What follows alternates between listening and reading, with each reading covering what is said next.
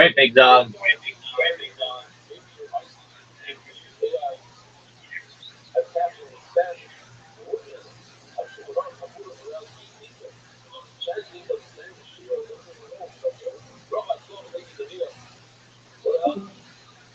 Well, I don't know what the fuck that second part was, but all right.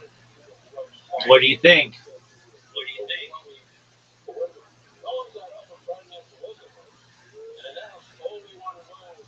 Uh,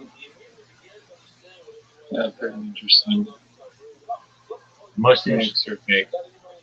You think so? Yeah, I mean, I don't know for sure. That lecture at the end was like really red pilled. Oh yeah, totally. Um, and it's amazing that it's so old, and like the guy's like, I swallowed this, I swallowed this, I swallowed this. Nothing happened yet. And just like the thing about like right after Hiroshima and Nagasaki happened, they're like people who survived it from like just like 4 miles away or something. And they're like, yeah, everything was fucked up and it blew up the glass and stuff, but like we feel fine. And they went on to live like for years afterward, which is not what you hear. You think that like everyone died there, and then you think that like the radiation was so bad that like everyone was born like 15 afterward. And there are some pictures of people that I've seen that are like affected by radiation. That could have been by a lot of different things, not necessarily that. And it was really interesting the early pictures that they took of like atomic weapons, and they're like, look at the clouds, they don't move. This is like an overlay, and it's like, oh yeah, it is an overlay. What the fuck? Like, I just believed it because everybody else believed it, but um, and then how it looks like they used miniatures on that stuff. How they like blow up a fucking giant like house and car and trees and stuff, but like the camera doesn't shake at all. Doesn't even move. Doesn't even like think of moving. And I know that they say that like, well, the way that we did it is with mirrors, and we had like a camera like miles down a tube away, and we shot through mirrors. But it'd be like there'd be degradation of the camera. It's not like you could have like fiber optic wire that carries all this information really quickly. It's like they, I mean, well, and then they explain like when they were, It's impossible to build a bunker. it's not necessarily impossible, but why wouldn't the camera shake? And it's in the air, and then we Yeah, I have mean, you can't see the. I assume it's high up in the air. exactly, we'd see it. Like they'd be like, "This is the bunker where the camera was." Like there's no evidence of that. There's not there isn't like a concrete structure where they're like whenever anybody asks this question, you could just be like, here's the building where the camera was stored, and like it was 2 miles away, and they used all these different mirrors. There's none of that. They just say it was in a bunker, and it's like, okay, where's the bunker? And they're like, oh, no, why are you asking so many fucking questions? And it's a good question. Like we have cameras that can survive nuclear weapons blasts. Um, I mean, I know what I go through with cameras, and it's not the same because my cameras rely on the internet.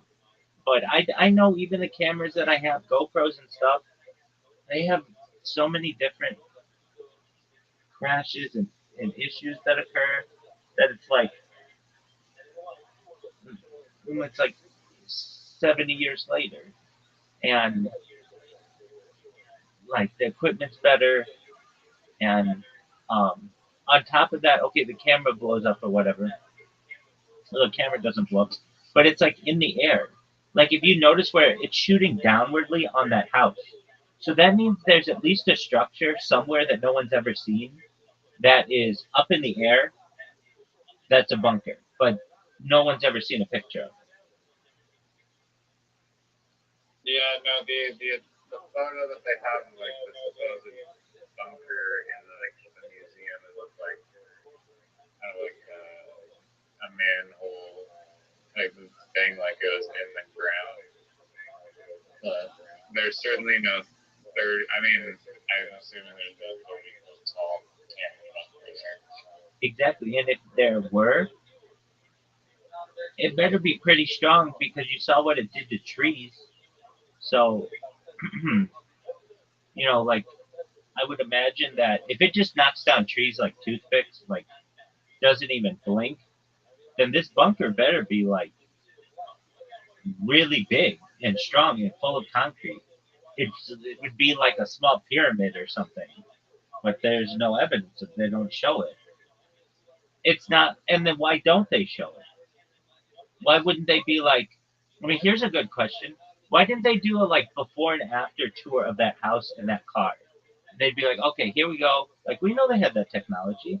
You just go out there. All right, here it is beforehand, and we're gonna see what happens to it afterward.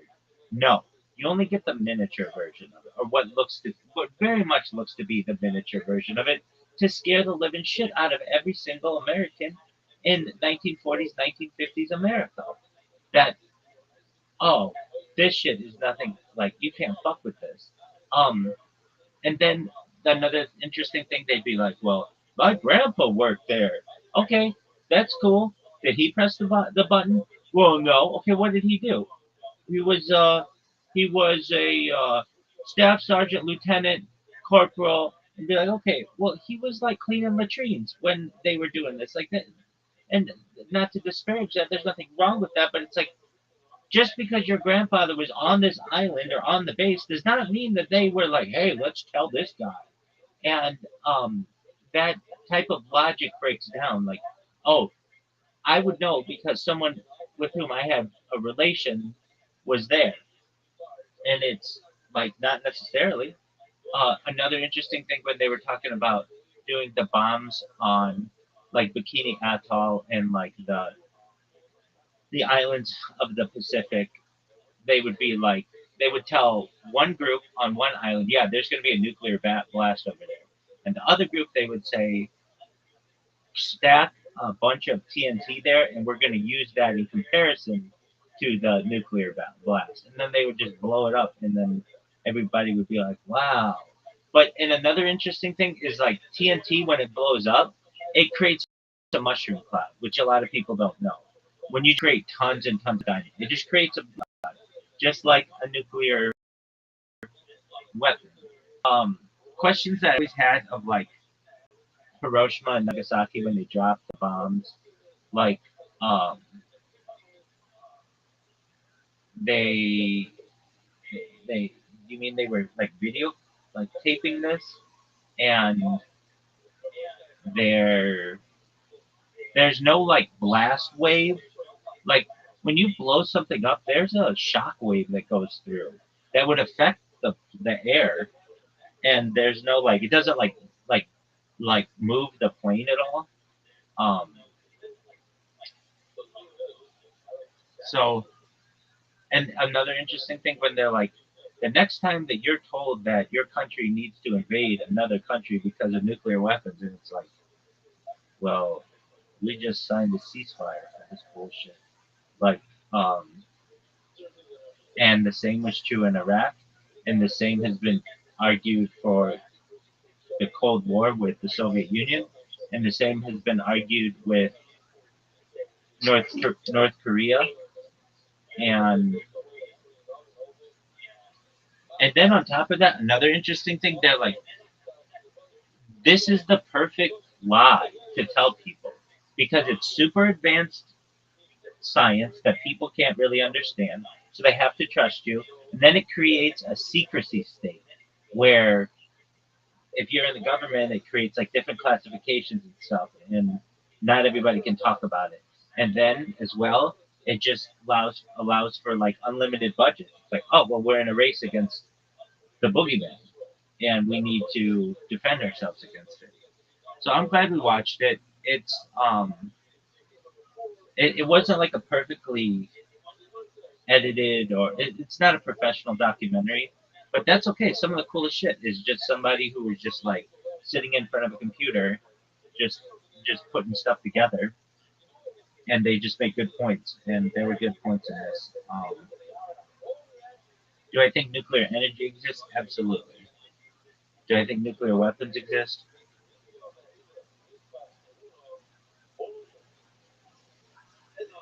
I still think they exist, but not in the same way that is traditionally thought. Like, I still think it's possible, but um, at least for Nagasaki and Hiroshima, there are some questions there. There are also questions why they haven't been used since then. That's another question. Oh yeah. Well, because they're so devastating. Yeah, I mean, if they're saying that they like carpet bomb Tokyo. Hiroshima or like wherever, like I mean, I guess everyone that would be a witness would be too dead to report it, maybe. But And how do you know the I don't know. difference? How do you know the difference? When they bombed Dresden in World War II, they bombed it with so much, so much, so many explosions, so much TNT that a first of its kind, at least witnessed event occurred, which is fire tornadoes.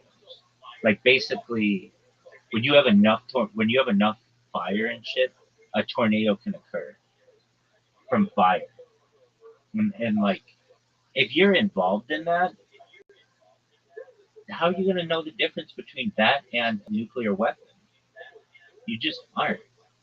And even if you, Because like one, the nuke is like a singular explosion, but like the carpet bomb, I imagine like 10 minutes of explosion, so you would think or at so. least a bunch of airplanes. You would think so, but when something blows up like a nuclear weapon, there it's gonna start other stuff on fire that might not have blown up, like gas tanks, propane tanks, car tanks.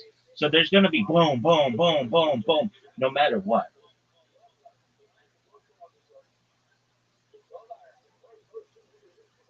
I guess, yeah. I mean, I don't know what happened. It was just an alternative take, and but do I think nuclear energy is a thing? Yeah, absolutely. It'd be interesting, like more like witnesses from Japan in those areas that would perhaps inform us one way or another. Yeah, that's a good question. The only thing that I really saw were the Jesuit guys, and but what they said like made a lot of sense. They were like, and they were interviewed after it happened. Like, let me just say this: if I drop the biggest nuclear weapon that's ever been dropped uh, up to that point on or like on anybody of a population 4 miles away from you, you're gonna think you're dead. Like I would think that like everything within like 50 miles would be dead. Not that it just broke the glass and and that like their building survived and that they didn't have any radiation. Um, and then they talk about just dropping huge amounts of or like detonating a big amount of um, TNT makes the same um, makes the same reaction. Another thing that was interesting were the pictures, how they had these overlays where it would be like, hey, we just took a bunch of TNT, exploded it, and then put it over like the clouds in the sky. Or we just showed people like literally the camera pointed at the sun, just something really, really bright. And another interesting thing, they have these people who are like looking at a nuclear blast and they just have sunglasses on. That's another interesting thing. um, you would think that, like, think about everything that they would do today to protect you from that. You would have like lead shielding, but they literally just had sunglasses on. I've heard another thing that you get a bad sunburn from a nuclear blast, but I think the same could probably be stated for if it was a large amount of TNT. Like the lecture guy, like, it was like 5 Mile Island or whatever. Three Mile Island, yeah. Yeah. What was it? It's called 3 Mile Island. It's in New York City or near New York City. Yeah. I may be butchering this, but he said like the amount of whatever radiation from that like explosion or whatever was like 5 times less than what you get in like a doctor's office or like your cancer patient getting radiation. Excellent point. Yeah. Or an X-ray.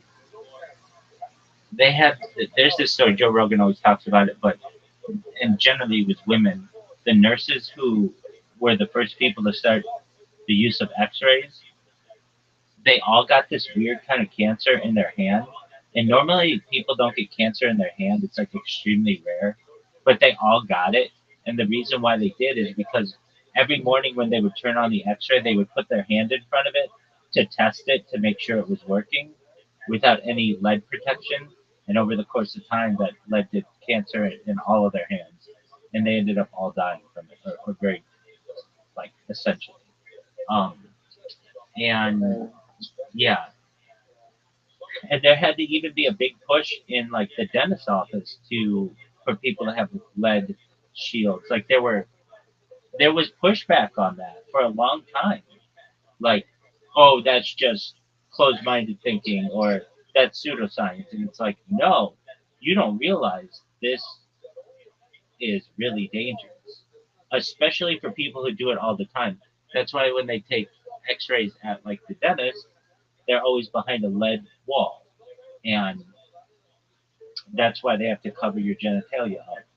But even those kind of X-rays are really powerful. Same with the naked body scanners at the airport; those are pretty powerful as well. And um, yeah, I found it interesting, and I like alternative theories on things. I don't always agree with them. Like for some of this, it made it seem like nuclear energy was not that beneficial or that powerful or even existed, and I certainly think that it does. But I mean, I've, I've got to say, like I've seen the effects of it. University of California at Irvine has a um, nuclear power plant.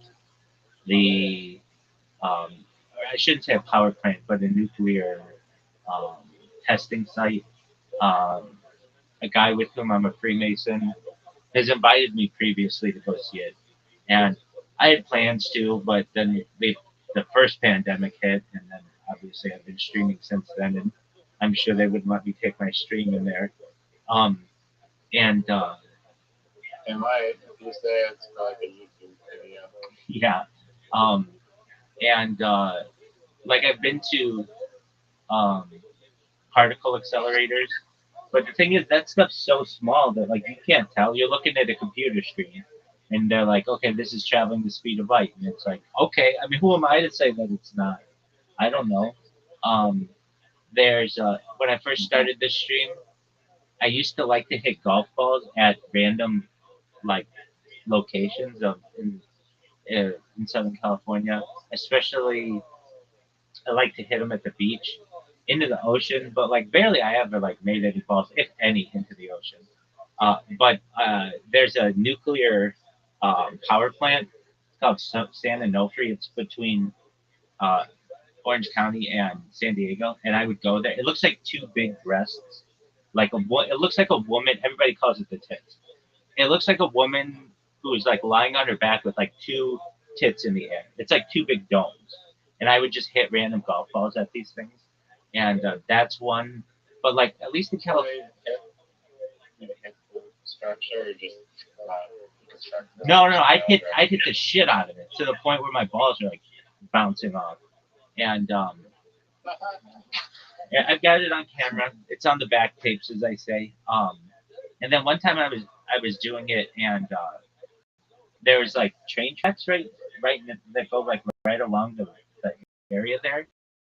And I was like, oh, like I bet these trains aren't used anymore. Like I bet they're abandoned. And so I'm like, I bet I could hit the ball off the train tracks, and I'm hitting it off the train tracks, and then I hear doo doo doo doo doo doo, and I'm like, oh shit, there is a fucking train coming down, and so, yeah, so I hit them. One of my favorite Instagram channels is this guy from like We Golf Everywhere. I think it's called.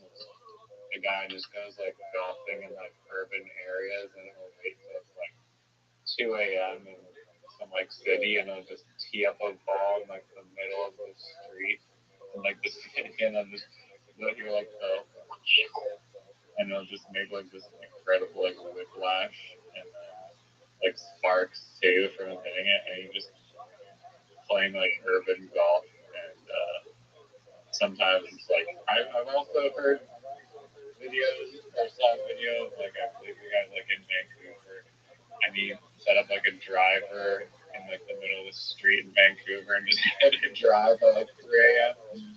And then like 6 seconds later, you hear like a smash of a window. I didn't. It's not cool, but funny. Yeah, I didn't do it in anywhere where I knew I was going to do damage anywhere, but I would do it into the Pacific Ocean. It's just such a beautiful shot of taking swings in the Pacific Ocean. Did you buy the golf balls from the range and then just chuck them in your car and go? That's exactly right. And so I would I had this card that allowed me to get unlimited golf balls per day.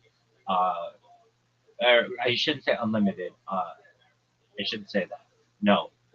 But get 2 buckets of balls per day, 2 large buckets of ball per day at Tiger Woods' golf course, and I got I got 3 of these family passes, so I could hit 6 buckets of balls a day. I was hitting so many balls that it was like I have so much footage of my golf swing because I really wanted to get it down.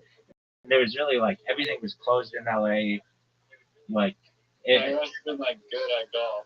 yeah, Doug, my swing, I straightened it out finally. It took me a long time, but I did, and my swing just is absolutely beautiful. And it's like a lit up, so I can play at night. And you see the ball just fly into the air, and so this one day I'm like, you know what? I bet I could just like no one's here. It's really late. It's like 10 p.m.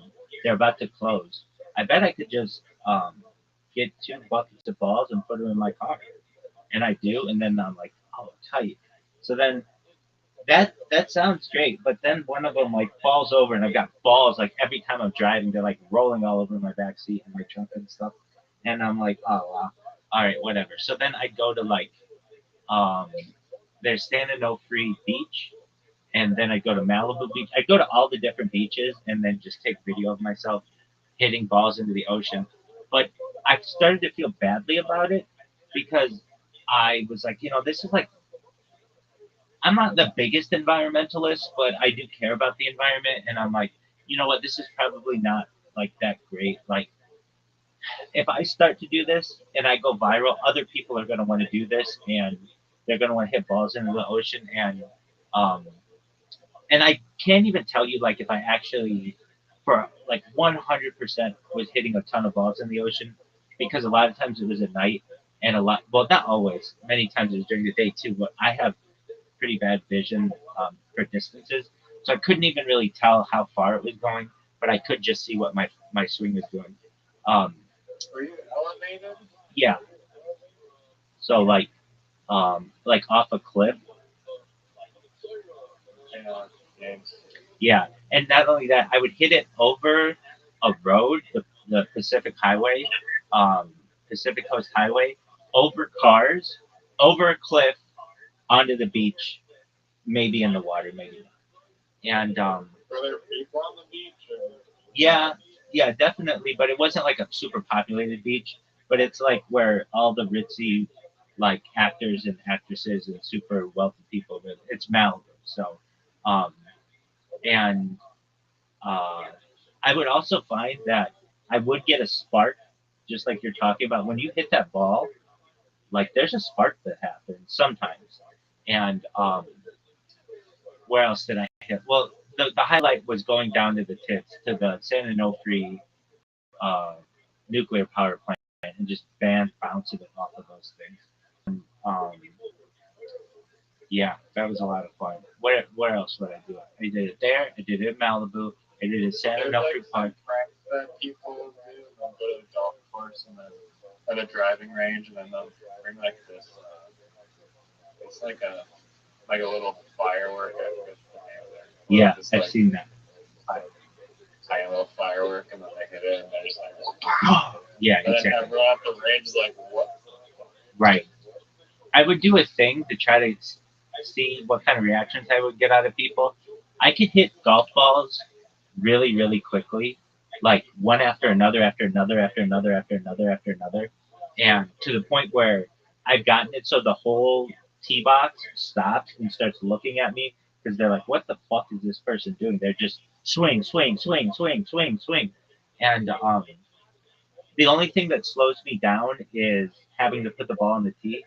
I really tried to get it down where I could take. This is a really hard thing in golf. If you can do it, you're pretty talented.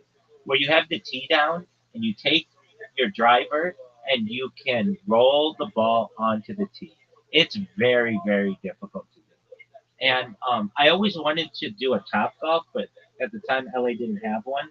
And so the best thing I could do is um, just swing really hard. I would also decorate the tee box with like feather boas and like lights, like because I was on camera and I was playing it up, and this is like the infancy of my of these of when I started to um, do the golf thing, and then I would find that I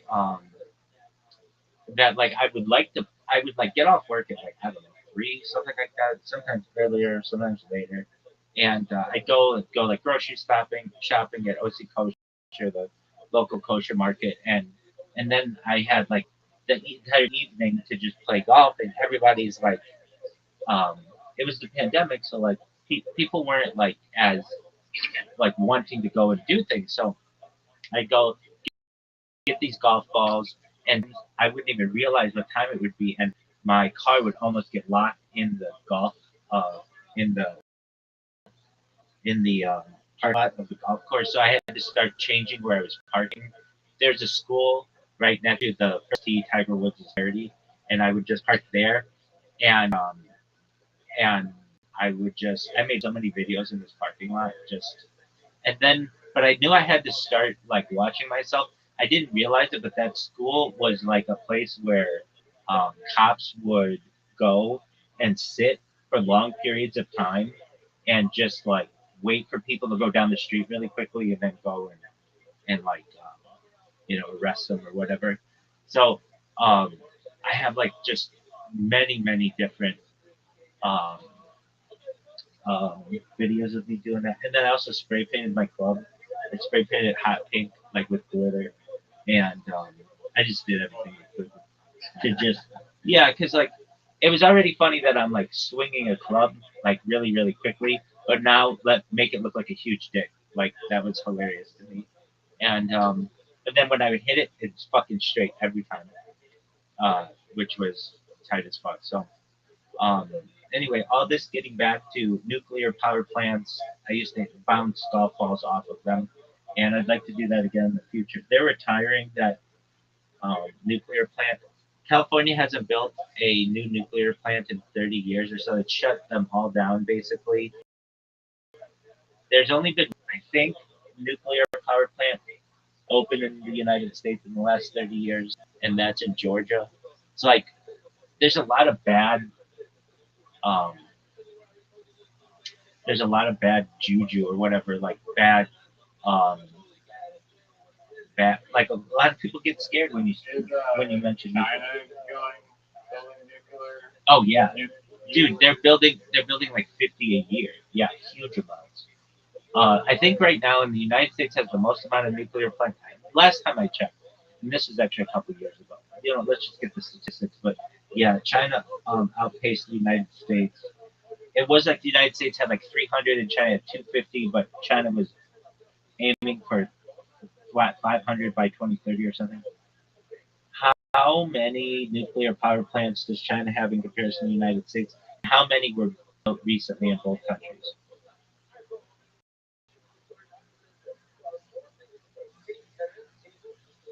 Yeah, even just rapidly. So I don't believe this. They have the largest nuclear fleet globally with 94 operational reactors. Oh, the United States has 94, while China ranks second at 62. Hold on, there's something different. I remember reading about 250 and 300, something like that. Let's see here. And this was around when Joe Rogan did episode 1992 of the Joe Rogan Experience, so maybe like 5 years ago or something, maybe a little more than that. It was an episode with Oliver Stone, who is a director. He did JFK, and he did like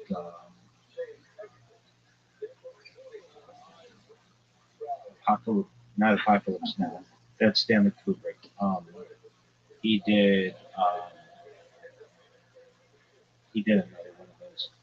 Platoon, I think. Yeah. Okay, hold on a second. What's the statistic with China having 250 and the United States having 200 or something like that?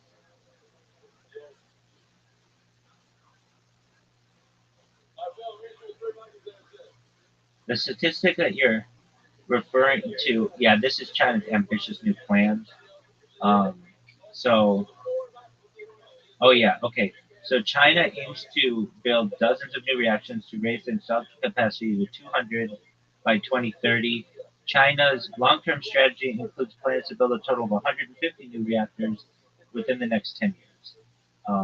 So pretty close to 250.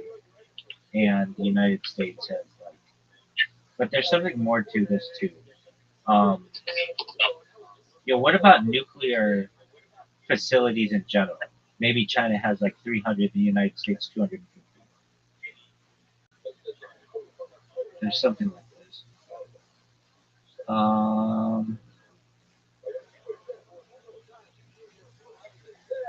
Perhaps that's future capacity goals. China has 30. Let me get right now. How many nuclear plants are being built in the United States versus China?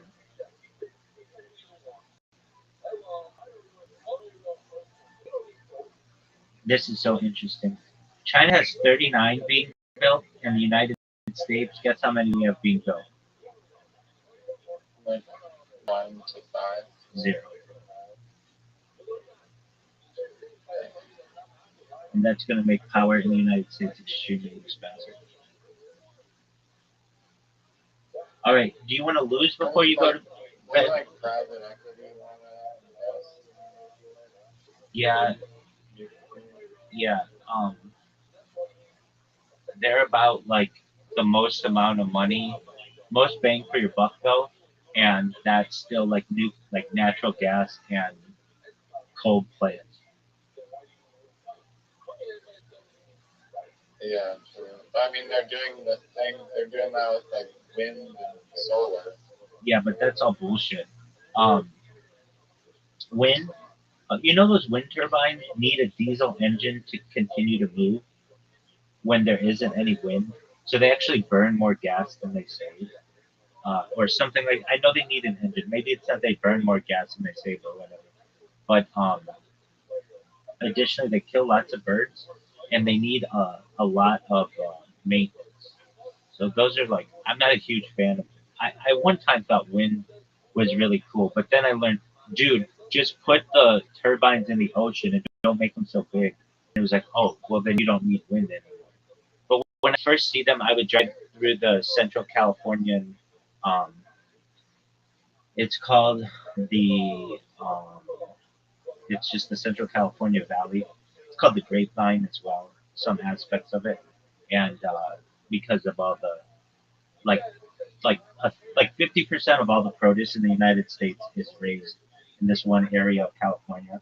And they have lots of wind farms there as well. And I would see them and I would be like, wow, that's the future. Because we didn't have them in LA. And so it was like the first time I saw them in mass. Um, and then um, the solar plants, they work, but they just aren't super powerful. But um, they do have this one really interesting thing between it's in California between just right on the border of the California Nevada line. Um, or it might be Nevada. Right on the line. It's right literally on the border. What's that solar plant on the border of California and Nevada? It is the Ivanpah Solar Powered Facility. It is in California, but just on the border, like right before you go into um, Nevada. And it is a concentrated solar thermal plant. It's basically all of these different solar panels that are firing on this like central spot in the middle. It's like a bunch of mirrors. It's not, but it's basically like that. And it creates a lot of power there. And I've always thought that and there's like one central pillar in the middle that's like super bright. Like you can see it for a lot. Yeah, yeah, yeah. No, I've heard of these, and I was just thinking of it before you said. I was like, I wonder. That's weird. Talking about it because it sounds like but yeah, those things are like just I don't know the power of mirrors. It says it generates electricity by using mirrors to concentrate sunlight, heating a fluid to create steam that drives turbines. So it is literally just mirrors. Right. They're not. I guess yeah, it is using the sun as an energy source, but they're not so instead of panels. Yeah, exactly. And that's what always threw me off about it. Like, is this just mirrors? Because it's super bright. It can be seen for like it's way out. I mean, it's the road that you're on is the of the 15 freeway, and it's maybe like I don't know a mile or two off of the road, but because there isn't anything out there, it's literally just the middle of a desert. It's just super bright thing. What is that? And yeah, so it seems like, and it's super hot there too. You wouldn't want to get caught not in air conditioning there. And uh, the the mirrors just heat up water, which turns the turbine and basically creates gen. That's the thing that like blows my mind with all of this is whether it's nuclear or coal or thermal or geothermal or any of them, microwave, whatever it is. All you have to do is turn a turbine. That's it. That creates energy. Yeah. That's wild. All right. Turbines. And like the turbine is like basically copper wires and like I forget how it works, but it's like magnetic and like copper. All right, my friend. Do you want to lose or do you want to go to bed? I just have two more questions about the nuclear. Yes, sir. One, I don't know if you're heard this in like a lecture or whatever, but like I'm pretty sure it, but like the guy was talking about like, how he was just eating. I don't know what he directly ate. It was like uranium. Yeah. He wasn't eating plutonium though, right? Like barium or something. Right. What was he eating? He was not eating plutonium, but I believe he was eating like barium 77 or something, and uranium. And he's like, he had the thing with the Geiger counter, and he like would remove the thing, and he's like, you wouldn't want to eat this one, but you could eat this one, the black and the white or whatever. And he just seemed like he was his own little guinea pig for eating interesting shit. But I do think that he lived a pretty long age after that. Yeah, like he was basically insinuating that like the government was like lying about like the dangers of all those substances. And my question is, why do you think they would do that? Great question. Because they want all of it because it's valuable and people want to keep people away from it because they think it's like literally going to kill them. Yeah, I mean, think about it. It allows them to have a confidentiality, or I should say, like classified state within the government, and it makes all that stuff very expensive, even though it's abundant in the environment. And have you ever heard of uranium glass or uranium glassware? No. So you can buy uranium glassware. They used to sell it like just like ceramic pottery, and it's slightly radioactive, but anything. And people buy it at like thrift stores and stuff because it's like a collector's item now. It's not that dangerous. And um, I think that they create a lot of unnecessary fear, because then that allows them to invade countries and allows them to overthrow governments and things. So, like, it would be like um, I talk about it a lot with Zoot and Super Gonorrhea. That if I say to you, Riser, that we have a theory that super gonorrhea started at this adult arcade in South Australia, and somebody's going to use this as a weapon of mass destruction in Nineveh, and we have to invade Nineveh because if we don't, super gonorrhea could spread to everywhere in the world overnight. And if I said this on television enough, and I made uh, TV commercials and TV shows about it, and I made movies about it, and I made like radio programming based on it, and it was in magazines and books and stuff. Within a few years, a lot of people would be afraid of Nineveh super gonorrhea, and this would allow us to invade Nineveh, and with the reasoning that they had super gonorrhea. I mean, when we went into Iraq, the reason why we were supposed to go into Iraq was weapons of mass destruction. They took the person who arguably had the best, um, he had the best approval rating in the United States. He was a general known as Colin Powell, and they had him go in front of the United Nations and have like a little vial of like uranium to something, and he's like, "This is an example of what um, Iraq has, and if this were to get out, they could create a nuclear weapon, and that could endanger everyone in the world. And we need to go into Iraq because they also have um, weapons, not just weapons of mass destruction, but they had mobile. Let me get the word right. Iraq wore mobile, like RV weapon labs. Like basically, they could make a weapons lab in a recreational vehicle. The mobile weapons labs sited during the Iraq War were trailers claimed by the US and UK governments to be part of Iraq's biological weapons program, but they were later confirmed to be hydrogen generation units fulfilling artillery observation positions. These trailers were central to the Bush administration's justification for the 2003 invasion, with Secretary of State Colin Powell presenting a computer-generated image of a mobile lab to the UN in February 2003, based largely on intelligence from an Iraqi defector known as Curveball. So, like, we went into this fucking country. They had nothing to do with 9/11. Nothing. Not a single. I mean, if somebody had taken a piss in Afghanistan from Iraq, would have blamed it on, but they had nothing to do with this. Nothing. Yet most Americans can't point out these different countries in on a map.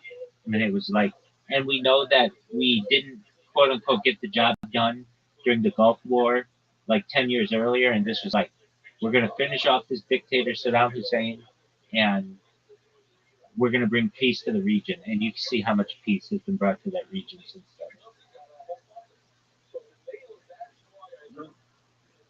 So your question, your question was like, what's what's so dangerous about it? Just having like the idea of this allowed for $1 trillion in contractors to redirect and a lot of decent countries around the world, like super gonorrhea. Yeah, with that, I understand that for like weapons of mass destruction, but it's just like regular old uranium, like we weren't invading countries over. Yeah, so let's talk about that. Let's talk about that. That's an excellent question.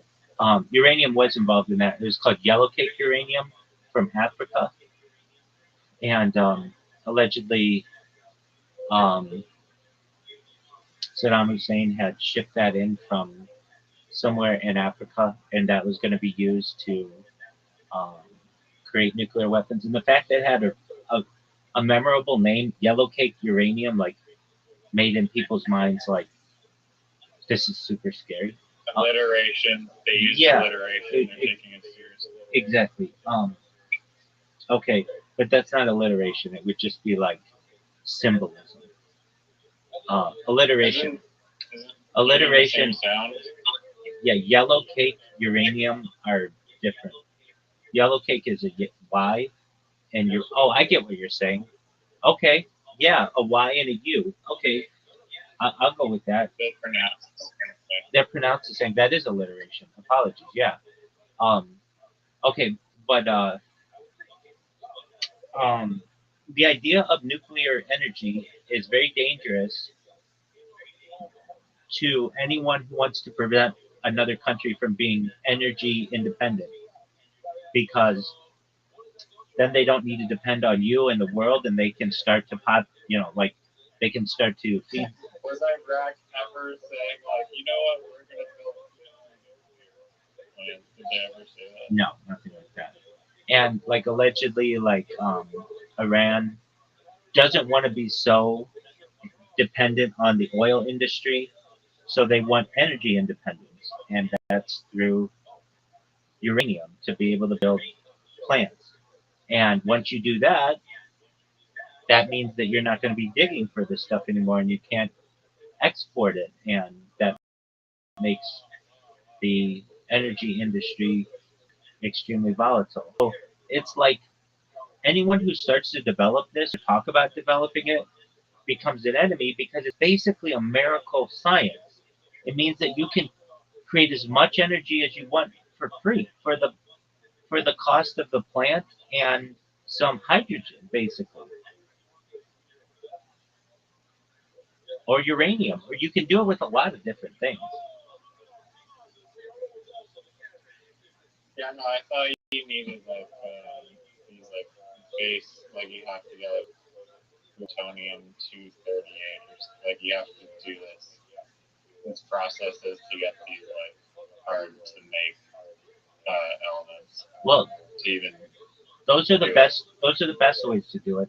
But you could really create nuclear energy out of any particle by slamming two particles together. It's fusion energy, and tearing a particle apart. That's fission energy, which is more powerful. So let me confirm that though. Why do they use plutonium and uranium? Why do they use plutonium and uranium when you could use any particle slammed together to create fusion energy, or tear a particle apart for fission energy? I'm guessing because it's like the most efficient. Yeah, I think so as well. Uranium and plutonium are used for fission, not fusion, because they are heavy elements that release energy when split, whereas fusion requires combining light elements. Iron is the most stable atomic nucleus. Elements heavier than iron, like uranium and plutonium, release energy during fission splitting, while elements lighter than iron release energy during fusion combining.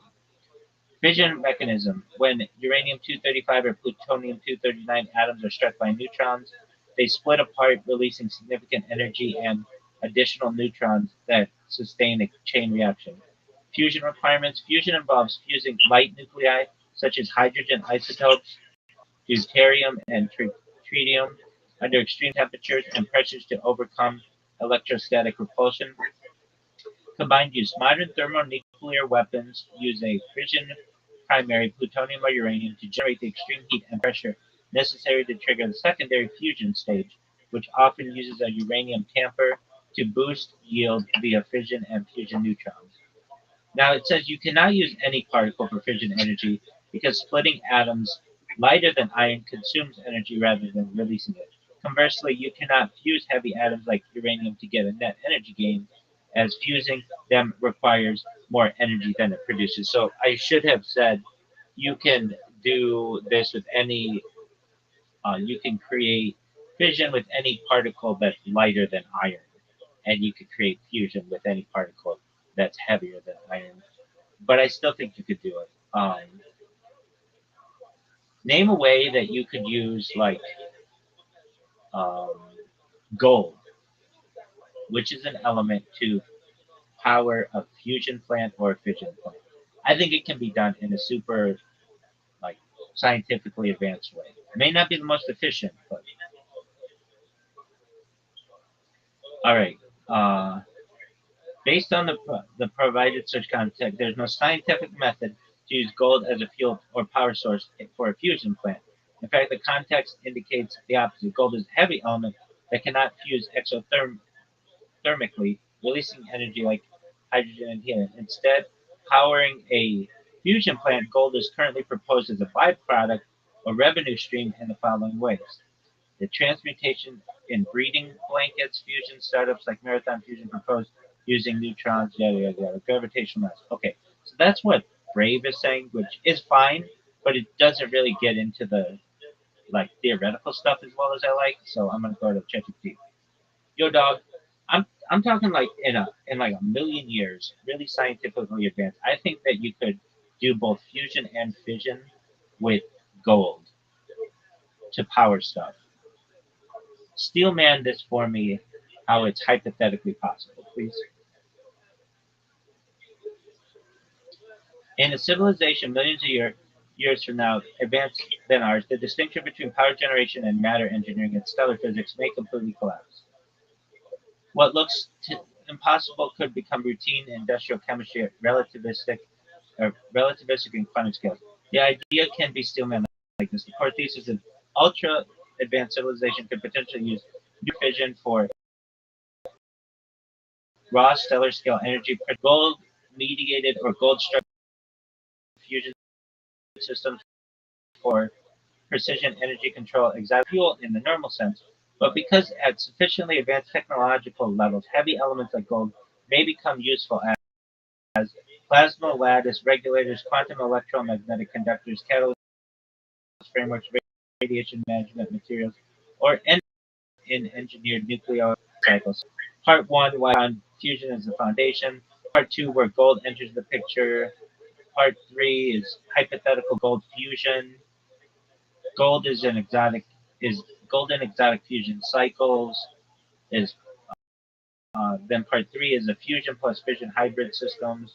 Part four is stellar engineering.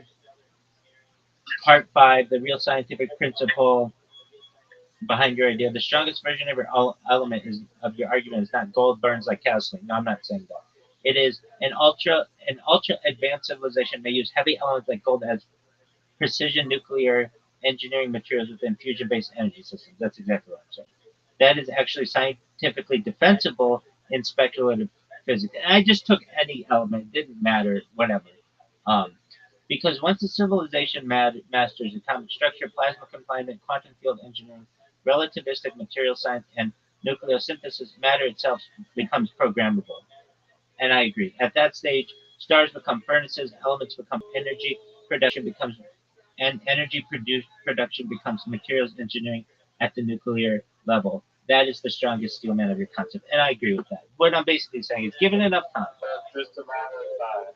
that's what I'm saying, and that's all I was saying in this. I wasn't saying that it's the best way to do it, or we can do it today, but I'm saying with any of the periodic table, given enough time, you'll be able to use any one of them to either break them apart or slam them together and create energy. Yeah, we might need to wait a few million or somewhat years. Reverse aging, life extension technology, mind uploading technology. Next question.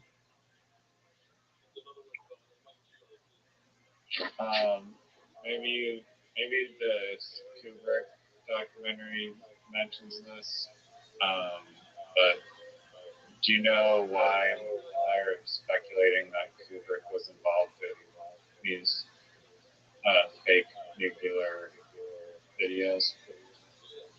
Yeah, he was the most advanced director at the time.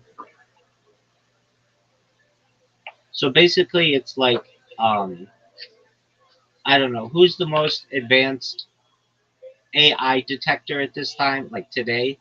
I don't know. Let's just say Sam Altman or something like that. It would be like, hey, if we can do this well enough that it would fool Sam Altman and then get him involved, we could use it to fool anybody. Okay, but there's no like connections between Kubrick and like the top nuclear people or something. Well, certainly within NASA, there's huge amounts of evidence, and they're related. So at least with rockets, um, Kubrick had a lot of connections to the heads of NASA, including former Nazis, uh, Werner von Braun, the head of the Nazi um, rocket program, and um, You think he was involved in the moon landing? I think I've seen video of him on site. Yeah, Really? yeah. I can't find it anymore. You know, maybe it's on BitChute because I never really get into BitChute because it's just so controversial. But and the fact that they banned me and they don't even tell me why just is bothersome to me. But I get it. Just create that. Yeah, but I do that, and then it's considered ban evasion, and I don't know. I feel like I wasn't doing anything wrong on there, and it leaves a bad taste in my mouth. Okay, Kubrick. Maybe they won't ignore it. Uh, I log into my account and it says your account has been deactivated. Um, it doesn't exactly say that. It says the exact words it says are channel blocked. Your channel is blocked under the following community guidelines. Other platform misuse. Please see community guidelines for more details. To appeal or otherwise query this decision, click here.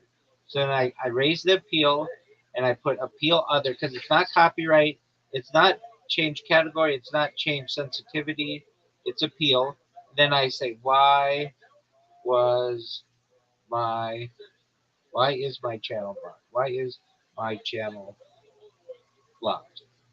And then I will send them a a message, or I send it.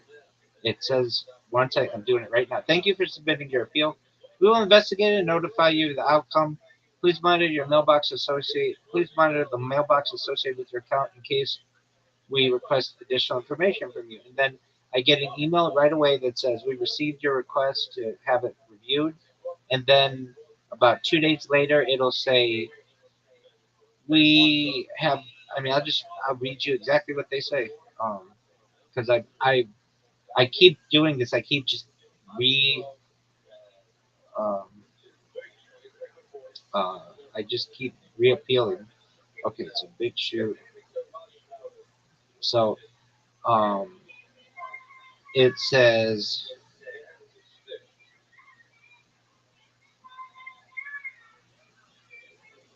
Your request has been updated. We have reviewed the channel and found it does breach our community guidelines. Best regards, the BitChute team. BitChute support website, DSP 30 North Gould Street, Sheridan, Wyoming, 82801 USA. That's all it says. Thing. Yeah, so, like, all they say is,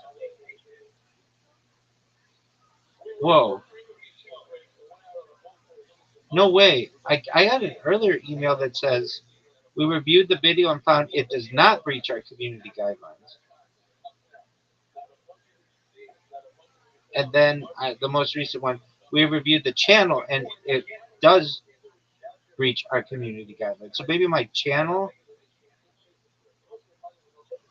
um, I just keep asking why was I banned. But I didn't notice that on April 30th I appealed um, something and it said we have reviewed the video and found it does not breach our community guidelines. And then they reviewed my channel and found it does breach our community guidelines. And I mean, I don't know. You tell me, but I'm gonna use their platform. So if I type in Kubrick, it's like this really rare Kubrick Desert Apollo.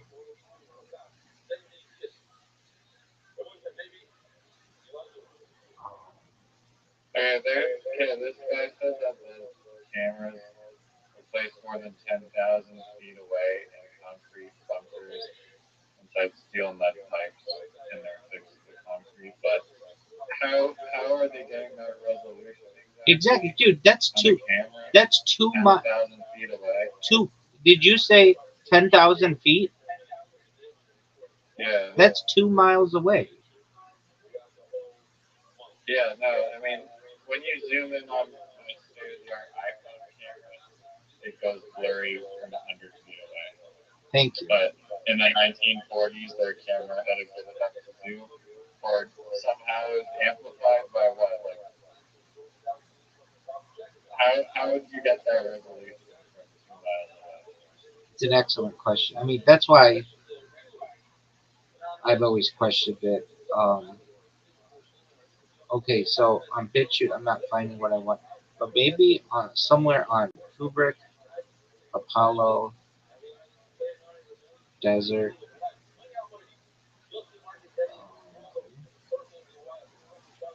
Okay, how he did it.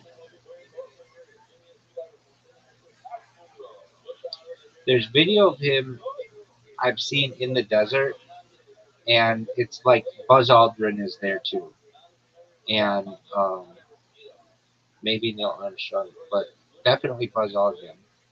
And okay, so there's another interesting picture, a picture um, of Stanley Kubrick with like all these heads of NASA and astronauts. Um, it, Yeah, no, there's bit sheet stuff on it, and room 237 has like a 9-minute part of it, so I don't want to spoil it, but I do believe, I don't doubt that happened. I was more so looking for like the nuke connection, but it sounds like it's there maybe like a few points away.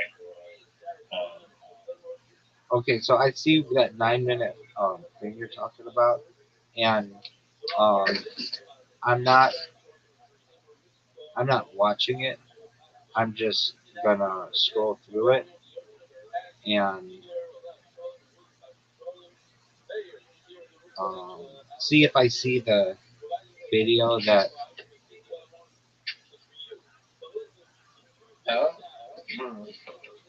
Yeah, I don't see. 14 doesn't prove nuclear bombs exist by itself. The nuclear bomb test created a massive measurable spike in carbon 14 levels across the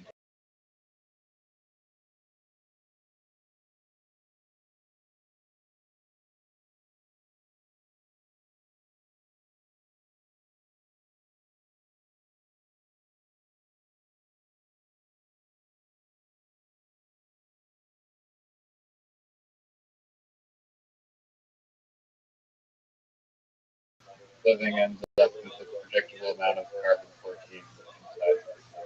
Then humans started detonating nuclear bombs in the atmosphere during the 40s and 60s, especially during the Cold War. Those explosions released enormous numbers of neutrons into the atmosphere. The neutrons collided with nitrogen atoms and produced extra carbon-14 at a scale nature normally doesn't exist. The result was a bomb pulse, a dramatic global increase in atmospheric carbon-14 levels. Scientists measured it in tree rings, oral, ice cores, human tissue, animal tissue, ocean water.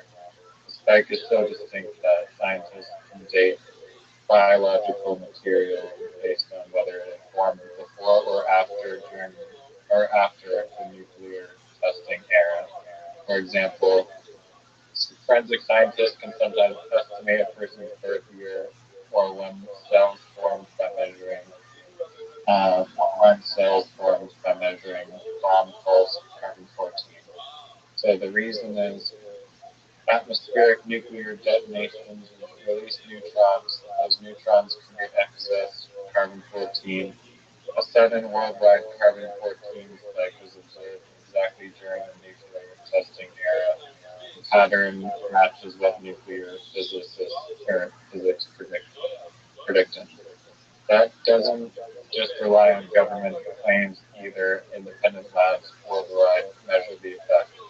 The carbon-14 spike is one of the many physical traces left behind by nuclear testing alongside radioactive isotopes like cesium-137 and strontium-90. So,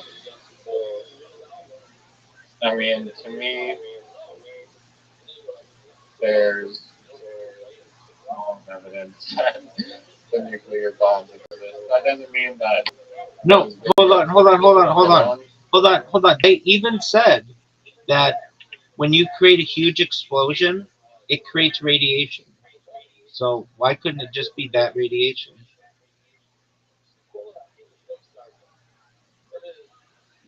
they're saying that the TNT would create the carbon They said that it did, or they said it created radiation. So yeah, I am saying that. and TNT create radiation. Absolutely, they said it in that video. Let's double check.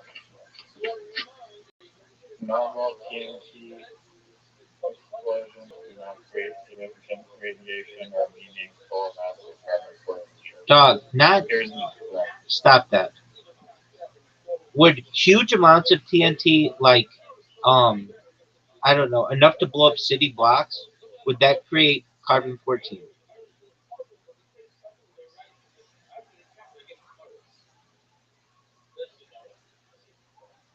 Um,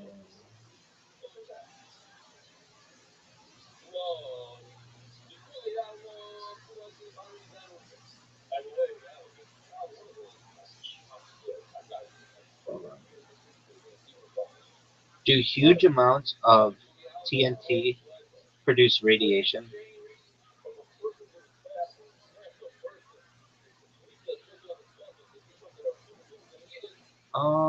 It's uh, Even absurd amounts of TNT would not create a global carbon-14 spike comparable to nuclear testing because the limiting factor is not energy alone, it's neutron production. yeah. That well, but I heard in that documentary that they said that it would create some kind of It creates small amounts of radiation, but the neutron production is not like equivalent. okay. But who's to say that they measured it correctly?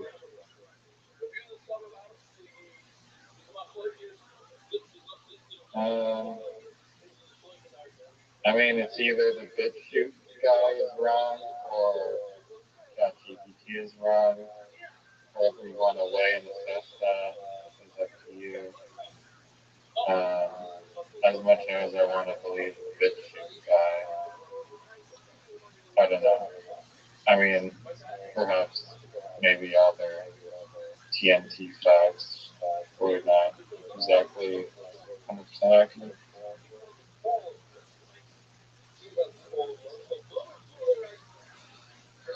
I don't really think that the argument that there was a global spike in whatever, like, I need to see that data. You're just assuming that there was a global spike. Where's the data for that? Who's to say that that couldn't have?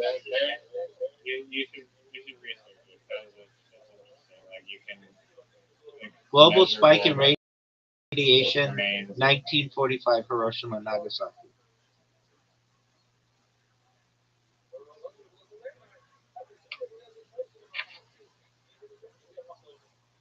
Okay, so this says global radiation spikes from the 1945 atomic bombings of Hiroshima and Nagasaki were localized and transient, with the vast majority of radioactive material drawn into the upper atmosphere rather than deposited on the ground. Because the bombs were detonated as airbursts at altitudes of roughly 600 meters, ground level contamination was minimal, and residual radiation levels in cities dissipated rapidly. So, what are you talking about?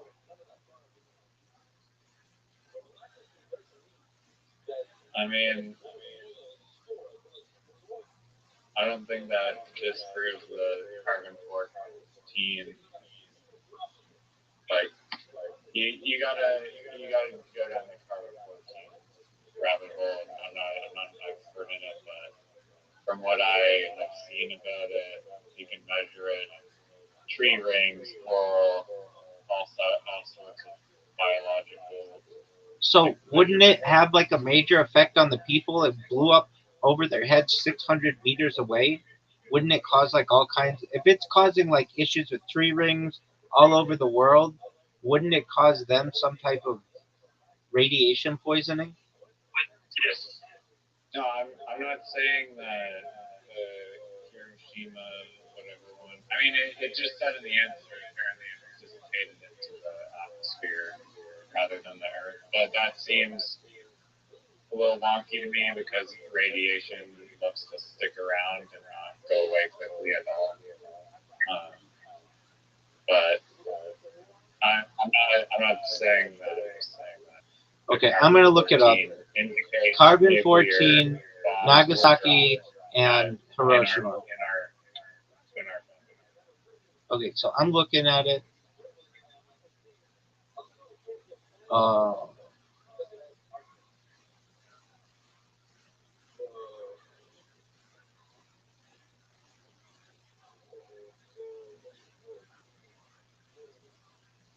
well, and there's a question too. How do we know it was from those spikes? Because the Soviet Union was doing their own testing as well. I don't know if they were doing atomic testing yet. Let me see. When was the first atomic test of Soviet Union? So they did one in 1949.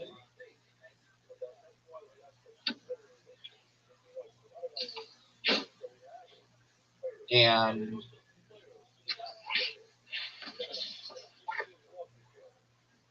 so how do we know it wasn't that one? And this the okay, so here's a good question. Tsar Bomba was how much bigger than Hiroshima and Nagasaki combined? This is the largest nuclear explosion ever. So Which one? it's called Tsar Bomba. Tsarbomba. So what you're telling me is that there should be a huge spike in 1960. So Tsar Bomba was 1,570 times more powerful than the combined energy of the bombs dropped on Hiroshima and Nagasaki. So then the question is, why didn't Tsar Bomba have a 1,570 times carbon 14 impact on the environment, right? I mean, yeah, I asked you that.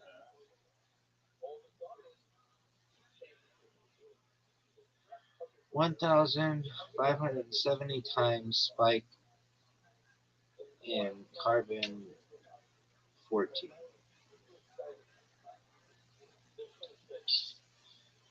The Tsar Bomba did not create a 1,570-fold increase in atmospheric carbon-14 because nuclear weapons testing does not produce carbon-14 in proportion to its explosive yield. While our bomb was 1,570 times more powerful than the combined bombs dropped on Hiroshima and Nagasaki, the amount of carbon-14 generated is determined by the specific nuclear reactions, neutron capture by nitrogen, rather than the total energy released. The bomb pulse of carbon-14 was a global phenomenon caused by decades of atmospheric testing by both the United States and the Soviet Union between the 1950s and 60s, not by a single weapon. The resulting okay, so there you go. It's not because of Hiroshima and Nagasaki. It was because of all of the bombs that were made between 1950 and 1960, not by a single weapon. The resulting spike in atmospheric carbon-14 roughly doubled the pre-existing levels, rather than increasing them by thousands of times. The bomb pulse was significant enough to allow for precise dating of organic materials from that era, but it was a cumulative effect of many tests, not a direct multiplier of the Tsar bomber's yield. So same with Nagasaki and Hiroshima. So you're no, I'm just saying that it is like very good evidence that nuclear bombs were being used and that they are not safe. Okay, well, let's look at what else can cause carbon-14. What, aside from nuclear weapons, can cause carbon-14 in the atmosphere?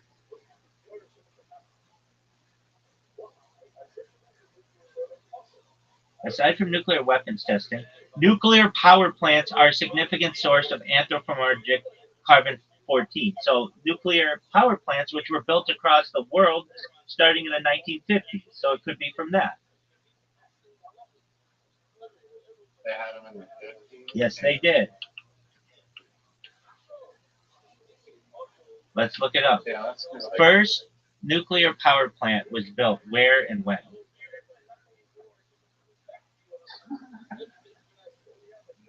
It was 1951.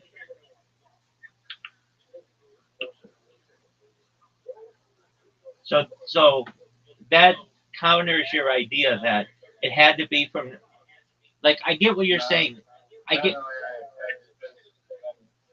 Like there's like some anomaly of spikes from 40s to 60s, right? But the nuclear power plants continue to exist today and were continually being built. So if it was being caused by the nuclear plants, then you'd see an exponential rise in carbon-14. Not necessarily.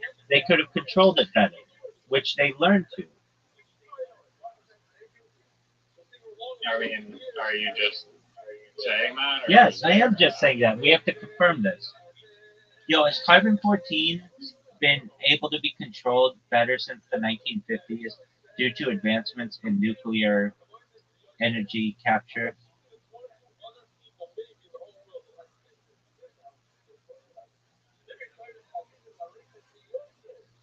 No, advancements of nuclear energy capture have not led to better control of carbon-14 in a way that reduces its environmental impact. That's not what I'm saying. Instead, nuclear reactors now constitute the only major source of anthropogenic carbon-14 since atmospheric weapons testing was banned. While modern plants utilize energy engineered solutions like ion, okay, so it does though. They do use structures like ion exchanging resins to capture some of the isotope. The overall inventory of carbon-14 continues to grow as power production increases. Okay, so you're saying that there's a spike, which I think it could have to do with, yes, there is a spike, but that spike hasn't dropped. It's just continued to go up.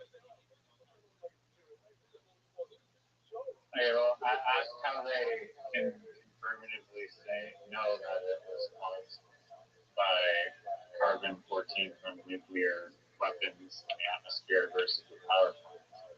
How could you tell that carbon-14, like its effect on the environment, is from nuclear weapons and not nuclear power plants? It's a good question. That's the key question. I think you couldn't. Scientists distinguish the source of environmental carbon-14 primarily through historical timing and isotopic measurement.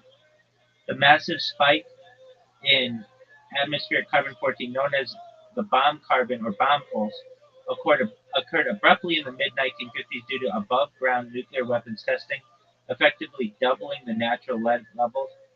The spike is clearly visible in the annual growth rates of trees and other organic records, providing a definitive marker for anything formed after 1955. Okay, but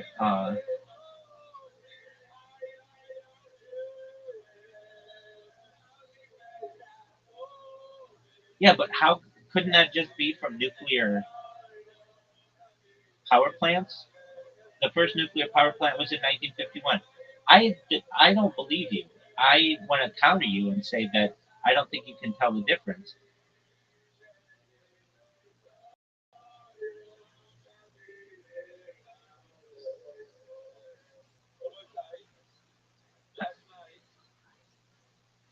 The massive spike in carbon-14, known as the bomb pulse, is definitively linked to nuclear weapon testing, not nuclear power plants, for several key reasons.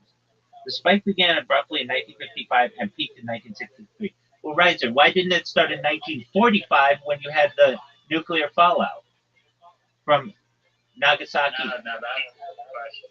Now that's a very good question. Okay. So then, why didn't you have uh, the spike begin in 1945 when Hiroshima and Nagasaki were dropped? Why did it take 10 years?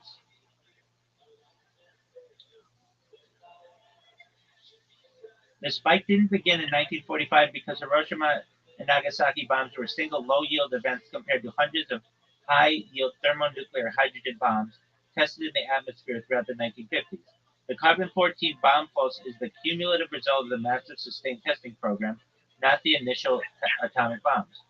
Scale: the 1945 bombs were fission devices with relatively small yields. The spike began in 1955 when testing intensified with vastly more powerful hydrogen bombs, which produce significantly more neutrons and particles and that create carbon-14 from nitrogen in the atmosphere. Cumulative effect: it took years of hundreds of tests to generate enough carbon-14 to create the measurable global spike. The first tests alone were not sufficient to overwhelm the natural background levels to a global scale. Well, that counters your idea that we dropped these bombs and there was this global spike. That's not true. That's actually false. Now the question is, why did No, I mean, from specifically Hiroshima and Nagasaki and all of that, all of the testing of World War II, none of that was detected? It took another 10 years after the close of the war to start to um, realize this. And yeah, but the how do we know like the testing of this kind of stuff wasn't that accurate and still is not necessarily that accurate? It definitely could have had to do with the creation of nuclear plants around the world. They were happening simultaneously with the bombs. This is possible. strong arm argument. Steelman this for me. This isn't the thing that I use to do Steelman. We'll have to do ChatGPT for that, but we will. You're right. I'm using Brave. It's just faster. You're right to question the certainty of the data, and it's a valid point that nuclear power plants began operating in the 1950s, overlapping with weapons testing. However, scientists can distinguish the sources of carbon-14 through several robust methods. The scale and timing of the spike. The bomb pulse is defined as its massive, rapid increase in atmospheric carbon-14, which doubled the natural levels. This spike began in 1955 and peaked in 1963. The first nuclear power plants were small-scale prototypes. The global nuclear power industry. You know what? I'm going to stop with Brave. I'm just going to go straight to ChatGPT, and I'm going to do this the way that. I mean that is a good. This is a good, I guess, the timeline does make sense that like yes, you're correct that like the first plant was in like the 50s, but this is like just one random plant, like very small scale, and like the No, in they like were the 60s, no. They were building 80s, them. They in the were 60s and 80s is when the nuclear plants started. no, they were building them in mass, starting in the 1950s. Yo, Well, I dog. mean, how, what Okay, was the so there's number? this global carbon-14 spike that allegedly occurred during 1955 to 1963 that was caused by nuclear weapons testing. I have some points to make, so please listen because this is really important. We don't get this spike when other stuff was being tested in the Nevada test site or the New Mexico desert. None of that is detected. And around 1951, the first nuclear power plant starts to become created. And the argument is that the testing for carbon 14 could be off, that the instruments that scientists used in the 1950s to test this may have been off, and that the rings from carbon 14 could have been caused by nuclear power plants or something else, just not necessarily nuclear weapons. And I want you to steelman this argument for me that it could have been something else, whether it was nuclear power plants or something else. Your argument can absolutely be steelman in a scientifically serious way, not by claiming the mainstream interpretation is false, but by arguing the causal attribution of the 1955 to 1963 radiocarbon spike may be less uniquely proven than people assume. I am saying that. I'm saying that they they're just going on like old data and stuff. The strongest version is the radioactive spike may not uniquely identify atmospheric nuclear detonations because multiple industrial nuclear processes emerged simultaneously while measurement systems and calibration methods were still immature. And that is what I'm arguing. Here's how to build it. The mainstream position. The accepted scientific explanation is atmospheric thermonuclear tests produce huge neutron fluxes. Those neutrons struck atmospheric nitrogen. Then it gives some kind of equation. I'm not going to read it. But it says this created excess carbon 14. The excess entered the biosphere. True range recorded it. This is called the bomb pulse. The mainstream case is strong because the timing matches large scale testing. The shape of the curve roughly matches test intensity. The spike appears globally. The atmospheric detonations are known to generate neutrons efficiently. But your critique attacks the uniqueness of attribution. That is where the philosophical opening exists. Your strongest scientific arguments. Correlation is not absolute attribution.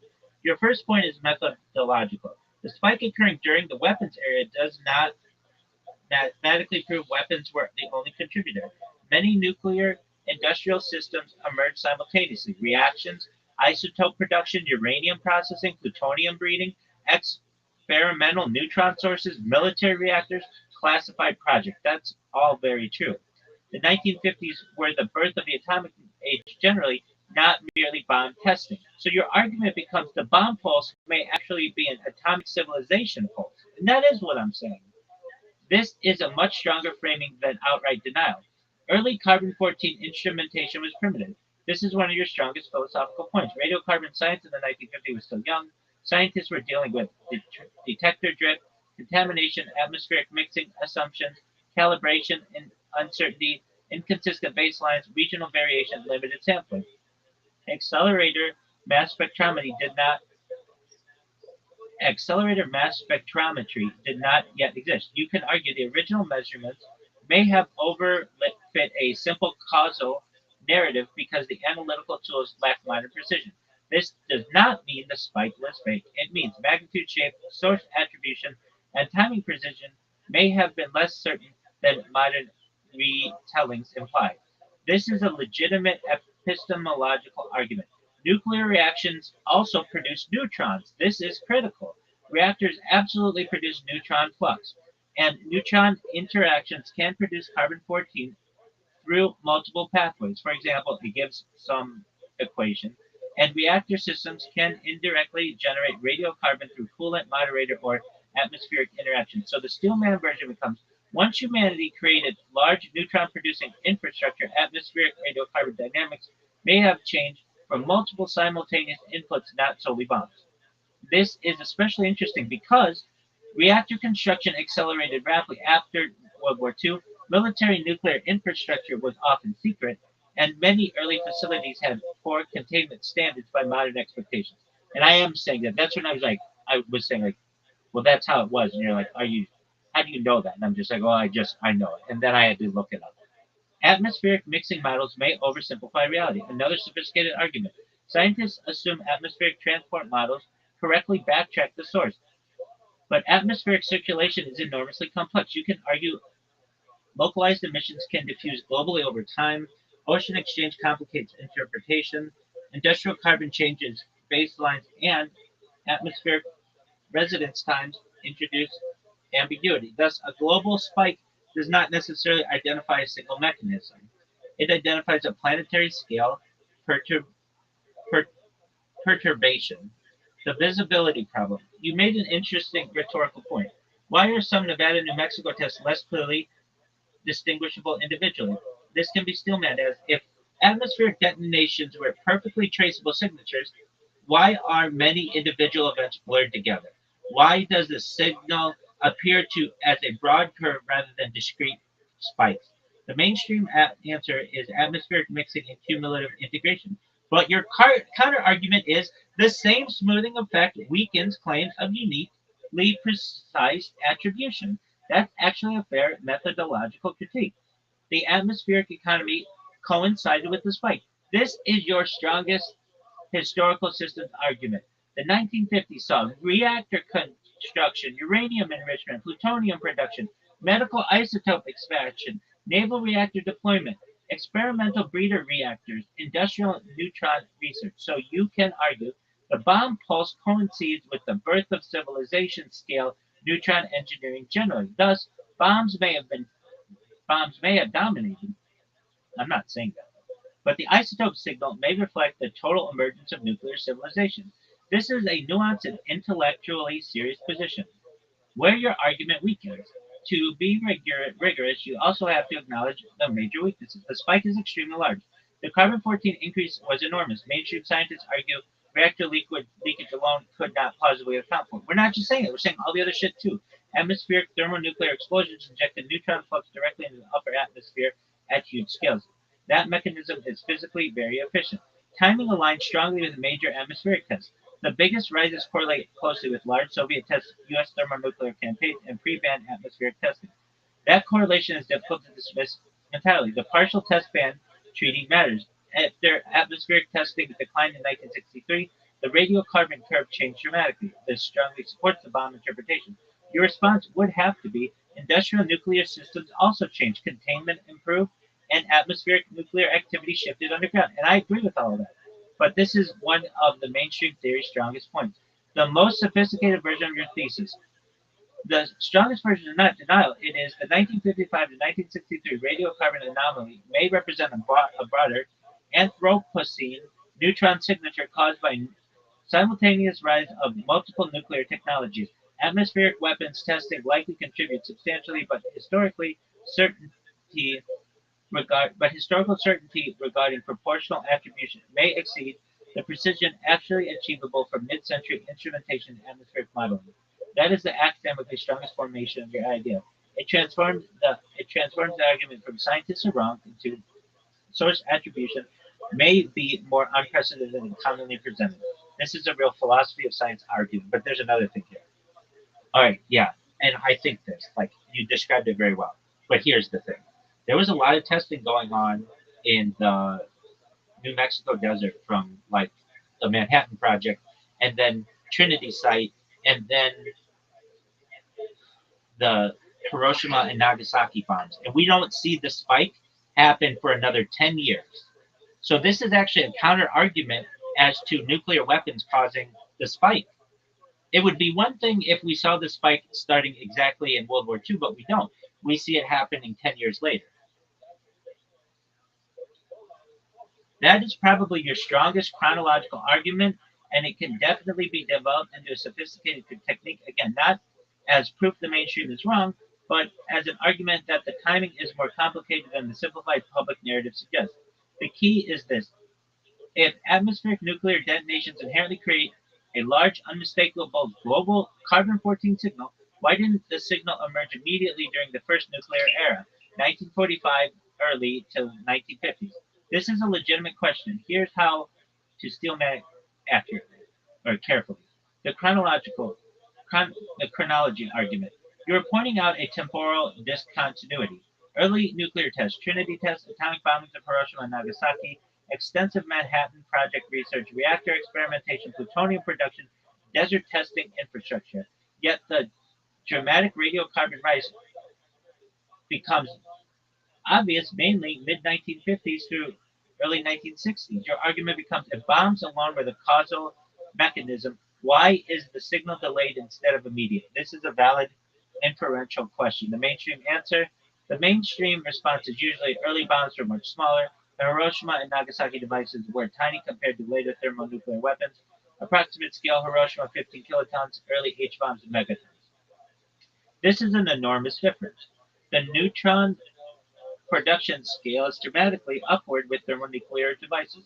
Number of tests exploded later. The biggest atmospheric testing campaigns occurred in the 1950s.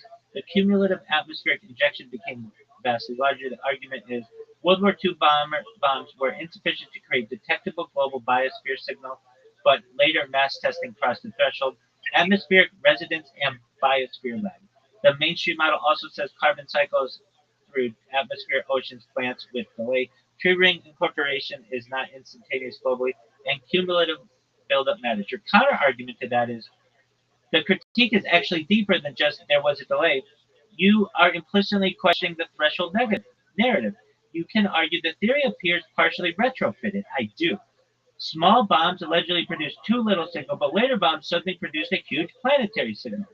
That raises the question of whether another industrial scale process crossed the threshold simultaneously. This is the strongest version, the threshold civilization argument. This is where your theory becomes generally interesting philosophically.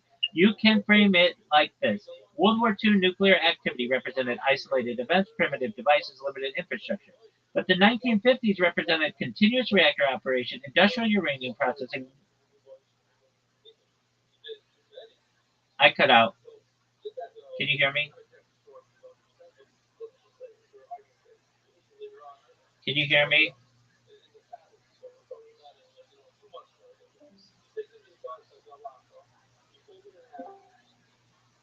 I'm coming back.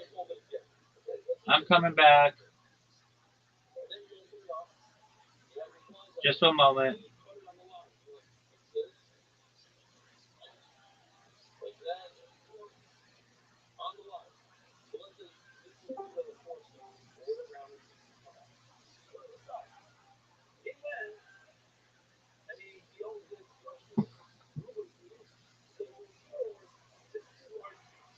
Yo,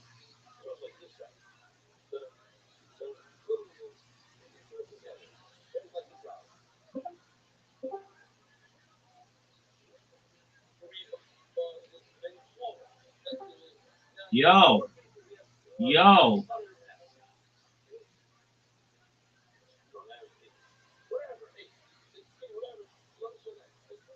yo,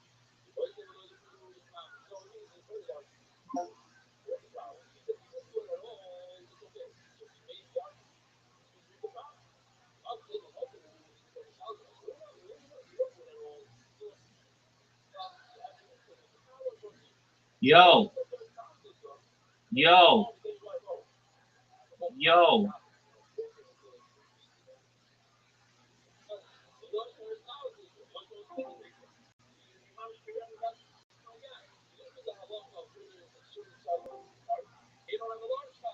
Yo, there we go.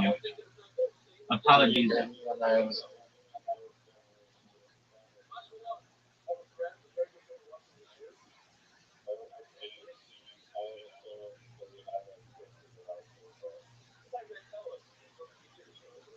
I can't hear you. I can't hear you. I can I can hear you. Just one moment.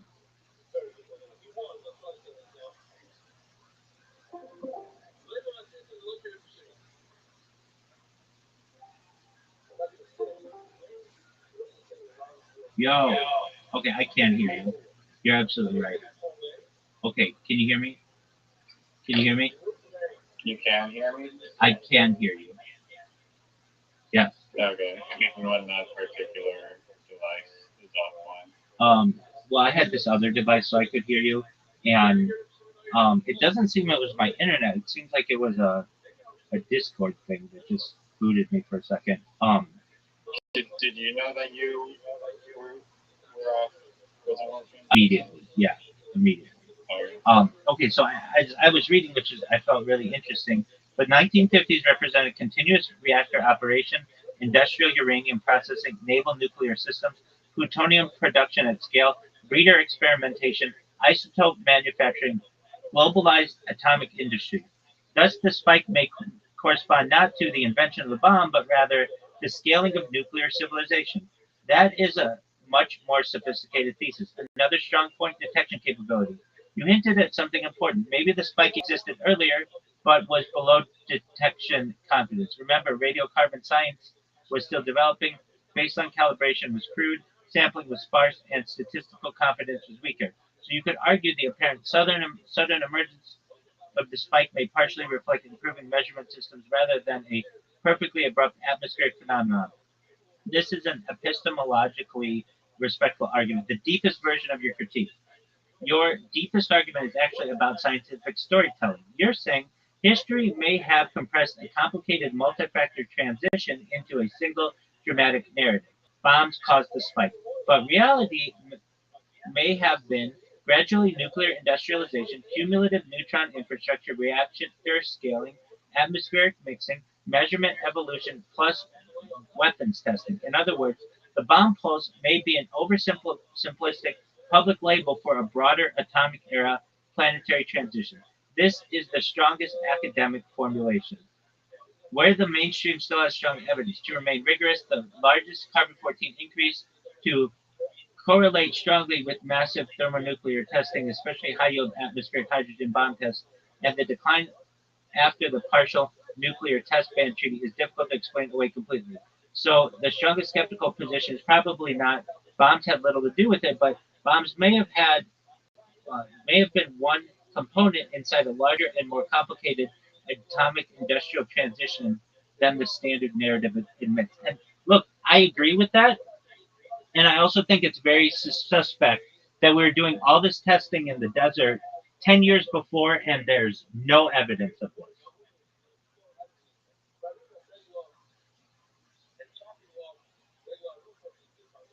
You're muted.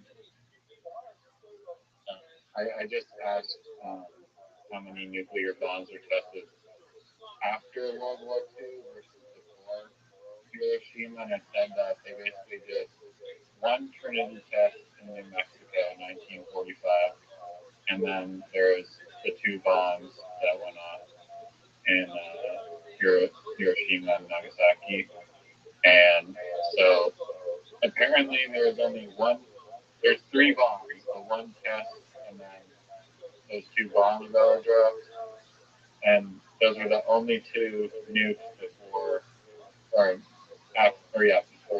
World War II ended.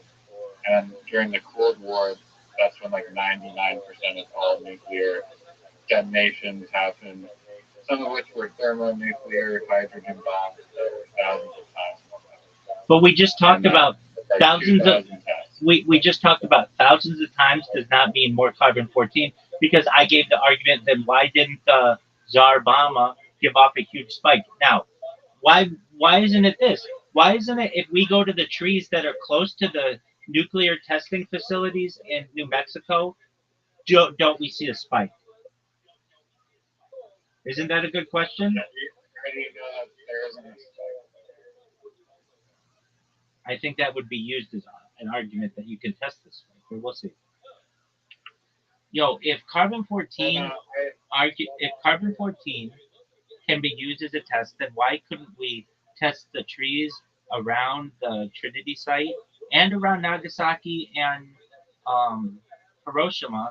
And why don't they have a testable amount of carbon 14 in the tree rings around 1945? That's a good question.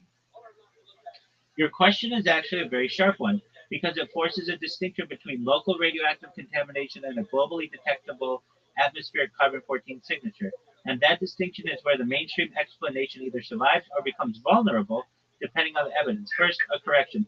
I think you meant the atomic bombings of Hiroshima and Nagasaki, not Kurama. Yeah, I was just talking about that. Your core argument. You're basically asking if nuclear explosions create measurable carbon 14 signatures in trees, the trees near the first nuclear detonation should contain an obvious 1945 radiocarbon anomaly.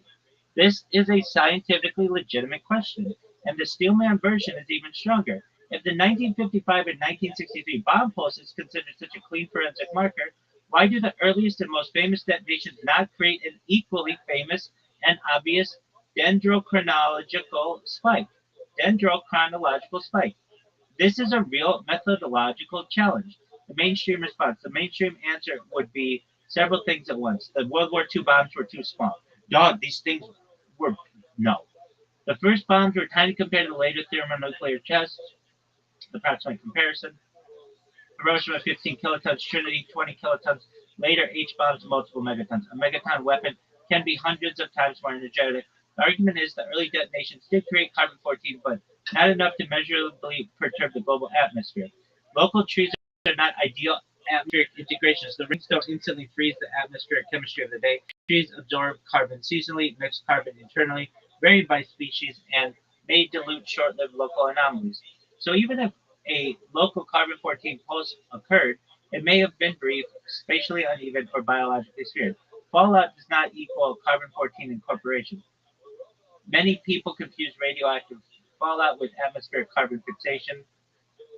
A bomb can produce intense local radiation without necessarily creating a giant biosphere-wide carbon 14 signal. The mainstream theory says that the famous spike emerged only when repeated atmospheric neutron injections accumulated globally. But we're going to get back to that. But here's the strong skeptical counterargument. Your critique attacks a subtle inconsistency. If the mechanism is valid, why is the logical signature so elusive? Yes, I am saying that.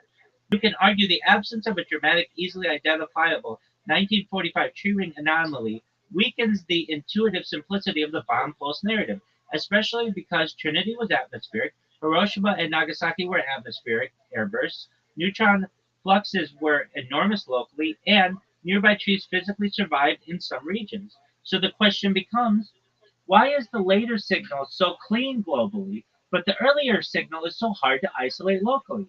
This is a fair scientific challenge. Your strongest version of the strongest version of your argument. The strongest version is not there's no carbon 14 from Trinity. The strongest version is the expected relationship between local nuclear detonations and dendrochronological carbon 14 signatures appears less direct and less intuitively robust than popular explanations imply. That case is much stronger. And even deeper critique, signal attribution. You're also implicitly challenging whether atmospheric carbon 14 data uniquely identifies bomb detonations. Because if small detonations leave weak, ambiguous signatures, but later global signals are inferred statistically, then attribution becomes model dependent, meaning scientists rely heavily on atmospheric models, calibration assumptions, and cumulative interpretations. Your argument is basically the bomb pulse is partially an interpreted reconstruction, not merely a directly self-evident fingerprint. That is an intellectually serious philosophy of science point.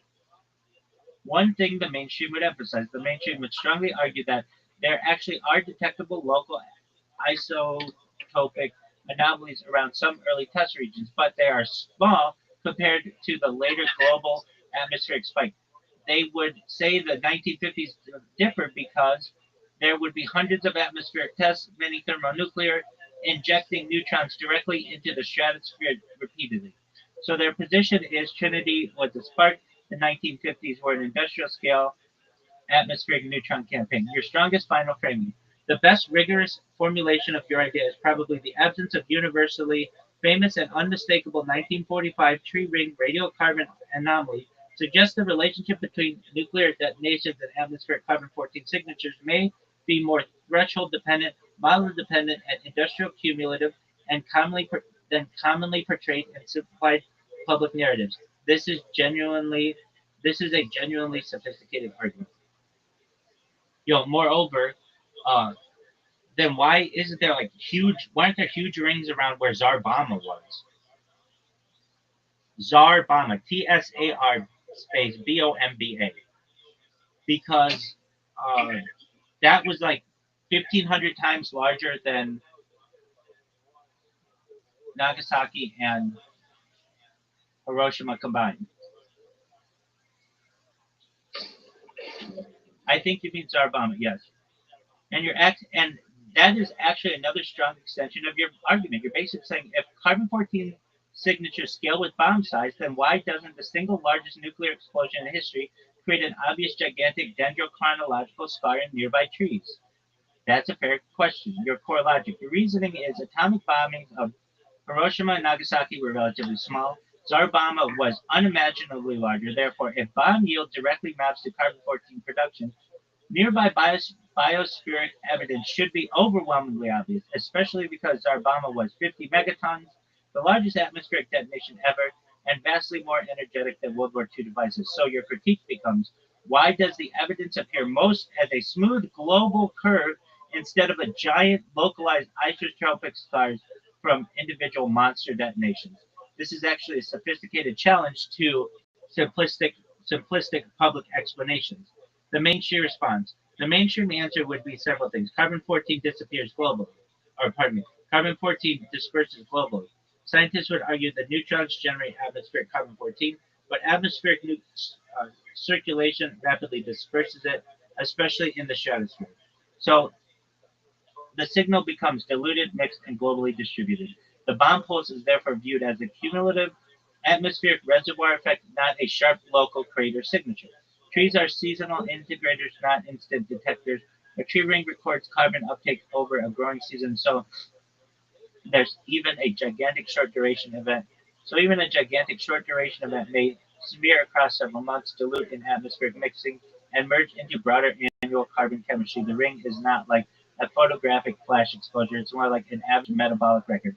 Zarbama was designed to reduce fallout. This is important. Historically, the Soviet Union was intentionally modified. The Soviet device was intentionally modified to reduce radioactive fallout. The uranium tamper was replaced partly with lead, dramatically reducing fission products. So, despite enormous explosive yield, lower, uh, despite enormous explosive yield, the radiological output per megaton was lower than it could have been. Mainstream scientists would say bigger explosion does not equal proportionally bigger carbon-14 signature. But your skeptical argument still has force. Your critique is not really about fallout.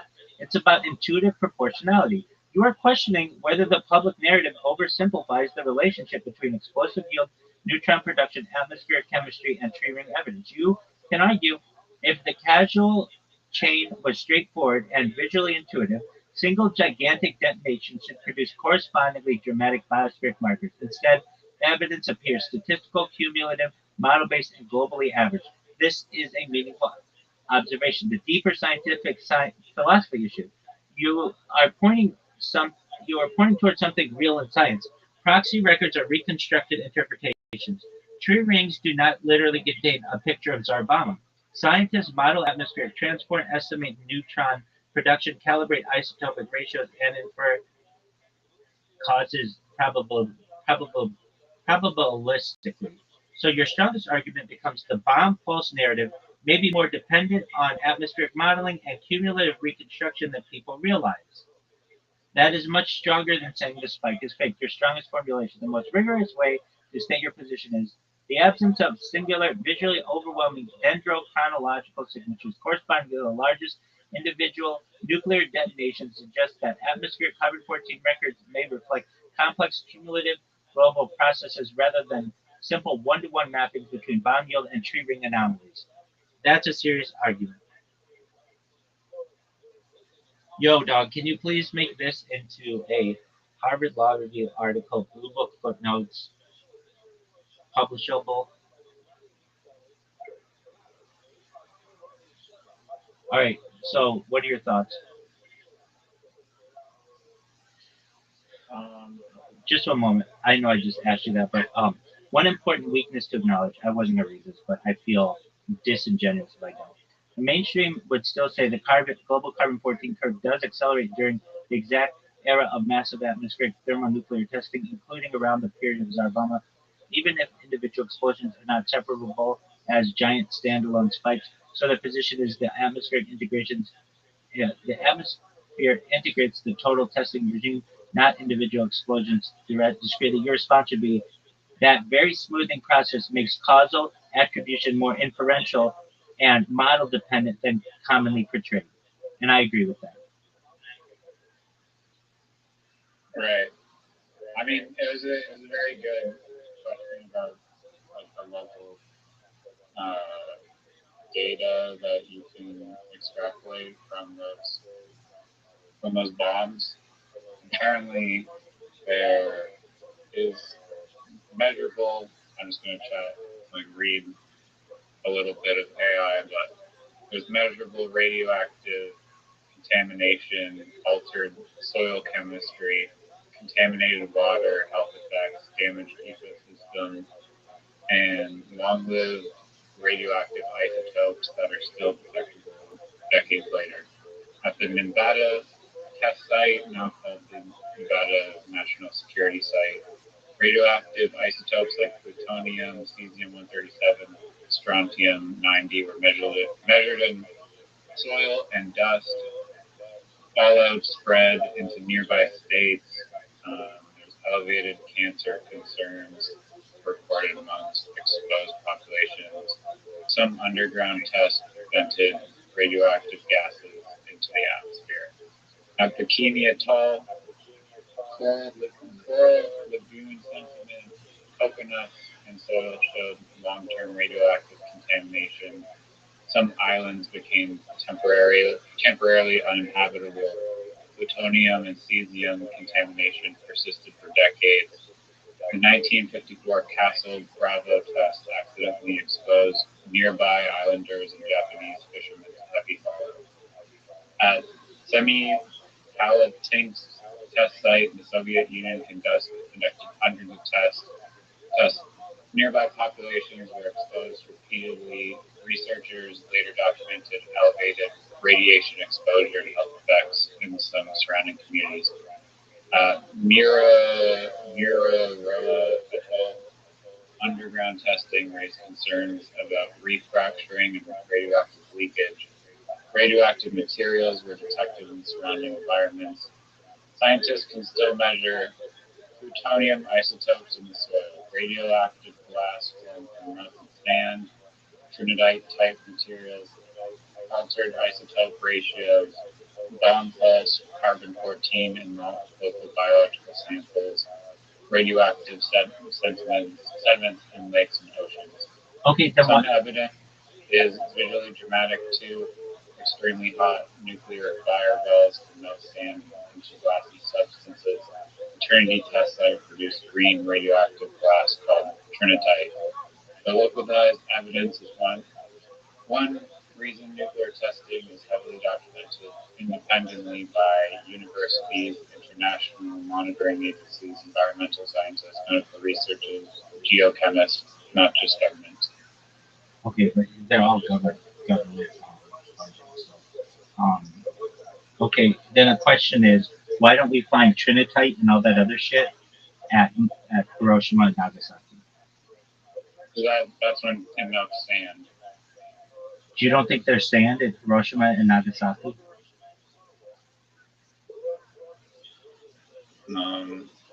No, I mean it wasn't on the beach. Dog, there's sand everywhere.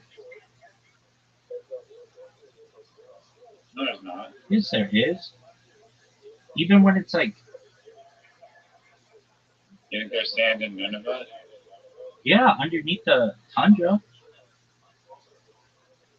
Or are you saying like way deep down under like layers of layers?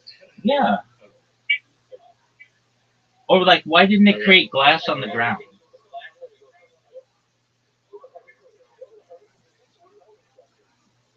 I mean, as the AI answer, I thought that the Trinidite was for like the bikini bottom type area or something.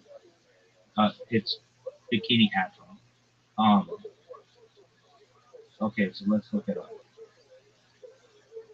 Yo, why don't we find Trinitite or any kind of like glass, like large amounts of it, and in Nagasaki or Hiroshima?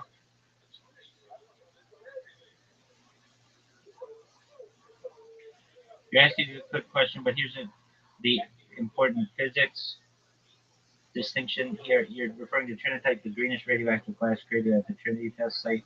Your question is basically, if nuclear explosion melts sand into glass at Trinity, why did Hiroshima and Nagasaki have giant fields of similar material?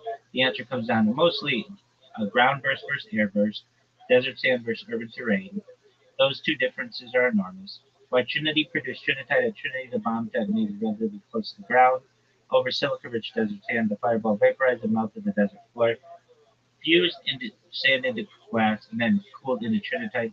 Silica is important because glass forms readily from melted quartz-rich sand, so Trinity had ideal geology, exposed sand, and direct thermal contact with the ground. Hiroshima and Nagasaki were different. Over atomic the bombs over atomic bombings of Hiroshima and Nagasaki detonated as airburst. That means the bombs exploded hundreds of meters above the citywide. Because airbursts maximize blast radius, overpressure, and permanent destruction, the fireball therefore had much less direct interaction. Okay, I get all that. Hold on a second though. Yo, dog, could a bunch of TNT cause Trinitite? Like basically huge amounts? All it has to do is melt sand. So I think a huge amount of TNT could cause Trinitite. Yes, in principle, a sufficiently large conventional explosion could create glassy, melted, and somewhat similar to Trinitite because the core requirement is extreme heat applied to silica-rich material. So TNT So could. it's not going to produce the plutonium. Where's plutonium? Where does it say plutonium anywhere? Plutonium isotopes in the soil. What could create plutonium isotopes in the soil, or do they naturally occur? Plutonium is a good example where intuition and nuclear physics diverge. The short answer, yes, plutonium isotopes can occur naturally, but only in trace amounts. Most plutonium found in soil is from human nuclear activity. Natural plutonium exists, but is extremely rare. Some plutonium isotopes are produced naturally in very small quantities, uh, though rare through rare nuclear processes. The main one is plutonium-239. It can form in nature where uranium atoms undergo spontaneous fission, or where neutrons are produced by cosmic rays or uranium decay chains and get captured by uranium-238. Okay, so could a bunch of like a huge TNT blast cause any additional plutonium to be made?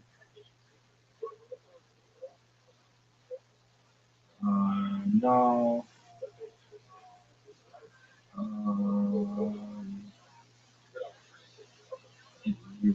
but it does not affect nuclear. What if what it would take to make plutonium nuclear reactions? Why even massive TNT blasts? Yeah, okay, so Steelman for me a way that the plutonium that was found at Trinity site could have been found without the use of nuclear weapons. Like, is there another way? I think there is.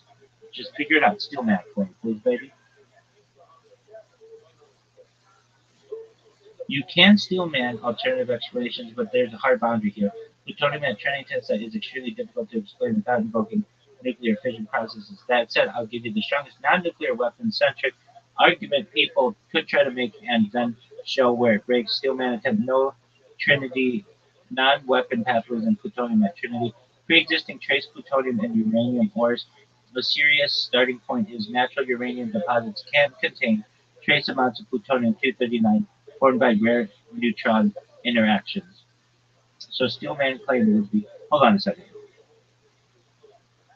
Yo, what if I just took TNT and put some plutonium in it, not necessarily like a nuclear weapon, but then you would have plutonium in the ground. I see what you're trying to do. Separate having plutonium present by creating plutonium in a nuclear event. But this specific TNT idea doesn't get you there in a meaningful scientific way. TNT does not contain plutonium. If you take TNT, mix in plutonium, explode it, you are still doing chemical detonation, not nuclear transmutation. TNT can disperse material, pulverize soil, aerosolized particles, create contamination widely, but it cannot change elements or generate new plutonium isotopes. So the plutonium you end up with in the ground would simply be plutonium you already put in the TNT, not newly created plutonium. You can contaminate the soil, but not manufacture isotopes. Your scenario would be mechanical redistribution of existing plutonium. Okay. Then key physical barrier, neutron economy. Plutonium is meaningful quality currently does not just produce via this requires sustained neutron flux. Uranium targets absorbing neutrons, time-dependent nuclear decay chains. TNT provides heat pressure cycle, but essentially zero neutron production, so it cannot run a liquid deploy. The closest thing your idea does resemble. Your thought experiment actually resembles something real. Dispersal experiments of radioactive material contamination modeling, dirty bomb snares, and reverse concept. In those cases, explosives are used to spread material, not create it. So your TNT plutonium idea is best classified as a dispersal mechanism, not a production mechanism. Yeah, that's what I'm saying. So what I'm saying is, what if you created plutonium 239 in a lab, and then you blew up a huge bomb that was TNT based in the middle of the desert? When you tested the ground, it would have plutonium 239 in it, right? And it could create trinitite silicon glass. You're basically describing a fake Trinity site construction scenario. Synthesize plutonium 239 in the lab, scatter it with a huge TNT explosion, melt sand into glass, later detect plutonium plus glass, claims it resembles Trinity. Here's the steal carefully. Yes, you could contaminate soil with plutonium 239 using TNT. If you already had plutonium-239 and you mixed it in a material, detonated a large TNT charge, dispersed it over sand, then yes, plutonium would be found in the soil afterward. It would look like environmental contamination. So at a purely distribution level, your idea works.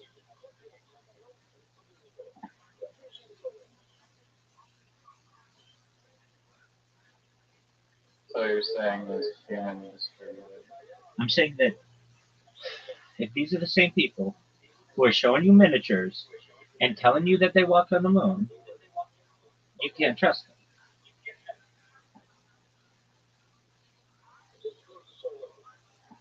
I mean, that's quite the cover up for planting. I mean, Dog, it just allowed the invasion of Iran. It just allowed the invasion of Iraq. It involved the Cold War and the millions spent in espionage. Look, I'm not saying that I don't believe it in that these they didn't go down just the way that you read it in a history book. I'm not saying that. All I'm saying is that I have questions and they're not getting answered. I mean, they are getting answered by AI, but the mainstream doesn't want to go into it too well.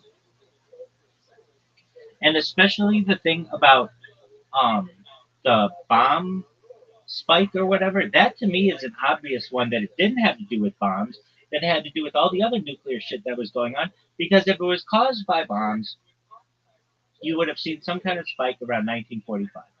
And if they're saying that, no, there's not a lot of nukes being tested in 1945. wait, I get that. So then if it's caused by nuclear bombs, then you would see a giant spike around Zarbama. You can't have it both ways. You can't say that there weren't a lot of bombs, so there's no spike. But then when you have the biggest bombs, there's no spike. It's all the atmosphere, so that's right up. wait, and guess what? So does plutonium reactors and the creation of nuclear power plants and all the other things that I named. Naval vessels that are using nuclear energy. Like no one ever talks about that. No one talks about that at all. That could have had an effect on it. how much uranium, how many neutrons in carbon-14 is created from uranium extraction? That's a good question. Yo, in comparison, And let's compare like all of the uranium that's been extracted in the world prior to 1963 for nuclear power plants and stuff. Compare all of that. Everything from like nuclear power plants to naval submarines to nuclear reactors, all of that. Compare that amount of uh, carbon 14 producing minerals versus all that would have been used combined for nuclear bombs, not nuclear power, nuclear bombs. Basically, what I'm saying is combine all of the carbon 14 created materials for that were needed for anything carbon power related or nuclear power related and compare that to the bombs. And which one is more? You're trying to do a mass balance comparison. So, total uranium used in civilian military nuclear industry versus uranium used in nuclear weapons, and which one plausibly produced more carbon 14 isotropic signals? That's a legitimate systems level question, but it needs a key correction first. Carbon 14 is not made from uranium. This is more a misconception of the framing. Carbon 14 is produced mainly by neutron capture in atmospheric nitrogen, not by uranium quantity directly. The reactions, yada, yada, yada. The real comparison you're aiming for: cumulative nuclear neutron production from nuclear weapons testing plus and nuclear reactors versus nuclear reactors, naval reactors, civilian industry pre 1963. So, weapons versus reactors. Neutron releases profiles are fundamentally different. Okay. Okay, just give me a number.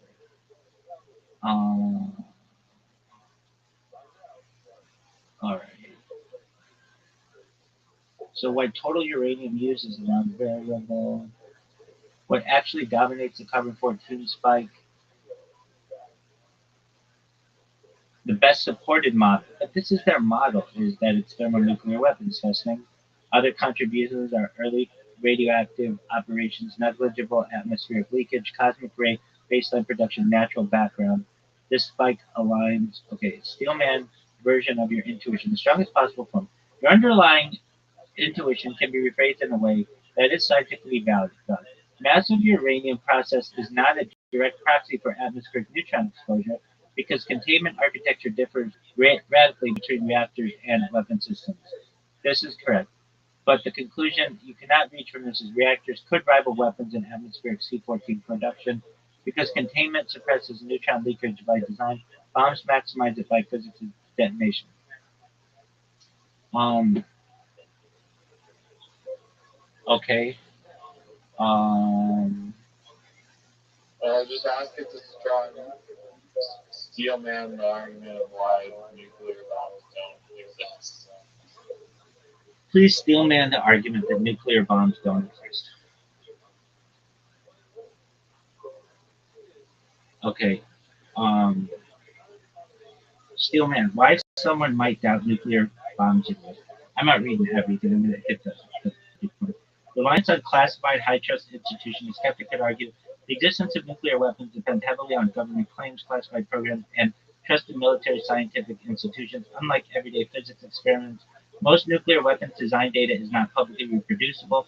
Testing is historically state controlled. Verification relies on intelligence, not open replication. That's a good point, too. You just have to take these, like, there's no double checking to see if this stuff was right. Yeah, very few people can actually test unless you're another country. Exactly. Misinterpretation of nuclear explosion effects. A skeptic may say explosions produce heat, blast, radiation. Those effects could come from extremely energetic, conventional, or exotic chemical processes. Atmospheric isotope signatures are model dependent. They might point to carbon 14 spikes, plutonium traces, global fallout patterns, and argue these are interpreted through atmospheric models, not directly observed causation. So they could claim correlation does not equal causation. Certainly, models could be wrong or incomplete. There's a lack of direct public replication. Another Steelman claim: no civilian in the laboratory can independently create or verify a nuclear detonation. That's another good thing. We can't test it. No lab can do it. Therefore, The phenomenon is not experimentally reproducible in open science. That's a very good point. So they conclude this makes it epistemically epistemically uh, different from other established physical phenomena. That's true. Anything else, you can reproduce it. But like the moon landing, you can't reproduce. An atomic weapon, you can't reproduce. So you just have to take their word for it. Historical document skepticism. They may argue early Cold War narratives were propaganda heavy. Secrecy may distort historical interpretation. Atomic age narratives could be exaggerated or mytholo- uh, uh, mythologized. All right, so where it could fail, nuclear physics is independently validated. Neutron detection is independent of politics. Global isotope anomalies are physically consistent. Yeah, but like we said, we can call shit. Energy density gap is decisive. Independent international detection. Final Stillman verdict. The strongest skeptical argument is nuclear bombs is not nuclear bombs don't exist physically, but rather the public must rely on institutional trust and indirect inference for claims about nuclear weapons, which makes them epis, epistem, epistemically, epistemically unusual compared to most physics claims. This is a skepticism, philosophy of science skepticism, not a viable physical alternative model. Bottom line, the skeptical narrative can be steelman as an argument, but about trust, verification, and institutional knowledge. It may fail a physical explanation because nuclear reactions are produced in laboratories, produce unique isotropic signatures, and are independently measured across multiple scientific domains. There's another argument too that we didn't raise that perhaps Nagasaki and Hiroshima were um, not nuclear weapons, but then nuclear weapons were developed later on. Yeah. But wait, I mean, hold on. you want the phasing? Um, what about the big thing about nuclear fallout, though? That people didn't have major, like, radioactive deaths after Hiroshima and Nagasaki. Basically, everybody died from the fire, and that you didn't have huge mutations. Why doesn't anybody talk about that?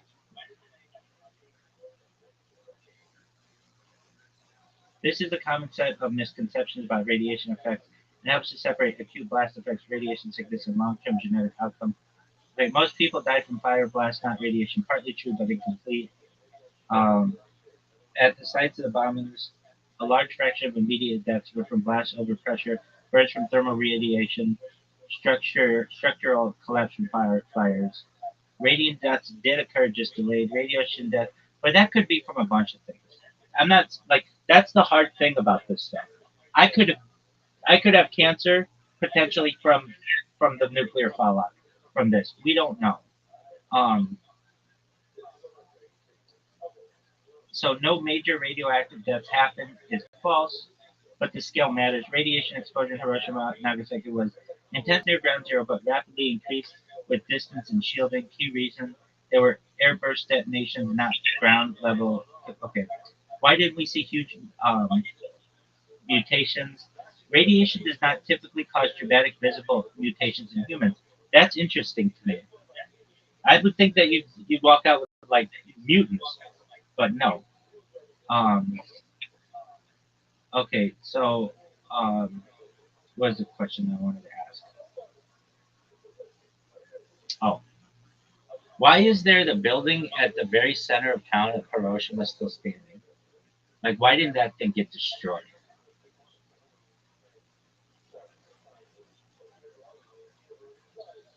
You're talking about Hiroshima Peace Garden, Genbaku Dome, often called Atomic Bomb Dome. It survived the atomic bombings for a very few. So, the bomb exploded above the city, not at ground level. The building was directly under the blast axis, but not hit by the strongest lateral force. Okay, if you watch the thing with the miniatures or whatever, that video, nothing survived in that. So I don't understand why this would be any good. The structure itself was unusually resilient. They say it's like it didn't take it They're saying that it was in the eye of the hurricane. exactly. But here's But the thing. nuclear bomb. But here's the thing. The roof is like flat, so the roof would just be destroyed, but it was fine. The building had It was just a regular timber roof. no, it had reinforced masonry, a steel frame, unusual for that time in Hiroshima, a dome-shaped structure that distributed stress better than flat roof buildings. Dude, I don't care if it's a dome or what. It's a nuclear weapon. Why it didn't burn down? Maybe it was steel. It was like steel and just a giant chunk of steel, maybe. No, here's the thing. It was masonry. Masonry doesn't burn. Steel doesn't burn at those temperatures. So that's why it survived.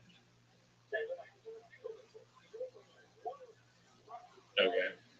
Why it didn't burn down. The firestorm that followed consumed heat most of Hiroshima, but the dome had already lost most flammable interior material, had limited combustible fuel remaining, and its partial collapse reduced ignition surfaces. So it survived both the blast wave and the main fire phase. Why it remained standing at all is actually edge case physics. When I hear edge case physics, my spidey senses are up. It survived because multiple rare factors aligned. Airburst geometry, not ground detonation, distance angle relative to peak overpressure ring, reinforced structural frame, reduced internal combustibles after initial collapse, partial shielding effects from surrounding debris. If any one of those changed slightly, it would likely not exist today. Well, then why don't we just build all our buildings like that building? And why don't we study that building and be like, this is how we should build buildings? You know, the cockroaches of building. Exactly. I'm more skeptical on this issue than I was before we started, and I don't necessarily know what to believe. I just know that you you can't believe what's coming out of governments. You just can't believe that.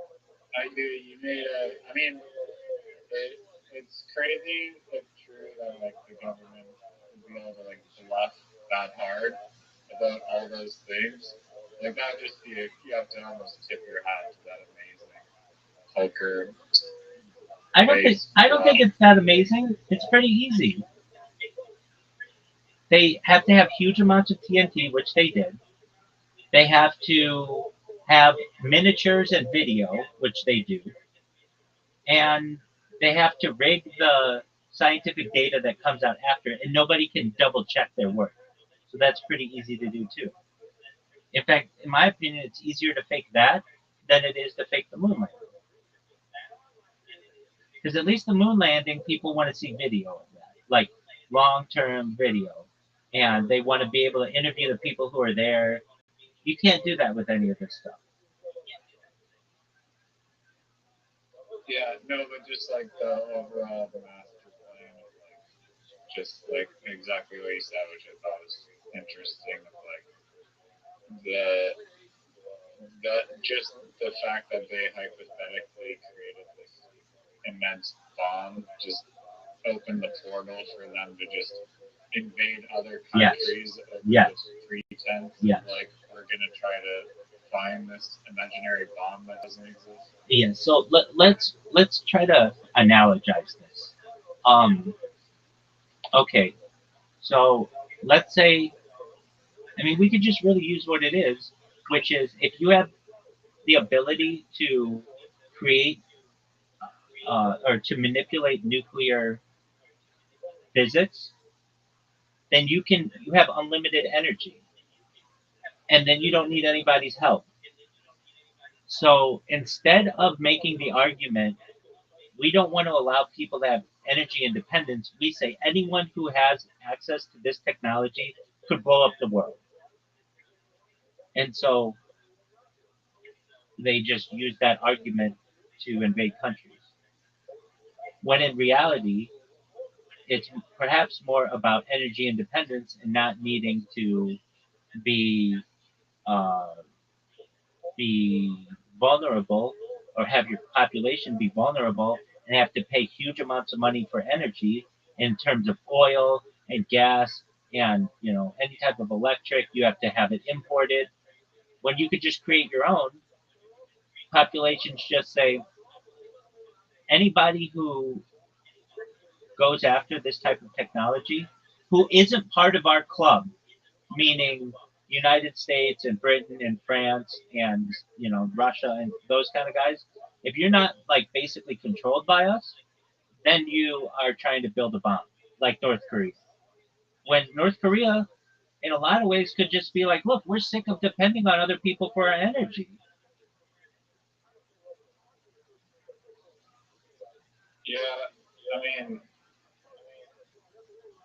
why do they allow France to power 80% of their country with nuclear energy? France is controlled. Okay, but still, don't they want to send the message that nuclear is bad? Not if it's been powering 80% of our not if it's controlled. If it's controlled, then you can allow them to have it. Then they're considered safe. United States considered safe. Canada considered safe. But like Nigeria, not considered safe. Or North Korea, not considered safe. Or Venezuela, not considered safe.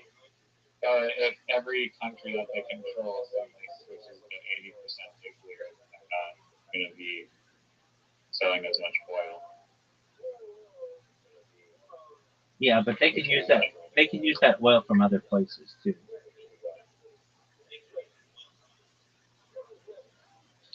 Huh? They can use that oil from other places. Like, so let's say the oil that they would have used in France can be used in Belgium or Canada or Mexico. Yeah, but still, it's like if enough people switch to nuclear, then like the demand will just drop for oil. Yeah, but I mean, the biggest countries in the world, like, let's play this through. Let's say North Korea was able to create nuclear power plants such that they had a nuclear surplus or an energy surplus. They could start destabilizing the market by selling energy to other places, and it's free.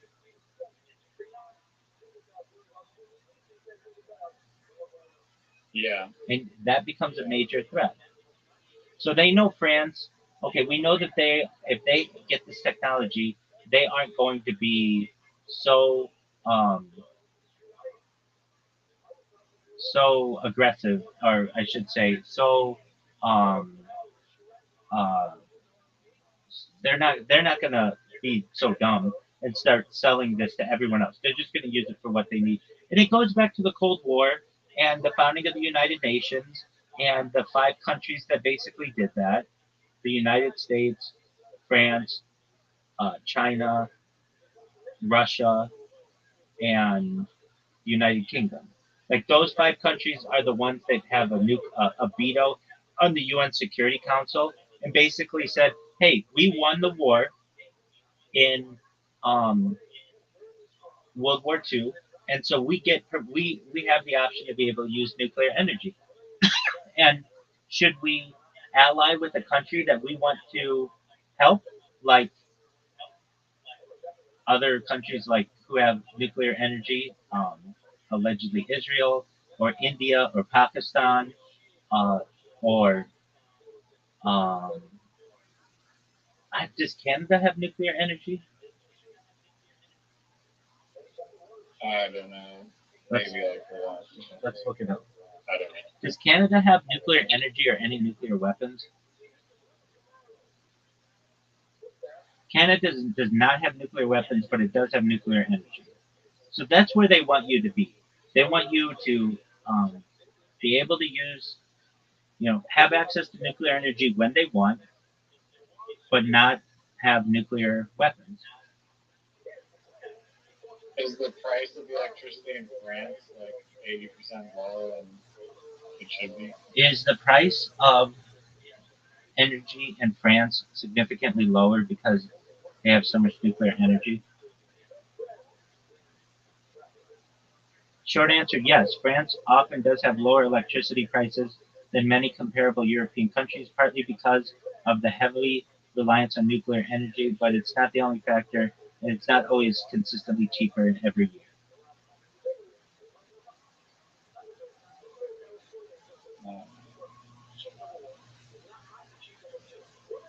All right, big dog. What are we watching tomorrow night?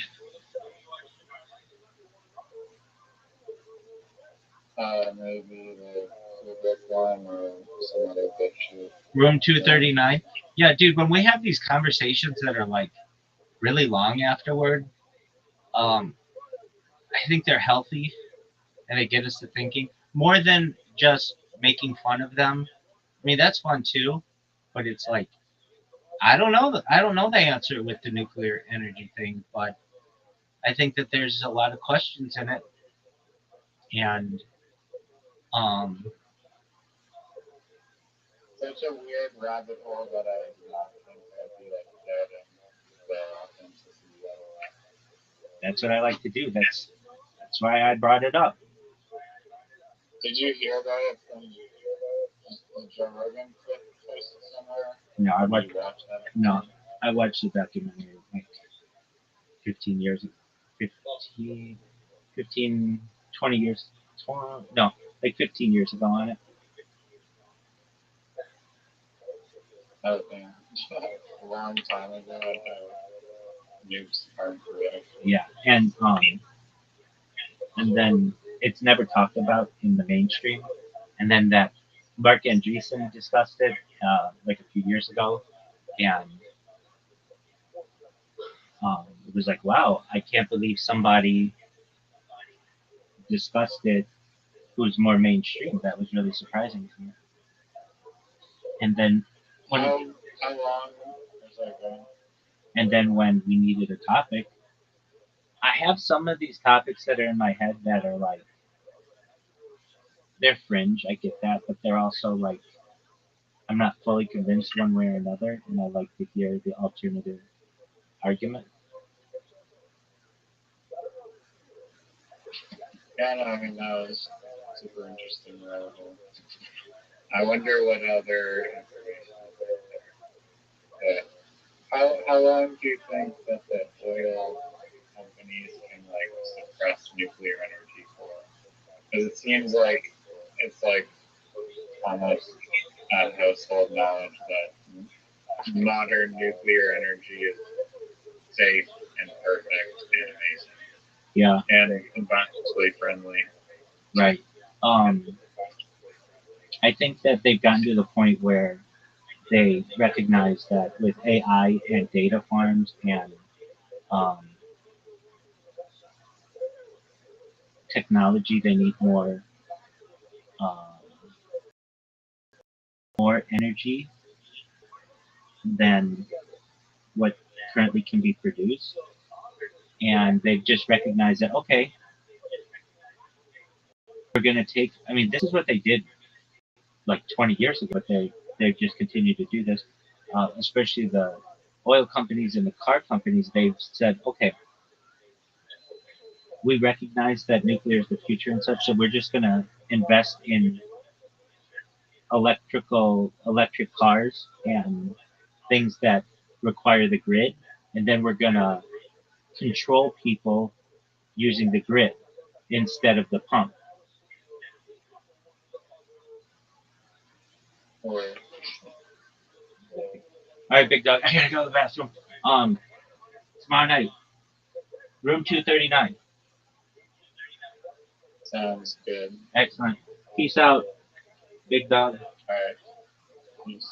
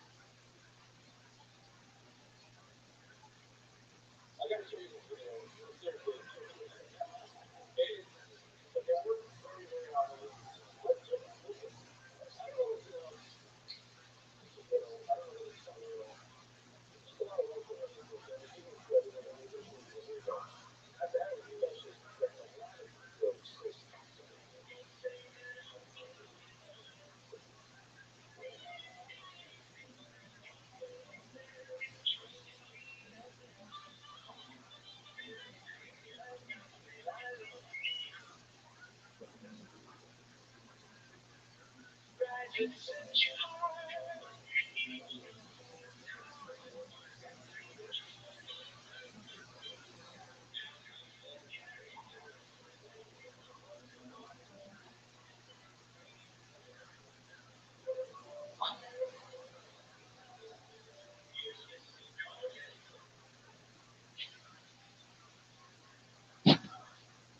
little babies.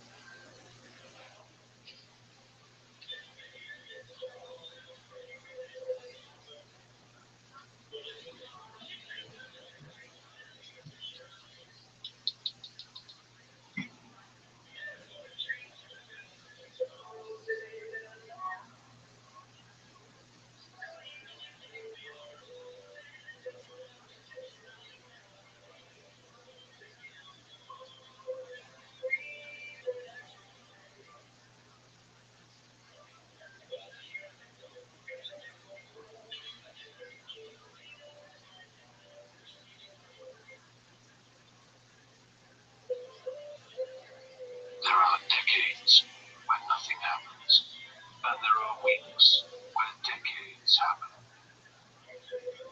It is February 1970. In the dark before dawn, thousands of starving women stand in the snow outside empty bakeries in Petrograd. There has been no bread for days. Across the city, Tsar Nicholas II sleeps in a palace with 1,500 rooms. He believes his absolute power comes directly from God. He has no idea that in less than a week, his 300-year-old dynasty will cease to exist. When the city completely runs out of bread, the women abandon their factories and march into the streets. Tens of thousands of desperate workers join them. The Tsar orders his soldiers to shoot the protesters. They obey, and dozens are killed. But the next morning, sickened by what they've done, regiment after regiment mutinies. The troops cross the line and join the rebellion. Within days, a simple riot for food burns a 300-year-old dynasty to the ground and, without knowing it, permanently rewrites human history. Tonight, we unravel the story of the Russian Revolution, a transformation so violent and so total that its shockwaves dictated the course of the entire 20th century. We'll trace how Vladimir Lenin, a bald exile living above a shoe shop in Zurich, returned to Russia and within months commanded the largest country on earth. We'll meet Leon Trotsky, the brilliant organizer who built the Red Army from nothing and turned a nation of deserters into a fighting force that defeated 14 foreign armies. And we'll see how their promise of peace, land, and bread produced a superpower that would eliminate illiteracy, launch the first human being into space, and terrify every Western government for the rest of the century. Before we begin, please take a moment to like and subscribe. It really helps us fight against algorithmic censorship. And let us know in the comments which topics you'd like us to explore next. Now, let us return to February 1917, to a city buried in snow and trembling with rage. This is the story of how the Russian Revolution changed the world forever.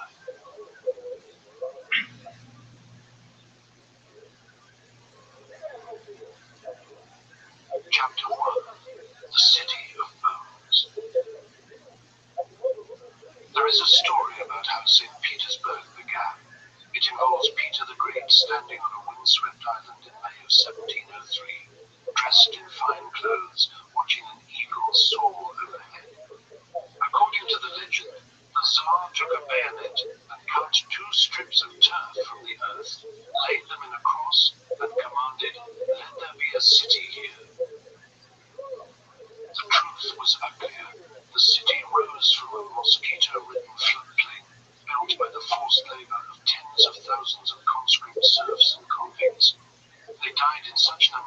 but the place earned a nickname that would stick for centuries, a city built on bones. In the early years, wolves prowled the unfinished streets at night. Beneath the straight lines and elegant curves designed by foreign architects lay the corpses of perhaps 100,000 laborers. For 300 years, the Romanov dynasty ruled this vast empire. They had founded their line in 1613, and they oversaw a system of feudal serfdom in which peasants were tied to the land and subject to the extensive power of landowners. Alexander II, the so-called Tsar Liberator, abolished serfdom in 1861. But kindness had nothing to do with it. He feared peasant riots. He feared the humiliation Russia had suffered in the Crimean War, and the reform itself was a half measure. The peasants received plots too small to live on, and were saddled with redemption debts that would take generations to pay off. Peasant misery bred strange dreams. Stories circulated about utopian lands, bellowed of the white waters, the submerged city of Kitej, places where justice still existed. Young radicals called Narodniks tried to spread revolutionary ideas in the countryside. The peasants rejected them. The police arrested them. Frustrated by the slow pace of history, some revolutionaries turned to violence. In 1881, a group called Narodnaya Volya, the People's Will, threw a bomb at the carriage of Alexander II. One assassin yelled that it was too early to thank God. A second bomb ripped the Tsar apart. Witnesses described bloody chunks of human flesh scattered across the snowy street.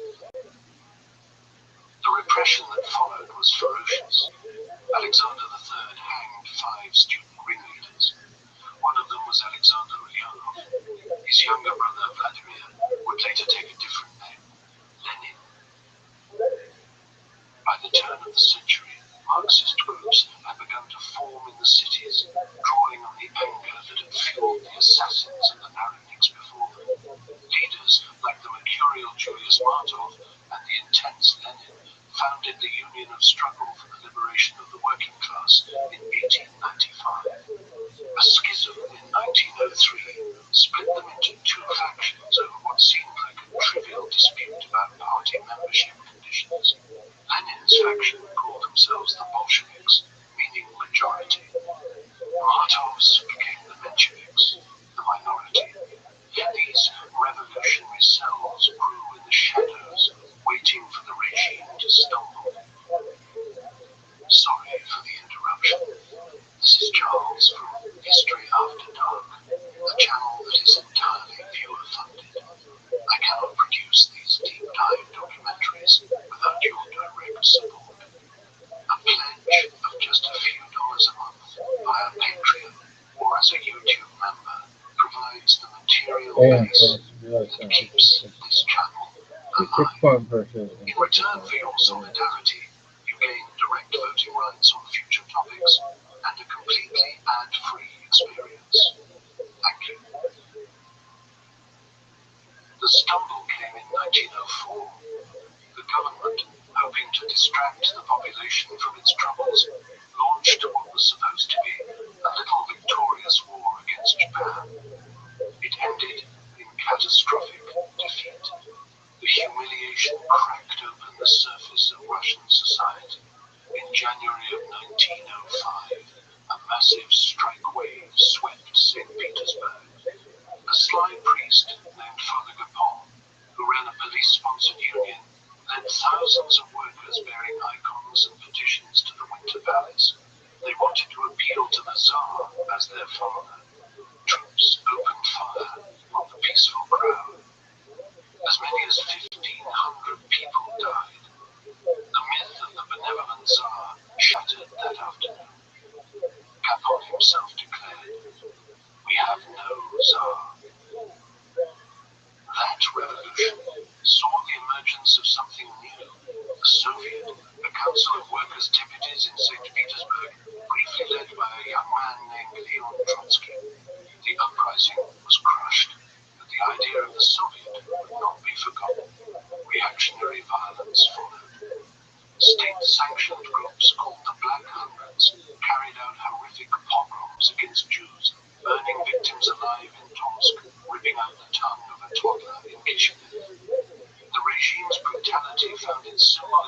to Stolypin, whose hangman's nooses became known as Stolypin's neckties.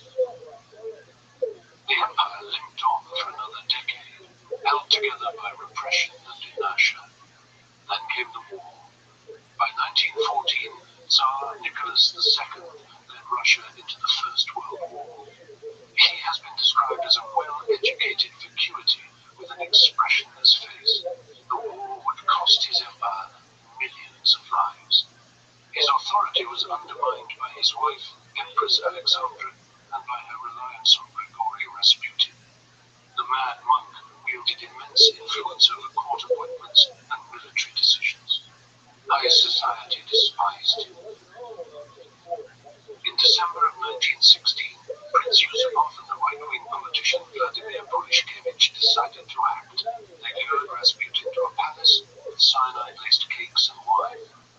Yankee Doodle played on a gramophone. The poison failed to kill him. Yusupov shot him. Rasputin revived, lurching through the thick snow, croaking the prince's name. They shot him again and beat him. They dumped his body into a canal and forgot one of his boots on the bridge. When the body was recovered, it appeared he had tried to claw his way through the ice from below. This was not a coup.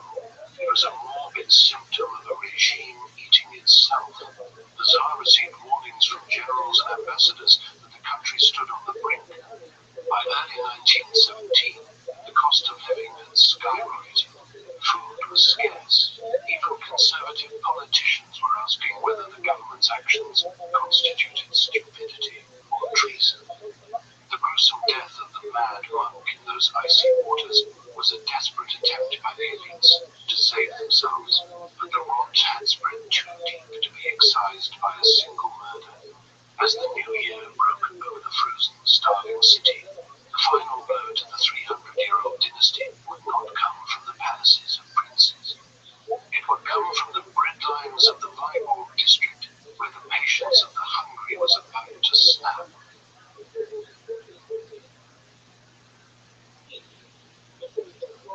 Chapter 2. The Ice Cracks in Petrograd. The breadlines began before dawn. Women stood in the freezing dark, shivering, waiting for bakeries that might not open, for flour that might not come. They had been doing this for months, but something had changed in those early weeks of February. The waiting had become talking. The talking had become argument. The argument had become, as one observer put it, a kind of mumbling mass meeting, spreading from queue to queue across the frozen city. Petrograd was straining at every seam. 160,000 soldiers were packed into the garrison, crammed into barracks built for half that number, sleeping in shifts, sharing the same rising anger as the 400,000 workers in the factories.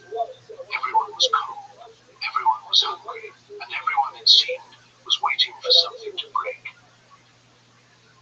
It broke on February 23rd, International Women's Day. The women of the Viborg district, textile workers mostly, poured out of their factories and into the streets. They shouted for bread. They threw snowballs at the windows of the metalworks to call the men out. Nobody had planned this. The union leaders hadn't authorized it. The revolutionaries hadn't organized it. It was spontaneous, furious, and spreading fast. By the end of the day, nearly 90,000 workers had joined them. The chants had changed too. It was no longer just bread they wanted. They wanted the war to end. They wanted the Tsar gone. The bridges over the Neva were blocked by police, so the crowds simply walked across the frozen river itself, crossing the ice to reach the city center. And then came the Cossacks.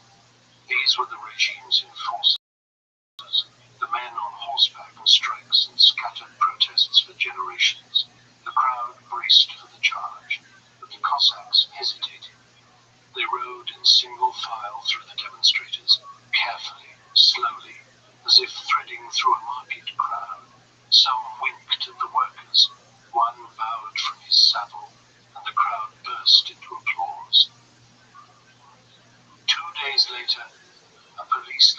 was beating demonstrators with his whip when a Cossack drew his saber and cut him down. The officer fell dead in the street. The crowd roared. Something fundamental had cracked. The Tsar was hundreds of miles away at military headquarters in Moscow. He received reports of the unrest and dismissed them. He telegraphed General Khabalov with instructions to suppress the disorders by tomorrow, as if he were scheduling a minor repair. On Sunday, February 26th, loyalist troops opened fire on the crowds. 40 people died. The demonstrators scattered, and for a moment it seemed the government had won. But that night, the soldiers who had done the shooting could not sleep. They lay in their barracks, thinking about the people they had killed. By morning, the Volinsky regiment had made its decision. When their commander, Captain Lashkevich, appeared before them, a shot rang out. He fell dead. The soldiers rushed into the streets, calling to the other regiments to join them. Within hours, the garrison had mutinied. The city descended into a kind of ecstatic chaos. Soldiers burned the district court and stood around the bonfire like revelers at a winter festival. Crowds stormed the Cresty prison and threw open the cells. The hated police, the pharaohs, were hunted through the streets, forced to strip off their uniforms where they stood. General Khabalov tried to assemble a loyal force to restore order, but his men simply melted away, disappearing into the crowds as if they had never been soldiers at all. In the Tauride Palace, two rival bodies were forming in the same building, almost the same afternoon. In one wing, members of the Duma created a provisional committee to restore order. In another, socialist intellectuals and factory delegates proclaimed themselves the Soviet of Workers' and Soldiers' Deputies. They began organizing food supplies, coordinating militias, issuing proclamations. Alexander Kerensky, a young lawyer with a flair for theatrical speeches, managed to get himself elected to both bodies, bridging the gap between them with sheer energy and nerve. The revolution spread. At the Kronstadt naval base, sailors rose against their officers. Admiral Viren was dragged out into Anchor Square in his white undershirt and bayoneted in the snow. In the Astoria Hotel, revolutionaries stormed the building hunting for snipers, and dozens of officers died in a chaos of broken glass and gunfire. In Moscow, the old order collapsed almost without resistance. Workers and soldiers tore down the imperial eagles and pinned red ribbons to their coats. Ribbons so large, one witness said they were the size of table napkins. The Tsar finally tried to return to his capital. His train was diverted, blocked, shunted onto sidings by revolutionary railway workers who refused to let him pass. He ended up stranded at Pskov, alone in his private carriage, while his empire dissolved around him.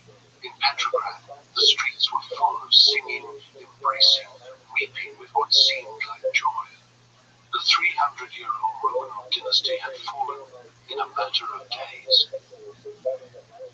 The prisons were empty now. The police stations were burned shells, but the Tsar still sat in his train at Pskov, seemingly unaware that his empire had already evaporated. And while the streets celebrated with red ribbons and revolutionary songs, a tense negotiation was beginning in the corridors of the Tauride Palace. Someone would have to pick up the crown that had fallen into the gutter. The question was who?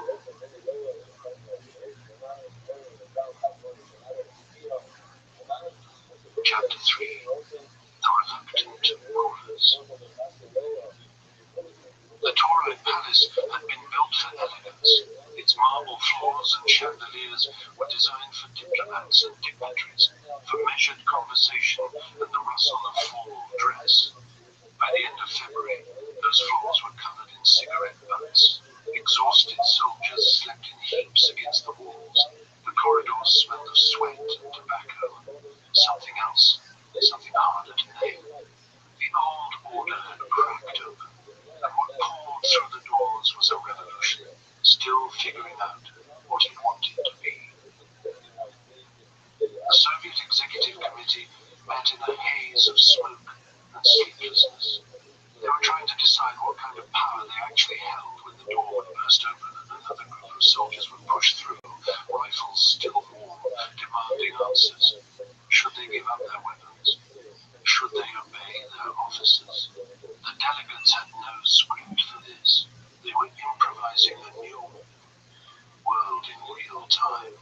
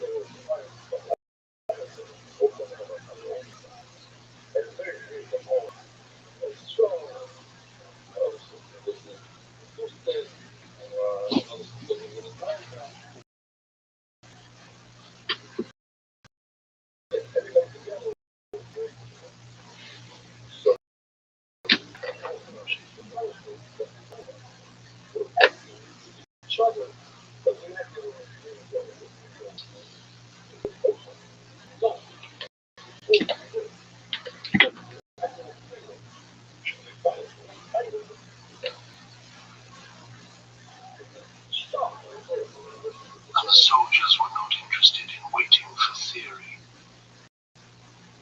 Out of this chaos came Order Number 1.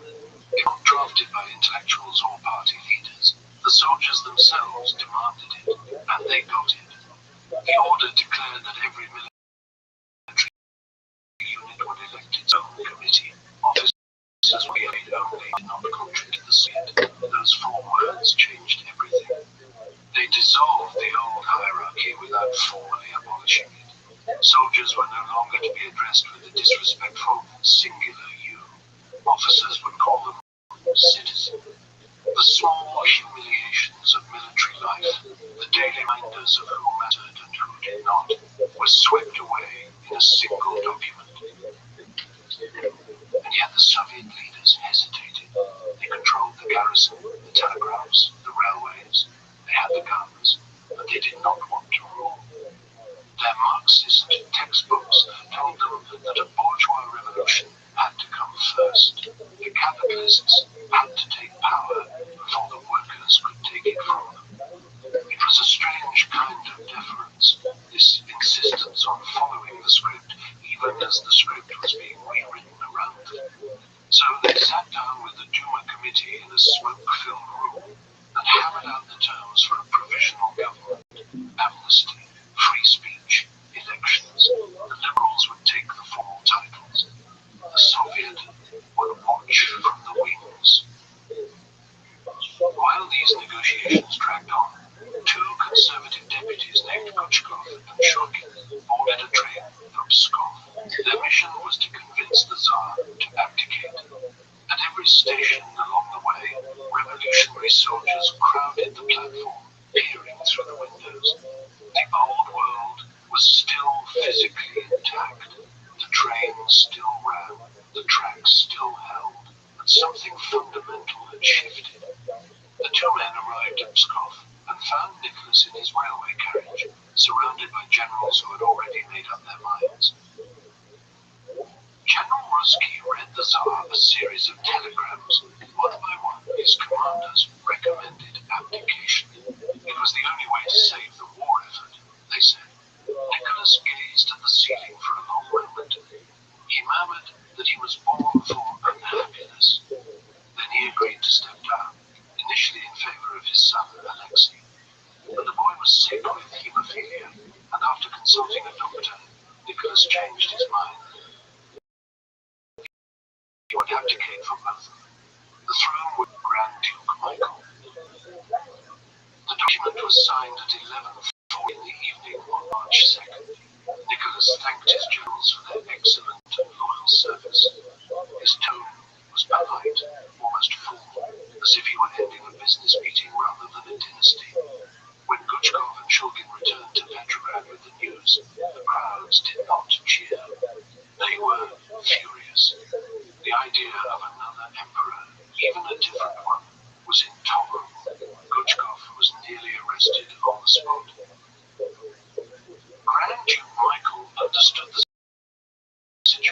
better than anyone. Asked the new government leaders could guarantee his safety. They could not. He declined the throne. And with that refusal, 300 years of war came. The revolution now turned its energy on the symbols of the old regime.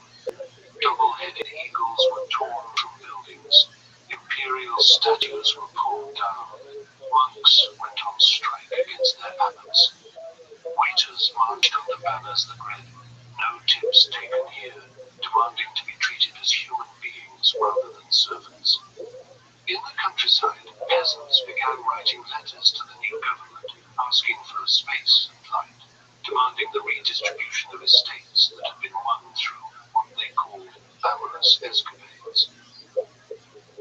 In Zurich, Lenin read about all of this in the newspaper. He was stuck in neutral Switzerland, separated from Russia by an entire war. He began concocting schemes to get home. Wigs, false passports. At one point, he considered chartering an aeroplane. He sent frantic letters to his comrades in Petrograd, urging them to refuse any support for the provisional government to prepare for a second stage of revolution. The Bolshevik leaders who received these letters were horrified. Stalin and Kamenev quietly censored them. Lenin was too radical, they thought. He did not understand the situation on the ground. On March 23rd, a funeral procession moved through Petrograd toward the Mars field. Hundreds of thousands of people marched in silence, following 184 red coffins to their graves in the frozen earth. Only the boom of fortress guns and the sound of the Marseillaise played by military bands. It was a new kind of ceremony for a new kind of world. By the end of the month, the initial unity was already beginning to fray. Soldiers grew restless with talk of continuing the war. Workers demanded the 8-hour day. The rift between the well-meaning liberals in the Winter Palace and the radical masses in the streets was widening by the day.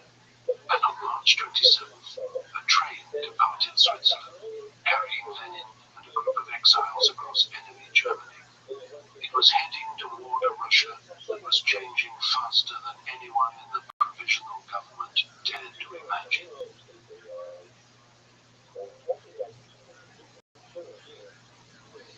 Chapter 4. The Train to Finland Station. The train wheezed into Beloostrov Station on a cold April evening, and a small group of Bolsheviks stood on the platform, breath clouding in the air. Alexander Kollontai was there, so was Lev Kamenev. They had been waiting for hours. The man on that train had been in exile for nearly 15 years, moving between London and Geneva and Zurich, writing pamphlets that most of Russia had never read. Now he was coming home. The workers got to him first. Before he could even step down properly, they hoisted him onto their shoulders and paraded him along the platform like a conquering hero. He looked embarrassed. This was not his style. Inside the carriage, there was no sentimentality. Vladimir Lenin turned on Kamenev immediately. What was this defenseless rubbish being published in Pravda? What's this you're writing? He demanded. We saw several issues and really swore at you. The reunion was an interrogation. By 11 that night, the train had reached Petrograd's Finland station. The platform was a chaos of red banners and brass bands and cheering crowds. Soldiers, sailors, workers, all pressing forward to see the man the newspapers had been calling a German spy. Searchlights swept across the scene. Someone thrust an incongruous bouquet of flowers into his hands. They ushered him into the Imperial waiting room, the one they still called the Tsar's room, where the leaders of the Petrograd Soviet had gathered to receive him. Nikolai Chikaidze, the Menshevik chairman, stood waiting with a face like a funeral. He delivered a careful speech about unity, about closing democratic ranks, about defending the revolution together. His eyes never quite met Lenin's. Lenin stood there with the flowers dangling from one hand, staring at the ceiling. He looked at the walls, the floor, anywhere but a Chikaitza. When the speech ended, he turned his back on the official delegation entirely. He addressed the crowd and said, "Dear comrades, soldiers, sailors, and workers, the imperialist war," he told them, "was only the beginning of a European civil war." His voice rose. "Long live the worldwide socialist revolution." The moderates exchanged glances. This was not the script. Outside, he climbed onto the bonnet of an armored car. Searchlights found him again. He denounced the capitalist pirates, the frauds of the provisional government. The joyful tears of February were over. He was offering something harder, colder. The Bolsheviks had already seized the Kshysinskaya mansion for their headquarters. It had belonged to the Tsar's former mistress, a ballerina named Matilda Kshysinskaya. The place was Art Nouveau elegance. Satin-lined boudoirs and crystal chandeliers, now filling up with cigarette smoke and muddy boots, and the clatter of typewriters. In the main hall, beneath those chandeliers, Lenin addressed his own followers. He tore apart everything they had been doing. The policy of cooperation with the government was finished. There would be no compromise with the bourgeoisie. When he stopped speaking, there was only silence. His own comrades sat stricken. The next day, at the Tauride Palace, he presented his April theses to the assembled socialists. Abolish the police, abolish the army, abolish the bureaucracy, transfer all power to the Soviets. The room erupted. Erected Tsereteli accused him of abandoning Marxism. Someone shouted that these were the ravings of a madman. Viktor Chernov dismissed him as a man who had marginalized himself through sheer excess. Even his own party refused to back him fully. The Bolshevik Central Committee hedged. Kamenev published an article called "Our These were Lenin's personal opinion, not official policy. The prodigal had returned, and nobody quite knew what to do with him. Then the streets decided. On April 20th, a secret diplomatic note was leaked to the press. Foreign Minister Milyukov had promised the Allies that Russia would fight on to decisive victory. He still claimed the Dardanelles for the Empire. The myth of a defensive war shattered overnight. A sergeant named Fedor Linde, a romantic with no particular party affiliation, was so incensed that he led his battalion to the Mariinsky Palace without orders. He wanted Milyukov's resignation. Other regiments followed. The April days had begun. For the first time, pro-government crowds clashed with anti-government demonstrators on Nevsky Prospect. Some shouted hurrah for Milyukov. Others carried banners reading "Down with the provisional government." Gunfire echoed near the Kazan Cathedral. 3 people died on the pavement. General Lava Kornilov ordered artillery into Palace Square to disperse the crowds. His own troops ignored him. They obeyed the Soviet instead. The general learned something that day about where real power resided in Petrograd. Milyukov resigned. So did Kuchkov. But to save the government, the moderate socialists made their fatal choice. The Mensheviks and socialist revolutionaries agreed to enter a coalition cabinet. They were now responsible for the war. They were now responsible for the collapsing economy. They had tied themselves to a sinking ship. Lenin watched. He had won over his party through what he called patient explanation, though patience was not quite the word his comrades would have used. His rivals had done exactly what he predicted. The divide in Russia was no longer between the Tsar and the people. It was between the compromisers in government and the radicalizing masses in the streets who were starting to listen to the one party that promised them everything they wanted: peace, land, bread. The liberals had failed. The moderate socialists had stepped in to prop up what remained. Authority would keep starving soldiers in the trenches and angry workers. But as the spring mud dried and the days grew longer, another voice was crossing the ocean to join the chorus of discontent. His oratory was sharp as a blade. He would help forge the Bolsheviks into something capable of striking the final blow.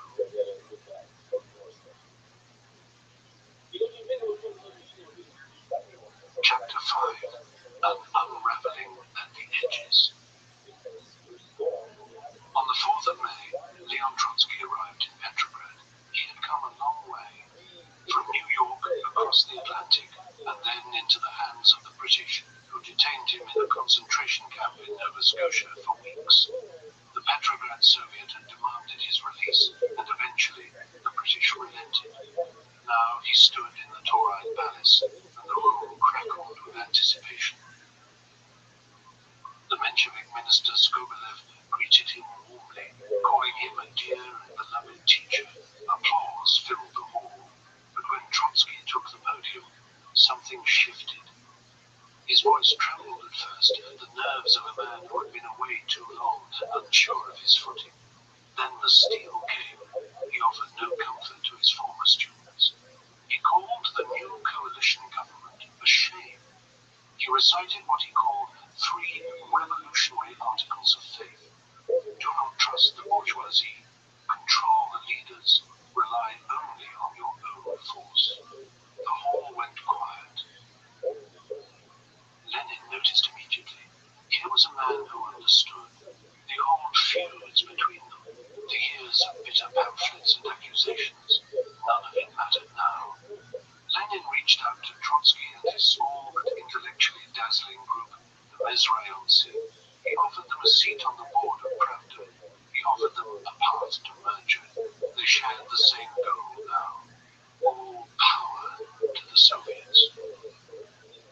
While the leaders debated in the capital, the vast Russian Empire was coming apart at the edges. In the Buddhist Burят region of Siberia, a Congress declared independence. In the Muslim enclave of Kazan, women delegates rose up at a Congress to ban polygyny, shouting that they would seize their rights. The center could not hold, because there was no center left. In the countryside, the black repartition had begun. Peasant assemblies sent letters to the government, written in strange hybrid prose, urgent rushing metaphors mixed with stilted quasi-legalese. They demanded that land earned by the amorous escapades of the gentry be surrendered to the people. They were not waiting for permission anymore. Violence spiraled in the cities. The newspapers ran a regular column now on mob trials. The Samosadi, thieves beaten to death by crowds. Unpopular foremen wheeled to canals in wheelbarrows and dumped into the water. The old order was dissolving into something raw and unpredictable. In the naval fortress of Kronstadt, the sailors had established their own republic. On the 13th of May, they declared that they recognized only the authority of the Petrograd Soviet. The provisional government meant nothing to them. The Kronstadt Soviet was controlled by a volatile mix of Bolsheviks, left socialist revolutionaries, and anarchists. These were the same men who had bayoneted Admiral Viren in Anchor Square. They stood ready to support with armed force any move to overthrow the government.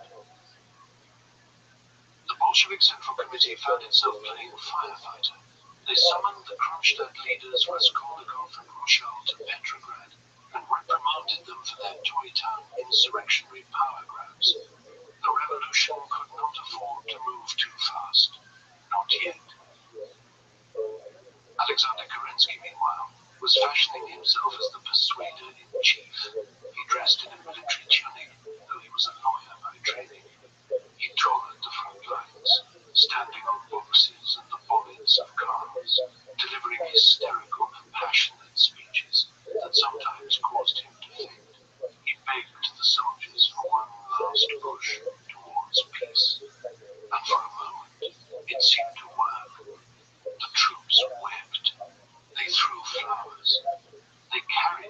shoulders. But the adulation was shallow. Behind the scenes, cynical officers despised him as a socialist lawyer playing dress-up. In the trenches, trench Bolshevism was spreading. Peace at any cost. Soldiers heckled the minister once the initial euphoria faded. Kerensky's declaration of the rights of soldiers, meant to restore some officer authority, was mocked by the Bolsheviks as the declaration of the rightlessness of soldiers. In the industrial districts, the factory committees grew more militant. They had started with demands for an 8-hour day. Now, they wanted access to the company books, workers' control over production. They bypassed the moderate trade unions entirely. The Mensheviks found themselves in an impossible position. They were statists now, trying to enforce order and discipline on a working class they theoretically represented. But that working class was turning against them. Even the Socialist Revolutionary Party began to crack. A radical left wing, led by the legendary terrorist Maria Spiridonova, fresh from blowing up prisons in Siberia, denounced the leadership for mutilating the party program and selling out the peasants. As May turned to June, the atmosphere in Petrograd grew toxic. The middle classes lived in terror of the hooligans on the street. The workers viewed the coalition government as a betrayal. The socialist ministers seemed like nothing more than fig leaves for the bourgeoisie. The Bolsheviks, once a fringe group, began winning local elections in working-class districts like the Vyborg side. Their slogans cut through the complex theoretical arguments of their rivals. Bread, peace, land. Lenin continued to hammer away at the conciliators, warning that the revolution was stalling. The only way forward was to break the coalition and transfer all power to the Soviets. To the hungry and the armed, it was starting to sound like common sense. The stage was set for confrontation. The government, deluded by its own propaganda, was preparing to launch a suicidal military offensive in the name of revolutionary defense. In the barracks and the factories, the Bolsheviks were quietly arming themselves with something more dangerous than rifles. The anger of a people who had been promised a new world and given only a new war.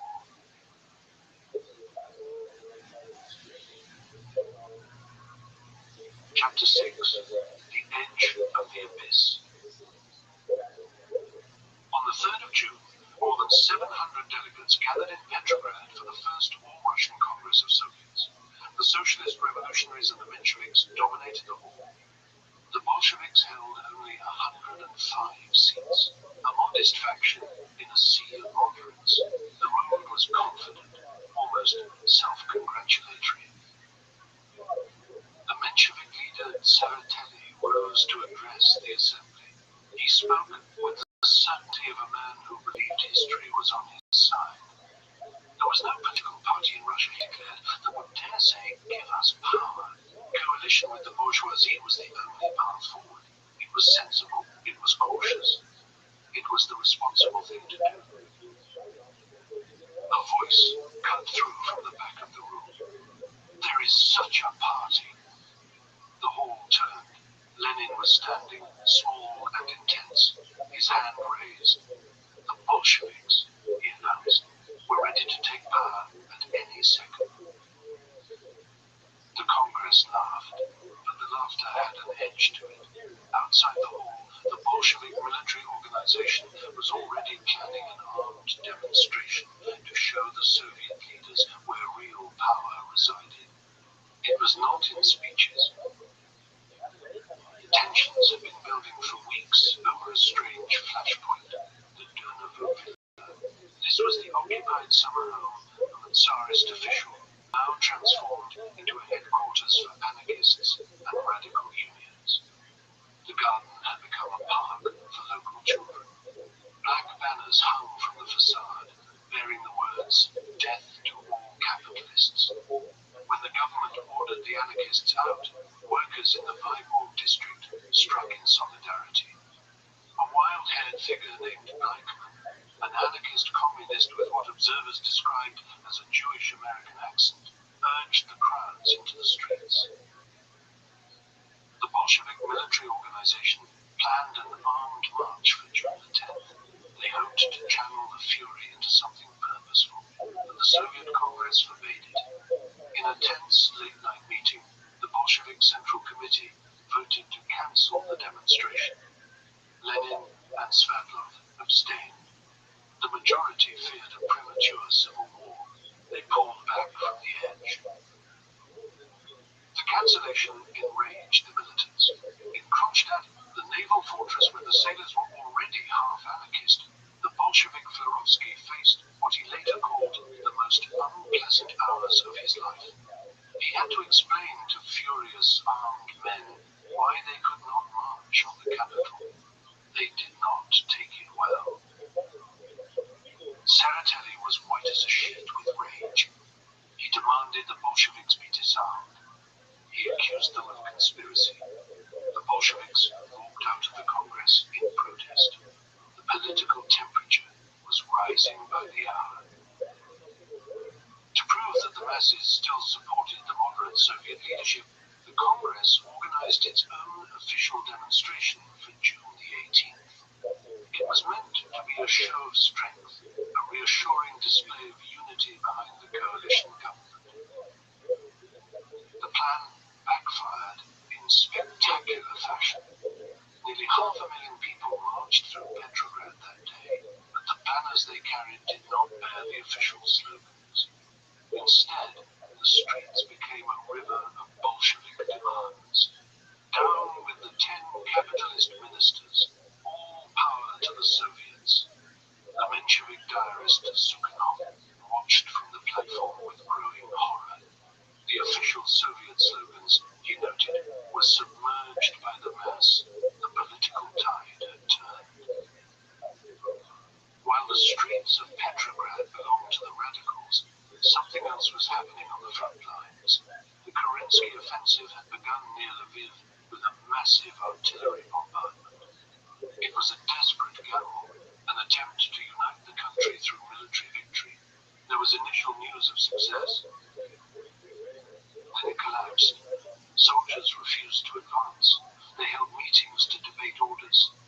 Some shot officers who tried to force them over the top. Deserters flooded the rear, commandeering trains and terrorizing railway stations. They brought with them stories of slaughter that only fed the anti-war agitation back in the cities. The 1st Machine Gun Regiment in Petrograd received orders to transfer to the front. These were thousands of heavily armed men. They understood exactly what the order meant.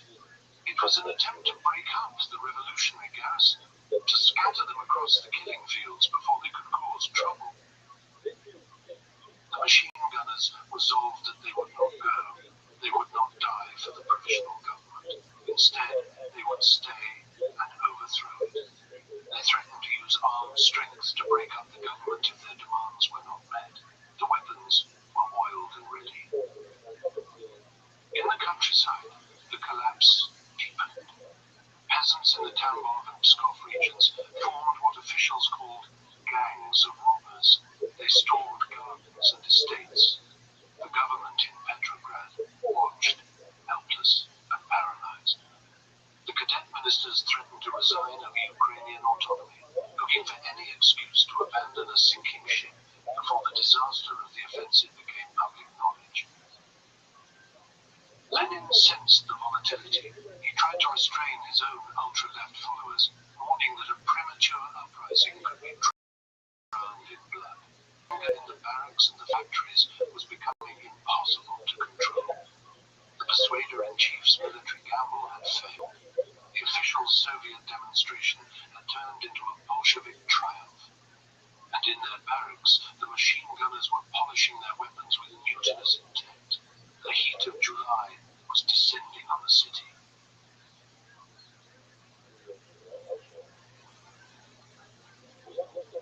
Chapter 7. Blood in the Summer Heat. The Vyborg district had always run hot. It was the heart of working-class Petrograd, a place where factory whistles towers and bread lines doubled as political meetings.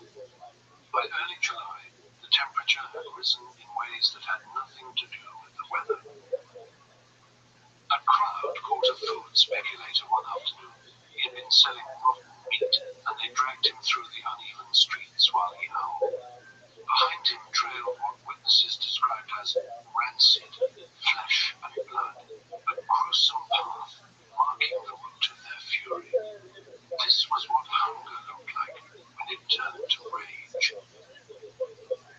Meanwhile, in Kiev, the wealthy were enjoying summers with gypsy bands. There was bridge, there were tankers.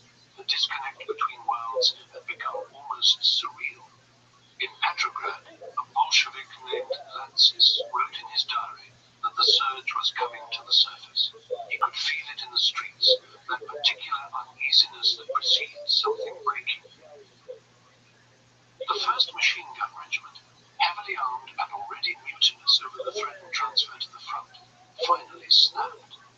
The government wanted to scatter the revolutionary garrison, to break them up before they became a problem. The machine gunners decided they would rather overthrow the government than die for it. On July 3rd, the regiment sent delegates to other units and factories. They bypassed the hesitant Bolshevik leadership entirely.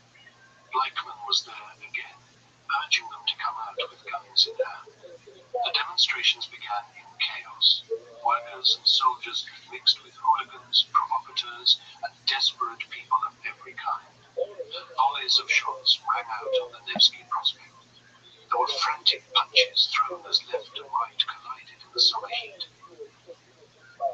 Motorcars mounted with machine guns raced through the city. The carved stone lions on the grand facades watched with their mouths shut, as they always did.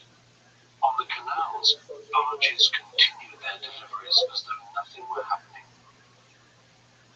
The next day brought reinforcements from Kronstadt. A mad patchwork flotilla of tugs and barges and gunboats carried thousands of armed sailors up the Neva. They believed they were arriving for the culmination of their revolution. When they reached the Bolshevik headquarters at the Kirchzinskaya mansion, they demanded Lenin appear. He eventually stepped onto the balcony, but his words confused them. He spoke with surprising mildness, appealing for self-restraint and vigilance. He did not give the order they wanted. The mob surrounded the Tauride Palace instead. Viktor Chernov, the socialist revolutionary leader, tried to calm the crowd and was seized by the collar of his trouble. A big worker shook his fist in Chernov's face and bellowed what the streets were feeling. Take power, you son of a bitch, when it is given to you. Trotsky witnessed the near lynching and rushed to intervene. He climbed onto the bonnet of a car and used his voice to quiet the crowd, challenging them to release the minister. They did, sullenly. Inside the palace, armed men burst into the Catherine Hall, demanding the Soviet take power. The Menshevik chairman Kaiser managed to silence one heckler by handing him a manifesto and telling him to read it carefully and not interrupt their business. The tide turned through information rather than force. The Minister of Justice released a dossier claiming Lenin was a German spy funded by German gold. The accusations spread through the neutral regiments like fire through dry grass. The mood in the city flipped overnight. Loyalist troops arrived to clear the streets. Vigilantes began roaming, smashing their way into houses to hunt for traitors. A Pravda distributor was killed in the street. In a Viborg factory, women workers who had supported the Bolsheviks turned on a female activist, hurling nuts and bolts at her, cutting her face. The German spy rumors had done their work. Government troops stormed the Kirchzinskaya mansion and found only a few Bolsheviks burning files. The Kronstadt sailors surrendered miserably. The 1st Machine Gun Regiment was disarmed and paraded publicly, their humiliation made into spectacle. Crew Krupskaya noticed the hatred burning in their eyes as they led their horses away. Lenin faced an arrest warrant and went into deep hiding. He shaved his beard, put on a wig and a worker's tunic, and moved between safe houses before fleeing Petrograd entirely. The July days had ended in a rout for the far left. The prisons filled up. The Bolshevik press was smashed. The death penalty at the front was reinstated. The summer rains washed the blood from the Nevsky Prospect. The Bolsheviks appeared broken, their leaders imprisoned or scattered. The wealthy returned to their restaurants and theaters, enjoying what some called millennial indulgence. But in the offices of the General Staff, a hardline general had begun to believe that he, and not the socialist-backed Prime Minister, was the savior Russia required.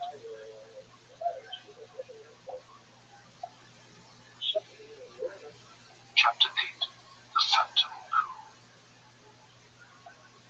While the revolution seemed to stall in the late summer heat, the upper classes threw themselves into what one observer called a sybariticism for the end of a world. Bands played through the night at endless dances. Flies circled above warming cake and pools of spilled champagne. The old order was rotting in plain sight, and those who still had money. It's this pimp with the West Side Gangster.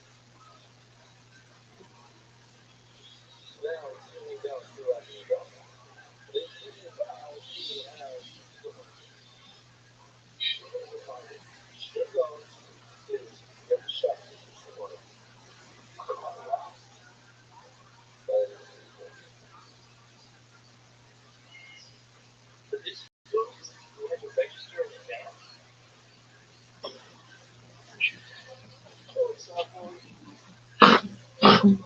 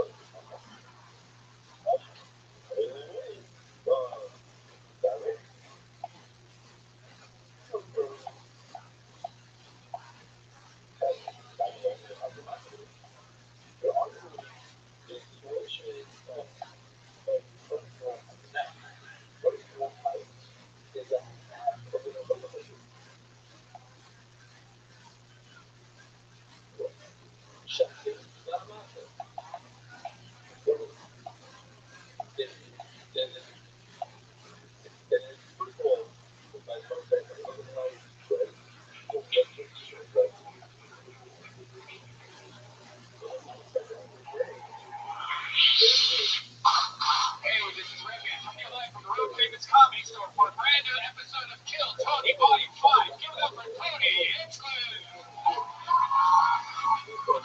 Wow, hello everybody. Make some noise. You're the #1 live podcast in the world.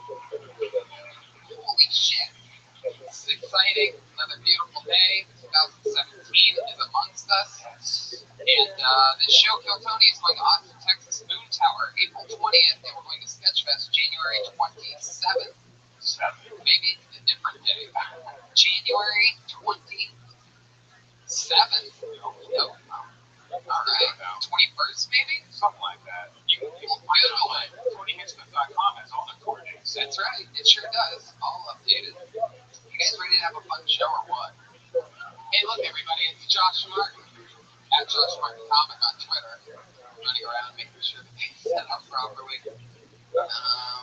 It's the 21st, Saturday, January 21st. 8 p.m. in San Francisco, the show that you're at right now. And it's Field at the Comedy Store.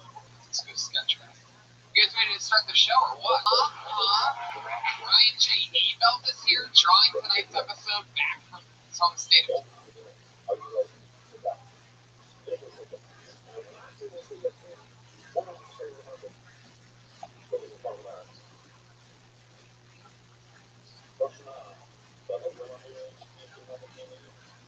Texas. Powerful Jamie Vernon on the HD camera in the back with his new white powerful hoodies. That was exactly not the best marketing way to describe it, but the hoodie says powerful. That color is white. They are white powerful hoodies. They're actually pretty awesome. He's wearing one. I want one. I don't know if you make it in always extra small, but I want one. Let's get the show started. Should we bring up the band or the guests? Let's bring up the guests. Let's bring up the guests first. Let's do that.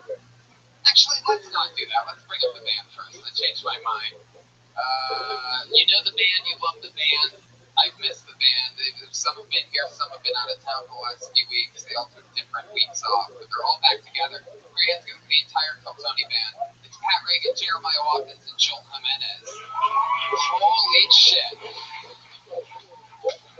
Oh, wow, it's a new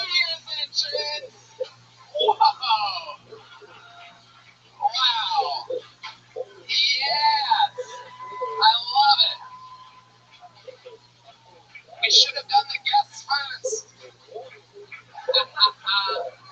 We totally should have done the guests first. How about that? How's that for an entrance? It's the Kill Tony band, ladies and gentlemen. Here they are. Three of the funniest human beings on the planet. Human beings that crack me the fuck up. Jeremiah, that's your New Year's Eve get up? Yeah, fancy. Love it. Well, welcome back, guys. Let's have some fun. You ready to meet tonight's guests, ladies and gentlemen, huh? You guys like guests? Usually I keep the guests a secret pretty much every single week, but I got excited and wanted to start 2017 with a bang, so I already leaked it. You guys know who they are. Three of the funniest fucking human beings on the entire planet all at once. Let's see how loud this place can get for Dom Irera, Big J Okerson, and Doug Benson.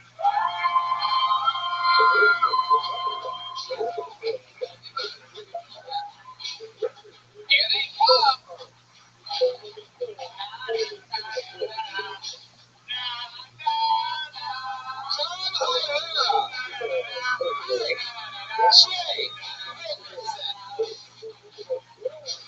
Anyway, you guys want to do this? I can bring Doug Benson, ladies and gentlemen. Come on. Grab a seat. Get in here. Get in here, student. Fuck yeah.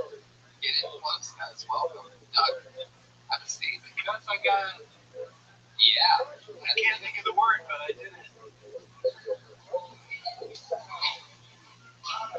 There you go. Welcome back. Big J Okerson is here, ladies and gentlemen. Make some noise.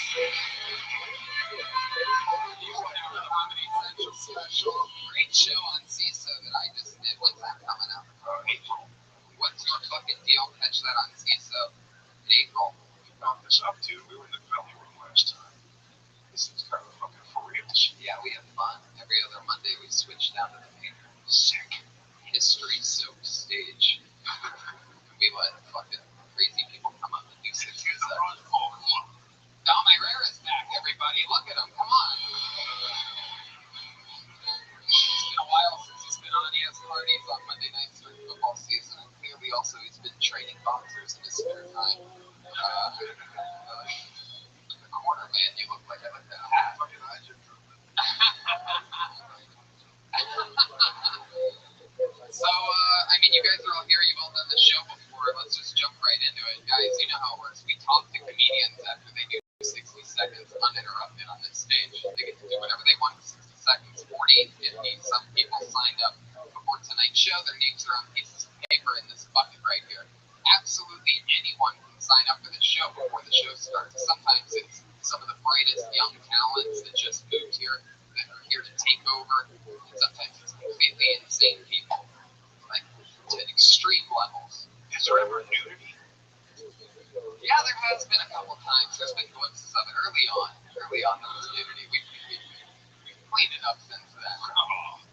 But somehow, I mean, like, I'm not expecting any dong tonight. They're going to see a little dong. there's a woman named Aphrodite who keeps her clothes on, but it's so wrong that you think her clothes are on. Yeah. Oh, okay. That's fair. I don't know if she's in the bucket tonight. But let's start the show. Comedians and people that signed up for the show, you know how it works. You get 60 seconds uninterrupted. You know your time's up when you hear the sound of a kitty. Wrap it up then, or else you're going to bring out the angry West Hollywood pair. There you go. All right. Okay. It'll be one of those nights. You guys ready to start the show? Main Room Comedy Store, first show 2017. There's still confetti falling down from the rooftops. Your first Kill Tony performer of 2017 with uninterrupted 60 seconds, and then we get to talk to him or her about anything in the world. Put your hands together for Jeff Wallace, everybody. Here we go.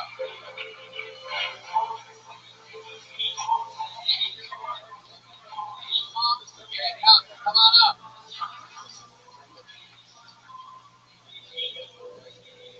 Jeff Wallace, everybody, come on. All right, I didn't expect that to happen. How's it going, guys? All right, great. Okay, not a lot of time. A lot of people say I look like Brad Pitt. In the movie Ben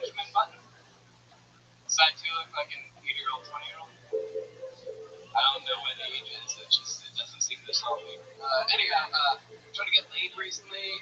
For you guys ever do that, but I've been catching up on Heroes on Netflix. Is a good show. Anyhow, I met a Texas girl. Yo, girl, you're missing out on a killer episode of Heroes. But if you don't notice, the O and the P on the keyboard on your phone is like right next to each other. And if you spell Heroes, it's Heroes. And if you spell herpes, it's Herpes. But I actually texted this girl is, yo, girl, you're missing out on a killer episode of herpes. She still came over. She thought she had the green light. Big red cold sore. That's what it was. Anyway, next, Jeff Wallace. There he is. Fuck yeah. That's not Jeff. It's your first time coming to the show. Yeah. I like the show. Great show. Really, I listen to all the podcasts. I wish I had taken notes during your thing, because all I could think of during it was there's a lot of jokes in here, but all of them need work. Okay, alright, okay. I thought it was clever how you did the setup with the funny. Oh, damn it. It's such a tease. Yeah, you're the M. Night Shyamalan of joke telling. People hoping for a twist, but no thank you. I don't know if it's because I'm stoned, but don't the 3 neon signs let me know? Well, here at the Comedy Store, they love the legendary stand-up comics like Oliver Hardy, Jeff Wallace. I think that's Ed Wynn over there. I believe Ed Wynn, you know. I know with those guys. So, Jeff, how long have you been doing stand-up? About 4 years. Wow, where at? Is that too long? Yeah, where at? What were you like when you started? What were you like when you started? No, pretty much the same. Wow, where have you been doing that? My son in California. Where? My son in California. No, it's Much rather than that. Gateway. I was thinking of Valencia. Have you ever been down there? Go to Oranges. Do that. I like oranges. I just don't remember his jokes. I remember he had a lot of them. Do you really have herpes, Jeff? No.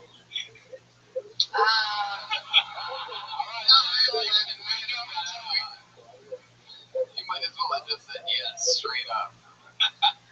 Oh, shit. How is your love life? It's gone relatively well.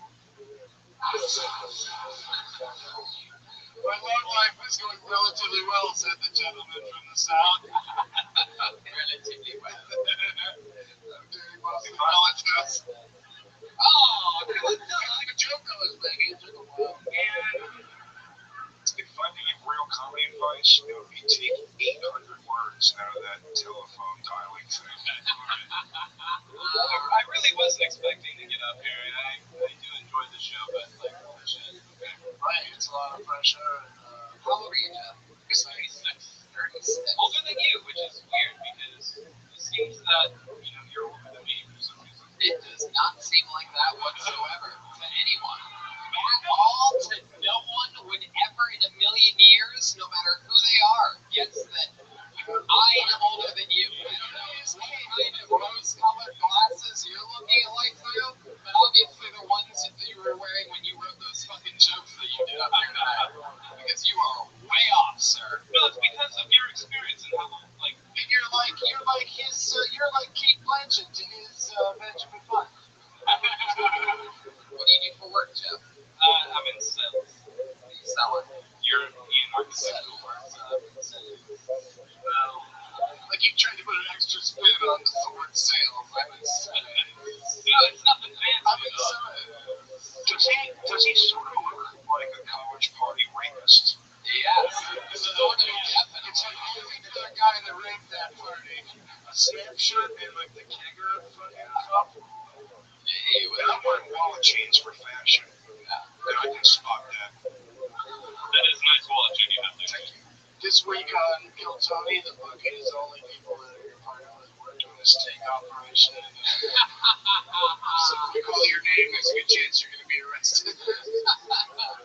Jeff, what's the worst thing you've ever done? I've done a lot of terrible things, but You can answer the question then, Jeff. I don't know if I can really talk about. I've fallen off a tree before. My head. Wait, what?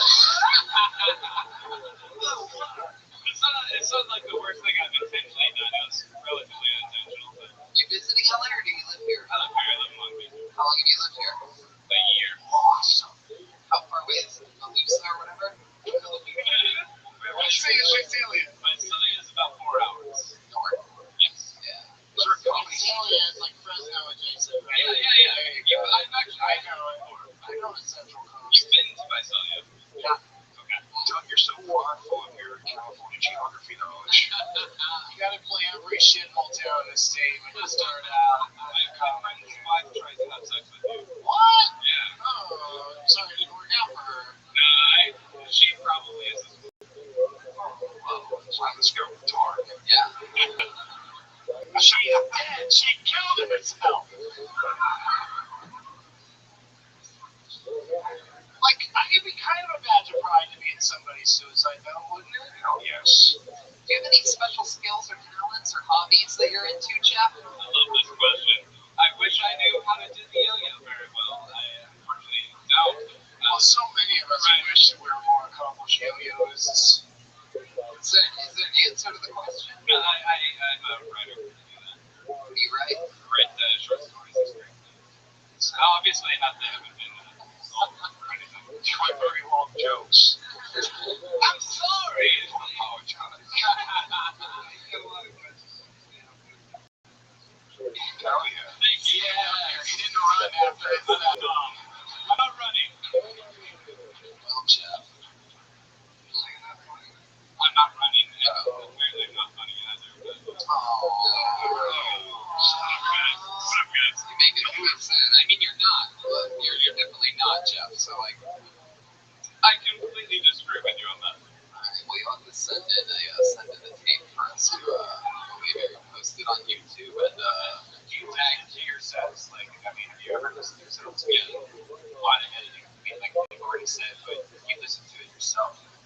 Same reason. A lot of times you're on stage as an album like myself, and you have no idea to listen to it the next day.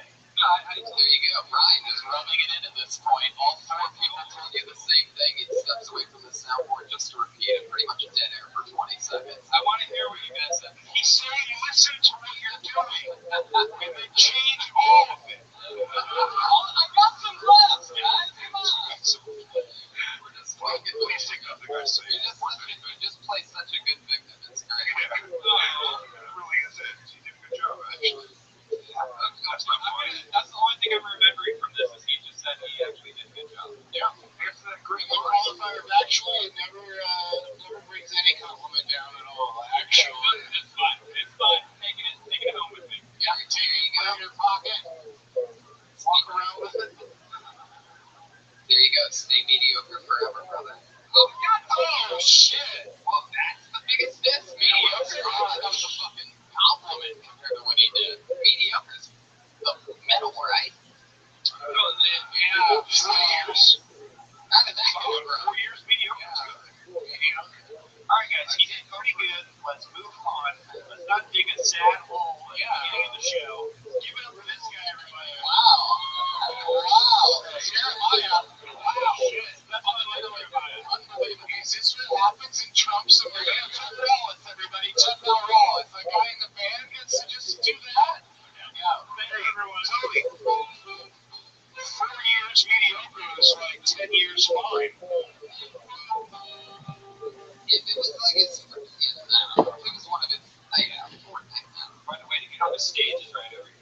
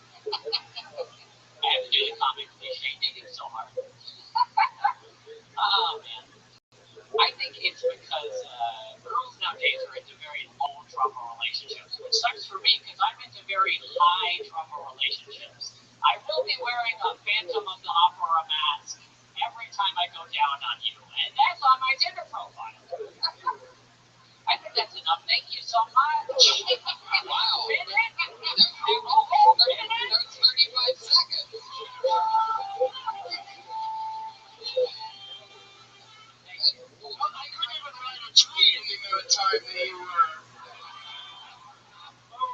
We get it in, we get it out. Not sexually. How about you guys? I kind of miss Joey stuff. Man,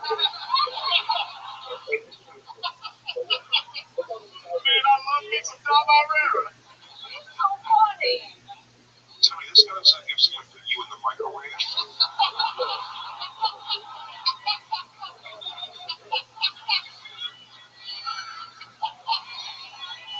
It's like a fucking David Lynch movie. I'm terrified. I'm probably uncomfortable. I think personally I look better than Tony, but that's just me. Again, two people in a row that are very confused.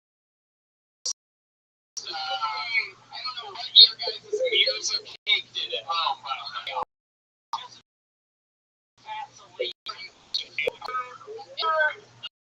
Back at the motel, is there a skeleton back at the motel waiting for you to wrap up your night of spoken word? Oh, gee, dead in this scenario?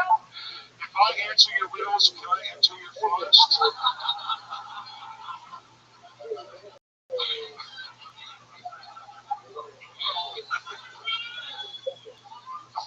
Alex. How old am I? 24. Wow. I got a baby face. What? How are the Elijah face change procedures going for you?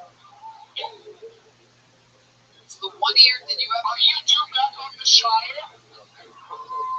The 1 year hangs out a little more than the other. Oh, is that true? I used to have huge ears when I was a kid. Yeah. And I really grew into them. Unfortunately, not both of them. That's interesting. This one sort of hangs off like a Yoda or something like that. Like a Yoda? It's all dude. What am I called? Hangs off, it does. Are we emotionally hanging this kid no longer by his underwear? Yeah, we are. I love it. Lucas? I'm too young for that reference. What is that? Oh, There was a nerdy child in the film, and he was treated poorly, but he was a nice kid. Thank you, Don. You're welcome. Yeah, I enjoyed. Can I give him a compliment on his set? sure. I like when people say words funny, and I like the way you say opera. Oh, did you watch that? You called it an opera. What do you do for work? I did. Wow, I'm sorry I wasted any of our time with that opera shit. We got a nanny on our hands. What's he nannying for? Your name. It's gonna be called something else. Alex, that's like Someone gives you kids, and it goes on a split for a while. Just one name. One kid, I'm good with kids. I bet. Let me ask you this: you did 25 seconds. Oh, you did 25 seconds. Oh, just under 1 line. Yeah, you should do a video where they say, "Can you see the kids for 2 hours? Do you leave after an hour 15?" Tom, I got an idea. Let's give him his last 25 seconds. Sit on the stool over there and let him sit on your lap and put your hand up his ass. And let him say funny things. And just move his mouth. Oh, that's all I prepared for tonight. I did it such a weird amount of time to get a comedian. Right? You have to start strong, which I feel like I did. I can't remember one-liner, like a sentence. Well, that's such a weird thing to tell a joke. Like, that's like telling a joke to somebody. This is episode 190 of the show that you're on right now, Alex. Oh, no, I didn't have more time. It's okay. Let me ask you How another dare you not know the specific number of episodes there have been? Just show up here and willy-nilly not know what episode you're on? Exactly. Wow. Well, you know how it works, Alex? Wait, where are you from? Get your shit together. The bully becomes the bully. I started comedy at Seattle. You started comedy. Oh. How long have you been in LA? About 2 years. What do you do for like fun when you're not doing stand-up comedy? Like any hobbies or fun skills or talents that you have up there?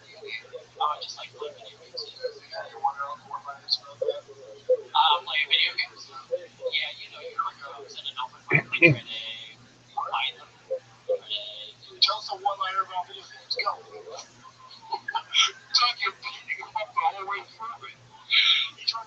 times. Like, you know, when you're come on. When you play video games, do it now. One-liner though. Don't take pauses in your one-liner. One-liner video games. Okay. All right. Okay, my mom. Dude, black. Okay. You know what my favorite part about black porn is when it goes sports. It's gay. Okay. Alex, you talked about the top of my arm. Dope bitch. Okay. You really on Tinder? Yeah, I'm really. How's your dating life? It's fine. I like meeting people in real life. I don't like meeting people online, though. I play so many video games, I think it'd be easy to meet people online, but it's harder than you think. I don't like these matches. I look like a kid, so I match with people who also like kids, and that's not why I Please tell me you talk about that. Yeah, there's a joke. That's like, let's just talk about real life, though. It's not. Please stop asking this guy to do jokes. I know it's become a running gag. If we just stay in the pocket here. It's like having a regular person be like, so you're acting some girl famous people who I like. Right. Should add to your Tinder profile, still breastfeeding. Yeah, clearly into it. You might as well, swing into Let's it. talk about a date that you've gone on. Just real life. Is that a thing? Yeah, the last night I went on, I went to the drawing room. I had like a nice conversation with this gal, mousy headed blonde. Gal? Yeah. Mousy headed blonde. What's mousy headed? What's your rat face? She had whiskers? Whiskers and with eating cheese. When you can like make the transformation to like on the Lion King on Broadway very easily, you're like, oh yeah, just put some whiskers on her and she's a mouse. You know, I do this all day. This man does this crap, so I can't believe they're discussing. I thought I did well. I think you guys are like really riveting people, but I like it because I like this show. You think of the two comedians tonight we've been ripping into everybody? Yeah, but You need this in the I try not to rip into anybody. Look, I mean, I get it. You're okay. I can trust it for streaming that. I would kill to be able to do it. That was hilarious. That'd be very funny. So like you can pretty much talk to like UFC. and I think it can be safe with the positive, just how you came on stage. So yeah, you keep saying that. I think I'm a weird looking guy, and that's I just sort of play into it, right? Like when you're like getting ready, you like have the picture of one of the elves When they're not any entry. I make a transition into the dryer. Well, Alex, that's fun. You probably have to I honestly cheated about how you wanted it. I'd say even money. Yeah, that's what it was. Look at this guy, man, it's so bad. Maybe a little bit. Well, Alex, alright, we met you. That was fun. I forgot we enjoyed it. I'm glad you guys like the entrance so much. I didn't notice the entrance, so at least you got a good entrance. Thank you, Doug. That was almost a compliment. Yes, thank you. I liked your entrance that I didn't see it. I liked the way you said, oh, You're trying to. and I also enjoyed finding TO6. Like, you clearly have something. There you go. Completely agree with them. How about that for Alex Hannah, everybody? Thank you so much. My very sunshine H.I.M. Alex Hannah. I am Alexander. Thank you so much. You're lucky this fight is fucking great shit. Guys, you don't need to do that second thank you so much and you get called up here, by the way. Nobody cares about your thank you so much.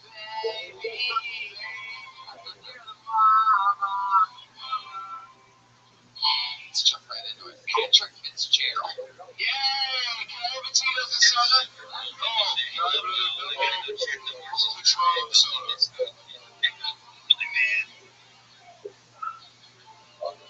Half the viewers are off doing other things, so just leaving devices out for me, and we appreciate it.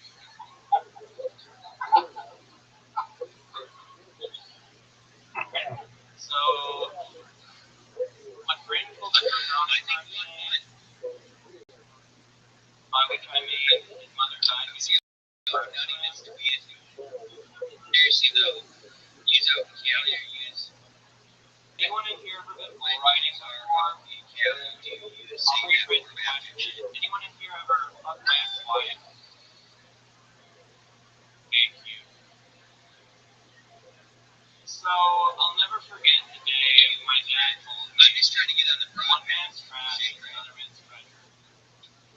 drop me off at the orphanage. And next week, I'll be streaming UFC. So, my girlfriend got streaming a shitty UFC card. Walking you asleep. I tried to surprise her by trying anal sex with her brother. Wait, what's the good fight? What's a good fight? There you go, Patrick Fitzgerald. Tony,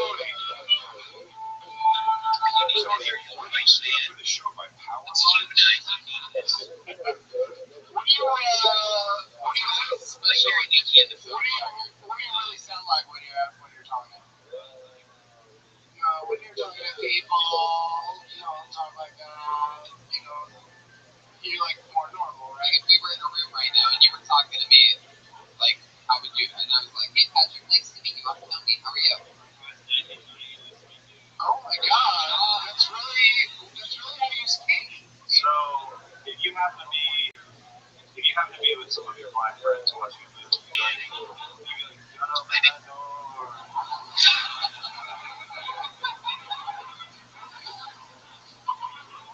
Like, if somebody's trying to go, like, walk up, like a horror movie. Yeah.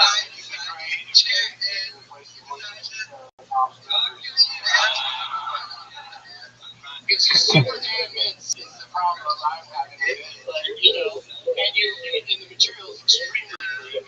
Have you ever been rejected?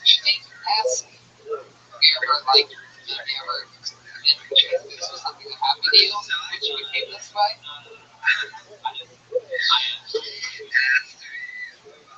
Yeah, well, really, you just sound like normally for the first time, right? Yeah. Yeah, but you can still coming through up here tonight, ladies and gentlemen. I think you still have a dark approach and good jokes, but more like what you just sounded like. I think you're fine. But, I understand that you're trying to sell weirdness a little bit, and that's certainly not to your speech. But, They always work. It's very divisive. How long have you been doing stand-up comedy?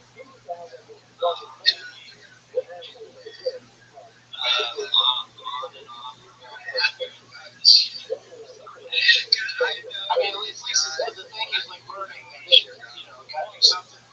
You gotta try to laugh where you can, like the jokes that she still says this isn't going well. Let's talk about your real life. Why so long not for the last 5 years? No, I don't know. I really don't. Since when Tony can make the art gestures and like he does now. Do you guys have a secret or something?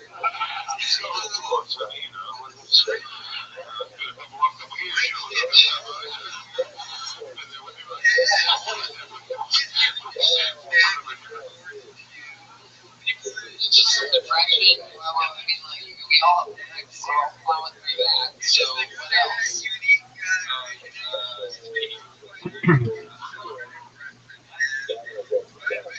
Does anyone ever talk to you before like normal life? I like that persona. Like if you can harness the kind of more real stuttering, stammering you than the one that is confidently what you're saying. What would you say is the coolest thing about you, Patrick?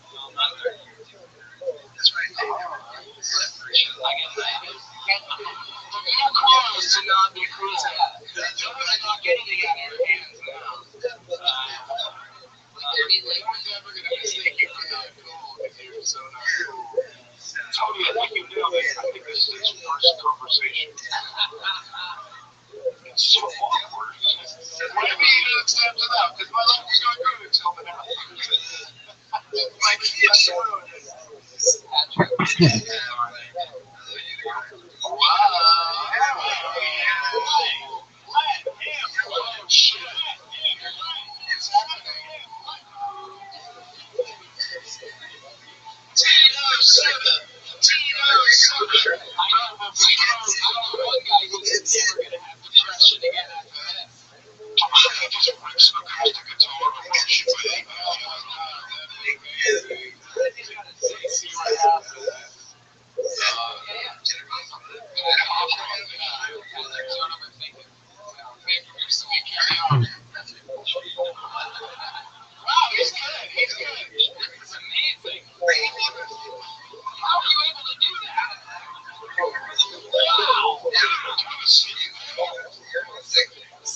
suck this guy's dick, please.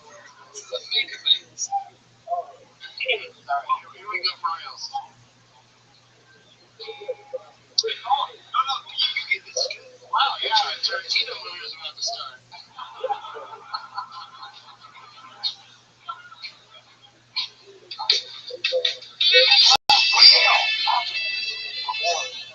Don't listen to them, my friend. I believe it. You're gonna kill this. Solo the guitar, keep going. Don't react to the snide comments that are about to come. Play the love theme from Titanic. You got this. Anything. You can play anything. Play anything.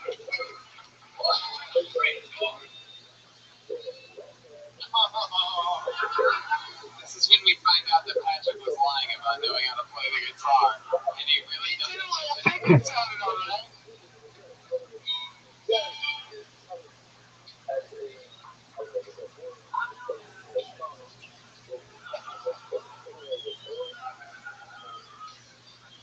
You're staring at us talking off mic. So we're good at guitar. I want you to be awesome with the guitar. We all want you to be awesome. Yeah. Do you want to try doing a series of things you can't do at all?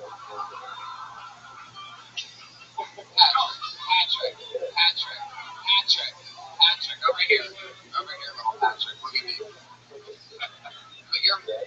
Keep that mic in its mic stand. No, keep that all right there. Face it. Put your mouth up to that, and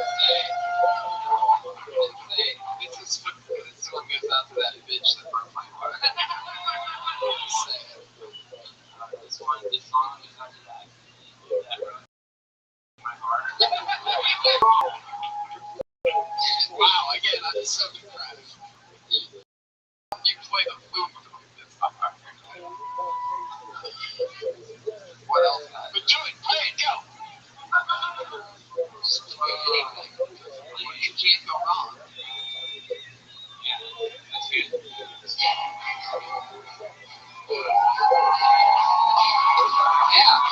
My name is Patrick. We've got some problems inside my head. My name is Patrick.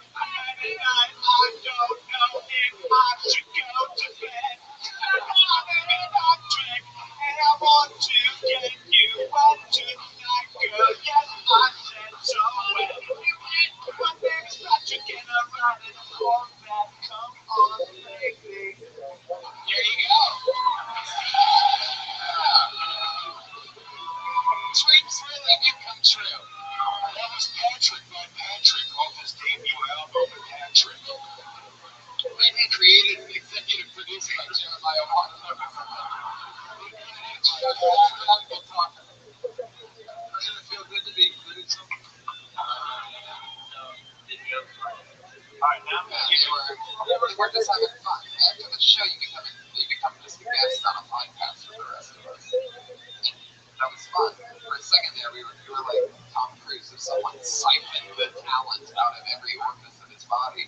But then all of a sudden, you came around right when I was totally about to give up on you. And you fucking saved me. You made a song, you and Jeremiah jammed. That was great.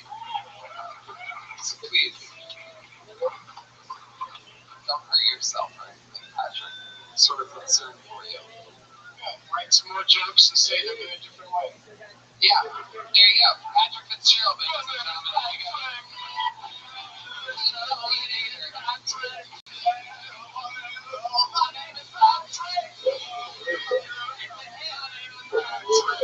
It's already a hit. The kids are singing it on the Sunset Strip.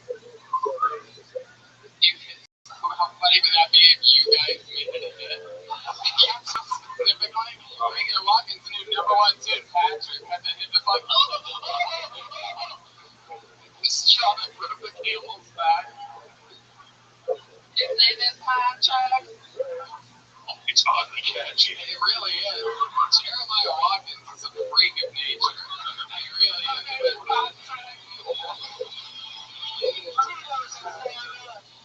Tito's and soda. Tito's and soda. Yeah, Patron and soda. Tito's and Red Bull. You want another one too? Okay. My name is Big J. Oh, that's good. I pulled another name out of the Don't get enough. Doug's not listening to the show at all at this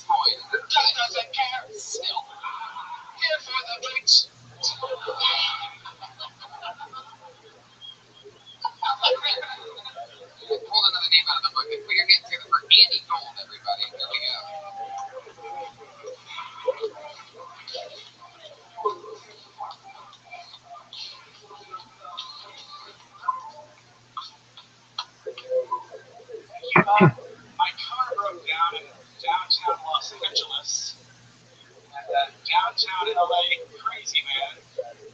Came up to me, I was sitting there with my hood up, and he's just like, well, what can I do to help? I was like, it's no big deal, I just have to jump it. And then he said, well, if you're gonna jump it, you're gonna need a bike and a ramp.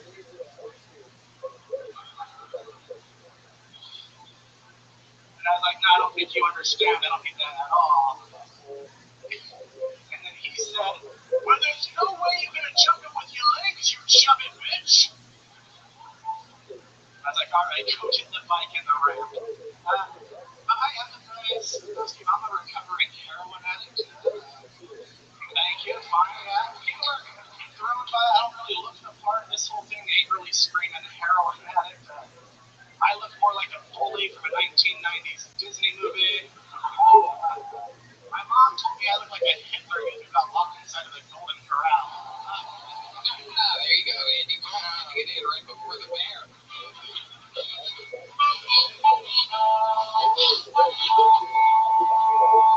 That was fun, Andy. Well, thank you. How long have you been doing stand-up? 6.5 years. Where at? Salt Lake City, started White House. That's an awesome club. Yeah, good sport. Yeah. Yeah, 7 years. So cool. So, Wise Guys, what do they pay you in? Like, at gold, frankincense, and myrrh?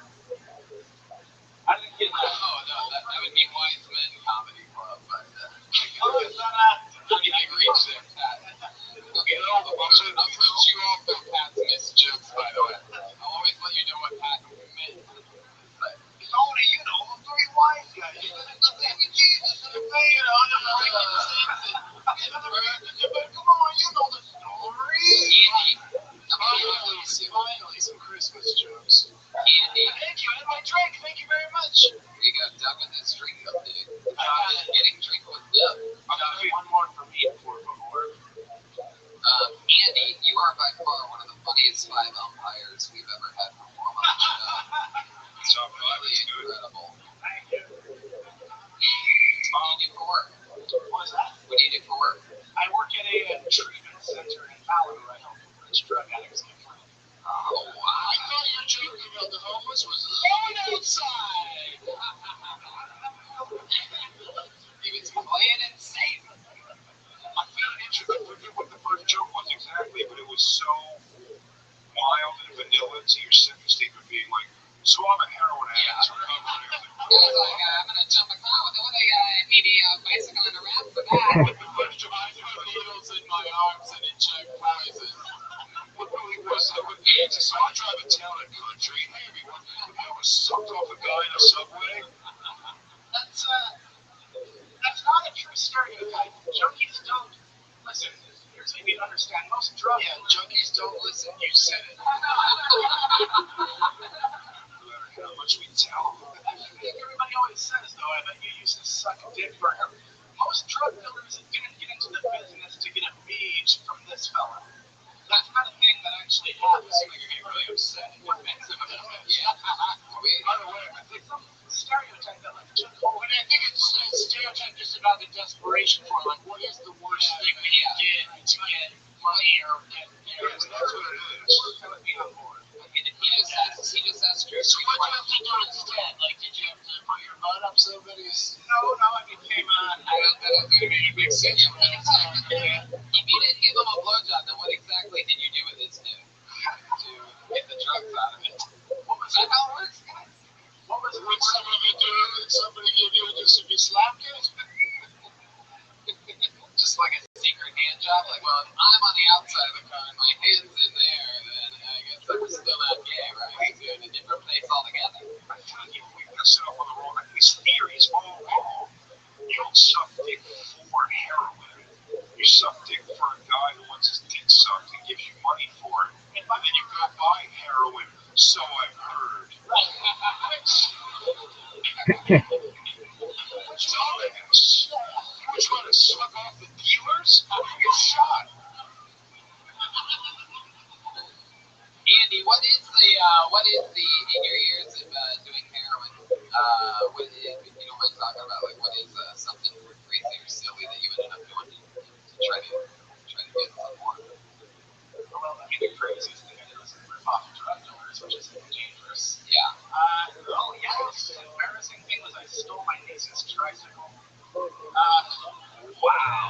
get into this. Actually, too lazy to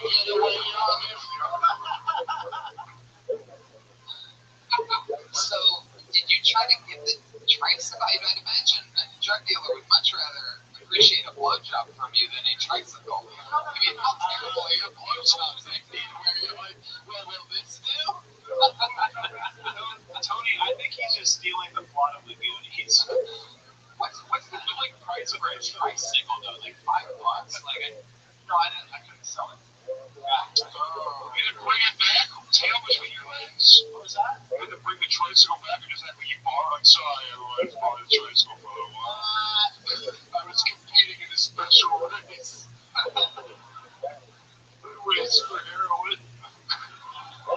That's awesome to hear you recovered though. What do you find yourself like leaning on to help you with that type of stuff? Other than like sponsors and shit like that, like any cool new habits or fun things that help replace some heroin, something that seems like the most awesome feeling of all time. Well, I mean, no, nothing's replaced that feeling. Right? I mean, not even clothing shopping is as thrilling as. Not even what? Clothing shopping?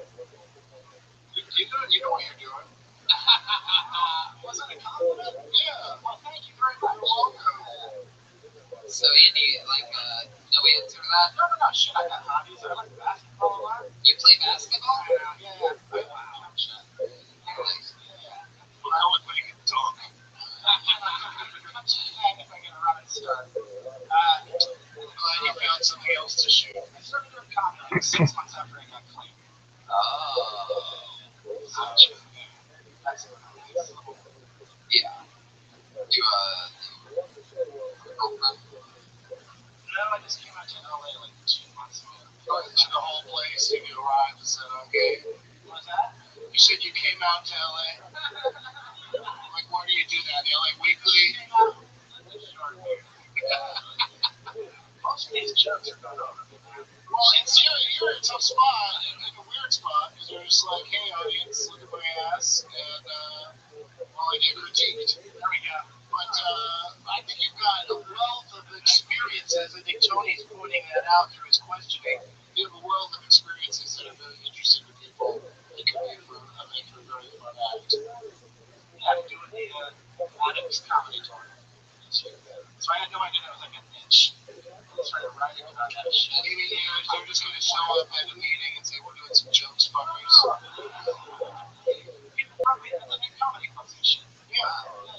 Instead of Silver New Year's Eve, sounds comedy. Or like a bunch of people that are addicts go to that. Oh, I thought you meant just people that are being honest with themselves and okay, I'm coming here. It's not the funnest holiday for people on a Silver New Year's Eve. Weird Eve. Is that a good heroin day? No, it's just not a good sober day. Every day's are good heroin. They should have done Heroin day to Christmas. There was no non-good heroin days. Did you write a song release or anything? What was that? What? Did you write a great song or something like in heroin? Not the last day that was there. Shops. Did you have any cool memories while on heroin? Anything else while on it? I mean, at the time, I thought it was all funny.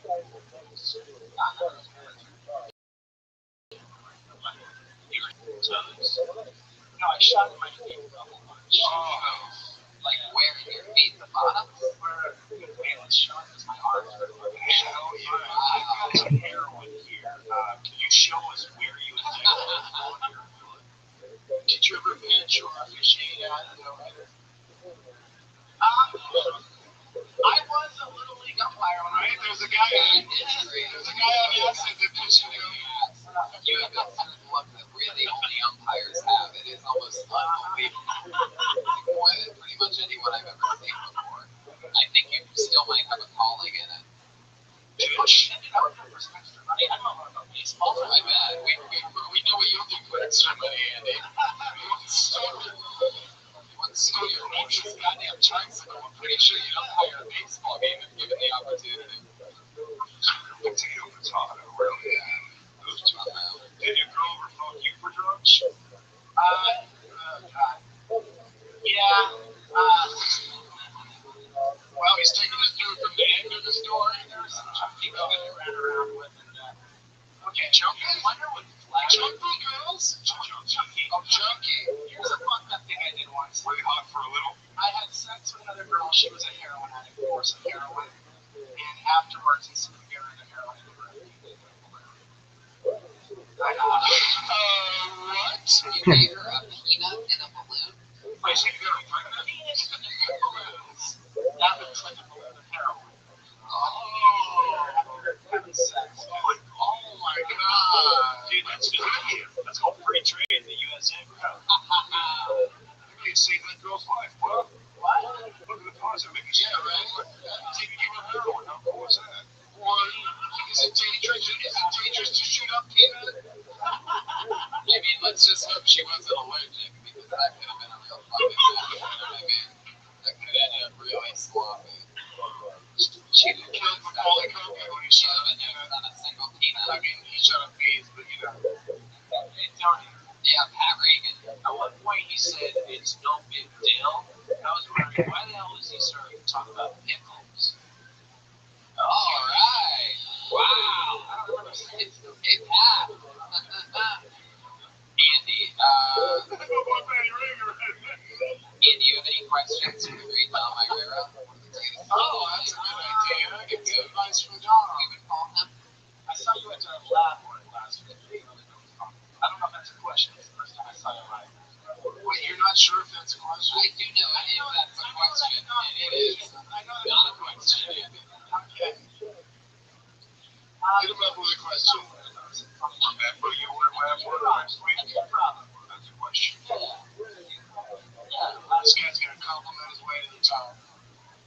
I have no questions on the topic. It's the first time I saw Tom. What's your ethnicity, Andy? Fucking a bunch of Scandinavian stuff, like German and Icelandic and some PC. No. Danish and Germany's my favorite part of Scandinavia. Did you vote in this recent election? Yes, I would. Who'd you vote for? I voted for Hillary. You were with sir.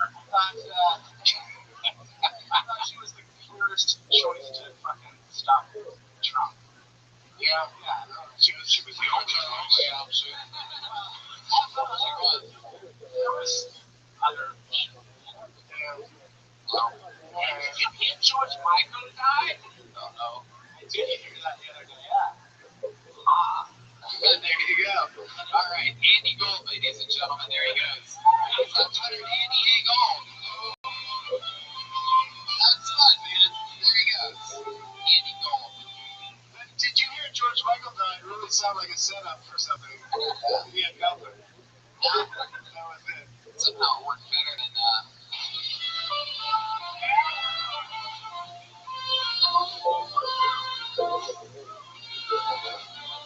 There you go. We all know that jingle. You heard that a few times. Tony. Yeah. So Jeremiah Watkins. it's not weird for me that George Michael was famous before we died. Yet none of the four of us are still alive.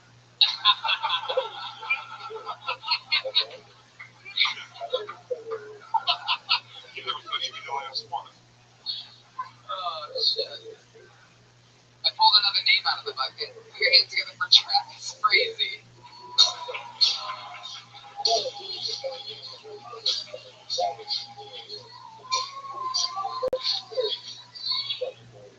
So, I was a medic in the Army for 6 years. I got out a year ago. I don't really do anything medical anymore. I don't practice. But it still really interests me. Medicine is fascinating. The body's crazy. A study came out recently that says orgasm and egg can prevent prostate cancer, which is great news. My first thought was, thank God my wife doesn't have prostate cancer.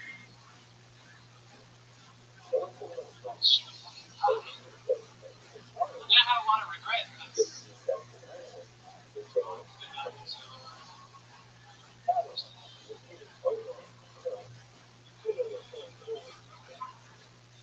but I really like my grandma's new boyfriend.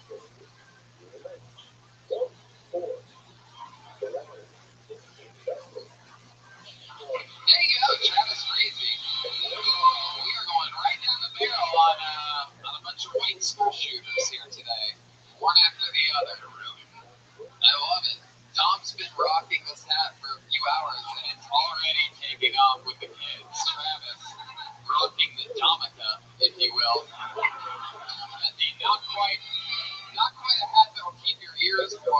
but just a little something to trap it in.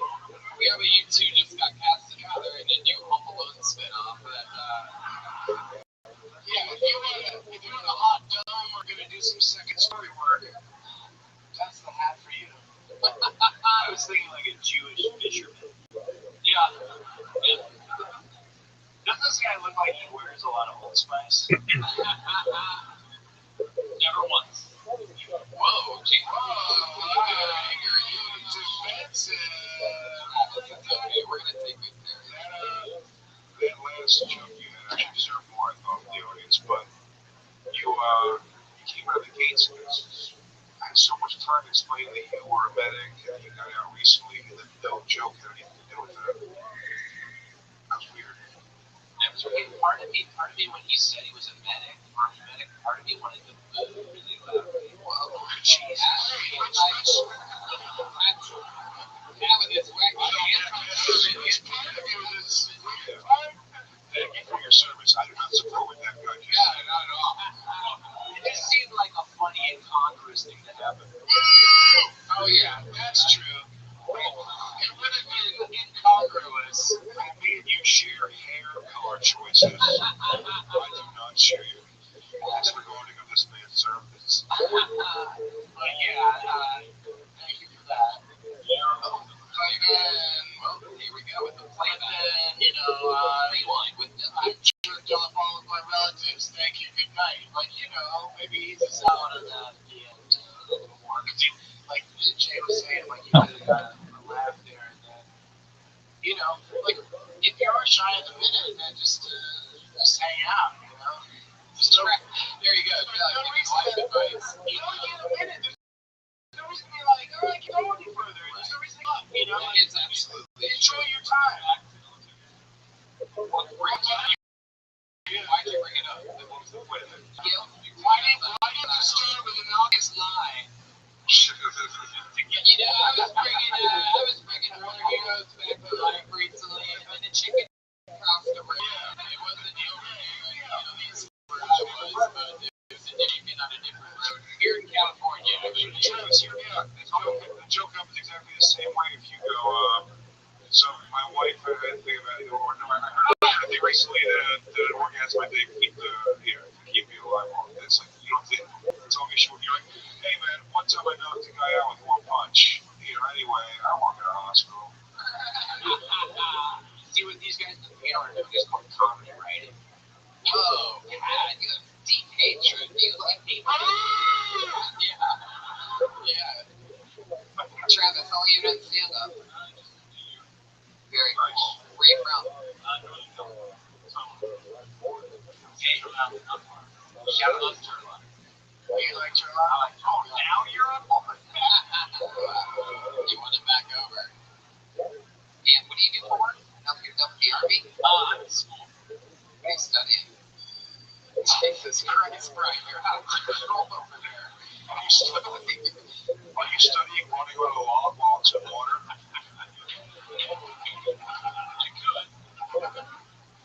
What's the fastest you got on top of one of those things?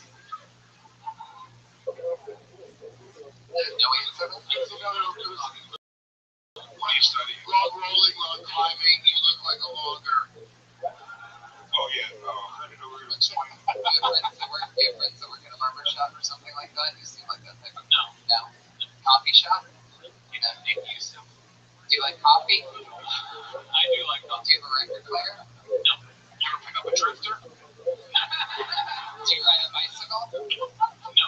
Never. Do you own a refrigerator? I have a bicycle, but I don't know. Did you see my scooter? Did you see my tricycle? I do not. Give dry elbows. Yes. Did you see Pixar's Inside Out more than once? No. Have you tried the new cool habanero double-decker taco from Taco Bell? I feel like Jeremiah just got paid $15,000 just for that. So we're waiting for a chance to sneak it in at some point. Oh. Bling, bling, bling, bling, bling.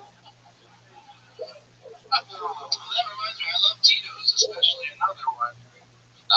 There you go. Travis and soda. So Travis, what do you do for fun? What else are you into? Stand up. I used to be a chef.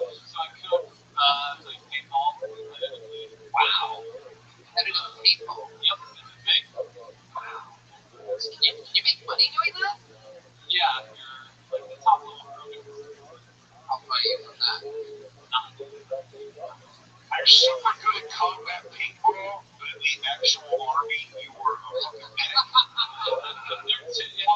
Like the two guns in it. And then somewhere in the field, there's an Indian doctor holding a fucking Uzi trying to fucking put out me. I should be a medic. Okay, all those paintball guys want like visualize like paintball. Patch. No, so big and a bit shitty right now. Travis. Hey, how many balls have you been in your holler? Okay, I just needed that. What's your best dish? You said you're what's your main dish? I haven't cooked in years, but what's Cooking is my main dish. he just did with the guy with the guitar in the game. I haven't cooked in years. I haven't cooked in a long time. You know, like I don't know, top ramen maybe. Yeah. Sick ass grilled cheese with an iron. Yeah, I made a spaghetti. How long did you serve in the army? I was in for about 5.5 years. 5.5 years. Where'd you go?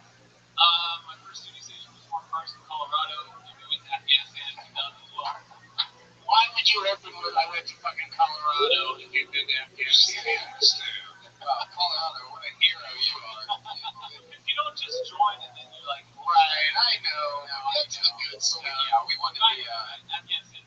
Yeah. You guys need to calm down. He's about to go AWOL right now. So. How much of that Afghanistan weed did you smoke? None. Ah, damn it! It's everywhere. It goes, it like grows wild, right? Wow. Is that written? It's like the Webb's test. What are they gonna do if they just test you out there? Send you home? Yeah. Wow, what a great deal. Oh, I don't like how this is going. I guess I'll smoke some weed. How's anybody out there? You would think the punishment would be to just stay there. They send you home. Oh my God. Honorable discharge. I have one of those every night in my bunk, if you know what I'm saying. Looking at Polaroids from back home. Is it a tough subject for you to talk about your history? No, not at all. I think talking about it has been Perfect. In that case, have you saved anybody's life? Yeah. Have you had anybody die underneath your thing? Yeah. Wow. Do you talk about that at all? Yeah, because he was a Taliban. He was all fucked up and shot in the head. Wait, it was a bad guy. He was a bad guy. So sometimes army medics We we take care of everybody. wow, Yeah. that's fucking crazy. Are you kidding me? You ever just stand over him and like fuck with him ever? Just like, oh, I'm gonna totally save your fucking life right now. Oh, they're I'm just totally about to do it. There's a lot of blood coming out of you. they're just Good thing you're not a piece of shit, or else I just won't. Yeah, have you ever been in the Mark Wahlberg movie? No. Where they suck the Taliban's bullet holes? That's a good question. That is probably one of the greatest questions. I mean, with the comfort of Do soldiers get to fuck it all out there? Do you hook up with the locals? Do you hook up with other soldiers? How does that work? It happens, but we have these cameras that are like white hot infrared. Right. And there was like, we had like a lumber. And boners show up double time on there because the blood flows through much. Livers and jizz. You guys were So finish that up so I can cut you off. boners. We caught that once. We caught like one of the senior ranking dudes fucking one of the soldiers on the white hot. A dude? Yeah, dude. Oh my god. Those chick soldiers are fucking crazy, right? I mean, I imagine the unit I was in, there was no. Did you jerk off to the infrared video of them fucking on the mountaintop? Like, if I could keep a copy. How many people would you say saw your unit?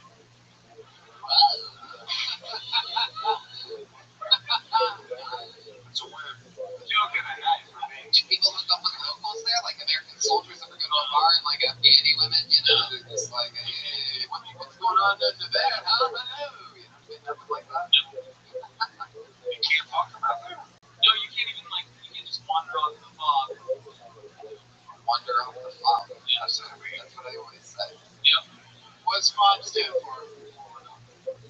Oh, that's really cool. You can't wander off that at all. So you can only fuck female soldiers. Or Afghani chicks that you can invite over. Hey, show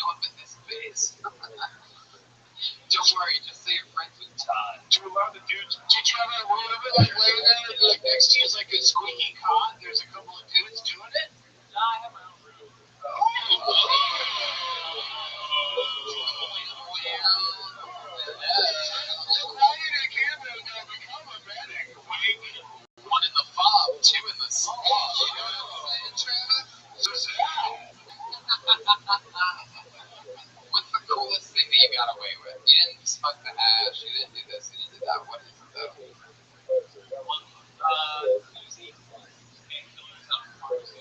Oh wow, great, yeah. Nice. That'll do it, perfect. I think it's still pretty clear that is there any top secret shit you're not allowed to tell us about that you can tell us about now? Yeah. I don't like podcasts. No. It's just a regular heartbeat. Are you telling the truth? I want the truth! Can you guys... There's a moment, bro. You guys couldn't handle the truth. Yeah, you can tell them, say you can. Alright, Travis. Well, by the way, let's take a moment to give Travis a round of applause for being an American hero. You know what I say? He just got the numbers, and it turned out that he saved a lot more Afghani soldiers than American soldiers. They considered him like one of the biggest doctors out there. He couldn't think of any other. Top surgeon. Right, exactly. The Afghanis came back with just metal arms and shit. That's still alive. Guys, he's still standing right there. Oh, shit. There you go, Travis Reed, everybody. Big up for Travis, everybody. An American hero. 5 years in Afghanistan while you all sat on your asses. First show in 2017. Yep. And, you know, We'll perform in any venue anywhere. This is the first fun that's been had. what? This is the first fun. Oh, there you go. 2017. First time 2017. I'm declaring it. January 2nd, live on a Monday night. Yeah. January 1, what happened January 1? Nothing. Nobody remembers that at all. Stupid day. Exactly. Moving along, we're going to go back to the bucket in a second. But what do you guys say we do something fun? You know, what? I wasn't going to do this, but since there's 3 guests on this show tonight, I like things in threes. And people say that they work in threes, comedy in threes. Why not bring up one of, when we talk about bringing dead things back to life, why don't we bring up Kill Tony Google should Legends? stop when They they are real, and they are a real trick. switches up I and can't be like, see you're at the end of the page. I should be able to look at everything in Google before it says that.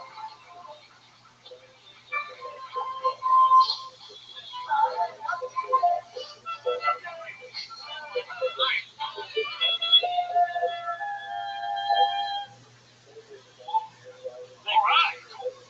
You know, growing up, our dad had us a lot as kids. Our mom didn't though because she was a big pussy. She was a big pussy. She liked to say, wait till your father gets home. You know, because women can't do anything right. That's kind of weird though. Like, hey, honey, I'm home. Oh, hey, you mind beating the shit out of our sons? Just pass that rage off to him. Just an alley-oop of guilt, just throw it out. Dad would just always slam it home. Stockton alone and punished it. We were raised in a Catholic Italian household, so my dad would do the sign of the cross before he hit us with the belt. Just, you know, beat the righteousness into us. Set up Jesus, Lord! I remember when I was 13, I was watching porn, and my dad came in and he was pissed. And he gave me the belt. And I'll never forget what he said. He said, put it around your neck, you'll come so much harder. And I did. It was great for our circle jerks later. Awesome stuff. Exactly a minute from the Percy triplets, ladies and gentlemen. One of the newest sensations in comedy. It is a statistical fact that you either love them or hate them. So you know where you stand already. Probably. Somebody groaned when we were coming up. Yeah, I heard a few. It seems like people really have taken a knack at not liking you guys. In what order did you shoot out of that vagina? First. Okay, I'm glad you all know it. Wow. So, okay. Thanks for the stellar entrance, by the way. That definitely didn't make them hate us anymore. What do you mean? They're legends of Kill Tony. Yeah, that's not what made that not go great. That wasn't that at all. Don't try to put it on me. Did you guys go into a Forever 21 or what have you and say we need 3 shorts that are not the same but are the same? One of my favorite parts of your guys' set was when I noticed Big J just shaking his head no.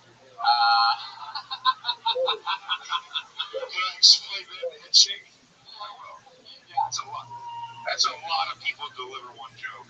Right. That's a lot. Yeah. That's a lot to drink in. I didn't know the legends before tonight. And it's a lot, so I'm just trying to drink. My hands blew up. Maybe I'm too close. If I was in the back, maybe I could take it as one picture. Yeah. But all three of them, I was just bouncing back and forth. I couldn't follow the. You should maybe have like a competition, like raise money for charity and like throw one of yourselves out of the group. Like have a competition who are the two best, and then the third guy has to be like, well, I gave it a shot, but then the other two guys can have more of a like a Star Brothers kind of future. Who is the Destiny's Child of this? Oh yeah. No. Which is Solange. Wow. That's a Solange in the book. You guys hate Solange has been good today. He's on your Facebook. He's got a Band-Aid on his face. Yeah, last week we found out that for those of you that didn't listen to last week's episode, we found out that this Jersey triplet in particular has a huge cold sore on his bottom lip. It's herpes. He has it covered up with a Band-Aid 2 weeks in a row. Shut up, Jersey triplets. Whose fucking microphone did he use? That's why I want to be. That's a good one. That's why I want to be. That's why I want it. Which one did you use? Alright. It's old Russian roulette with triplets here tonight. I hate following him after he does how do you like making out with a microphone, man? I thought that the Band-Aid was a soul patch, and that they were going through like a Smash Mouth phase or something. Oh, okay. Anything happen in real life over your guys' Christmas or anything like that that's interesting? Except Sean took a girl and went out on a date with. Oh, which one's Sean? This one. Oh, the one you guys want to kick out. So you took a girl that he's been on a date with. Where'd you go? You went on one date with her and it didn't go well? Yeah. She was telling me like how her dad has been whole life in prison and he had herpes and like cancer. Wait, her dad had herpes and cancer? Yeah, like on the first date she's dropping all that, and then she said like, see, not herpes, but she did have cancer. Oh yeah, I love that herpes corrected you on that, by the way. I know. Are you sure she didn't just say my dad loves Pepsi? So she said that at some point in an entire date of conversation, she said that her dad, not her, has Pepsi and cancer, and you're like, ooh, fuck this. This is not going good at all. Spent his whole life in prison, and then had an ex-boyfriend that beat her, was into bestiality, got high on meth, and then fucked the pillow. And you're just like, lady, look, I'm one of 3 triplets. I can't handle this type of. The worst part is he knew that, and he still took her on a date. Yeah, goddamn right. All the red flags and free pussy. Did you fuck her? Not yet. She's into bestiality and On the first date, he sure is. Hey guys, when was the last time each of you had sex? Mine was a month ago. No. Jesus. 2 weeks for me. Whoa, 2 weeks for 2 weeks on a finger. 3 months ago for this guy. 3 months ago for herpes began with it. Wow, that's a real sore loss you just took. Hey guys, guess what? Earlier today. Wow. it doesn't count if you fuck your instrument. The sex of Why not? So what? Sexy motherfucker. Where'd you take her on the date? I took her to a bar. Ball lounge. There was a club. And where'd you take her on your date? You took her to eat, didn't you? Yeah, small Mexican. Yeah, straight for the drinks. Did you end up hanging out with her? Yeah, of course you did. What are you gonna do? Get her happy on chicken parmesan over there in the middle? I took her to some hole-in-the-wall Mexican place. Yeah, we're doing a fucking check, man. Margaritas. Get her like an upgraded. But he doesn't When Brian's only agree with you because he heard the word hole in the wall, and that's literally how he fucks through a glory hole. So, alright. Yeah. Yeah, it's in the game. You guys, your mom only has 2 kids, so how's she breastfeed you? Something like that. That's pretty interesting, actually. That's actually really she does like a garden hose thing where she like pinches it and squirts it all over her faces. We said it was like a lazy Susan thing where we just kind of spun around in a circle and sucked off the tennis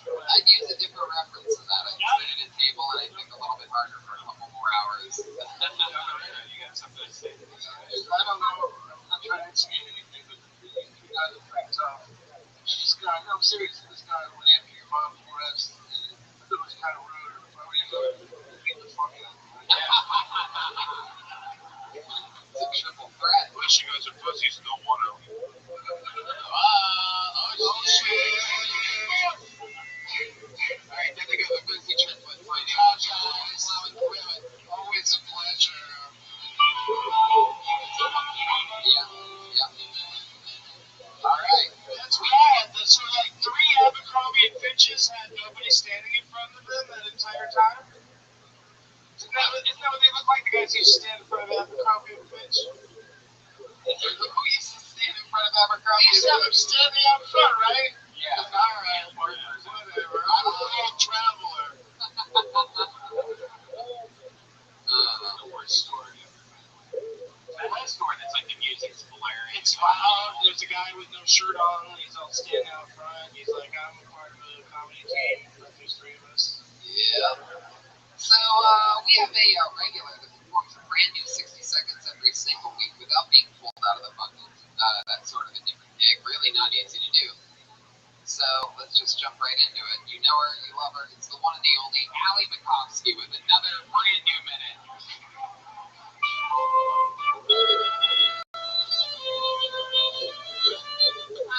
I have 2 older sisters. They're really good looking. They're also single. And I try and be a good little sister whenever I meet a hot, eligible dude.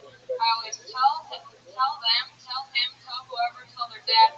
I say, hey, I got 2 hot sisters. And they say, let me see some pics. And then I'm in this weird predicament where I have to go through my phone and find pictures of my sisters I want to fuck. I'm like, hey, Courtney looks like she's into butt stuff in this pic. All Courtneys are into butt stuff. I think it's hard as a woman and also as a comedian to hook up with guys because before it goes down, they'll always say, hey, are you going to talk about this in your act? I'm like, I don't want to talk about this tomorrow. But if you're into butt stuff, I know a girl named Courtney. She's a whore. Exactly a minute. Wired in a callback. So fun. I give a note. I would say that at one point it's on you, and it's hilarious when you say, I have to find pictures of my sisters that I want to fuck. And then you make it just about, which you can still get there, but in between that, I would say instead of it just make Courtney looks like she's in the butt stuff in the seconds, keep it on you, like, oh, I went to a meeting, my sister's pussy in this picture, like, keep it, it's already on you, if that makes sense. Like, that's not the right thing, but, Are you into butt stuff? No, try to work like that. Well, because I was with my first boyfriend, and I was like, let's spice things up. We're 17. And, well, did we know that spice was Cuban? You know what I'm saying? well, the spice was... I never see Tony go, I don't know. I'm trying to think of a funny spice as fast as I could. Somebody's like, Cuban is a funny spice, but like maybe not right there. probably nutmeg would have been a big place for Cuban. Something was cumin in my butt. Whoa! It's going too slow. Well, Too fast. okay, so there was no preparation for this. You spit on it? No, okay. That was after. No finger work. No, so I didn't. Monster. I had never watched porn before this, and all I had was this weird lotion that I used for my legs, and I was like, I'm sure this will work, and it worked. It'll sting. It burned so bad. That's little. Yeah, well, you make a lot of mistakes and you learn. Wasn't, but it was just regular lotion. It was like I thought it was cocoa butter, so I was like, this will be coffee, and it was not coffee. It was a black guy. No, I wish. It was this guy named Blake. If you're listening, Blake, I'm over you. Clearly. It sounds like you were all over him when he tried to have butt sex with you, too. Did you wish you said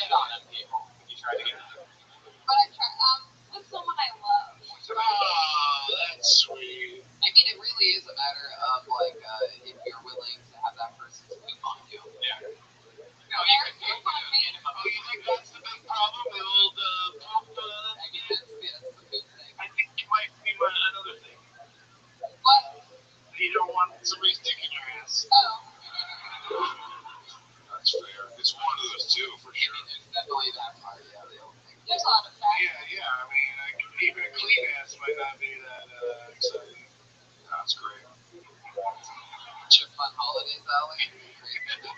I was in Hawaii with my family, and Taking the family to Hawaii again? Was it Cuban? Trying to Cuban up the relationship? The red eye? The brown island? no, we just went to. There's nothing funny about it. We were just in Hawaii. Doo-doo. Maui, Owie.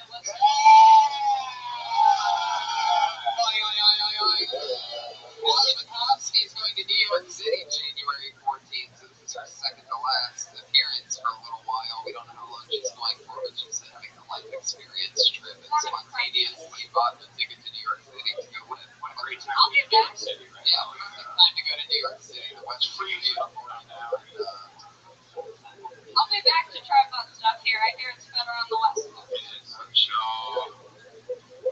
Big J will take care of you out there. I live in New York. We'll see. You try some East Coast butt stuff. All butt stuff battle. West versus East. Who does the best butt stuff? For the control experiment, we have the butt fuck here and then butt fuck there. You tell me where it was also from. That's corny. Okay, there's no way this is funny, but what if you melted like a Hershey chocolate and used it as lube? Oh, I just got weed lube for my family gift exchange. Weed lube? Your family? My cousin's a little out there. Did somebody say German? My cousin's a little out there. He brought weed lube to the White Elephant gift exchange, and it was past my turn. I got a squatty potty, and I could have stolen the weed lube, but my dad was sitting next to me, and I can't let him know that I'm a freak. Right. You know? I mean, Have you used the squatty potty? I just got one today. That's so weird that you're talking about it. I didn't know that it was so high. Really like this. If somebody walks in on you, that's way worse than just regular pooping, right? Right, but if it's private, like pooping is, Yeah, that's right. then how is it? Right, right. You know, sign it right out. A lot of people walk in on If somebody walks in on me, it's when I think about every activity I do. There's never a lock on any goddamn door where I'm living. They got the travel squatty potty too. I got rid of mine. Not a fan. What do you buy? Because I like to look at my computer or read my phone when I shit. And I don't want my knees up on my fucking ears to go get me prison fucked. Wait, you don't like Does it really shoot at it that much better? No, it doesn't. And the wiping is still a whole bunch of nonsense. Your butthole's in a knot, man. All right, Brian. Back to the soundboard, little baby boy. Jeremiah, go ahead. it's about 3 minutes? I know. I was trying to get to you over there. I didn't expect the pride to keep going out about this toilet, but I totally should have. Hey, Dom, I have a question for Dom. Okay. Allie McCoskey, there she goes. The regular, the great, the Allie McCoskey, the machine. I don't know why, audience. What do you do? What's that? Why? You think that we should go to the bucket one more time? Yeah, go to the fucking bucket!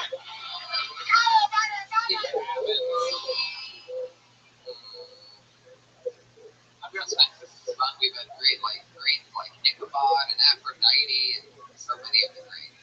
Oh, we've seen this young lady before. Put your hands together for Nicole McCannon, ladies and gentlemen.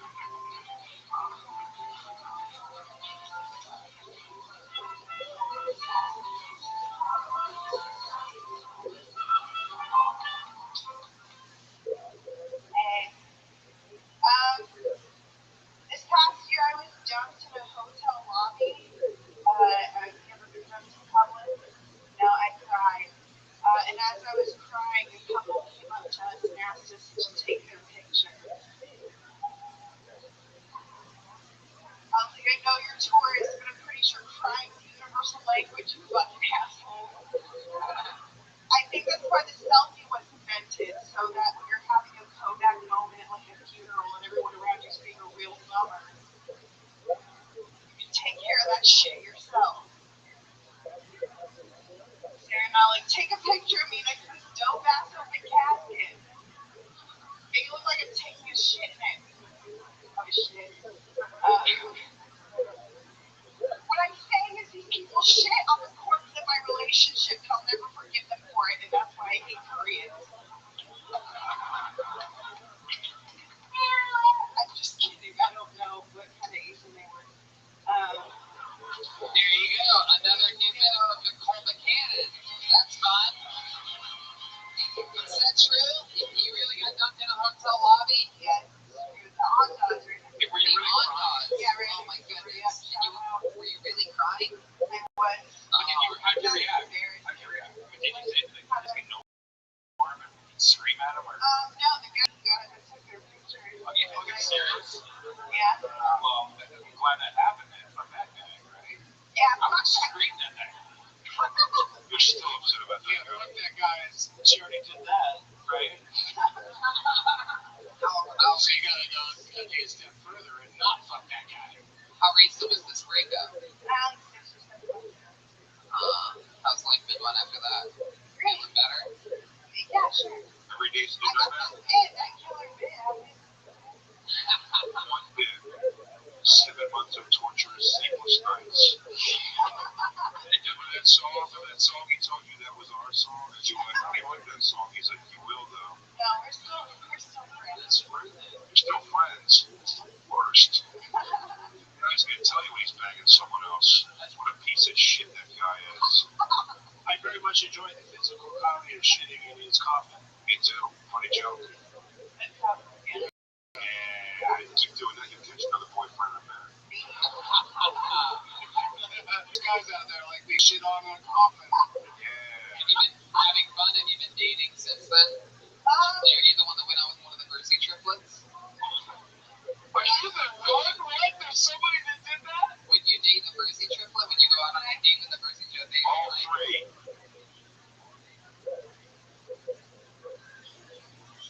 Top watertight. Time. Yeah. I don't know if I can handle that. I like Alex, the same guy. Wow, she specifically did true. Oh, she looking Victor Rosie.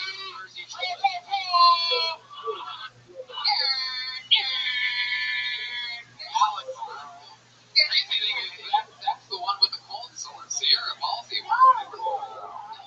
Nicole brings up an interesting artistic question, which is, you go through a traumatic experience and you get something artistically vital out of it. Was it worth going through the experience? Yeah. Shit that guy's guitar.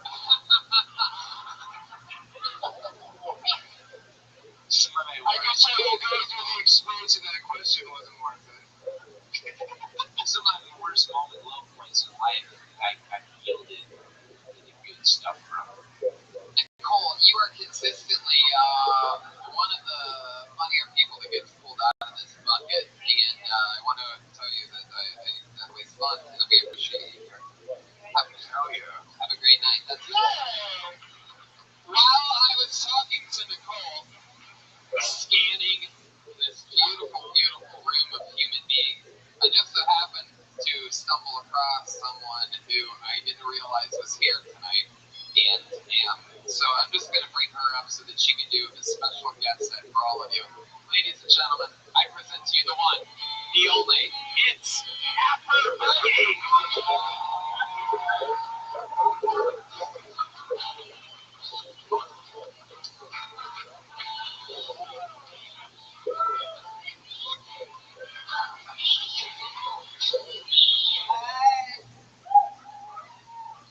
I have a disability I can't ignore because my ass is too big. It won't fit in the office desk chair. They have to order me 2 chairs. One cheek on each chair. Do I look like I can type? Right, hell no, right? I can type with my breasts. You know? I mean, it's really difficult to be black to get a job. A lot of white people don't understand that. You know, I have a friend, she might have got a job, but find out she don't be black kids. And, you know, these homes take me gradually to turn white. And I had an interview like a couple of days after I got mine, 48 capsules, so I decided to take all 48 of them at one time, you know. So sure enough, I got this sparkling white skin, blue eyes and everything, blonde hair. I got the job and everything, and shook the lady's hand and told me coming in Monday. Next thing I know, my afro popped out. I'm like, damn. She said, you know, that nice.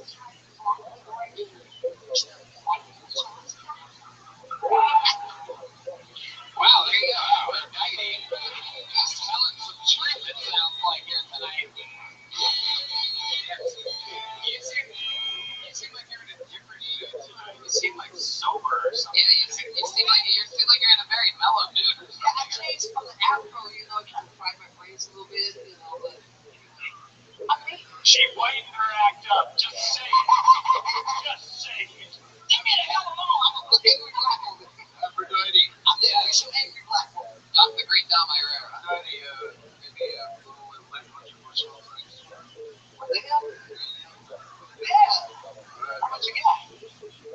Listen, I can't be no constant hoe. I have to be a one-time hoe.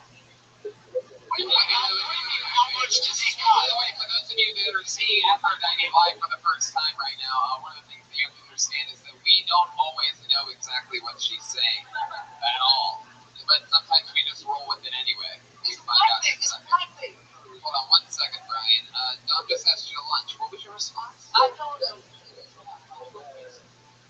How much have you got? Like, how much money does he have? I'm not attracted to him. What the hell? You want to know his name? Dom is a beautiful man. Beautiful ain't man or damn rich.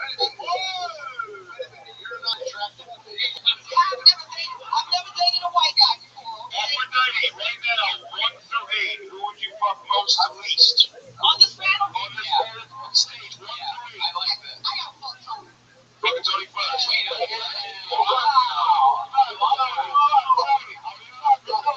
Really? Aphrodite, if you let me fuck you, I'll fuck you with Tony. No. Tony got a sexy fucking voice. Goddamn That's right. me probably can eat me out. You're telling. Wait, hold up. Who has the second preacher in the choir over here? Preacher in the choir. Everybody stop for 1 moment. She said. No, really, he's a little bitty motherfucker, but I bet you can go. Oh yeah. He's hot like a pony. Hold on. She said that Tony has a sexy voice. And I just imagine Tony in the bedroom. Yeah, I'm gonna eat your If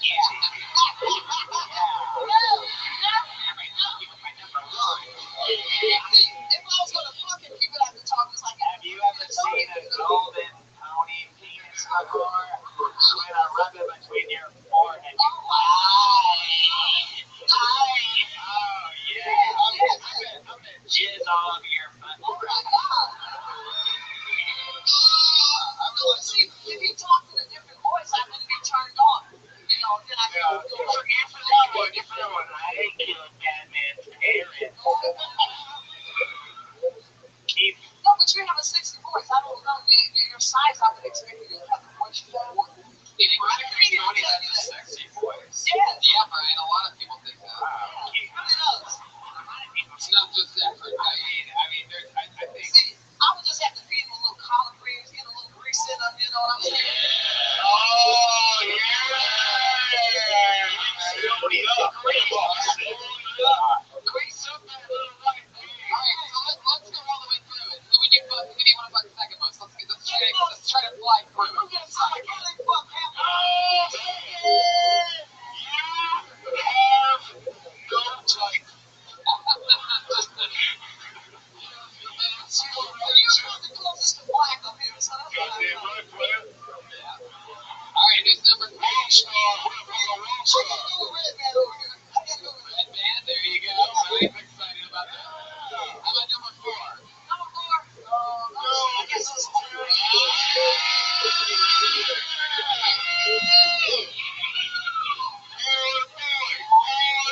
They go crazy with the real asses in the room, It's none of that $29.95 ass, you know what I'm saying? Alright. Next. I'm not fucking him.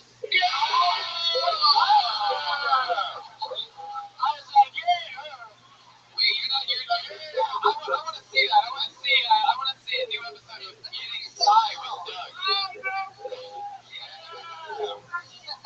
He ain't sexy. Wait, is it? I didn't feel anything. I didn't even feel his dick, He talks like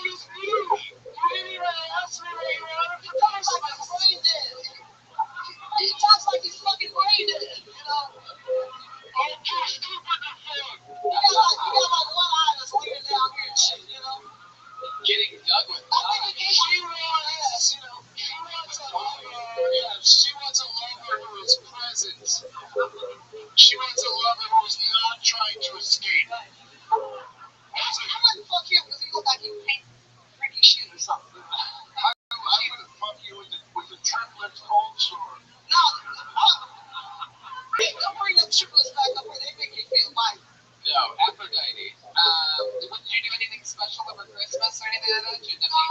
with anybody? No, I'm an angry black woman, so I don't celebrate Christmas.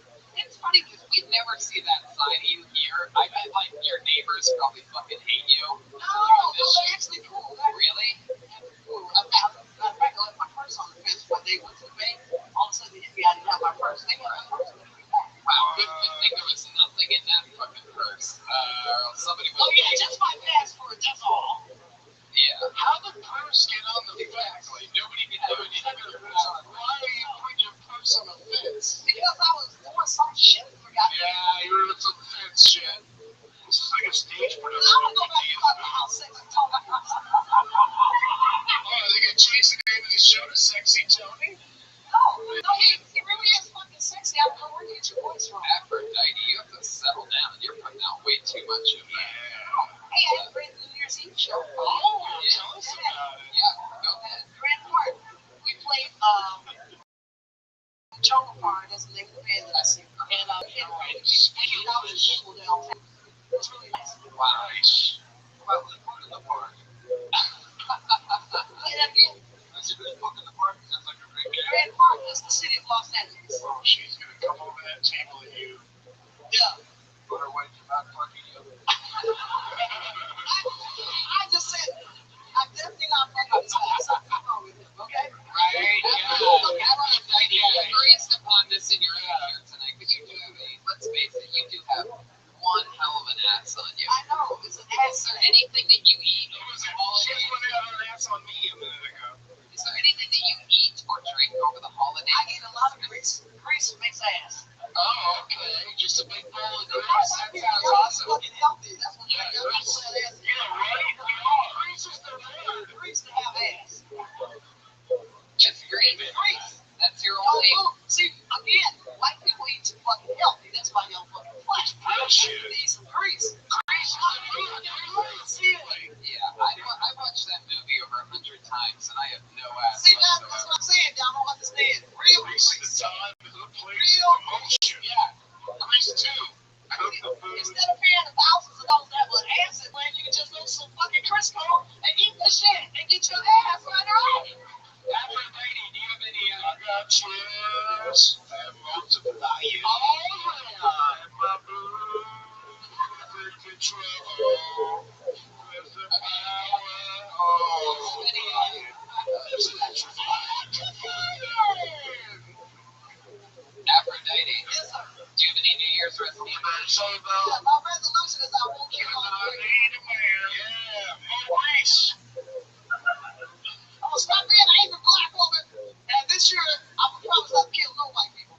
What is it that makes you so angry, do you think? What makes you angrier than anything else? I'm mad because I ain't got the motherfucking reparations. That's why I'm mad. Okay, you're gonna have to repeat that and put a lot of space in between. I think there's good reparations was in there. I got bills to play. I don't give a damn what You you have do. bills to play? I got bills to play. Yeah, I don't think you're doing this right. Okay.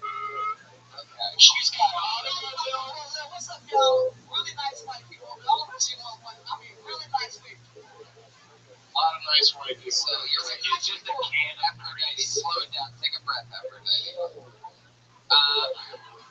So your resolution was to find a man and stop being an angry black woman? Is that what you said? No, I just want to stop being an angry black woman because a lot of times when white people see me, they tend to think I'm angry. Where? Anybody else here an angry Just black walking woman? by, they just kind of look at me like, But where are you walking by? yeah, like if I'm just out, you know, going shopping or whatever. Maybe it's because they look at you and you go, "Can I help you?" Motherfucker.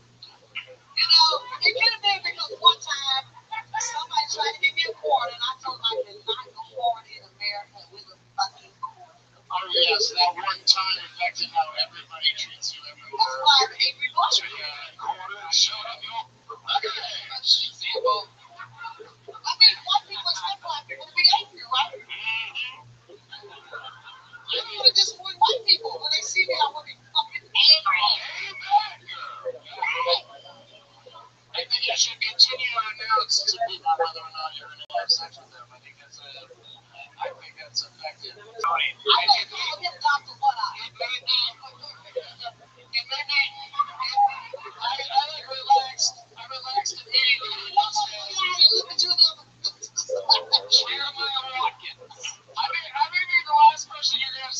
the stage. I said, I'm gonna sit back and he's good for sitting. He's good for sitting. He's a man. He ain't getting the hard on. What's wrong with this motherfucker? Jeremiah. Wow, that is Jeremiah. I'm supposed to get hard on when a woman's sleeping. Jeremiah. I feel like Aphrodite is so blind she used to date the Zatarans, man.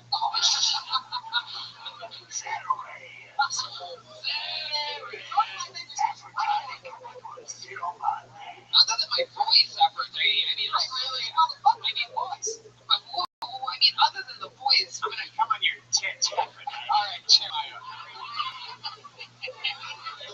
Aphrodite, if you keep rubbing that lipstick on your teeth, I'm not coming. I don't have it tonight.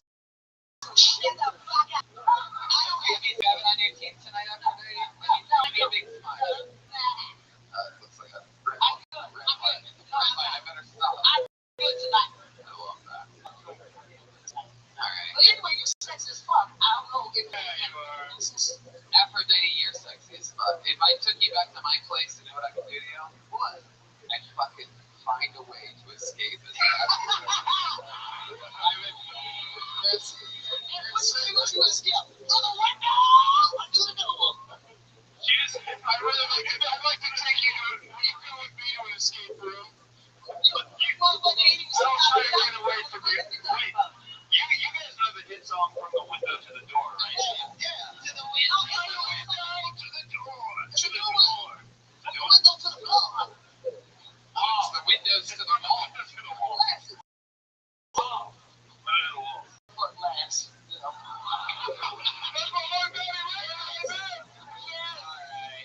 Aphrodite, you probably get fucked seconds less. Whoa. Went up the chart. These two wouldn't get fucked at all. Alright. There you go. Aphrodite. Aphrodite. There you go, baby. She recorded all that. So it's a podcast that'll be available, perpetuity, but she recorded all that. That was weird. She got that on tape. Nikolai Jokerson. Am I crazy? Is the time? Can I plug my Florida dates? No, this isn't the time. Hold on one second. Did we just celebrate Kwanzaa? I'm pretty sure that's how you do it. Yeah, I think we celebrated Kwanzaa and yeah, a lot. Kwanzaa Claus sat on my lap twice.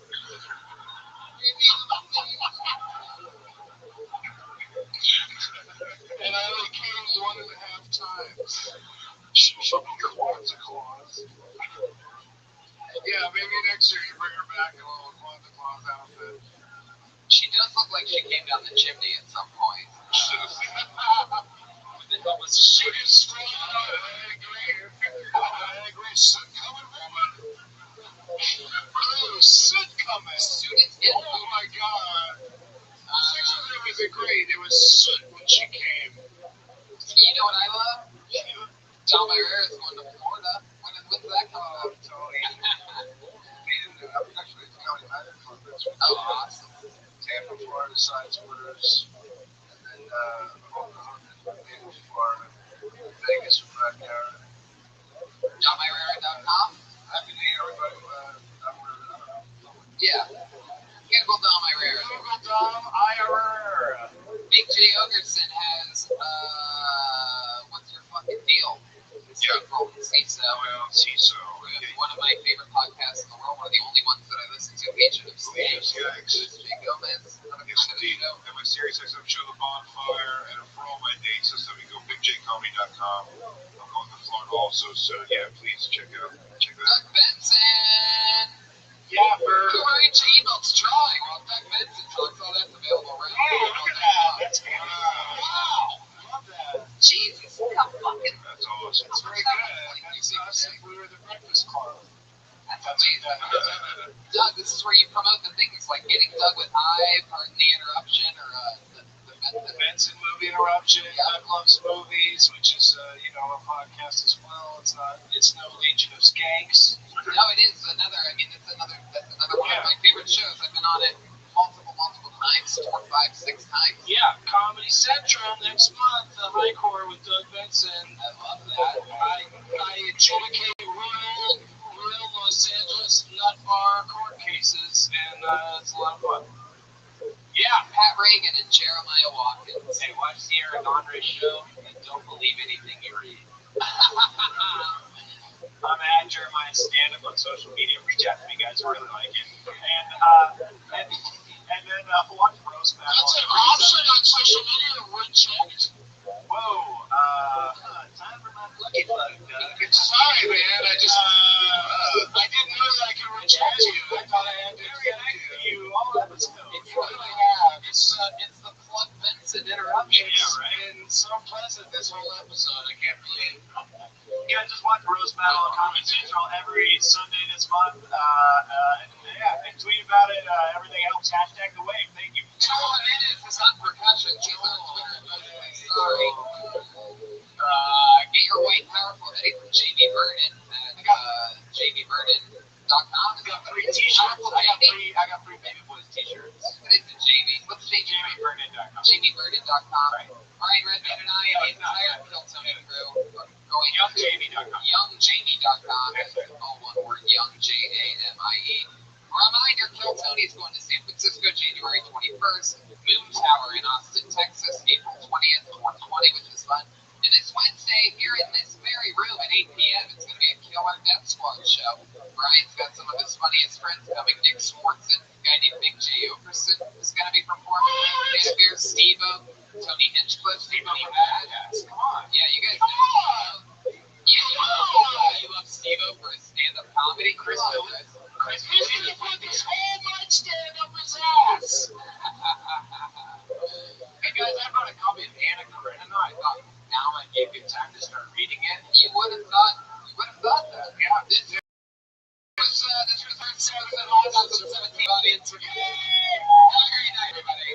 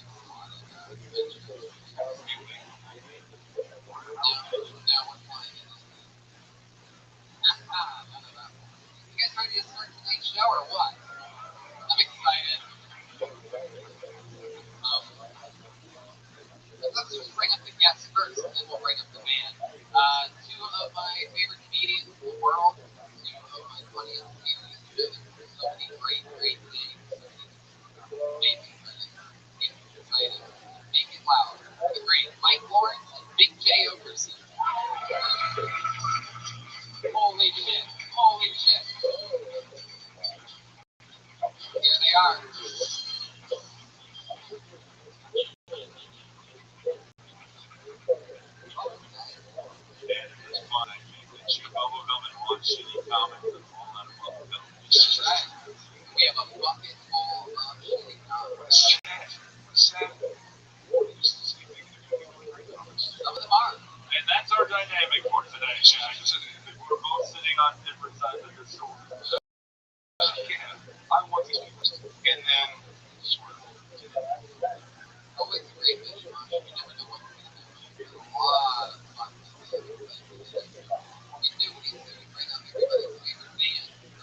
late night shows, podcasts, everything has been voted. This is the #1 band. Put your hands together for me. You like them, you know them. It's Reagan, Watkins, and Joel Jimenez.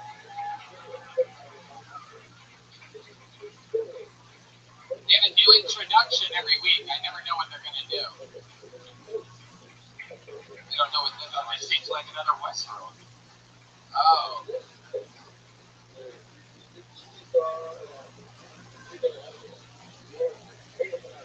There they are.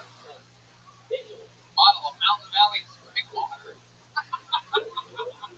The Latino one just looks like how Trump sees all Mexicans.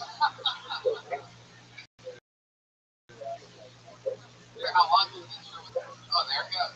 All right, here they are. Reagan, Watkins, Joel Jimenez, paying homage to Westworld for the Westworld, babe, yeah. They're about to take us to Brokeback Mountain. My Lawrence never looks like he's got the woman in his life. Whoa! And yet I'm happily married.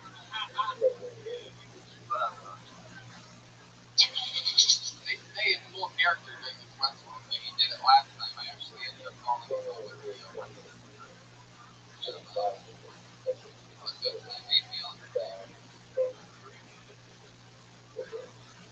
Just found out I'm wearing a family hair. Later they had ripped jeans in the wild back. Yeah. I reckon the Cowboys wearing pants.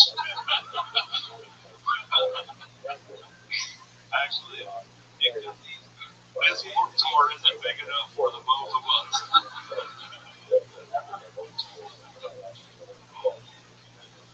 So these two some bitches are faster than I reckon. They are lightning quick. So let's just jump right into this fun fucking show. Everybody's excited about the gas in the band. Everybody's back from the fucking holidays. Are you guys ready to have a crazy fucking Monday night or what? Just before that, I know you have a special guest. You do? Yeah, we do. All right. Well, go right ahead. This guy right back here, his name's Jacob, and he's our trombonist for Not Sitting In. You have a trombonist? We have a trombonist. Well, man, play those numbers. It would not be classic Old West if we didn't have a trombone. And apparently he doesn't know how to play because he's on the way. Can you give us a little sample of what your tromboning is going to sound like?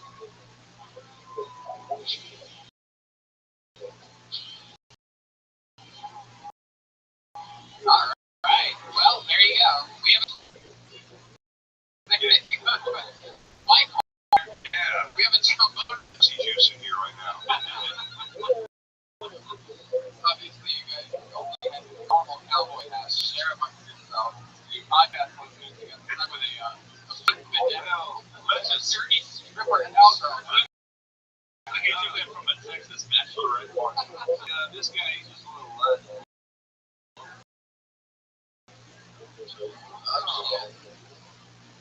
One more thing. Oh, wow. We have a xylophone player that's coming through that door. Thank you. I can pull the fucking people that signed up to minute on this live show. They can do 60 seconds anything that they want. Comedians have been doing it a while. Something for tonight. Genius. The worst thing you've ever seen. Either way, we get to talk to them about anything we want. We get 60 seconds to get signed up. You know, not the kitty. Wrapping up that early. Everybody else saying go to bed. There you go. There he is. All right, you guys ready to start the show or what? You can do a little bit better than that. Are you ready for this? Kill Tony. Episode fucking 190 something. Live in the attic. First name I pulled up today, good. Uninterrupted 60 seconds. Anthony Grabber.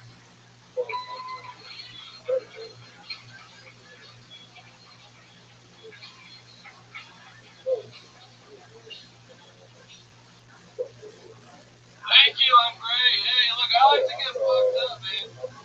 Not for like drinking or nothing. I like to find new ways to do it. Like, you ready to get high by helping me get ready with?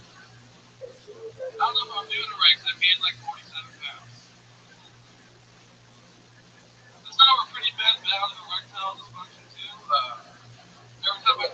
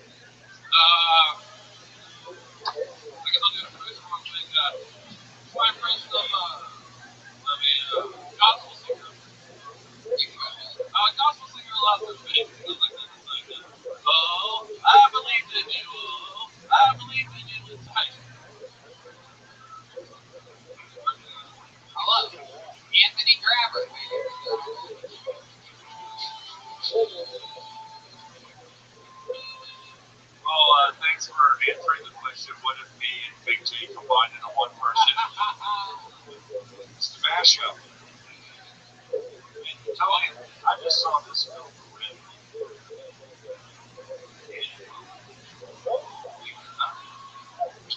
And this guy, he looks like Leonardo DiCaprio got hit by the bear. Then he beat his way out of there. Yeah, I think he looks like TJ Miller. I think he's shaped like a. Oh, that's pretty good, Ryan. This show's a lot of fun. I love this. This is great. This show's great. Are you, you're actually doing gay stuff now? Is that just jokes? Oh. You think a gay guy would fuck him? Oh, there's a guy that would fuck him. 4 I'm not gay at all. 4 I'll give this guy a polish. Yeah. Anthony,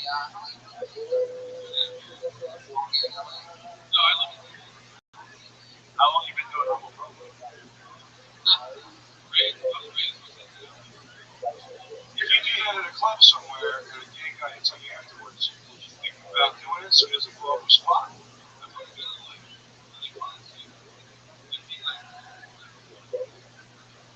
A guy presents to you his dick, you say, pretty good.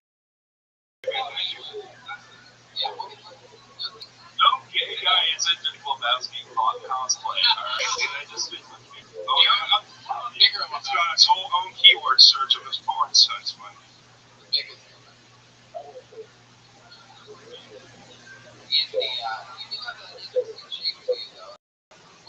It's like a garbage bag full of teardrops. That might be the saddest damn thing I've ever heard in my life. You just call this man a sack of garbage filled with human tears. Think about that for a moment.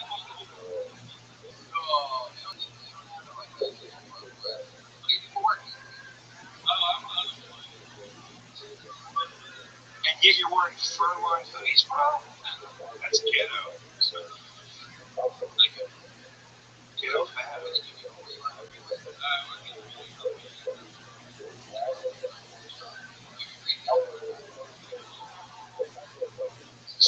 You are the default setting for a video game tester. Just create a character. Just version 1.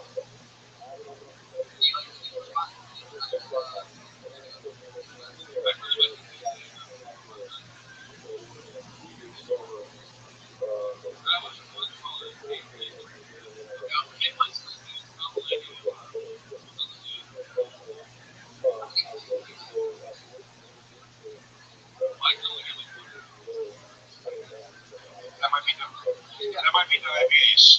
breaking news. You can only get one out. Change that to a garbage bag full of dough. See, it's more like a Ziploc bag. You know, like people Ziploc. Where your favorite place to perform? It's another stuff at the warehouse.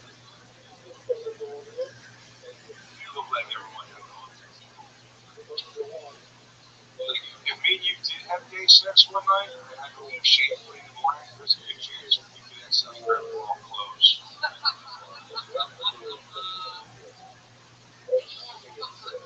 You guys fucked the most important question for me, which split not solve. First sign to follow you through.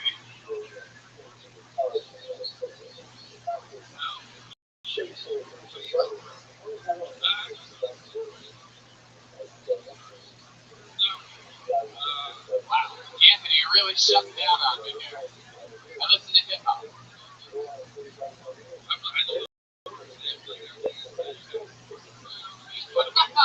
Wow. No, he wants to fuck you. Yeah, I'm laying it out there, bro.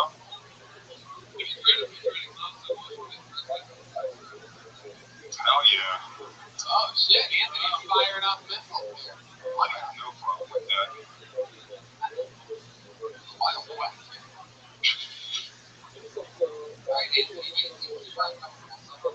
Thank you. There you go, Anthony Grammer at Elfin Forest. You said something very important there. Yes, we are. One of the things that we do is try to twist around the things that are happening to make it funnier.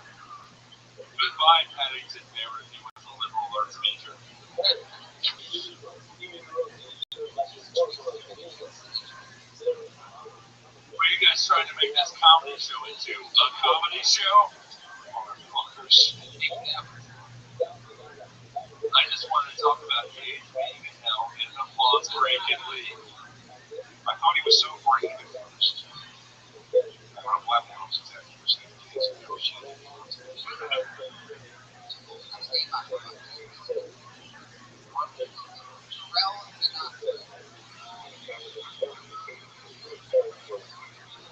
Jarrell.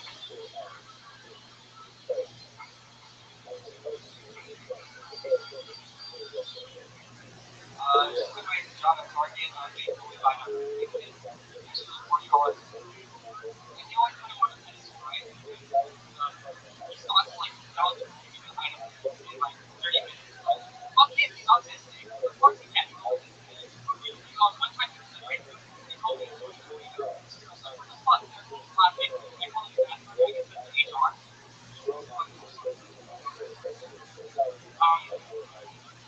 I got a relationship and I got to know my wife.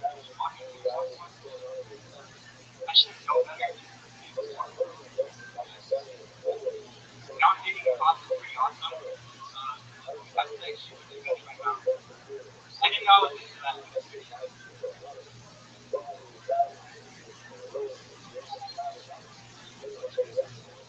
There you go, Jarrell. Do you always talk that fast, Jarrell?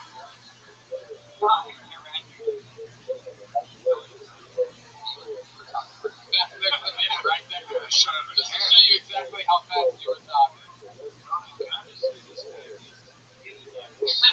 Well, Wild West country 40 guy and go back to you probably never said it's a wireless headphones before or headphones. No, or it's not on the railroads.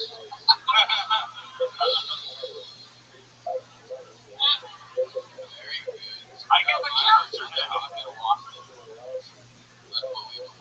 Alright, Jarrell, let's talk about it. So, let's say that you probably do a lot of open mics, right? How can you explain one why you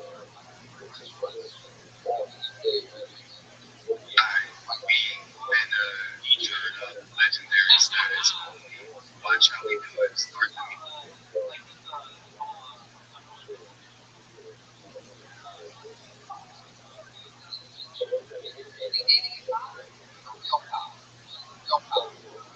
not a security guard.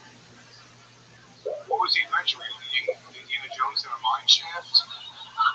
Okay, don't need Dr. Jones.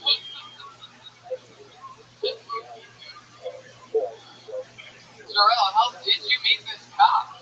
I did it real well.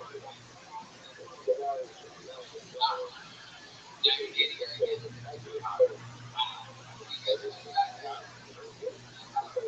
You're just proud enough for her not to want to shoot you.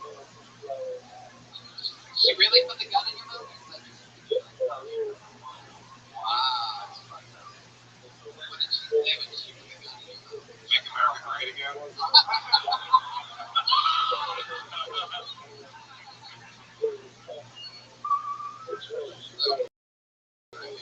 Oh my god, magical. What did she say? Wow. Why are you dressed like you're about to meet the rest of your team?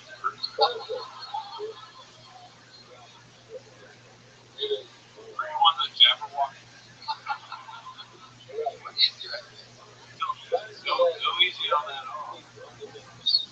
Yeah. Hey, don't be racist. We're just talking to this surf ninja now.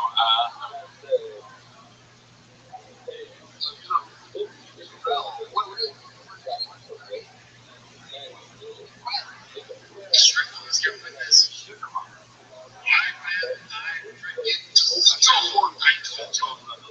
Let's get with this fight. I went 5 for 5 tonight. I'm bragging. It's very bragging. 5 for 5. The reason I picked striking, a few reasons. One, his cardio, which wasn't great this fight, but Birdie told me that was planning. Bring in the strict fight. They will remember. Yeah, he's a different man. ladies in Strickland, which is tough. So we had to do the most weight cutting he's ever done. And then another working to weight his weight cut was a disaster last night. So what happened was scale game, dicing. So I just figured that Strickland survived the first round, which he did. Definitely came with the second round. I thought she was taking over the third, fourth, fifth. Wrestled in the second round. This the range officer for your girlfriend. That's on conclusions. And it's like Strickland, these people I feel experts in Strickland, even though it's just massive underdog. And there's a thing. A lot of y'all don't like Strickland because of some things he says to fighting. He beat Izzy outside. The greatest fight. So, dude, he beat him. Just beat undefeated towards the better system than Xbox One. I mean, that's what we're all thinking, right? He's out there. I need him. Flying Strickland, Oklahoma. I get told Strickland is going to win this fight. I went 5 for 5 tonight. No bragging. It's favorite. 5 for 5. The reason I think Strickland is a few reasons. One is cardio, which is great this fight. What background check? That comes out. Training. Before you get Strickland fight, you go to jail. That was the goal.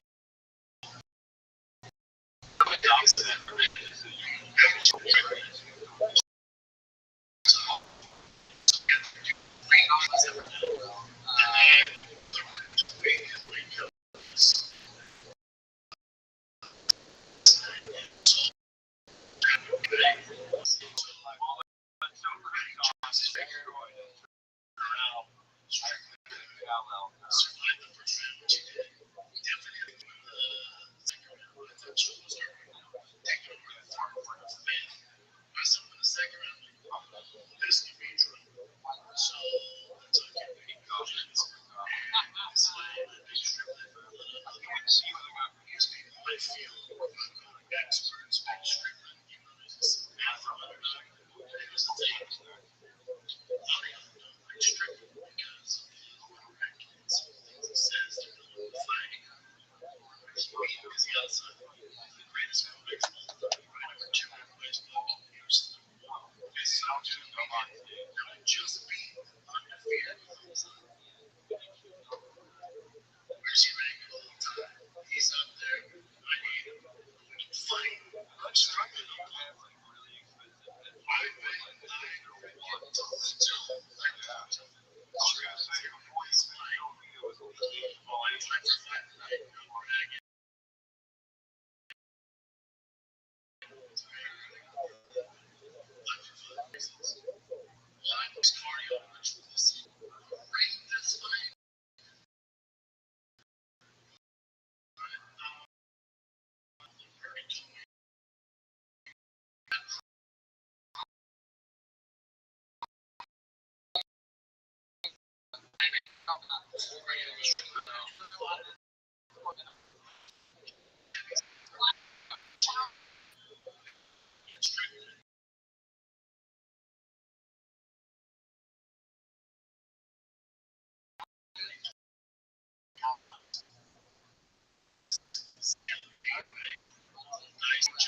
Survived the first round, which he did. Definitely win the second round. I thought she was there.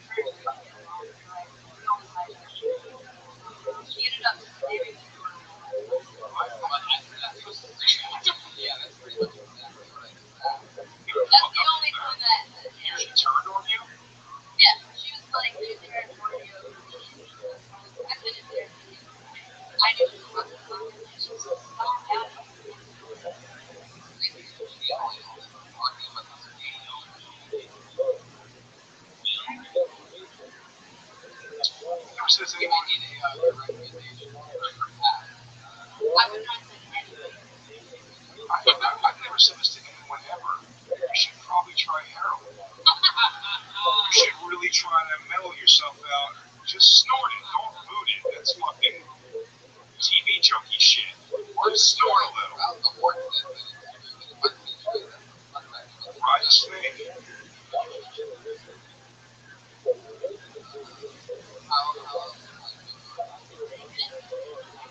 What I would say, have the nervousness is like not something you can control. It's something that you push someone. You just play it up and embrace it. You feel uncomfortable. Be the most uncomfortable you can be. I mean, I have heard that ugly evil kids succeed. So just fucking be the weirdest you, you know?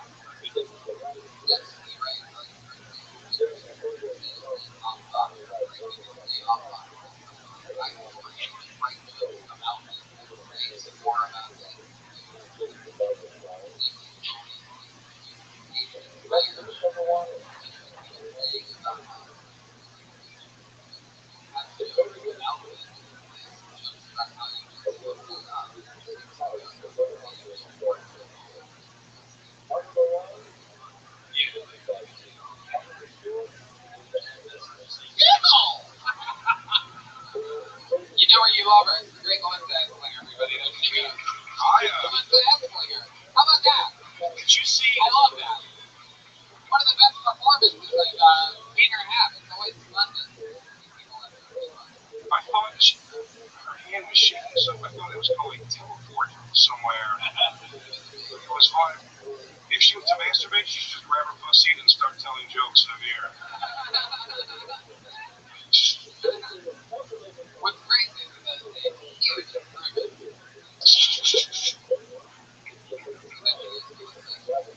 Well, another name on the phone should be interesting. We're hands together for mystery man.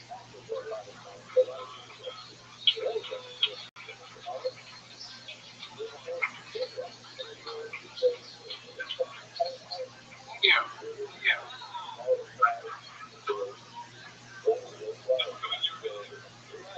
I am so goddamn sick and tired of all these fucking fake news stories.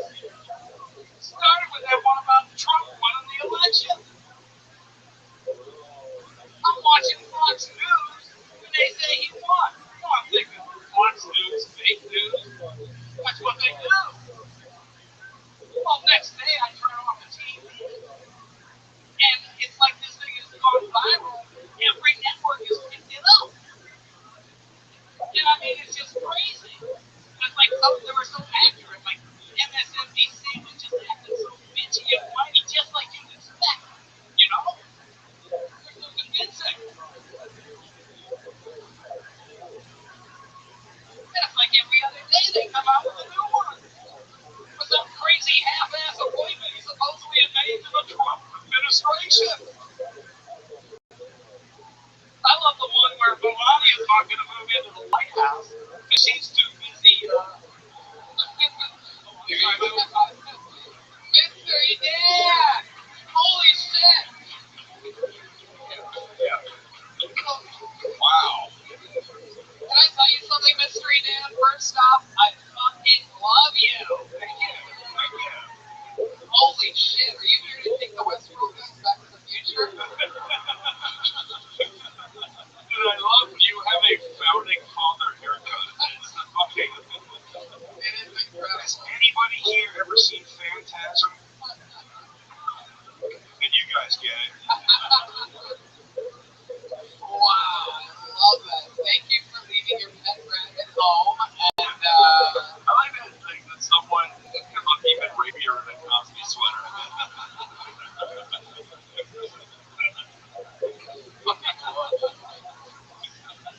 so true. You feel like you should just scream science and then leave. I'm waiting to be here and take time from being a piano teacher who fucks with students. Each one of his fingers smells like a different student. A different grade. One of them is most certainly.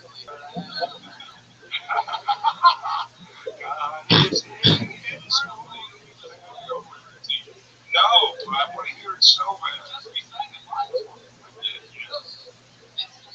You are the coolest motherfucker ever. Hey, Vinny. Welcome to the show. This is your first time on. I don't know why they fired you from conducting the orchestra. Now you're doing a phenomenal stuff. And then they started hiring a bunch of different people to play you in the KFC commercials. You look like you invented the word sheeple. I would have liked to. I really would have. Glad you're here with us. Thank you so much for yelling out, opening the door to every haunted house.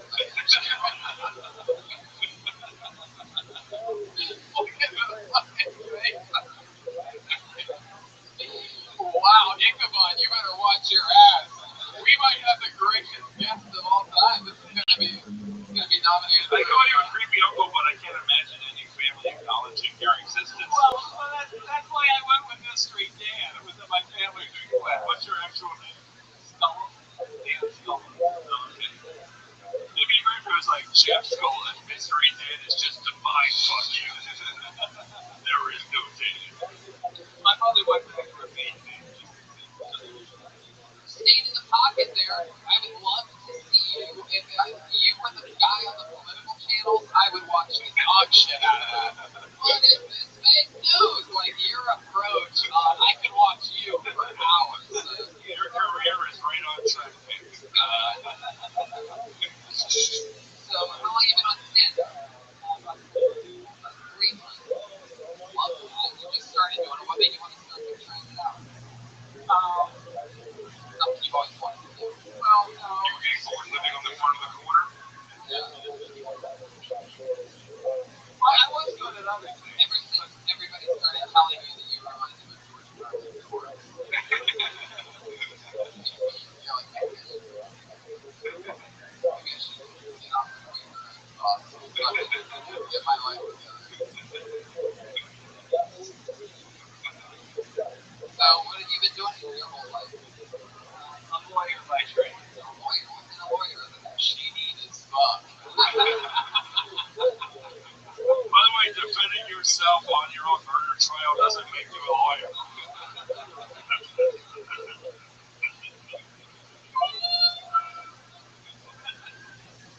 Oh, fuck, I can't believe you're real. You're still You literally walk in and then the other guy just goes, the defense rests. I was just trying to pet her. Where can I park my gyrocopter outside? I love it. You look like you're having the time of your life, Dan. So you've been a lawyer, you've been married.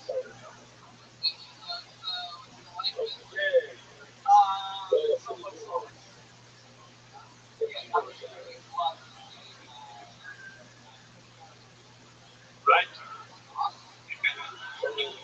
I don't know if you're into bears, but the first guy on the show is looking for some dick. And it looks like you're the first to get him back to the 90s with your DeLorean.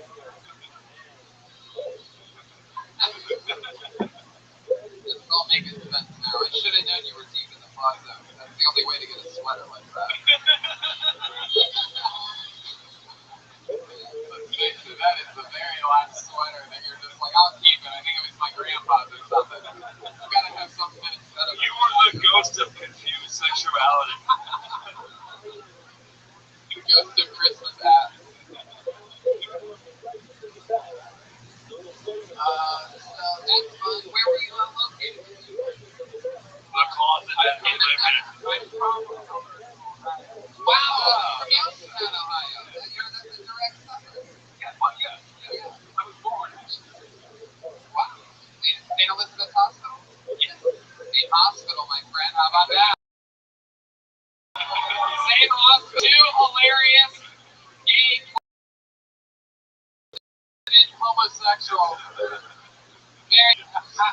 Mystery Dan, as my gift to you, I will pay for you to have a session with one of our 3 Western fuck robots from Westboro. Take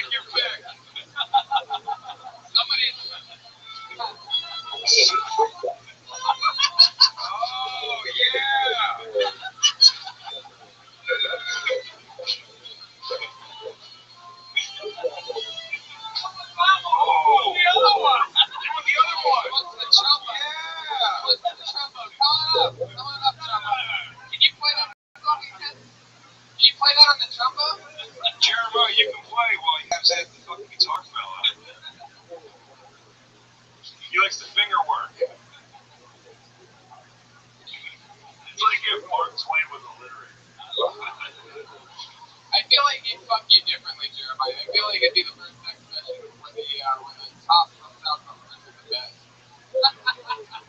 Sounds so good.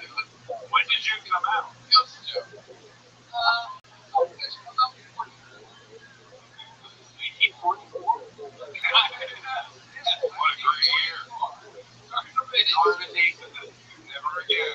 He was like, that was the day I realized I was gay and threw it all in my comments. Maybe if I rephrase it, maybe not only were you in the closet, you were also under my bed. Here's the sense that he was born gay, but all of this was a choice. Now, what kind of gay guy pushes other gay guys away? What do you call that? Unbearable? Unbearable? Spitballing here. People writers here. What kind of dude Lie yourself back to mediocrity. What kind of dude you into, Mystery Dan? All right, well, that's all our time.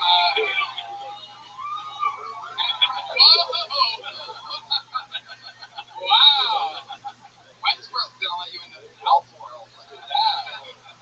Yeah. He loves Filipinos that have beaten by Dre headphones.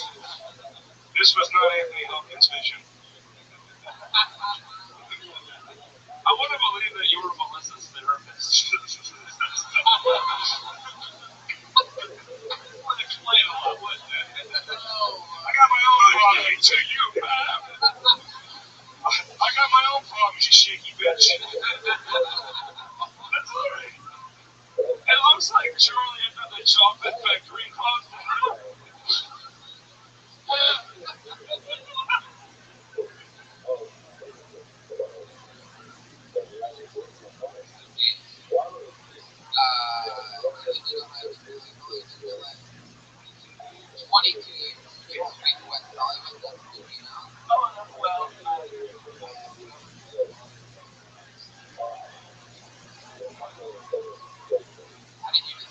What was that moment like when you found out that there was a city? It was so, it was mind-blowing. Because to dream of such a place, right? You know, I know they have no such place. You know, they don't have no such place. I think the term is mind-blowing. So, I can't change, even if I try. have you always rocked that hair? Do you look like that? Oh, no, this is Really? What do you normally do with all that? You're one of those lawyers? Is that a wig? Hey, Tony. You're doing comedy for 3 months and that is a fucking commitment, Mystery Dan. I appreciate that. Hey, Tony. Yeah.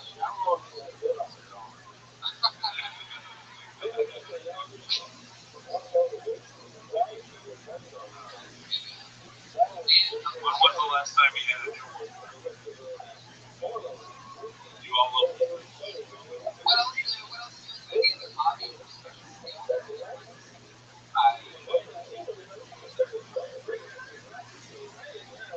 What kind of years?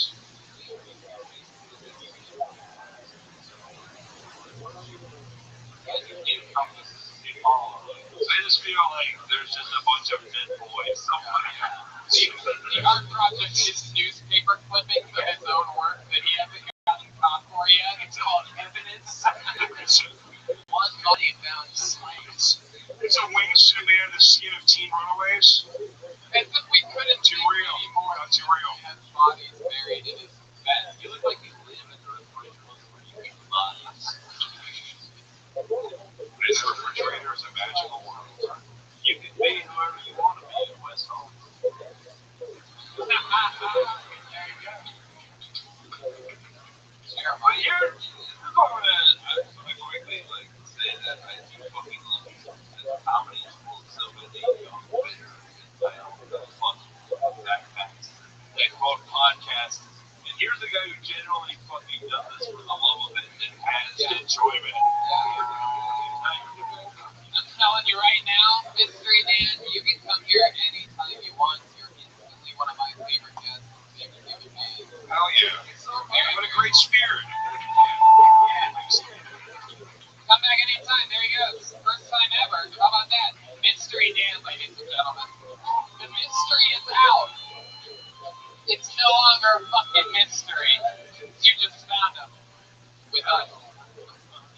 He waited for his parents to die to follow his dreams. There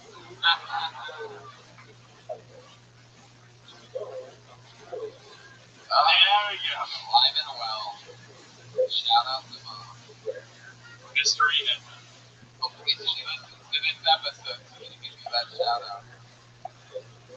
Alright, we've seen this guy before as well. Notorious for, well, I guess we'll talk about it after this set. Where is he? Zach Stein. We're definitely going to see his set right now. We're going to watch his set together.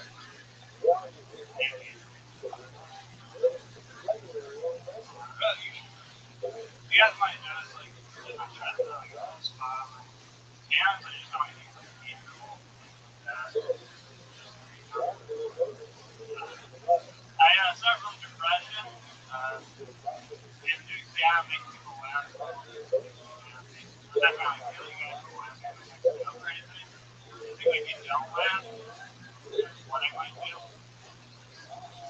That's very dark, but when you don't hear yourself. No one talking about it. You guys know sometimes people kill themselves? When they do that, like people always say the same thing, like, oh, that was power.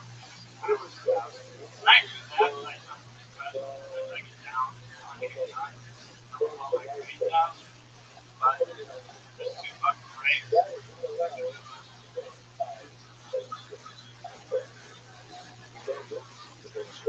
Here it is, Zach Stein with a new minute. Zach, you are, popular in the show. You've been on a couple of story and your reputation a lot of times is what people recognize as. Like, hey, there's the guy that like see you around notoriously the guy who says a monster talk that you can always see through your pants while you're performing. Now tonight I noticed that you did something really special.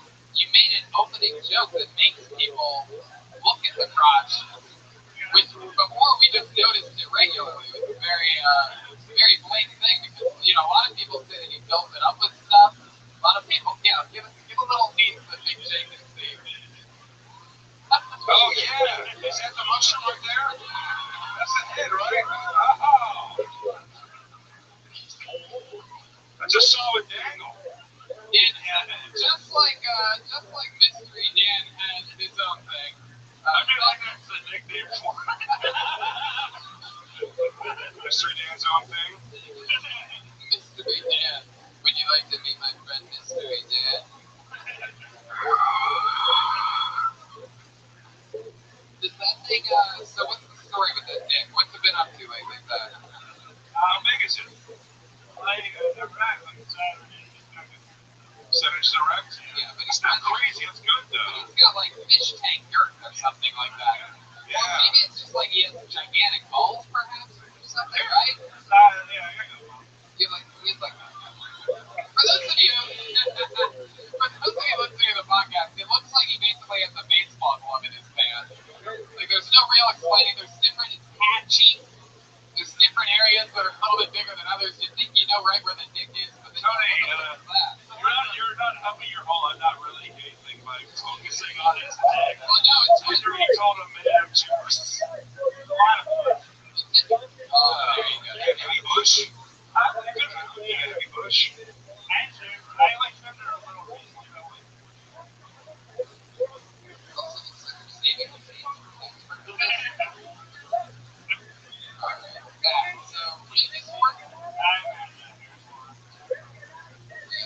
Just put your dick on people's shoulders all day? You could be like the first Nivisi porn porn star. Like, I want to fuck you hard if that's okay. Pardon my bush. All right. So you've been doing theater for how long? You always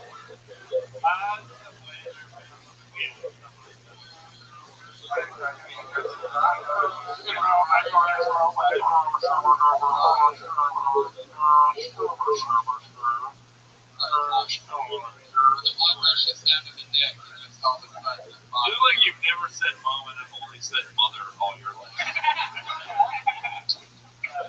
But she died years ago. No, mother, I like her. I don't want to hurt her. But you made sure that you got her self-aware. Parents still alive? They are. What do they do? Professionally disappointed. Is your dad rocking a piece?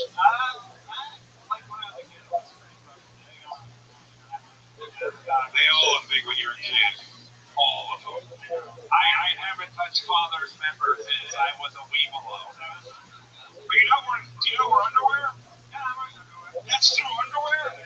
That's a strong mushroom cap, bro. Strong. I'll give credit where credit's due.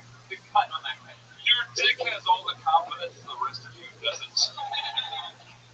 Can you folks have that confidence in the shaky balls over there? If you guys fuck with him, you might vibrate to a different plane of existence. When you're working in the salon, dick is good. It's scissors. And you're like, hey, put those down. You got it. Looks like a rattle. Looks like a rock. Very good.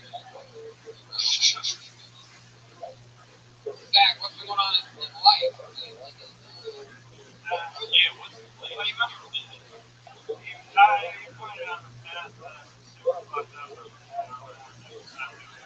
Really? You're not fucked up at all right now? Wow, look at that. There you go. And what happened? We can clearly tell that there was some happened late. Thinking about that. What else is there? What do you been doing to fill the place with all the food and drugs regularly on Monday? Him and the other nerds have just been planning their revenge.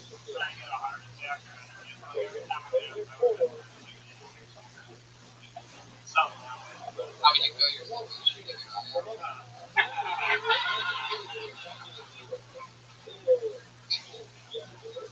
Alright, Zach.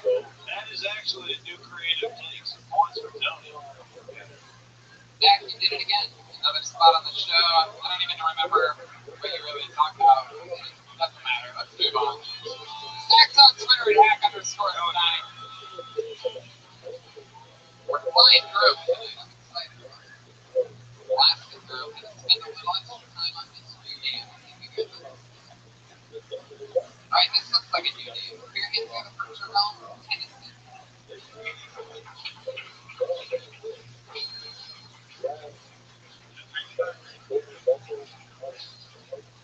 Alright, what's up, y'all? Much. I'm just started back on. Started back to work. I was on Christmas break. I'm on the vaccine. Yeah, I love my job. It's crazy because I'm thinking like dealing with high school kids. You know, I pay attention too much. But last time I wasn't paying attention, the fight broke out. Yeah, this time the fight broke out. Right, they were taking the test. Right, it was nice and quiet. I put my head down for a minute. Working, talking. And all of a sudden I heard, "Hey, nigga, look at your own Scantron." It was like, "Nigga, ain't nobody looking at you, sir, Scantron, dumbass nigga." I know. I looked up, saw two Korean students. I was like, I'm in school in my head. And then, like, they tell us, like, so they started fighting. They tell us that teachers so we can't touch the students. So I'm trying to break up the fight with my boys, right? Like, sound like old flame, like, hey, not in my yard, y'all ain't gonna be doing that. And then I was like, okay, let me call security. But this is my first year here, and I didn't know security numbers. So I'm sitting there for like 5 minutes looking for security code. You go ahead. Hey, looking for what? Is that it? Alright. That was great. You're on Tennessee. That was awesome. Fucking great.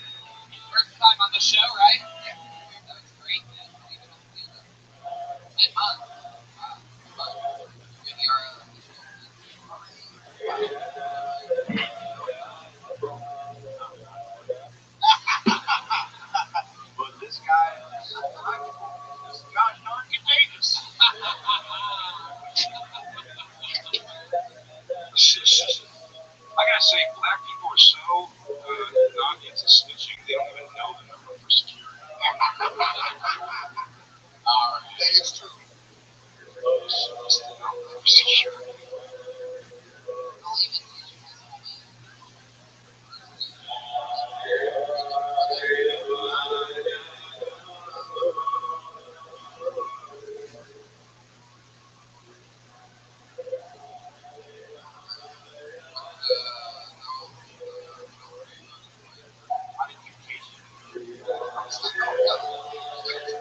Like, especially like I deal with like seniors. So like, A lot of seniors. yeah, I deal with like seniors, so like they're quick. Like they're turning 18. Really? Oh yeah. So you know, like they want to come in during lunch. Are you single? No, I'm not. I don't know. She's 17. Yeah. I'm not supposed to be talking about it. There's 4 years, you're fine. Her parents signed off. Oh, yeah, it's gotta be tough. First of all, remember your story, scan truck, they were the name of a Korean kid. So,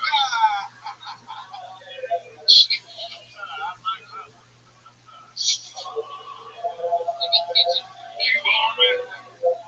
Specific class or Right now, and also like, what used to be called like algebra and geometry and math together, we call it integrated math. And You don't understand. it's weird now. It used to be like algebra and geometry, like separate classes. But now with the new Common Core version,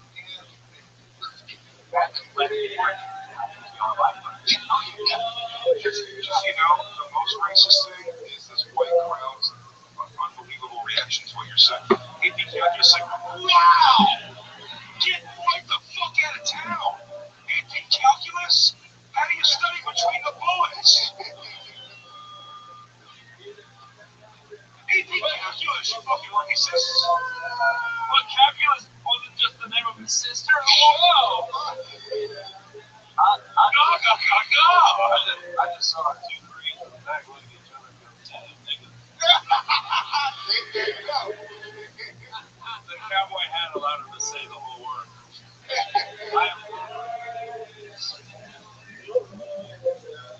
You're really fucking funny.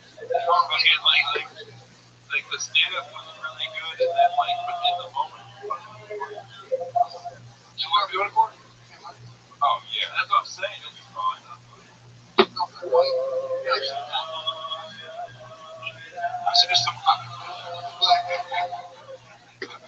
I said this to It all makes sense then.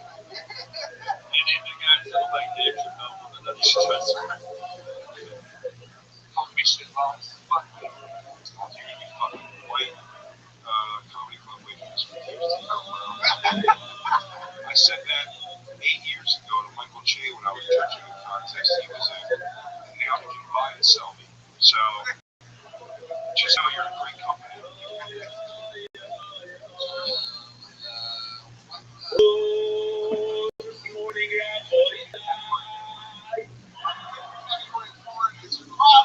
Young, voice noise. No, you gotta throw them off. They can't check the search history. Right, fat grandmas. Let's see, what do I like now? He put non-high school. You know what's one of them? Show the results for high school girls. Definitely not young teens. it has senior and then pension some bills. I think I exposed myself to porn at such a young age that now like everything I like is like extreme. But Like what? Nobody would have I do like gay business, all that stuff. Hey, If I'm gonna have a job, seems like our friend from the Wild West.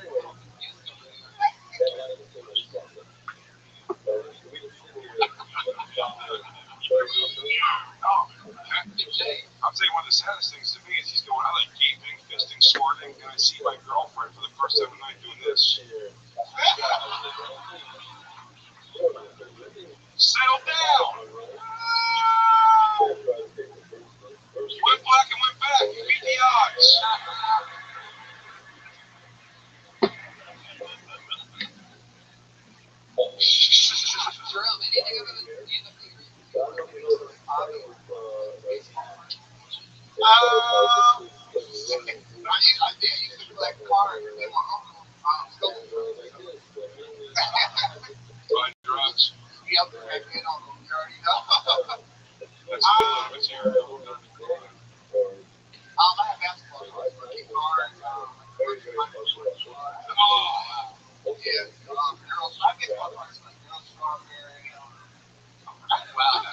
think that your uncle. Look at crackhead uncle only stole baseball cards of crackhead. That's embarrassing.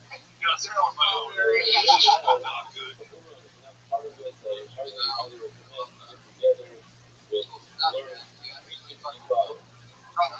Great job. There you go. Jerome Tennyson. Smelled like Tennyson.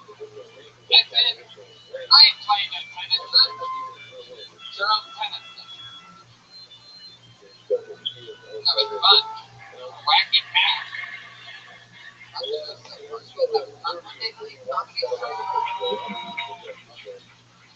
Looks like another new name to me. Put your hands together for Jihad, the beer.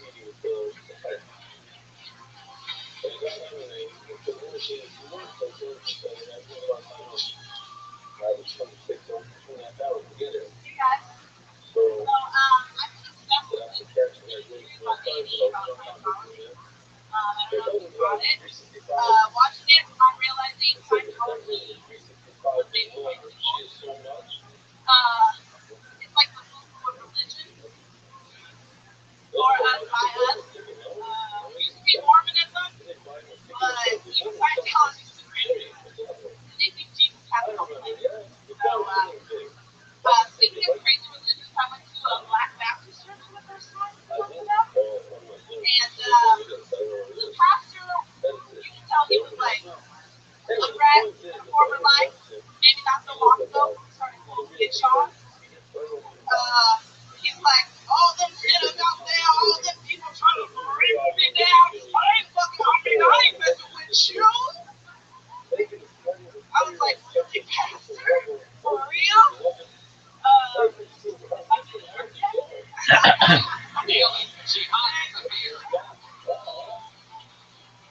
long have you been stand-up? Well, you're definitely one of the funniest black Teletubbies that we've ever had on the show.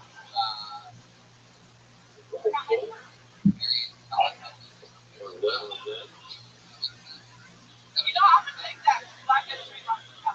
You are adorable. I tell you something, you are the most likable, just lovely thing. I like your style. You've been recognized. Yeah, no, I can't do that. I can't do that. If I'm going for you, then I have to go for Aphrodite first. Maybe I can use you as like a sparring partner before I go in there, actually, right? You can just go straight into Aphrodite. I will never jerk off more to a thought than Tony fucking this chick. The concept of that makes me so happy. Sometimes you gotta stay fucking around.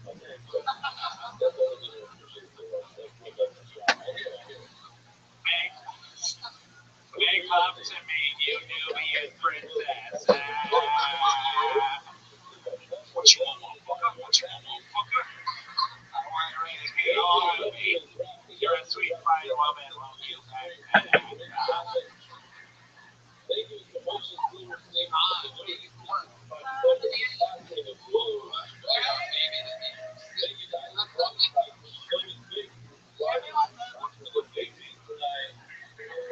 Yeah, your titties are huge. How big are your titties? You don't know the size? That's where you're gonna get on a scale of 1 to big J. Let's just. Mine being perfect.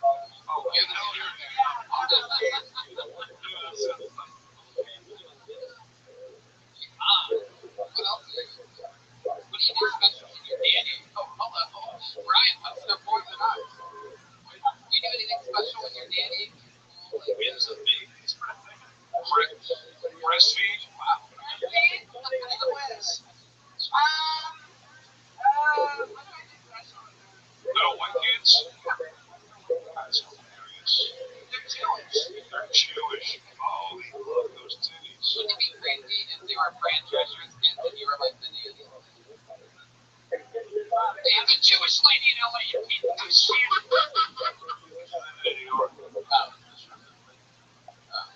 I think I was living here. Actually, my family is from here. That's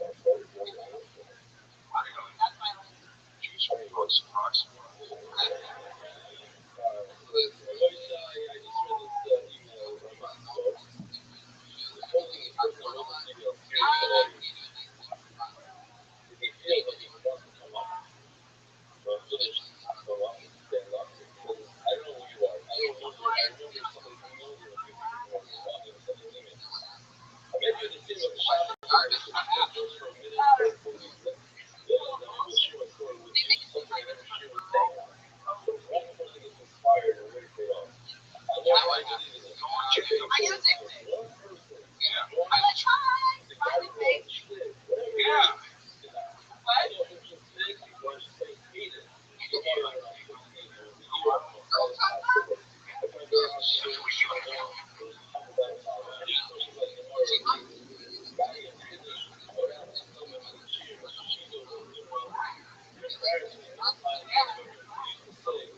What?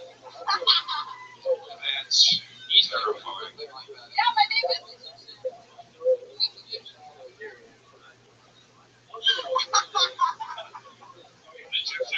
We just made this up on the spot. That is thinly veiled, though. Chicanis for Jewish kids found out a pretty interesting fact. Yeah. Do you want to say? Yeah.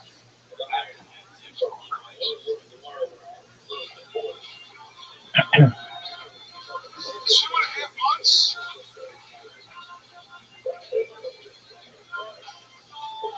Yeah. Does she have big yarmulke nipples? This show.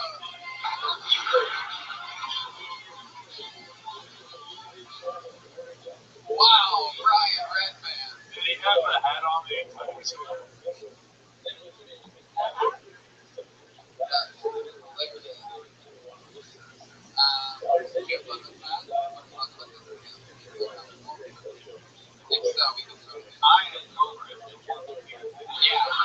I think we all are. And by the way, I love that. I literally just say, like, I feel like there's something that we're missing here. All of a sudden, it's like, I fucked you. For the first time ever in the show. Every one of us is like, you trying to fuck, you trying to fuck. That's right, what's holding it. Been there, done that. Pat, I guess the question is, should we be trying to fuck? Yeah. Oh, yeah. So tell us about Pat. Yeah, anything funny that you remember about him? Not funny. You know what? Let's not worry about funny. Was he a generous lover? Yeah. Yeah, in what way? Taking his time. Did he put on like a Jodeci album or something? Oh, I don't know. Dude, you know what? I did the first time I was Gibby. Word up? You get fucked up word up by a white boy? I don't know if he was alive, but if he is. By the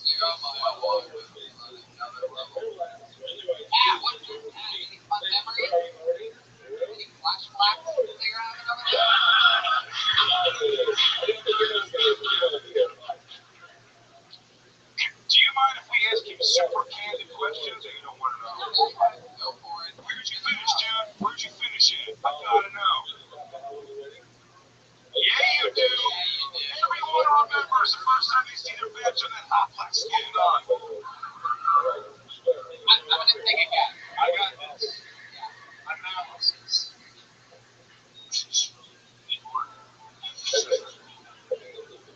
If I guess correctly, will you tell me if I'm right? Oh wow, you interrupted me. She goddamn remember. I'm about to nail her fucking remember too. You piece of shit. Of course you remember. How could you forget? So if I guess, will you tell me that I'm right? You finished.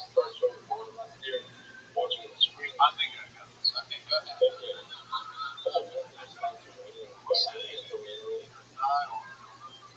Yeah! Fucking Lake Chisholm right in the belly button. Is this at your house? No diving allowed. I would say maybe it's in a hunt. Yeah, where did it happen? Did it happen at his place or your place? Oh! She said go! The first time was your place, and then the next time was his place. He got started being threatened by your cousins. Yeah!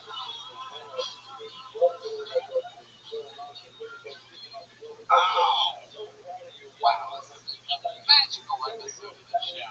They fucked so many times, Tony. I know, it's really, we're finding out, like, Pat's sort of, like, a little bit more shy about it. I love it. He's the one that brought it up, and now she's like, oh, you want to bring this shit up? We're going all the way up.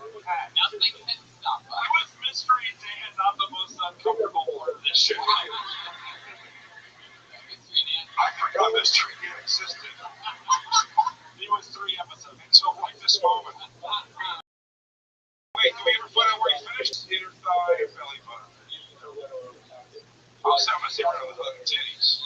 So he went for it. That seems like a target. The elephant necklace right on the elephant necklace. And my belly button, I mean belt. Yeah! They call them mouth. It's the buttons for belly. Pat, you want to give one more guess? All right, who's right?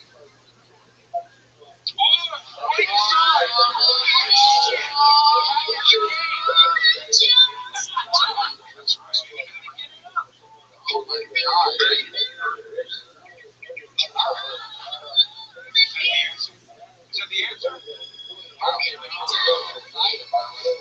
It's a weird fucking riddle. Trick question, buddy. If the condom was in your butt. Come on, you have a... Yeah. Word up. We didn't know.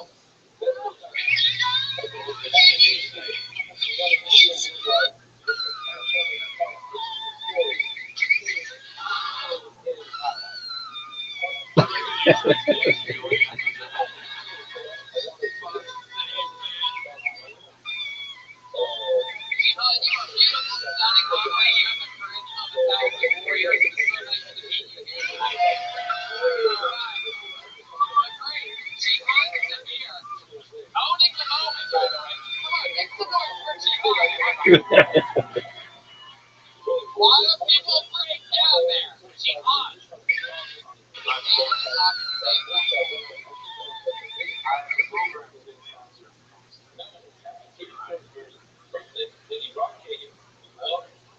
Well, let's get in, and then maybe if we have one oh, here we go. Then we're going to go back to the bucket after this. We're going to get on one regular. We have one regular.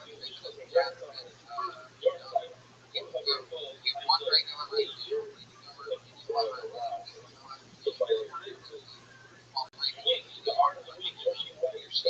Allie the top.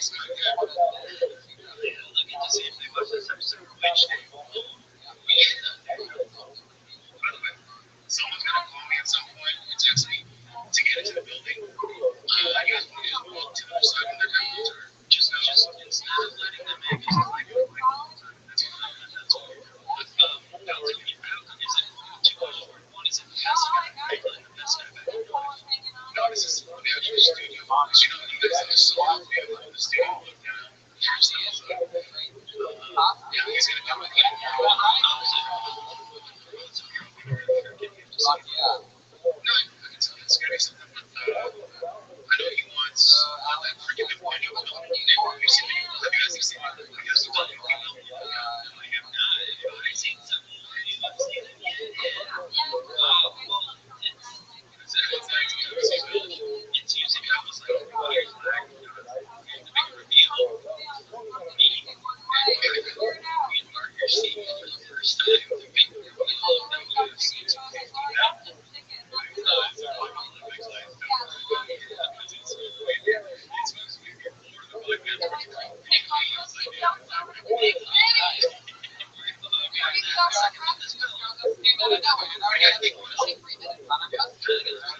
As a New Yorker, I'll say there's like a feature I'm super fresh at UFC. Do they make a new belt for every like title? Yes, or every number of it. So like every number of it, they make a different belt. Good. You mean there's one title for the weight class, and every time someone wins it, they get that belt.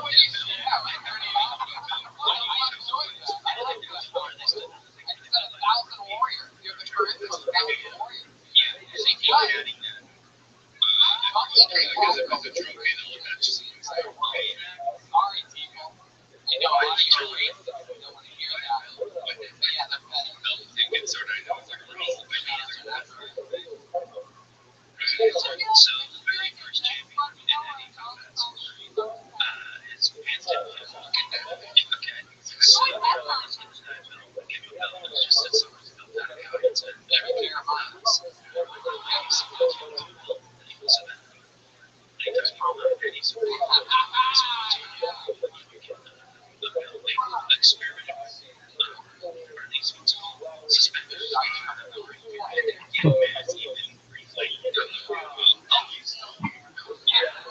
So that's why they want to answer your question. I know it's a big women's size over time.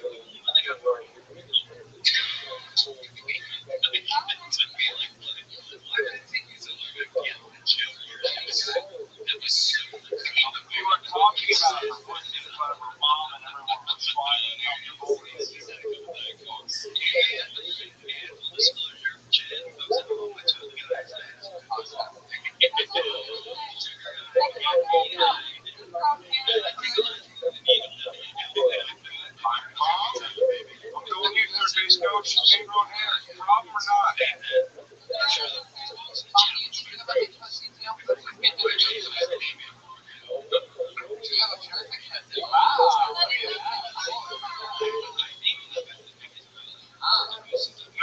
hairs?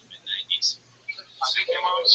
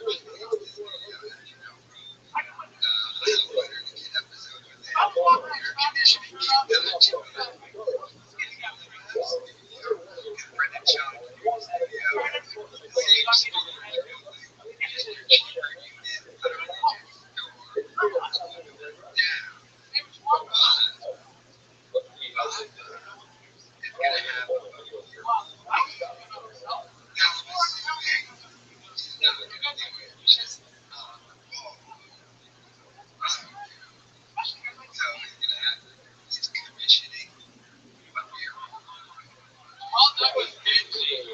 Obviously nailing a joke there. A running inside joke on the show that Jeremiah is extremely fat. You knew that, right? You listened to the show before? I guess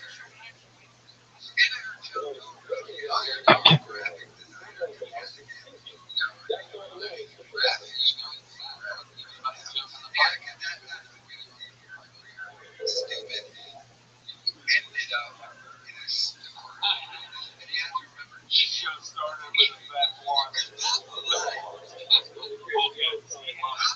has the same. He's gonna get a new studio. Remember Sheldon?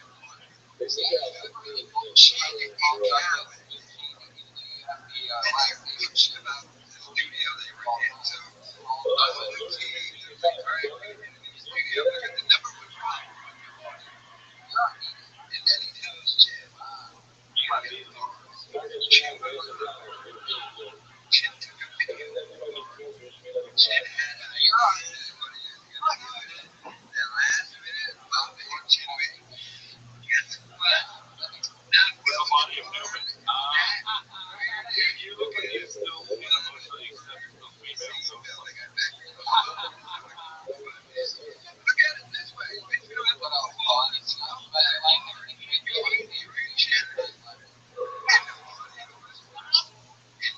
I don't know.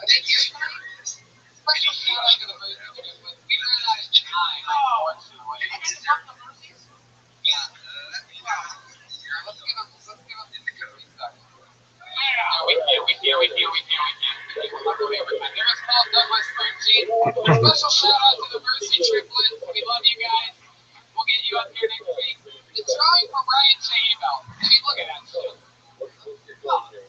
Unbelievable. Special shout out to David Deary helping us out, Jamie Vernon back at home, RyanJBell.com for your art print. Joshua Connick, Allie Nikotsky, Allie's mom, follow her in Perfect Pussy. Pat Reagan. I just started with this. There you go. Pat Reagan's on Twitter at Patty Reagan. Jeremiah Watkins is at Jeremiah Stand Up on all social media. Reach out. I really appreciate it. He really does. He actually does respond to you. If you reach out to him, he has so much extra time and not enough going on. It's where he literally responds to everybody. Where you'll get lucky to get like a favorite from me. He'll literally type out every fucking response there. I've seen him do it. Check him out on Roast Battle every Sunday at 11 o'clock. Roast Battle, Comedy Central. And my joke was funny because he has so much going on. He's also on the goddamn Comedy Channel on Comedy Central. Yeah. His own hit show. Joel Minutes on Twitter posted, sorry, Nick J. Oakenson has a new show coming out on TiVo called What's Your Fucking Deal? I did it. Crowdwork show, New York City. So fun, man. Yeah, listen to Legion Skanks and Bonfire and all that shit. Legion Skanks, one of my favorite podcasts in the world. Nick J. I love you, Tony. Thank you for having me, man. Here's what I'm telling you. I love you, buddy. Raining, defended, amazing, roast battle champion of the world, the great Mike Lawrence, everybody. What's going on with you, Mike? Zany Chicago, February 16th. Yes, and I'll be in Zany Chicago soon after that, in March or April, or something like that. I love that. Great time. Hey, Mike Lawrence, Zany, follow him on. And the trombone guy. The trombone is packed. Mount St. Barrington, if you want to follow him. Yeah, no one wants to follow him. He didn't tweet it on. Just see how this storyline develops. You guys were here the first night with the shy trombone player. Live audience, thank you. Good night.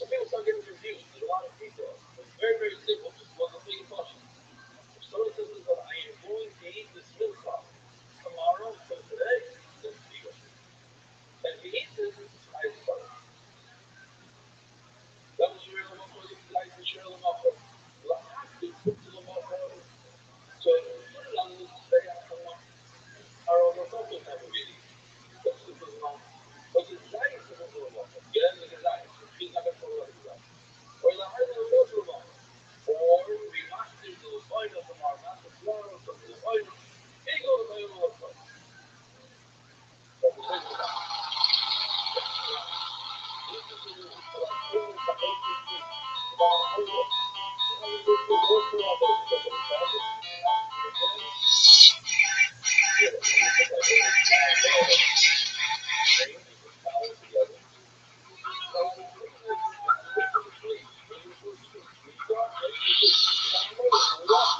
this is Raymond coming live from the World Famous Coffee Store for a brand new episode of Kill Tony Volume 5. Get up for Tony Hits Hello. Welcome. Good evening. Make some fucking noise. You're the number one live podcast in the world. Holy shit. Holy shit. So excited about things. We're live stream right now at That's.TV. That's fun. That's.live. We are live right now. Hello and welcome everybody to the fun show. We have a house artist here drawing tonight's episode, Ryan Jade. He has a blank sheet of paper, so all of you are being lazy and just enjoying the show. He's drawing tonight's episode. You're going to see that at the end. Jimmy Vernon, not here. Josh Martin Comic, look at him. He's the real guy. Look at that hair. Listen to that buzz. He's in charge of figuring out what that is. Producer of the show. Make some noise for Josh Martin. We're in San Francisco this Saturday doing Kill Tony live at San Francisco Sketch Fest. Those of you listening live stream around there, go there. That's sketchfest.com. It's like you have to make it 3 o'clock. We're also doing Moon Tower. Kill Tony is doing Moon Tower. That's April 21st. And I'm doing stand-up everywhere. San Antonio, Calgary, all these crazy places. That's all at TonyHitchcliff.com. And your website's down there. Is it? Yeah. Oh boy. You got back. Hey, thanks for telling me now. It's a live show. I don't know when you found that out. But anyway, on the way here, it's down. Well, there you go, people. It's a real live show. Right in front of you. Just got the things broken to me to my website. Yeah. You saw me earlier. You didn't tell me I'm going to be able to send you a text. Well, if anybody's listening to the show that knows how to fix my website, do that real quick. Breaking news, my website is down. Anyway, we're into the show now. Every week I always have hilarious guests on. Tonight's a special episode where we're going one guest. You know what I figured? It's just too fucking good. Ladies and gentlemen, I give you one of our favorite guests, one of our favorite comedians in the world. You know from the road for so many great things. It's the great Anthony Jeselnik, ladies and gentlemen.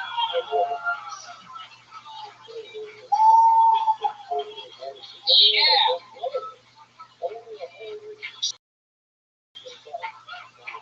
Like Anthony Jeselnik. Thank you. You know the show. Been here plenty of times. How's life? Things are good. So this is my first day of sobriety after about 3 weeks of a real bender. I think that's why I made the decision to come to this business. I was like, if I'm going to be lame, why not be the lamest? I thought, And you are committed. I thought that this was the thing. It normally is. Every other week we do the main room, so it's like belly room and then main room, belly room, main room. And there was some like fundraiser thing, some rich people who literally bought out the main room tonight. So we bumped up. I look at it as a promotion. I look at it as information. I would have liked. You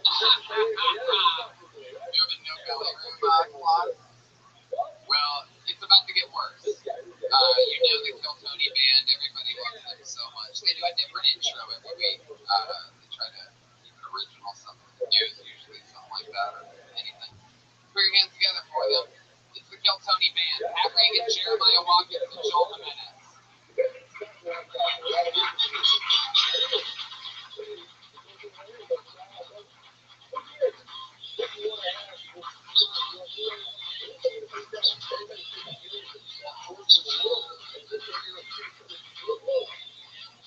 All right, they've I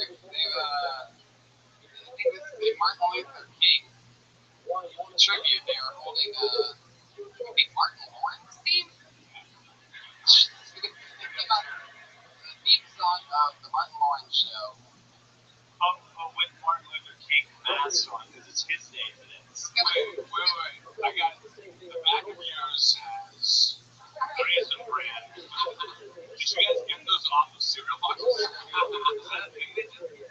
Okay, cool. When I was at the print store today getting them printed out, the lady was like, I'm glad somebody's honoring Martin Luther King today. I thought they you were the crying Michael Jordans at first. Martin Luther King is kind of actually like the ultimate crying Michael Jordan. Yeah, that's true. And one day the audio on Phil Tony will not sound like dog shit. It is a little bit. Was that what you thought you sounded like? Magic. Well, What's your cereal? Oh, multi-grain. Is that one? Multi-grain. All right. Well, hey, audience, if you could make this weirder, that'd be great. Wake up! I don't keep up the masks. I would have if you hadn't cut out his eyes. That's what freaks me out. yeah, it does make it really creepy. Can you even see through that? What can you see through that? Like, I don't want to sound racist, but it seems like his nose is a little bit bigger than yours. Like, wider. So it seems like those eyes are pretty spread out. Can you really see through those? Yeah, I can see the audience right now. I just picture you doing it. But it's also funny. You can see the racial inequality in America. It's also funny that Jeremiah's nose is so long that when he puts the mask up against his face, it just looks like Martin Luther King's looking up at the ceiling.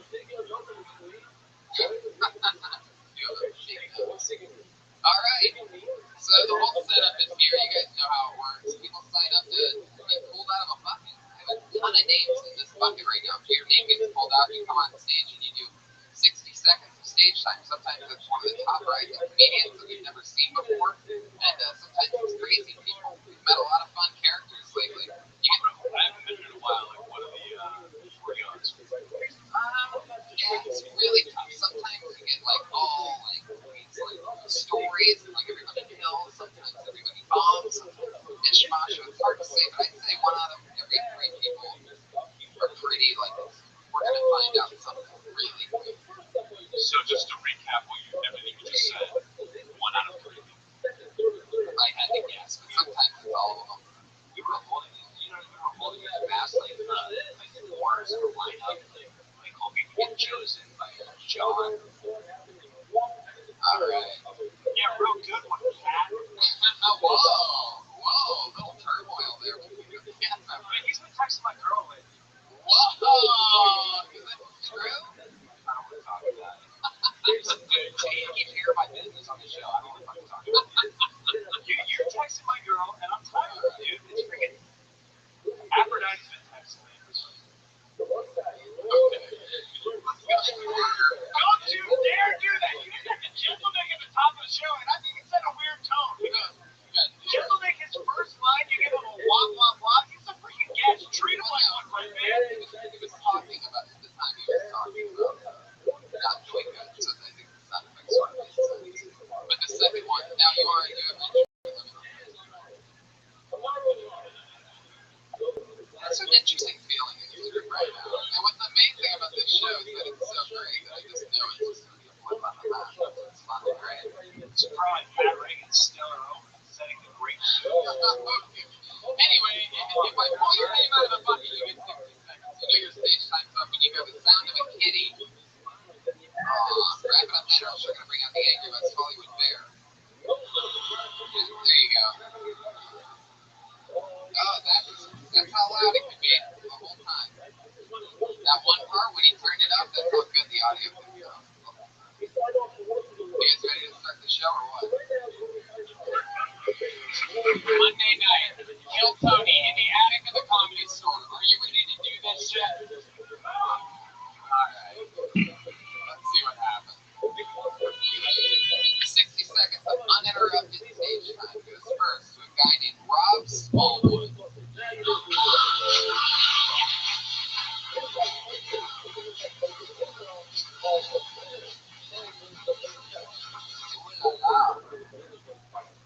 Whoa.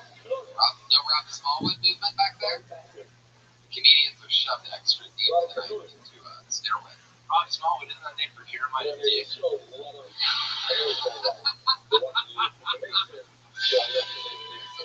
It looks like he blinked just like Pat does on our rehearsals. Whoa!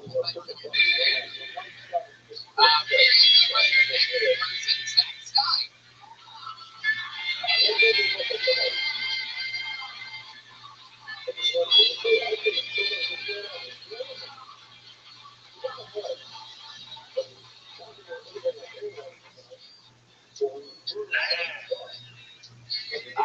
the way it's got that weird way right now, though. It's like I'm not bad enough to complain about it in public, but I'm not skinny enough to be happy.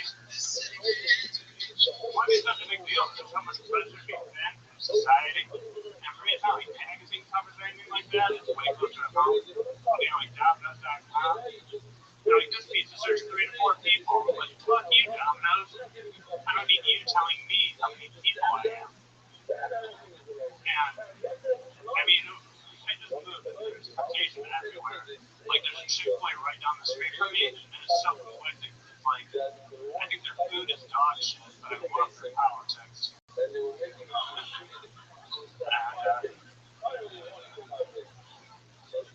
I burned 1,000 calories in 30 minutes the other day, though, which some people think is impossible. It's not. You believe in yourself. You tell the elliptical thing weighs 600 pounds. Boom, look at that. That's fine. You've been on the show a few times.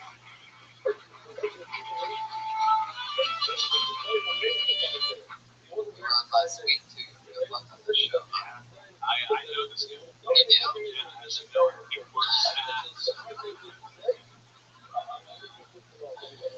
works for the Lady. That's my head. Wow, yeah, we do know that about him. He's known for working at a hair salon and what the fuck just happened? Speaking of balls dropping, he's also known for normally he's famous for his neck like sort of like showing through his pants. Not tonight. This is a different Zach Stein. This is the first time out of Brian also pulled out binoculars. Anyway, but he's known for it. He has a bit of it. Now, that just happened when I was there. I'm doing it on purpose a lot. I had to what is this 3 or 4 times. Yeah, about 4. Yeah. You usually see the outline. Very clearly, like obnoxiously clearly. Like more than anybody we probably ever see. Even from your angle. Yeah, so I have to work on it. So it's like, it's really not happening. And he doesn't put it like straight up, like under the belt. He just kind of clumps it on one side. Like 3 out of your 4 appearances were probably in packets, right? No, he's fast, but I'm like, I'm losing weight, so I got my fast side. You call it condoms. Oh, yeah. Yeah, another freak one, my God, Reagan. Whatever. How much of that stuff was new? Not really. Did it freak you out to see me? Like, oh shit, that's it.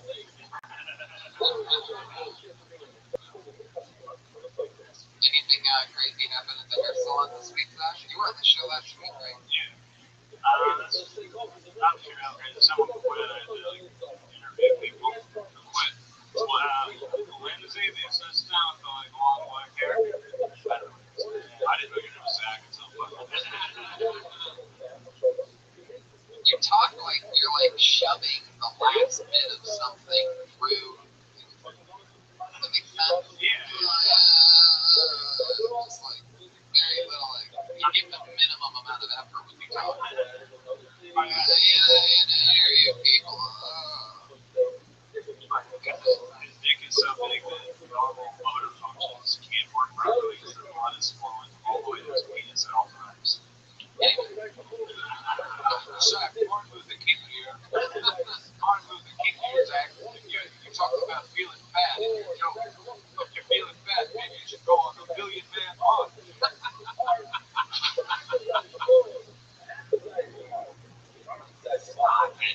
And a big dick, too.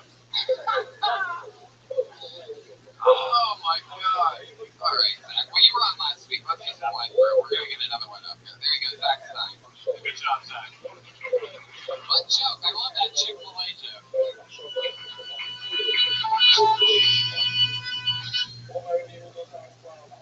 Chick-fil-A. That was a nightmare. This is turning out.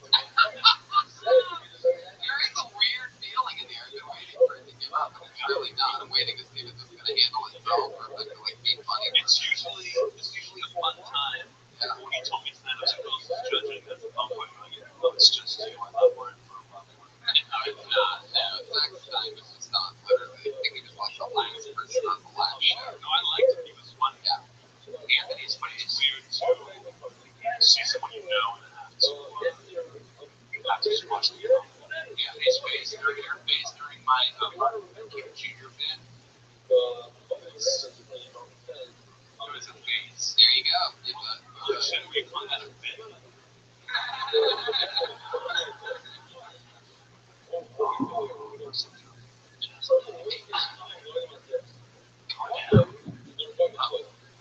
Weird over there. It's a very weird show. Like if you like the wave, but you wished it was less fun, you would like this. Man. They pulled another name out of the All right. Pat and I were doing a bit where we're going to be angry at each other, but guess what? We're joining forces and we're going full steam ahead. Look at that. So you better watch yourself. And watch yourself, audience, too. What's wrong with everybody tonight? What's happening, everybody? We can't do a whole show like this. Everything's okay. We're just getting started, guys. I don't know what's happening over there, but I pulled another name out of the bucket. Hey, you shut the fuck up. That's unacceptable. Pull the name out of the bucket. 60 seconds, uninterrupted. Kim McVicker.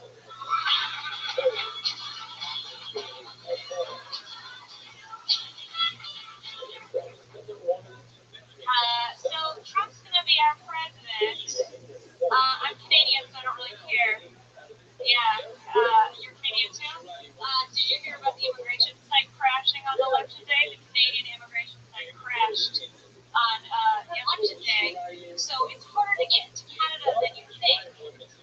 You have to prove that we need you in Canada if you want to go. So we have some beautiful women here. If you want to move to Canada to become a stripper, no, this is 100% true. You have to send a naked photo of yourself to the government. You can Google it.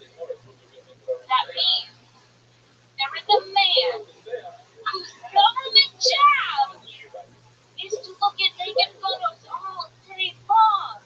What? What if he had to finish? What are we gonna get, a bunch of midget strippers? Bro, I'm mad. I am short, but I'm not that short. I can't even imagine the rejection. There we go.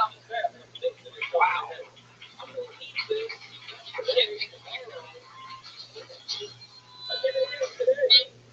How long have you been in Stanford? 40 years. From Canada? No. How long have you been out in Canada? Since I was like 16, I think. Yeah. Really didn't. How long have you and Anthony Jeselnik been wearing the same t-shirts? Oh my god. How long do you think you zero in on white t-shirts? A full 60 seconds, Anthony. I didn't come here for this kind of disrespect. I thought you had like a really interesting premise of a fellow Canadian talking about Trump.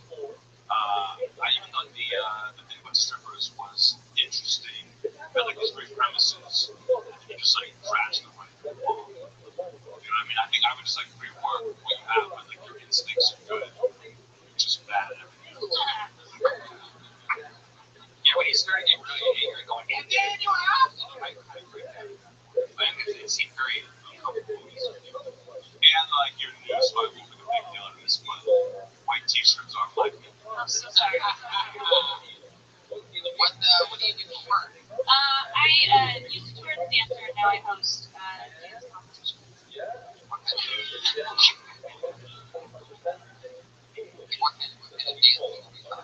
I used to tour for like P. Diddy. Oh, awesome. Yeah, Like the actual Diddy? white girl. Like No, for Puff Daddy.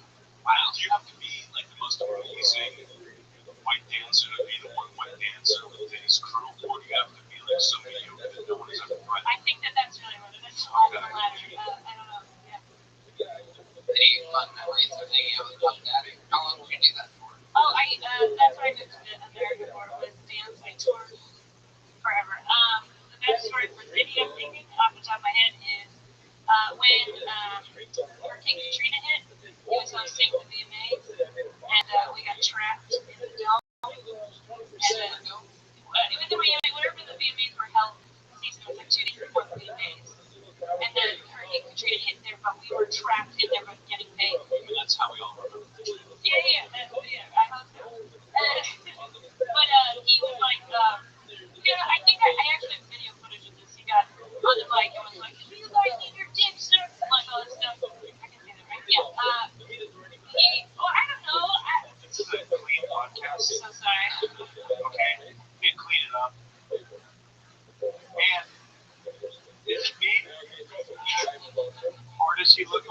Springer this at the boot camp. Oh man.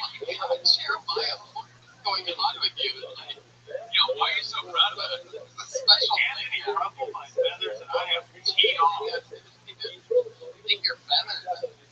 My heart is racing. What kind of talking? It's beating so hard right now.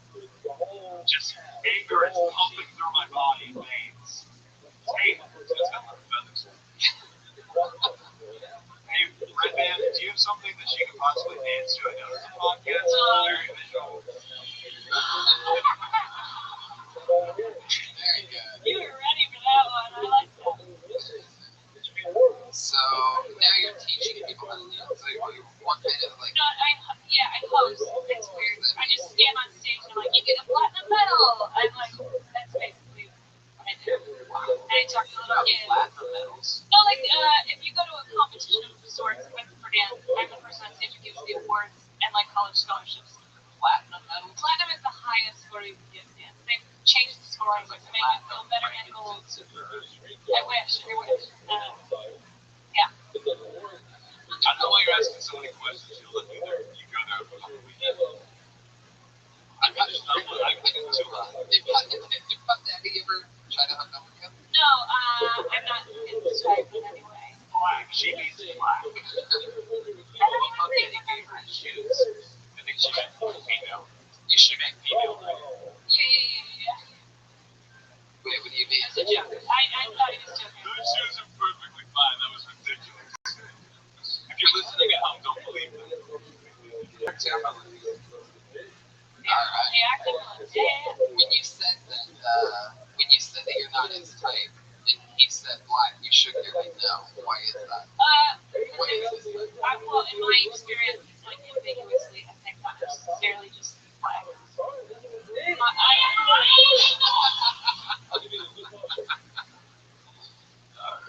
On Martin Luther King's day. So sorry. I don't know. I can't think for it. So how were you able to get out of Canada? That doesn't make sense. I started touring when I was little for like Stephen Glover and then him and then a bunch of other people. People just gasp at that one name that you said. He's a famous black tap dancer. Yeah. There you go. Yeah. How did you get to work with Puff Daddy? I just auditioned. No, I was here. No, yeah, I was here.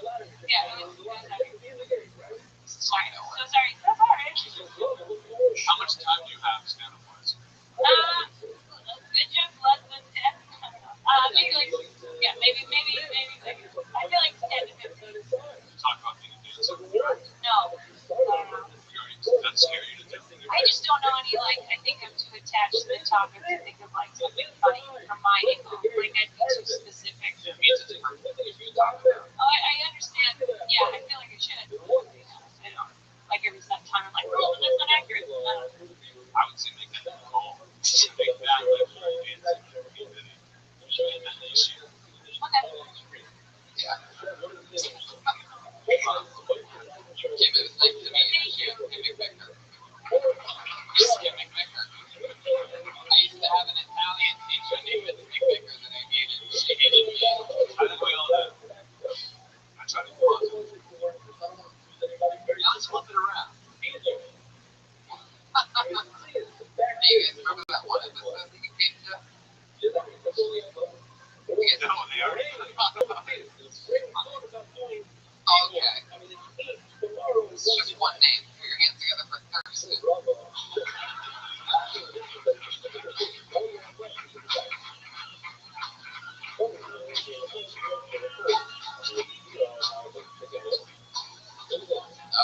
we go. Put your hands together for Thurston, everybody. Yeah, thanks to your show, man, I just got out of jail because, like, I put this on Twitter that I'm gonna kill Tony, and unfortunately, a guy that was treated by the name of Tony was actually killed, and the only evidence my dumbass tweets. So, like, it didn't help that my name was also ratting me out. It was like, yeah, you've been talking about going to kill Tony for the past couple months. So, like, I'm in the interrogation room, and the detective's like, yo, so why you want to go kill Tony? I was like, no, I'm a comedian. So Mike, that's not what it is. Like, oh, you're a comedian? Is that what they call you on the streets? You find murdering people funny? They're like, no, I don't. It's like, well, I got a nickname for you. They gonna call you Mike in jail because all the inmates will get 3 to 5 minutes inside your asshole.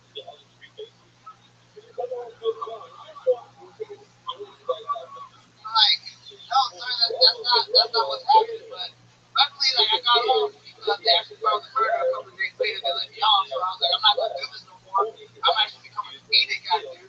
So I went on this audition, and I got the part. It was this, yeah, okay, guys, gotta come there.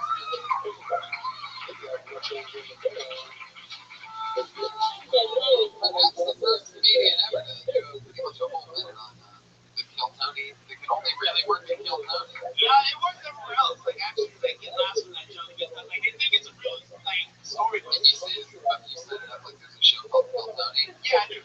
Wow. That works? Yeah, it does work. Yeah, they get, like, drawn in, like, oh, did he really go to jail? Like, oh, yeah, and I bet your plans are great ones. Really getting the word out. I appreciate the promotion. You're welcome. Okay, what do you do for work? I work at Lexus. Right now, I'm transporting there. Transport. Yeah, I'm a porter. Porter? Yeah, that's what they call it. Yeah, that's what they call it. Yeah, that's what they call it in the industry. It's porter.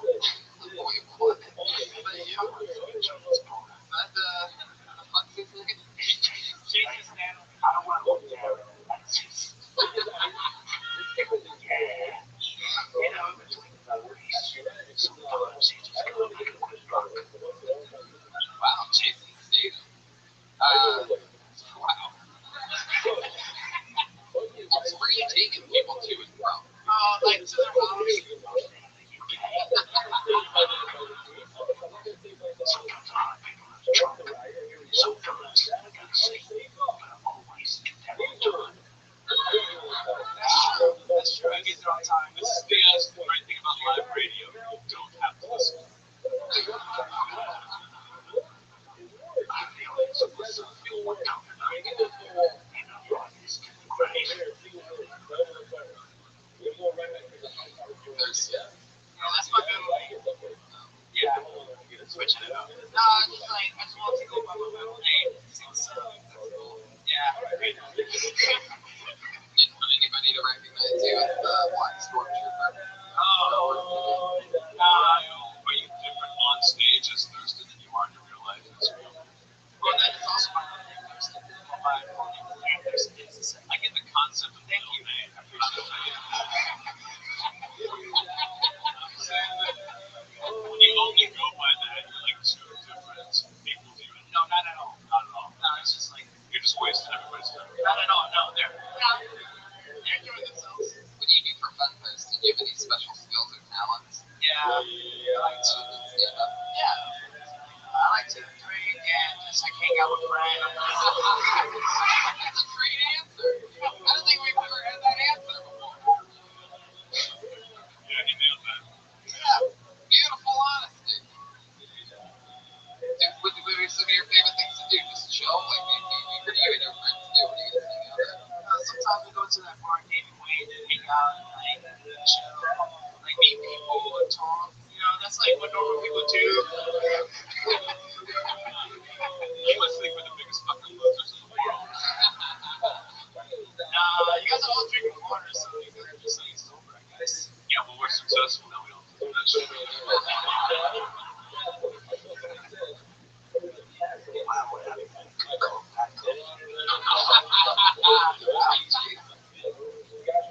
So, Thurston, what else is going on? You get Wayne doing that? Yeah. Navy, what's it called? David Wayne. You have a pickup line to use?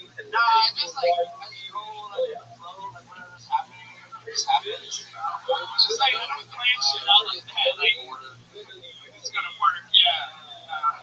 Do you have like something planned out with your girls or something like that? What the fuck are you asking me questions? What do you think's going on here right now? Set up, like, come on, man, hand it back to me. So,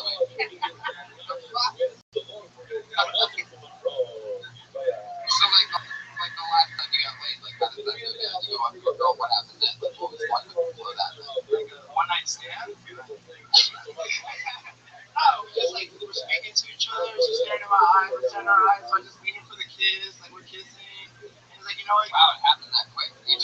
talk about anything at all? No, we like to talk. No hello or anything? Yeah, hello, goodbye. Sometimes it's outside.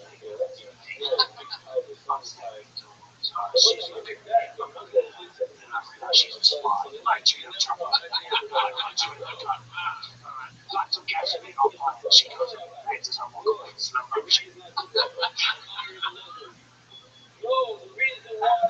So you're looking at her eyes, she's looking at yours, you're starting to get, you're still in the bar?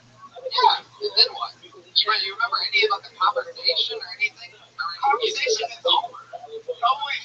Okay, yeah, I remember. Like, it's like, oh, you're comic. I can tell you're funny. You have a nice smile. And I'm like, oh, thank you. And then what do you say back to her? What was your compliment back to her? I guess it was no comment. Like, you gotta, like, go for it, bro. Like, you gotta, like, the least amount of speaking. Like, Yeah, I have a fact. If someone comes up to me like, hey, you're a comic, I get to kiss you. I love this. You are like a young Bill Cosby. As much silence as possible. What do you mean, Tony? What kind of talking are you doing to girls? I just go eyes and straight to the kids. yeah, man. You look at me, you're fucked. Like, you feel the vibes, you know, like you can feel it out. Like all this stuff is still animals. Like, you like sense each other out. Right? So then you're kissing in the bar. Then what? How long you kissing in the bar for? Right as the bar music was playing. Wait a second. What? That's the Cosby thing. Even Jason Statham knows that for Cosby.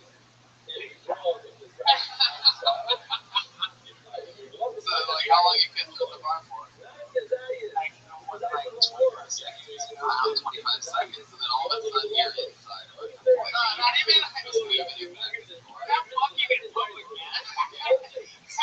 We don't fucking public. Sounds like a real gentleman. Yeah, back to your place. Like usually like the girls in Hollywood, like they go like outside like the city, so like, they have like their own spot around here. So you just go back to the spot. Well, me, You're living for you for me. no, yeah, my parents are roommates. Wow. You're born and raised here in LA? Yeah, I'm from the valley. I know I wasn't born. I was born in New Orleans. I was raised in What do you want to like charity hospital area, like you know, but I Rothschild'S. Oh, cool. Where you graduated? 2001. Nice. My best friend is on the yoga. And my best friend was a young thug. You're the one that's been trying to get us guys to understand how to make it well. You're perfect for women.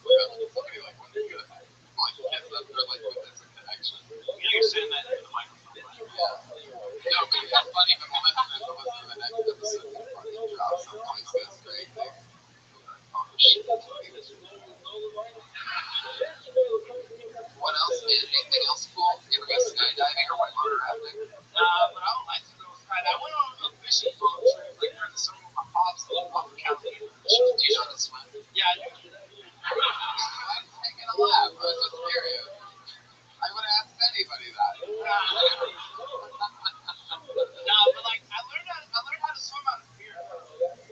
Yeah, like I was afraid of drowning, so I was like, you know, never again. Like, so I decided to take like just like the summer to like learn how to swim for my own shit. Awesome. All right, man. Well, that was fun. It was. Anything else for Thursday? Guys, you good? Jeremiah Lee. Wow, Jeremiah walking. He's had a number this episode. Like a magic trick or something. Yeah. Oh, okay. Was this the climax? I didn't know what allowed to do.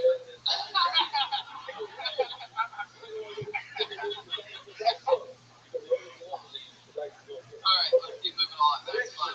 Great stuff, Thurston. There you go. With literally a Kill Tony minute. Thurston. Back to the bucket we go. Ramsey Botaway. Ramsey Botaway.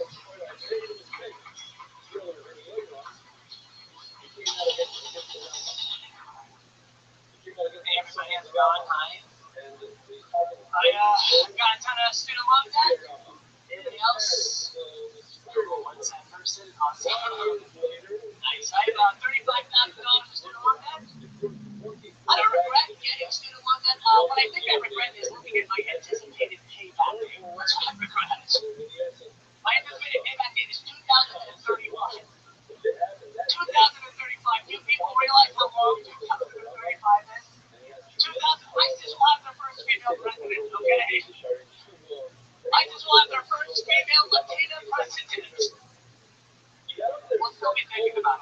not that good. I have a lot of credit card debt too. Tons of credit card debt, which I'm okay with. I kind of like credit card debt. I think it's nice because at least someone gives a shit if I kill myself. Like, I swear to God, if I ever get suicidal, get near the ledge of a bridge, Chase Bank is the first one on the ground with a megaphone every time. Fuck yeah, there you go. I don't know, Tony. I came late to that portion. You know what I mean? Yeah, it's rough. I just stole my car, too. Really? Yeah. How was it? It was a Nissan Versa. It was pretty nice. 2012. I hit, well, a semi-truck hit me, and then 2 weeks later, I rear-ended hit somebody. Wow, which one was the one that told me? The guy. There you go. And we are back. Anyway, Ramsey. So, what do you do for work? I work for Like you call yourself to electricity podcast. I do task rabbit, and I also work for like a company. I just do like data entry. Yeah, task rabbit. That's the fun. That's the cool one. What did you go to school for? Political science, psychology, economics, and then screenwriting. Now, TaskRabbit, people hire you to pretty much do anything, right? Yeah. They just offer you, like, you see what the offer is like. Yeah, right now I'm helping a woman put together her case to divorce her husband. Yeah, it's not bad. She said you get a lot of interesting facts. How much an hour are you getting? Well, so that one I'm getting like 20 an hour. It's not bad. Yeah, no, it's pretty crazy because she like hired me. And she's like, this stuff is so personal. I don't want to tell anybody I know. So she made me feel like So you're doing it on the internet or yeah, on live stream? I've not said anything, but she's it's a lot. Yeah. You have fun doing that? It's cool. That one time a gay guy paid me $60 to kill a cockroach. Right here, baby. That's great. You talk about that? I know. That's amazing. Yeah, I don't know. Holy shit. What's more? I don't know. $60 to kill a bug. Yeah, that was great. No, like, wow. I will pay you $60 to kill a bug. He literally wrote, he had like an ad, like you sent out an ad that just said, there's a cockroach in my living room and I just can't. It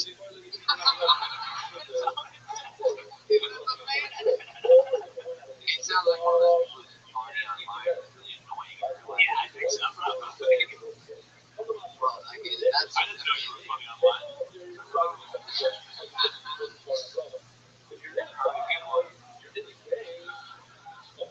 So, Ramsey, where are you from?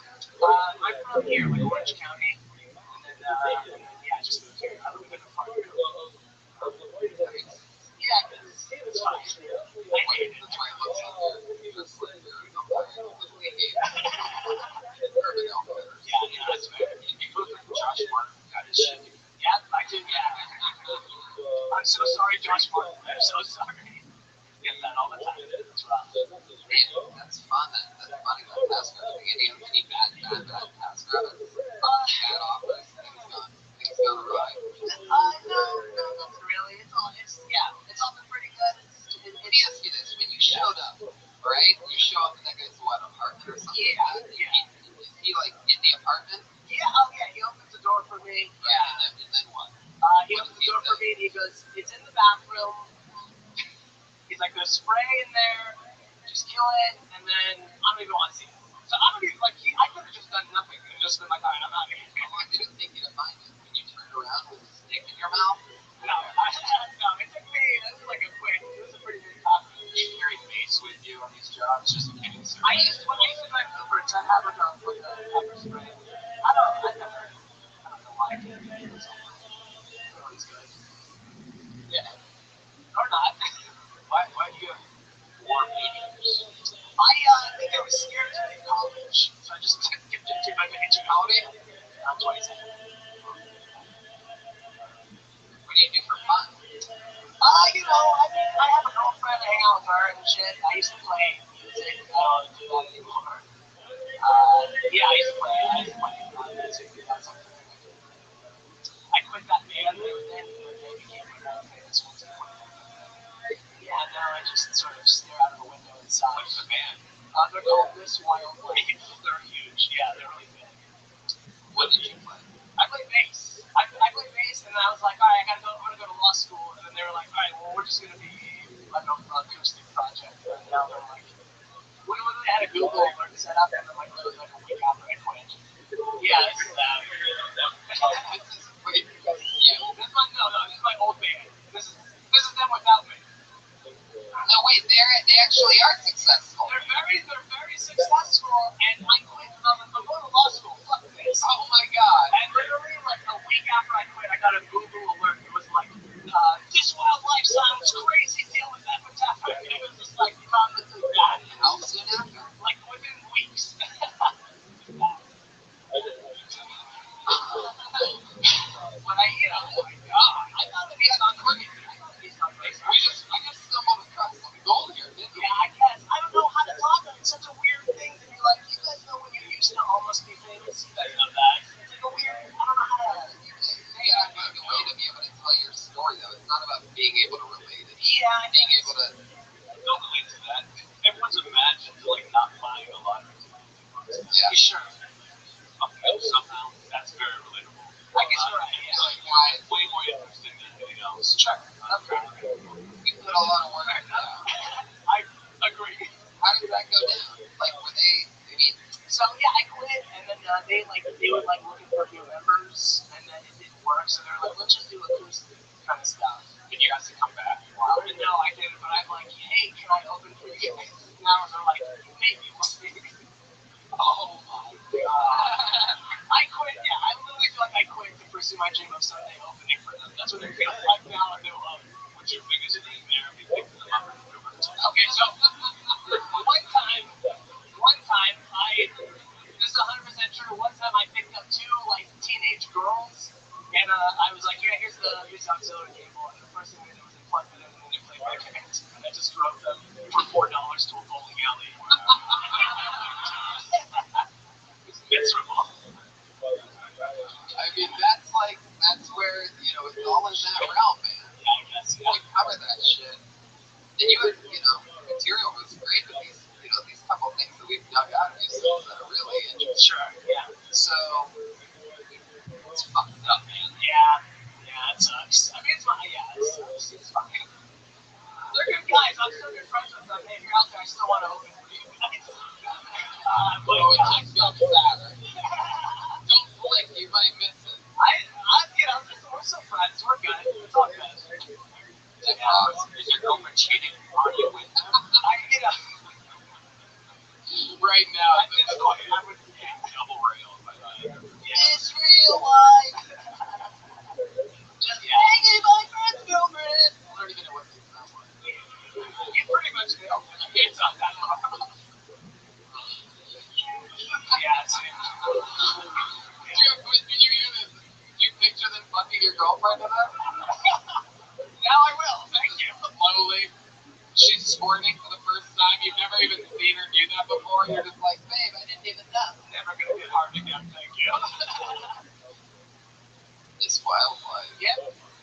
Yeah, and then I quit, and then I worked for the Republican Party for a little while. Oh, that's what happened. I always wondered where those types of people come from. I did. That's what it takes. It's like unbelievable fucking heartbreak to the core. Just cold as ice. You know what? I'm sick of hearing this one. You know what? I'm gonna join the Republican motherfucking party and work for them. From the ground up.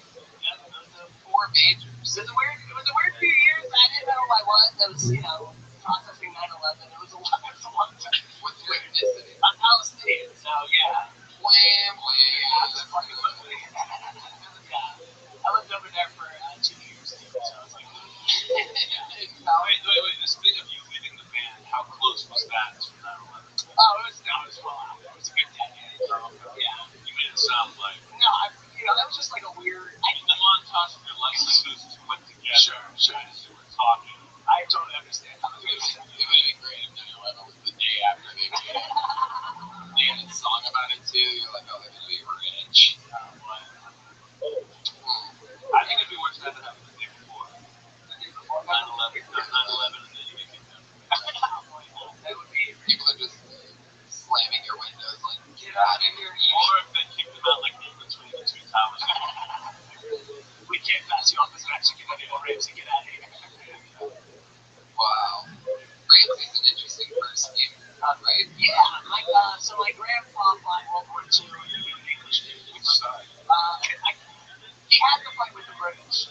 made pasta with the British man. It's boring. I'm sorry. What are your stuff?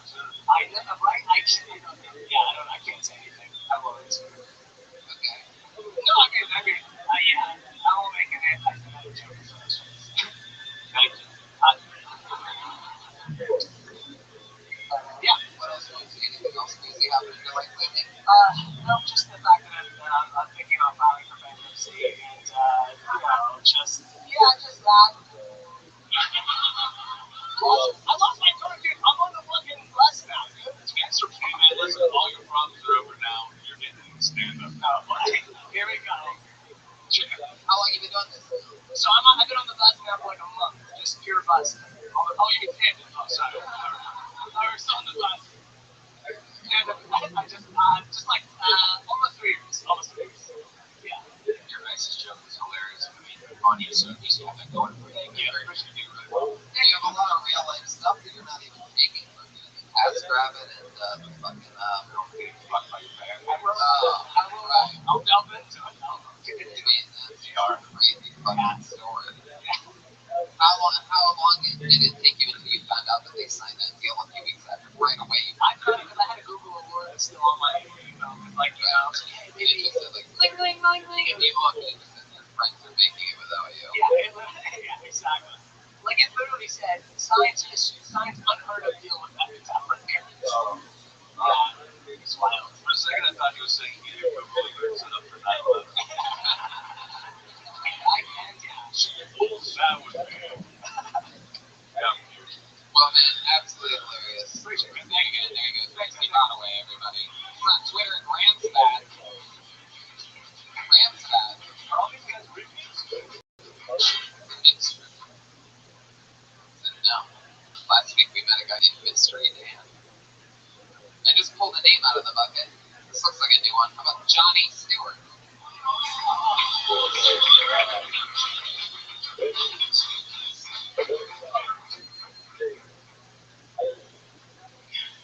Favorite comedians? David Tell, funniest guy on the planet. And Patrice O'Neill, who's the funniest guy in the planet. I thought that was gonna go better. Oh man. Listen, fuck. Thinking about Finger, my cat. She's in heat right now. She just runs around the house, rubbing her ass on everything and fucking making annoying sounds. So, like, my pinky's about the size of a cat's dick, right? So, if I could just give Princess a good finger blast, maybe I can get some sleep. You know what I'm saying? The first joke I ever wrote was my favorite vegetable is Christopher Reeves, my favorite food is Elton John. It didn't get me last night either. There you go. Minute from Johnny Stewart.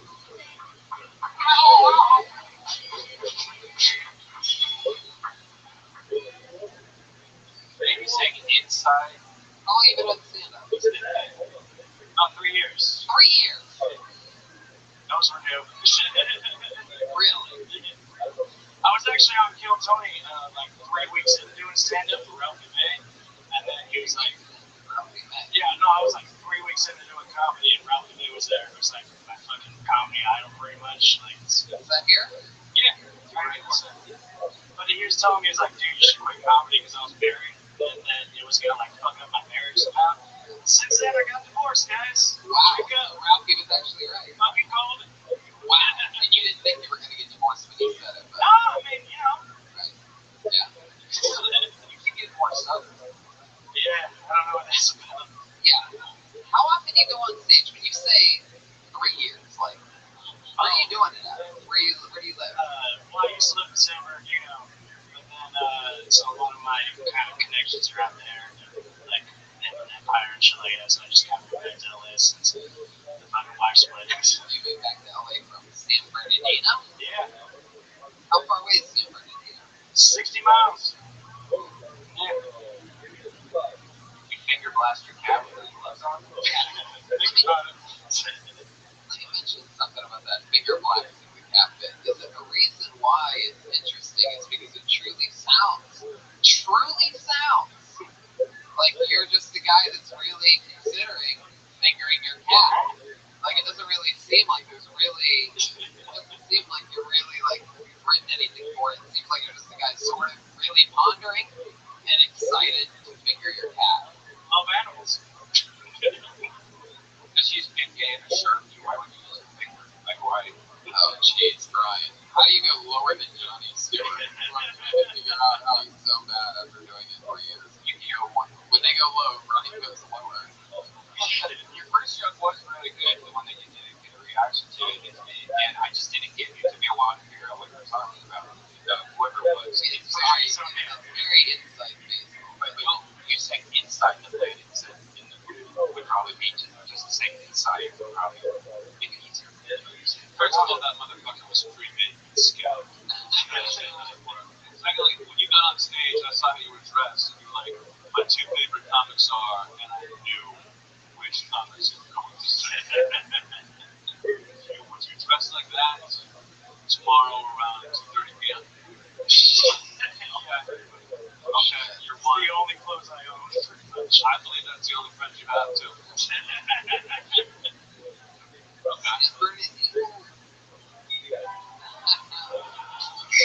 a good one, yeah. Got a friend. So, wow, Johnny, what do you do for work out there? Wait, how long you been in LA? I lost my job at the beginning of the year, so I've just been driving around. Beginning of 1 year.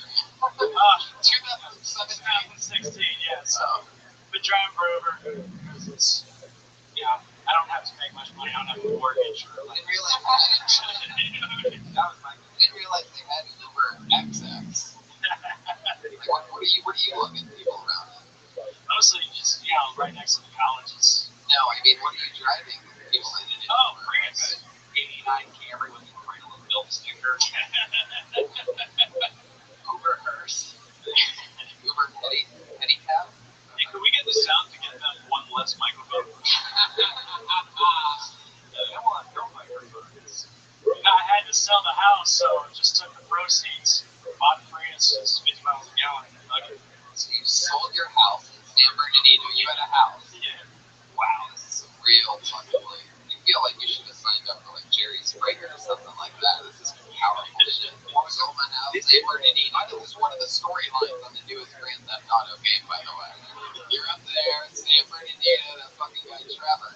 You know what I mean? You gotta just like, there's certain things you can do with your character, like you can make him strong and all this other stuff. You can just like let him go and just let him live this weird fuck like San Bernardino life. And that's one of the route you took. Like you went to the store and you got fingerless cotton gloves and you're like fully committed. I love it. I like this.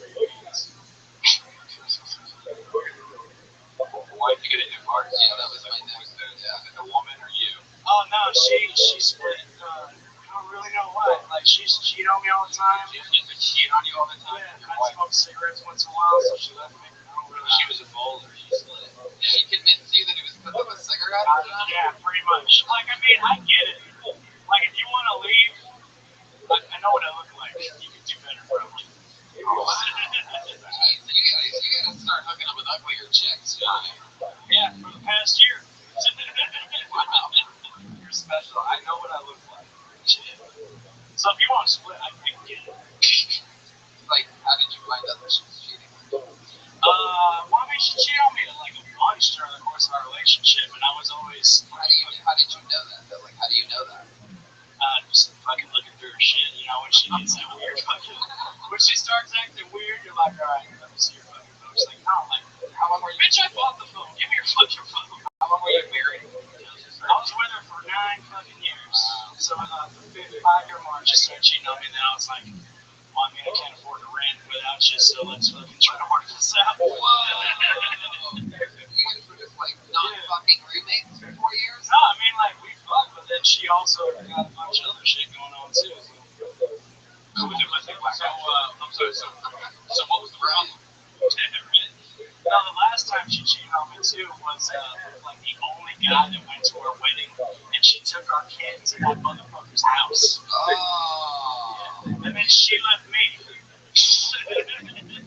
Wait, there was only one guy at your wedding? Yeah, it was really small. We didn't have money.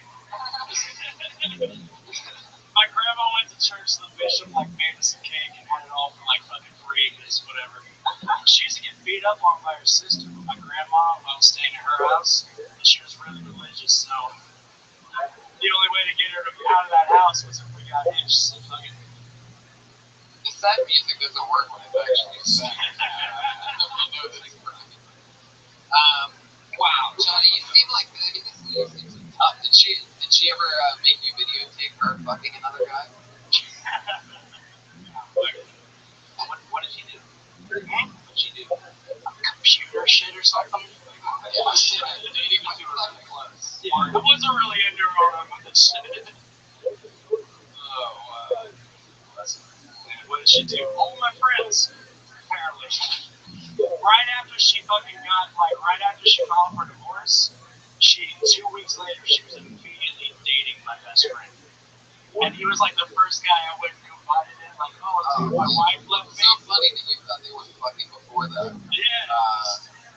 Totally right. It was this a while back.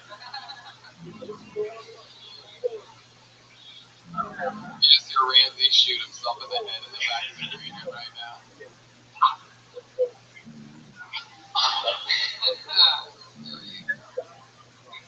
Johnny, is the San Bernardino like stereotypes true? Like, have you smoked meth before? I have not. But you know a lot of people that have. Oh, Jesus. Pretty much everybody. Yeah. Did your ex do that? I don't know really what she was up to be honest. Yeah. Apparently. Boy, oh boy.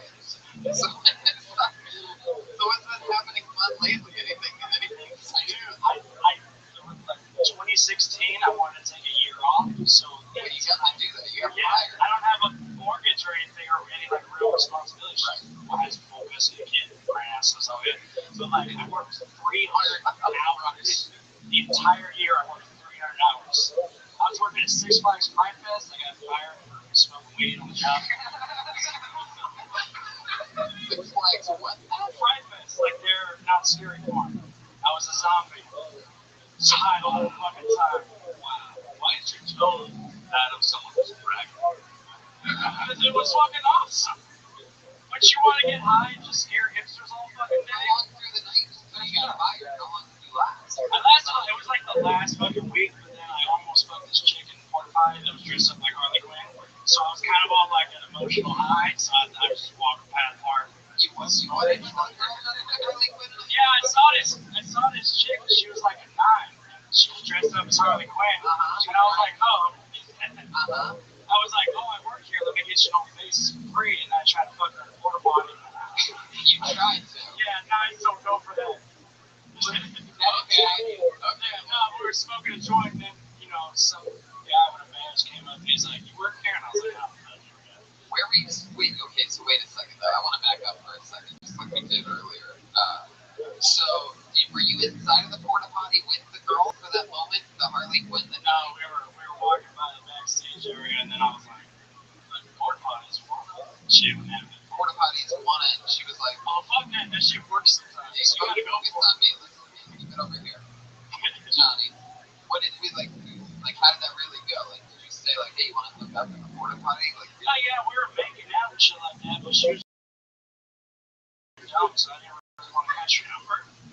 So it's gonna happen right now because I don't want to get coffee. This chick is boring. a 9 that was hanging out with you. 9s are fucking terrible. Like they don't have to develop personalities. I hate them. When you say a 9, you don't mean. Yeah, like a San Bernardino 9. It's like an LA 4. I'm asking you if you're a pedophile. Oh no. You talking about the pros and cons of 9s. So let's get Wow. Well, Johnny, I mean, what folks might say you get fired as a zombie. That's fucking tough. When you can't pull up living the life of a, brainless fucking. You look like you get all your clothes from one place that you work. I do buy all my t-shirts and rock shows or swappies, so yeah.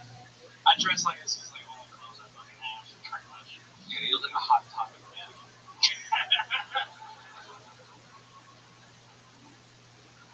Big drinking problem. You have a big drinking problem. No, not anymore. But is that because you just finished your beer? No, So, no, it's because I just got divorced. I don't have reason to much anymore. So you were more upset before. Like, you know what was going on. Oh, it was stressful. It's the best. If you're married, fucking get divorced. I swear to God. How old's your kid? 3.5. Alright. I got this. I got my daughter and the ex-wife on me. Shit, wait, halfway. That is tricky. Oh my Yeah. God. Higher life. You don't get much more white trash over here. Is there a way you can pull down the collar instead of having it lift all the way onto your shoulder? You gotta show off the beer belly. Hey, ladies, want some? I'm single. Your odds would be better if you were inside of a porta potty right now. Alright, buddy. Well, there you go. Thank you very much. And all the way from San Bernardino, Johnny Stewart. I feel like Johnny Stewart might be a big name too. You guys having fun or what? Alright, this looks like a new name for your kids. Go for Ray Easter.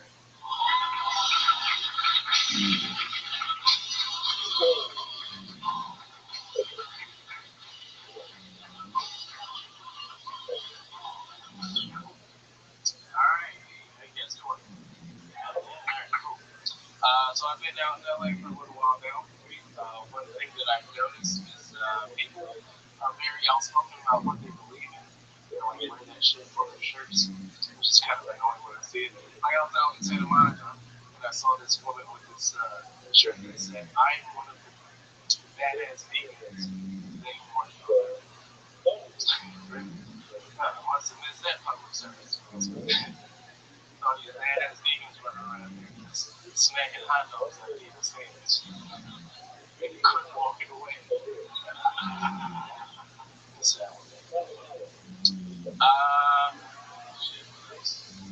I'm prepared to come up. So I want to talk about, there you go. There you go. Breeze. Jesus Christ.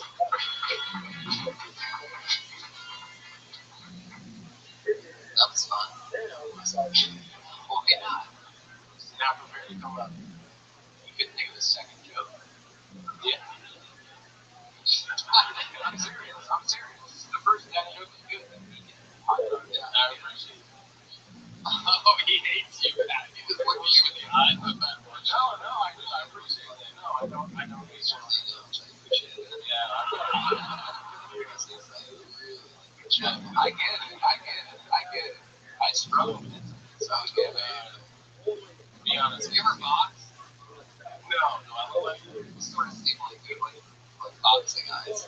yeah, boxing guys. I have to, like, I have to do this. that's like not a bad thing. I want to get back to your somehow being surprised by all of this. I mean, you put your name in the hat, right? I did, yeah. And then Bullshitting around in the back, just heard my name. I was like, oh shit. So what was your like best and worst case scenario once you put your name in the hat? What were you hoping for that? We knew you were busy in the back doing the knuckle puck. The radio. Wearing a Mighty Ducks. Ducks reference. Remember? Ducks fly together. Didn't it? Deep reference. Not really. Mighty Ducks. You're wearing a Mighty Ducks hoodie. I don't know. Knuckle puck. What's he knuckle puck? Like 3 times. Mighty Ducks 2. Alright, everybody settle down. It's a great reference. I'll get tweets about it. Shit. From a podcast with Keenan Thompson. How long have you been together? About 3 years. 3 years? Yeah. You ever like wanted to go on stage? It's been a while since I have. Like I'm baffled. I know. You were at your performer's life. I just perform like shit. But I mean, you kind of successfully stretched. You had a fucking minute. Yeah. A minute is 1 minute. You couldn't just on the fly throw a minute together. And if not, then why did you put it in? That's a good idea. How long have you been here? You live in LA? About 6 months. From where? DC. DC. Yeah. You were doing it out there for like a minute. Yeah. How much? 10 seconds out there? Like how much seconds? Close to the spots, man. 10 seconds. You know what happens when you move out here and you start doing comedy here is it becomes like this more of a social scene, hanging out, not as much of working out. Because I don't like fucking hang out with people. You know, I go with the fucking this, and I'm like I'm working on this. The people are annoying. So I think that if you're doing that, you're caught in the trap of being back there and not focusing on it. This is what you really want to do doing that. No, go ahead and do that. That's fun. Don't put your name in the fucking bucket. They'll let you just hang out up here. To be honest, I have friends out there, and he wanted to sign up, so I signed up with him. So, Steve. What do you do for work? Drive for Postmates. So interesting. So weird. It used to be like, I don't know, 6 months ago, you could ask people if they still like real jobs. Literally just everybody's like, I'm TaskRabbit, I'm Uber, I'm Postmates. One of only 3 available jobs in the world. It used to be you could do anything. Now people just, they want to have brain surgery. They have to call a TaskRabbit. It's a special Dr. TaskRabbit. There's no more offices anywhere. People just don't think about them. Alright, so Ray, what does that exactly mean? Mostly, that's just food, right? Food delivery is one that pisses me off the most. Grocery store shopping. What else? Where are you from? DC. From DC. Okay, what else? I drove Roman trucks. Anything exciting ever happened? Would you drive them for like 45 seconds and pull over the side of the road?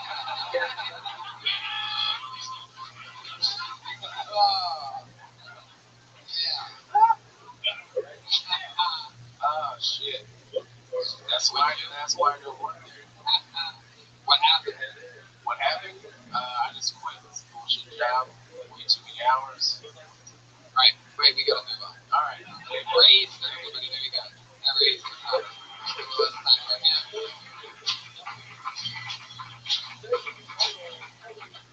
Let's do something fun. Allie Mikowski moved to New York City, so we're currently regular list, unless of course you count, you either love them or you hate them.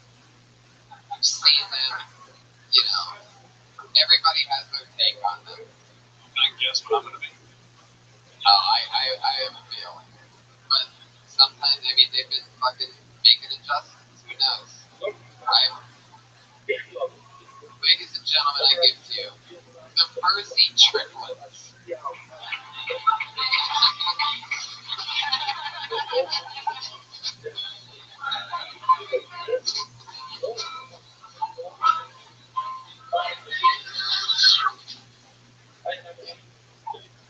So when we were 15, we discovered that Alex, instead of jerking off into a sock, used to jerk off into a squirrel stuffed animal. And yeah, I didn't jerk off to it, vitamin. I just came in once. I didn't had to rip it open. Or did you buy one? There was intent involved. Okay, but it's like having a fucking sock in the ground. You come with a sock every. You know what it's like when you're fucking 15. That sock doesn't have a furry face. In my defense, it was legal. I was 15. Did you make the other stuffed animals jealous? I didn't have too many other stuffed animals. It just so happened that night didn't have a sock that came inside of it. Did she consent? The squirrel? Yes. Yes, she consented to the blood rape. I can just imagine like a CSI outline if they were to go into your room, like there's a squirrel outline, like the victim suffered severe hymen tears. He fucked a squirrel stuffed animal. Wow. I mean, out of all of the performances on this show, it's never been that bad. I mean, that's almost like... We're really Jeremiah! God, he's got period blood all over him. What is happening? I just got back from a mission in Tokyo.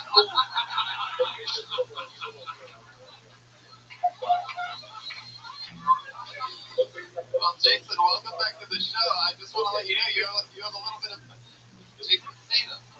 You have a little bit of blatant ketchup on your chest. So I could have been on 30 pounds on the stage. Jason, whatever happened to you can't be as bad as what just happened to us.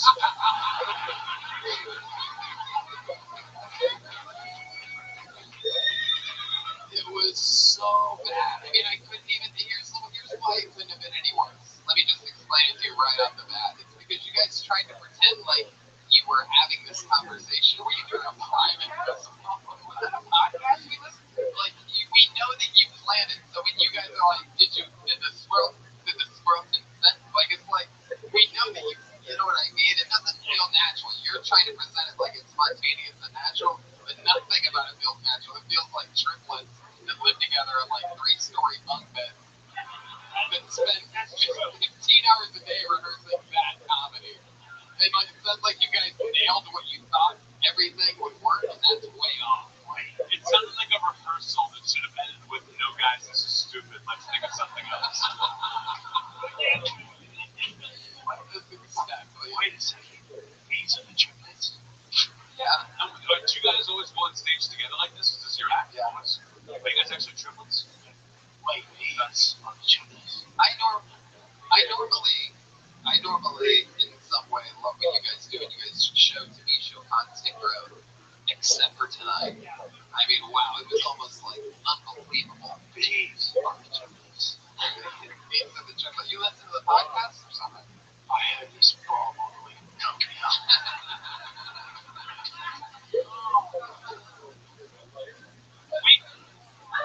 The last time you wanted us to try and improvise it, and we try and get like a loose structure on this, and it just That's not improvised. no, you were Planning on. How about next week only one of you does it, and then the following week another person does it, and then the following another one does it. Let's see how it goes that way. I'd love to see you just do one person, because like I don't think it's going to work if we're like finishing each other's sentences and shit like that. It's a little squirrely. Yeah. I actually did try and solve Mike the other day with that. How'd it go? I'm on board with it. That's something, but that's something. Were you only doing 1/3 of the dialogue of the jokes? And when you bomb, can the other two feel it? They did. I felt that one. It felt like all the way in Tokyo. I mean, this has been done. I mean, like 2 or 3 guys on stage telling one story has been done. And even the people who were the best at it, they still suck. Like, I don't know what you're hoping to gain from this. It's true. Like, I want you to rethink everything. Yeah. Seriously. Whoa, jeez, Ryan, look at that. I can't take it anymore. Shut up. It's like we give them the same advice over and over and over again. Don't make accident. You're being actors. You're doing a script. It has Jeremiah always. Yeah, we've been trying to take all of those. Three of us. It's 6 again. Sorry, man. 6 again. Right. Me, Jeremiah, Patty, and the Percy triplets all like the Percy triplets. I know. I think this is an opportunity. You guys are going about it completely wrong. Like if you were trying to get in a match or something, I'd be like, yeah, those guys are gonna fucking kill it. Those guys are gonna be awesome in magic. This is like, You guys do any magic tricks? okay, everybody. Yeah, He makes magic disappear. no one would ever see you guys walk on stage and go, oh, good.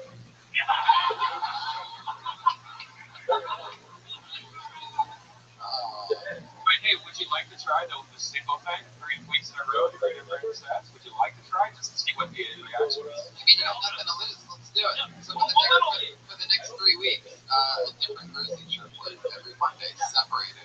You gotta keep them separated. The Alpha Knight and the Omega Triplets. For every end, there must be a beginning coming. And tonight proves true. I think it's barbecue sauce now that I look at it. Not ketchup. I smell it. It's barbecue sauce. Barbecue sauce. I can tell even from here. Get it on the microphone. Look at his belly. His belly's doing the thing. Look, everybody. The true fans of the podcast.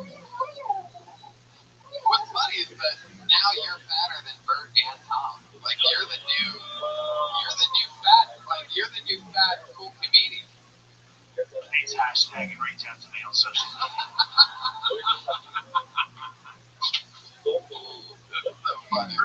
Don't be discouraged. Don't take this. Yeah, well, it's good. Yeah.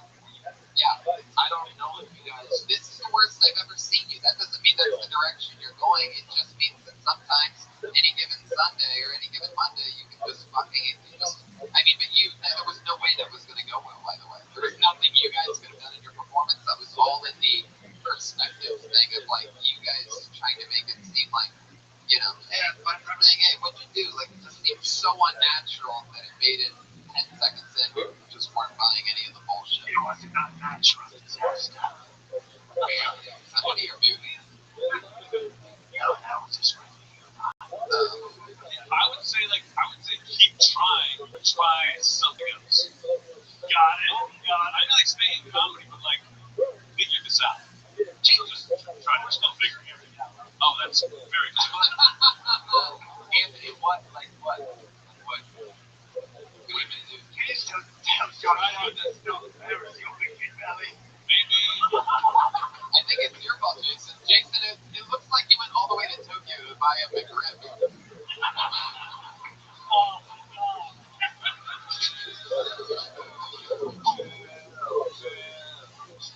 The Mersey trip went, ladies and gentlemen. There they go. Let's do it. We did it. That was like right about to get interesting and you cut us off. Oh, it was? I was right about to be like, here's different things you can try, different examples of things you can try. It's over now. Oh, there you go. You guys are never gonna make it now. I've already forgotten them. Put your hands together for Ryan J. Ebelt's drawing while you all sat there chilling. Ryan J. Ebelt draws every episode. Oh, look at that. Wow. That's a crazy one. Good for you. Jeremiah Watkins, ladies and gentlemen, covered in barbecue sauce for your pleasure. Pat Reagan and Jeremiah Watkins. Reagan and Watkins is the band. Yeah. Reach out to us on social media at Jeremiah Stand Up, at Patty Reagan, at Mostly Story for Joe Minutes, and watch Roast Battles on Sunday on Comedy Central. Watch the Eric Andre show and don't believe anything you read. Mostly Story is Joe Minutes. Anthony, you going on the road or anything? Oh yeah, actually at the end of January I'm going on like a 12-city club tour. Yeah. Like end of January through middle of May. Tour dates at AnthonyJustling.com. Yeah, it's funny you mention that. I'm doing the exact same thing. I'm on the road every weekend. San Antonio, Calgary, San Francisco, Providence, Chicago, a bunch of fucking crazy places. So everything's at TonyHinchcliffe.com. I'm on the road every weekend. Oh yeah, that's right. My website's down right now. But by the time Brian uploads this on Christmas, it's going to certainly be up. Fun show, right? Yeah. Hey, big announcement. Death Squad's about to open up a whole new microphone down the street. 2 new Death Squad shows every month. It's going to be a big deal. Look for an announcement soon. More mics are going to be happening for Death Squad. Good lord. I don't know what that means. Yeah. Follow me on Twitter. Like a crazy announcement. Yeah. There you go. Live audience, thank you so much for coming to Tony. We'll see you again soon.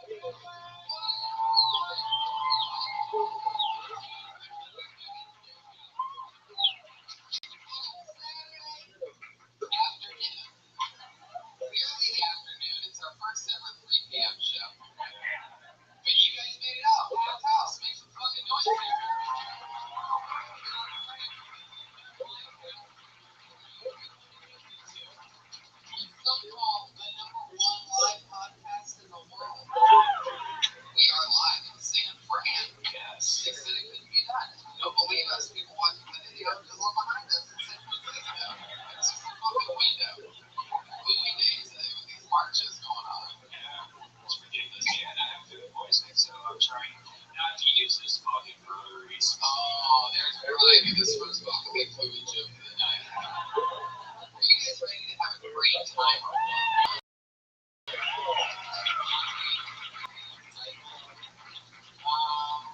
I do too. Are we going two or one? Two? One, right?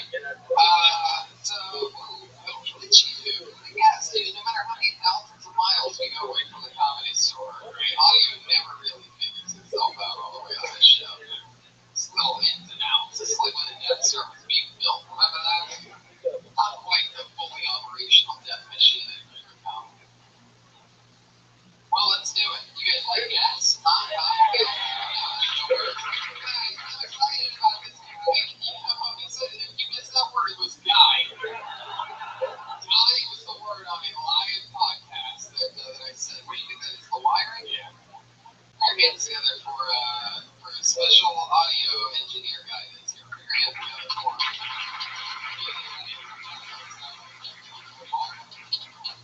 That is a good question. Almost one that I would ask an audio engineer. But he's not available at the current time to save the show. I'm a regular guest. Who loves NorCal, huh? Shit. This guy's from Oakland, California. One of your favorite Hiltonian guests in the world. It's the one, the only Ocean Casher.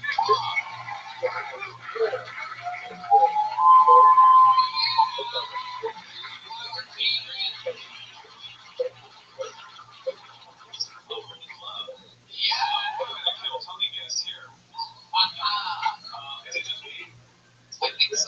Why did you tell me to bring my wife? You never responded. I sure did. There were two guests, ladies and gentlemen. You got my ring. I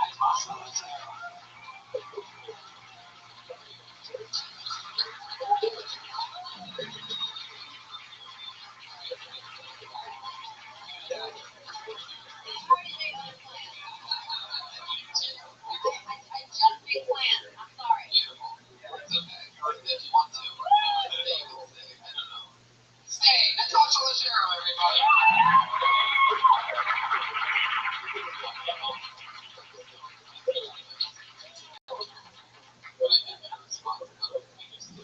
Oh, I thought I wrote you back. This name Brand, you would think that this Silicon Valley was, hey, you just got all the wrong terminology. You guys like NorCal, San Fran, everything in school?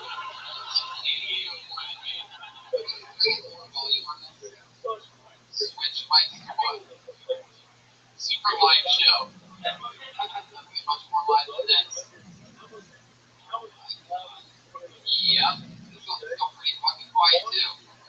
Pretty quiet mics. No baby mics. There you go. Yes, more of that. Whatever lever that is, more. Oh God, please, more. Just switch it up. Lever up. That's good. Lever up. Two. Good.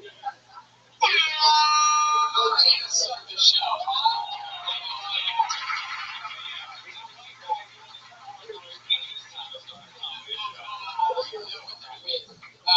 We have a very special treat here in San Francisco. We've done this show on the road in numerous fucking cities. Columbus, Pittsburgh, Austin, Dallas. We've been all around. Never before have we had the accessibility, since we're so close to Los Angeles, to have members of the official Hiltonian band here. Put your hands together for the Hiltonian band.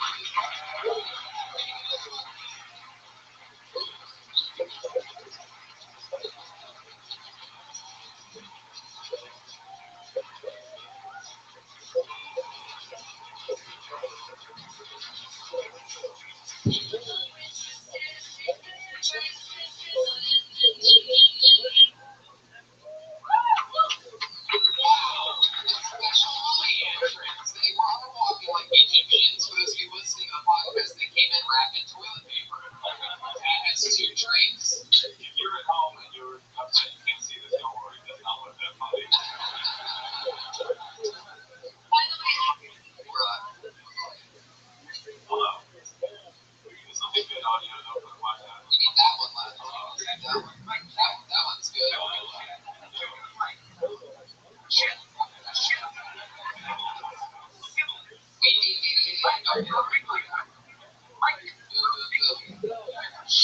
Oh, I don't even have a mic.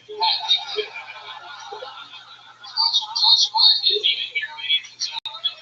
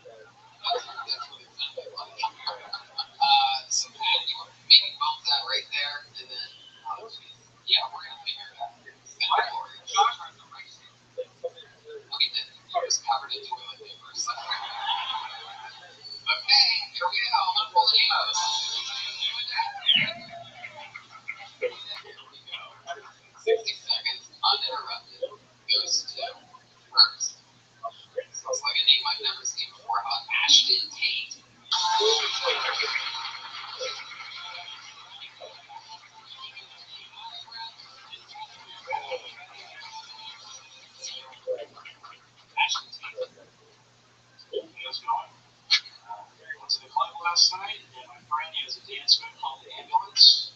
It's where you walk up to any single group of girls and get out of the way. Also stayed in town recently. I checked into a hotel, and the room I was staying in was supposedly haunted because a man hung himself there a couple months before. But it's like, why would you believe in ghosts if he doesn't believe himself? So feeling kind of down recently. My friends asked for a free hug shirt. Have you ever seen any people wearing free hug shirts? It's like the shirt says free, but the face says please. You feel like you know you're in the friend zone when you're putting a condom on your boyfriend?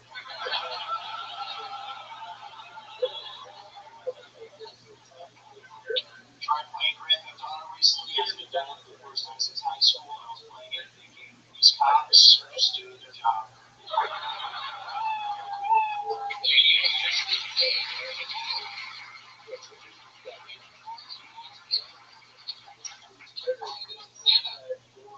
All here in San Fran.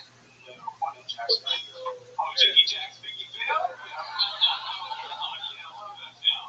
How long have you been wearing tapered sweatpants? You look like Dexter if you only drink one Highland. You're looking like there's a lot of this way. There's only one-liners, but you're like Justin Bieber one-liners. Also, they're like, you got this, like, the style of, it works best when you have a lot of money, but when you got, you don't, like, tell that.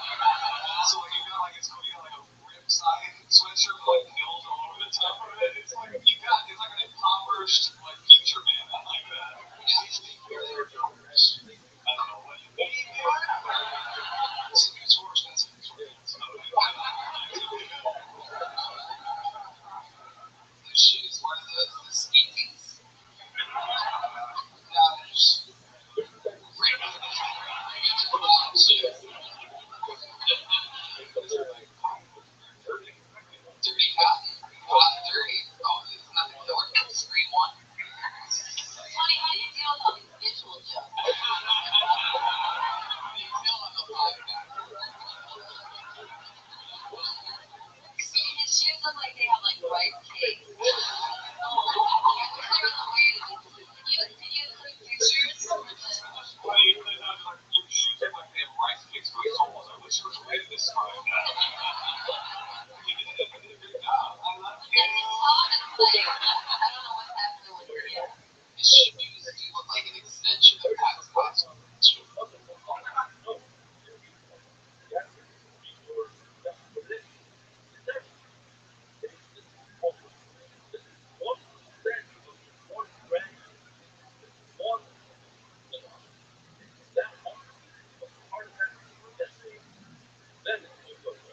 This isn't like that. We also can't see that. People thought they do 1 minute of stand-up and then we roast initially. So I don't know, we got the wrong one. We thought that's what this was. I thought that some of them jokes were Ashton, what do you do for work? Counting?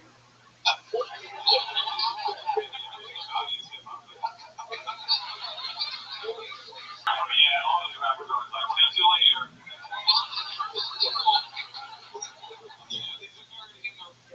Or maybe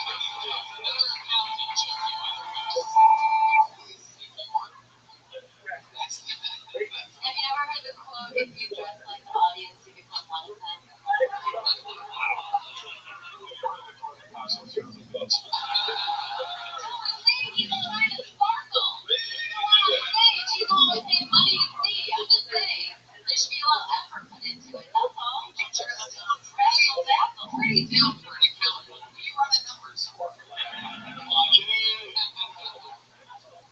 How much? So, like, big company? Yeah. What is it? I'm not saying. What is your love life like? Are you really like condoms on the weekends?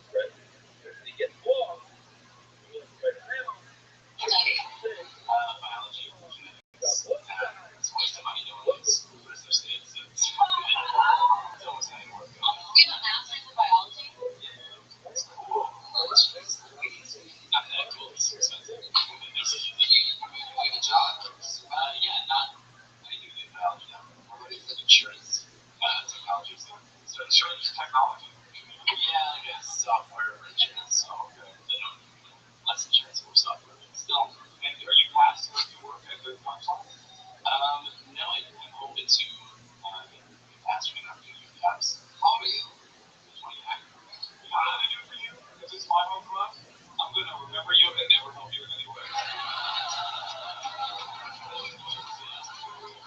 I think there's people here watching you who see how good you are, and hopefully you get a chance. Yeah, you're funny, dude. Is the booker here? Yeah, we're just supposed to see. I didn't want to call her by name, but I'm stronger than I was talking about. Falling, right? Like you falling down. Yeah, falling. Oh, like you fell forward that first no, we'll get to the job. So what do you do for fun? Do you have any other special hobbies or skills and talents? Just travel, basketball, a little bit. Basketball. Yeah.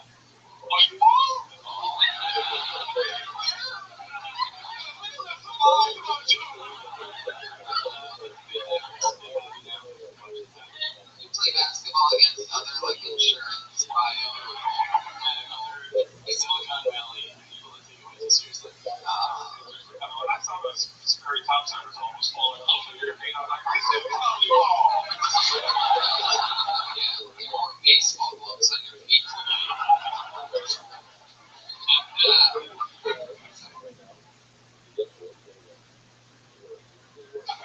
Man, so that's interesting. Do you basketball? Anything else?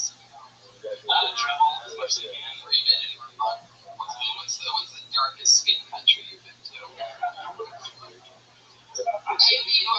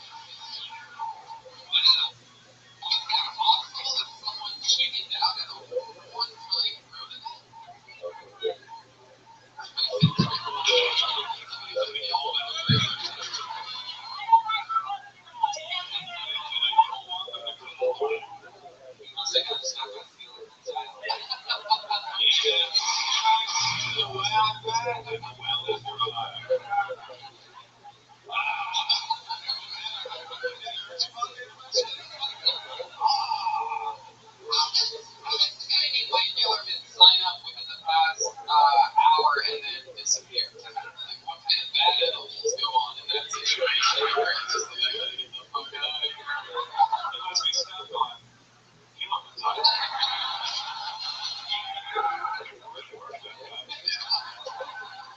Oh, Ghost said it's so much funnier than you.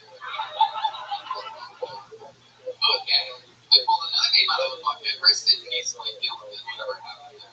But how about Elio Aponte?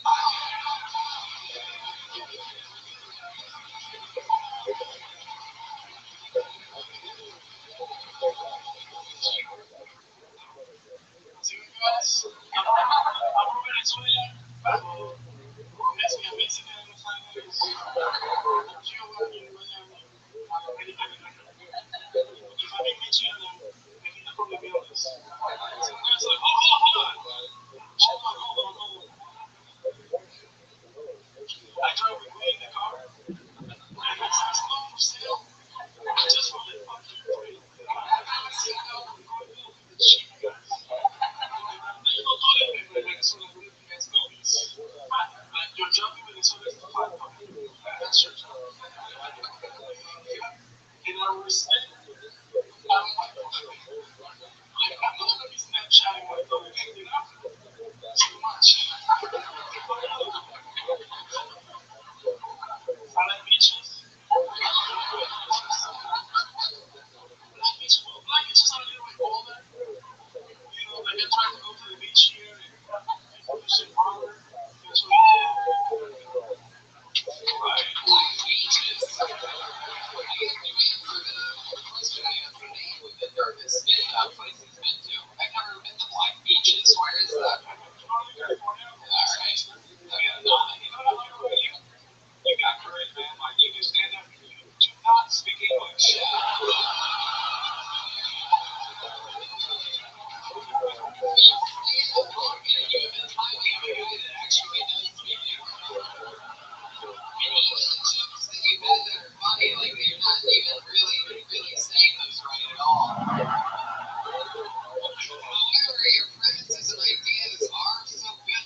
They translate through. Every time that you tried to sound funny or like, you know, do something funny, it didn't work. But you might be the most hilarious, accidentally funny person that's ever been on the show. So, Elio, let's get into it. How long have you been in America? 13 years. 13 years. You sound like you got here like 2 hours ago. You sound like you just flew in just for this.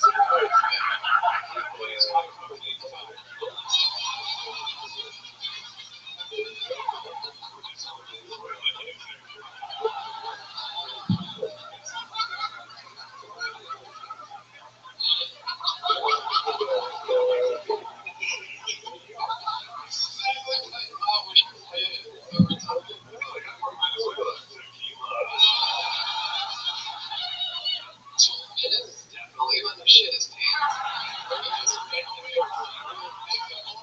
One minute.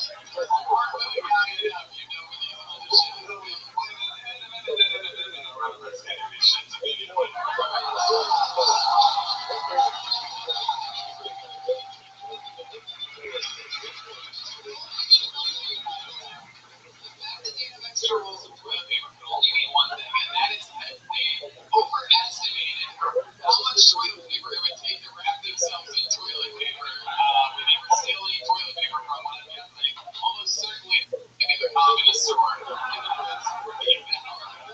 Maybe rolls of toilet paper. But if they not use toilet paper as well, that's just What do you instead?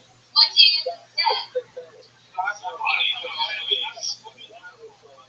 We've only been for 14 years. How old are you? So yeah, we just start working on that.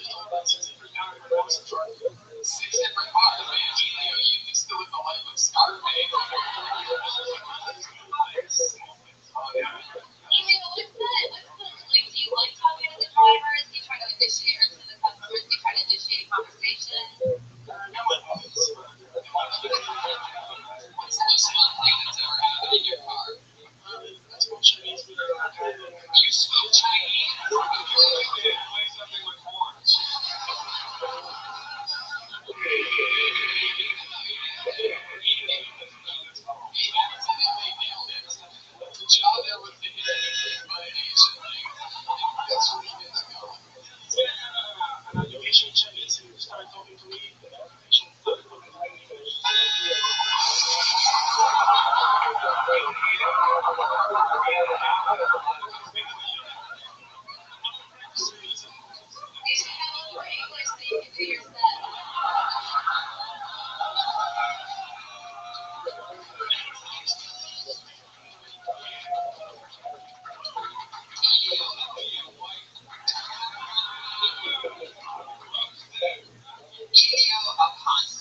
what else, man? So you're driving Lyft now. You used to have 6 cars, $1 million restaurant. You got Lyft, 2 rolls of toilet paper.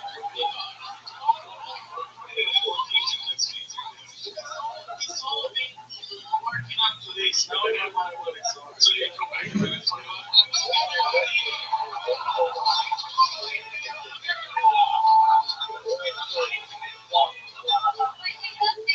happy and positive. I love it.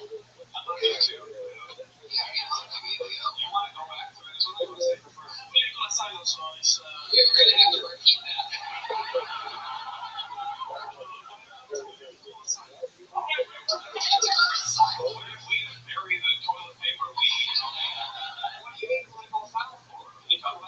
Yeah, it's like, Trump got elected in Minnesota in 1998, and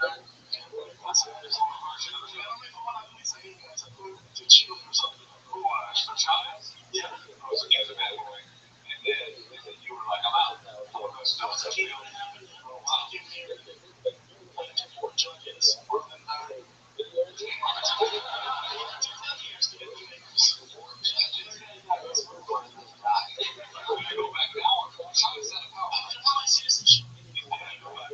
Yeah, he already makes balance with like way creating it, right?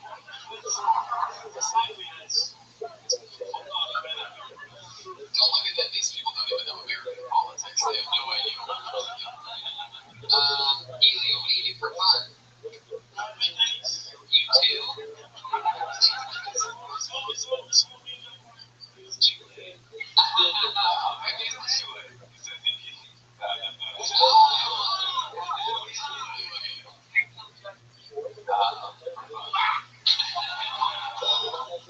So you play tennis? What else? I feel like you're very, very romantic. I feel like you're very good with the ladies. Am I right about that? I don't know that.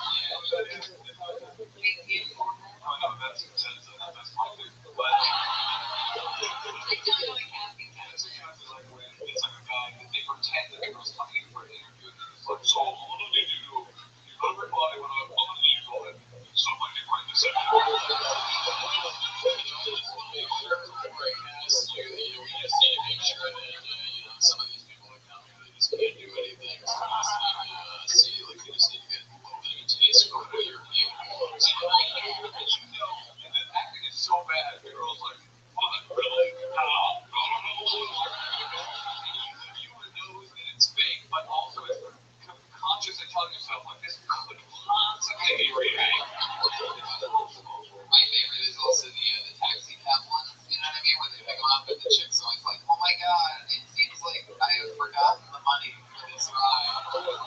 Literally in a cab where you're doing cameras which for a porn website. It seems like, yeah, it's worth it for this $30 fare to fuck you.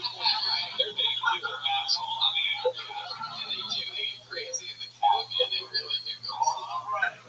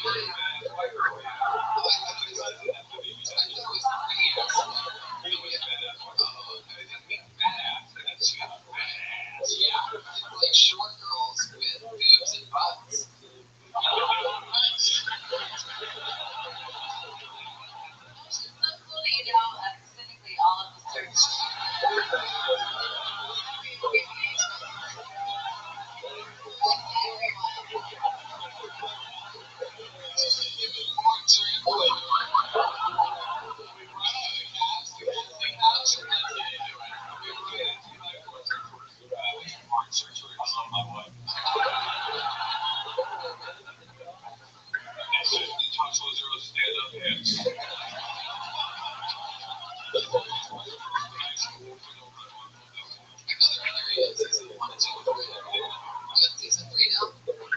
Yeah. Awesome. Coming out. When? No, I love Dava. Okay, it's coming out. Watch the period one of my favorite shows. Yeah, so, but I do want to know, like, you seem romantic. Like, last date you went on, how did that go down? Yeah, but like, how does this girl take you somewhere? You know this girl, like, was it someone you hooked up with before? But like in real life, you don't have to try to be funny at this point. Just take everyone to the beach. Go straight to the beach. That's your method. It doesn't work out. It's easy to get rid of them, right? Just said that you could have it.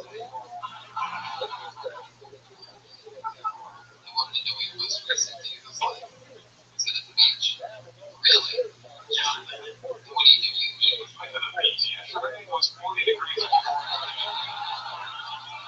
Was she on the date as well? She considered the date. She considered it the worst and last day of her life.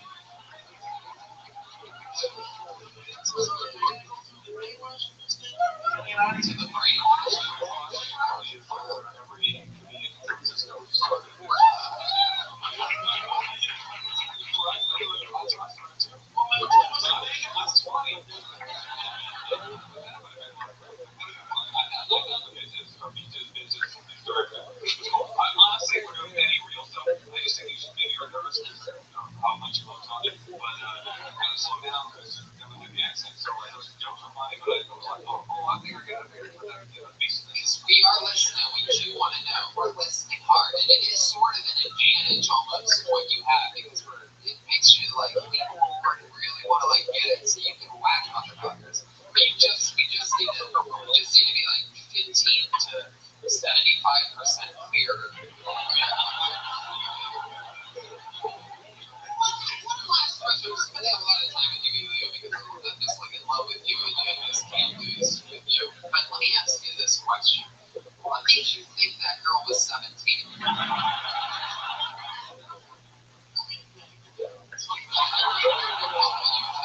Did she tell you she was 17? She did, but it was like she spoke the language of love.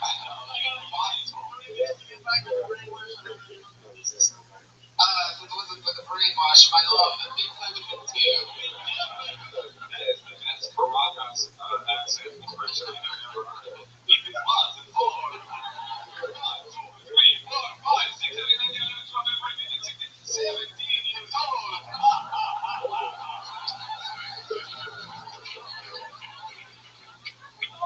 You are an instant classic. I absolutely love you. I can barely understand anything you say, but your spirit and your positive energy.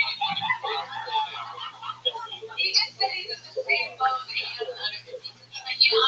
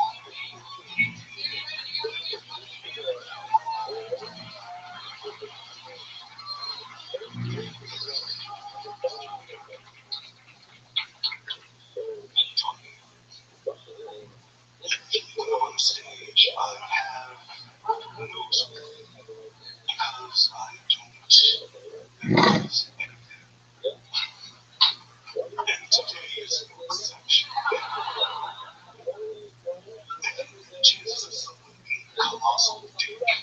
Go up there and catch your ears that they come up with. That's why I stick with the classic. Go fuck yourself.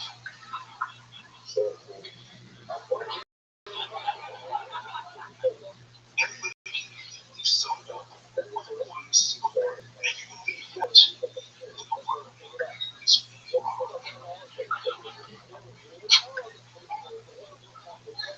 My mom loves that I do this and that I use my voice, but she wants me to use my tongue. So for her, I say, no.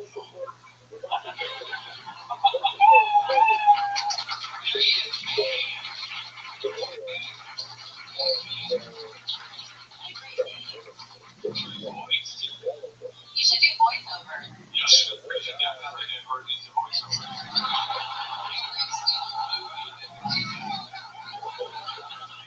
I keep hearing that from people. In a time where no one can survive, There must be people in this film without a voiceover. Everyone wants me to say this. You sound like a professional voiceover guy, and you dress like a professional.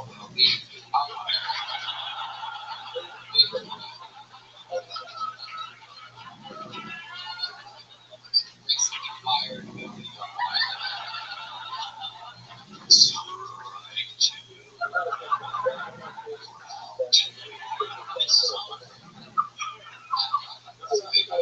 one man struggles to pay his Xbox Live membership. Have you watched a lot of comedy? Yes, I have. How long you been doing it? You have a lot. What's the Do you always carry the bag on stage with you? Yes, I do. Is it filled with little tests?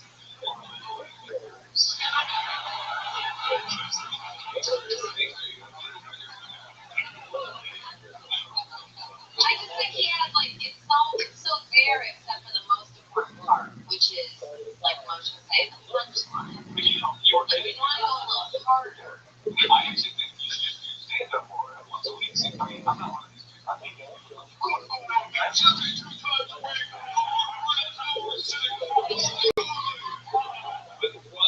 but once a week is too hard to do. I mean, Oh yeah, you could do it 4 or 5 times, I think. Yeah. I mean, you do work. You got nothing going on. Wow. How do you survive doing that? general assistance is one general assistance. There's so much nothing. General assistance? You mean like unemployment checks? What even? Except I never had a job to do.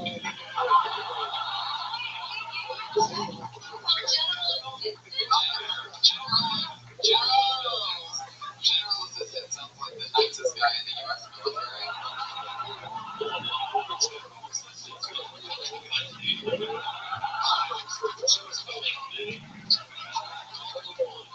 General assistant.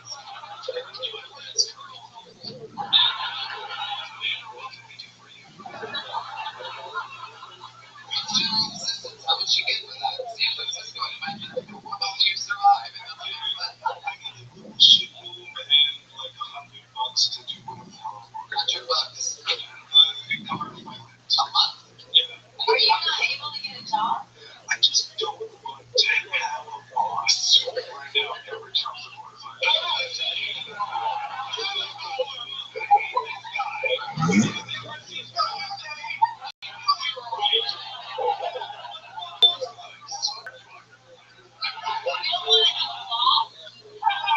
I just don't like the idea of somebody telling me what to do. Imagine $200 a month.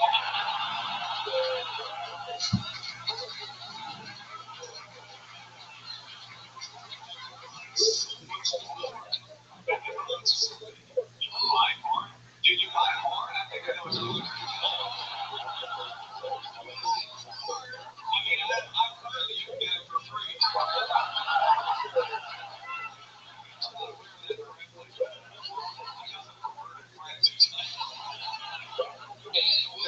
And what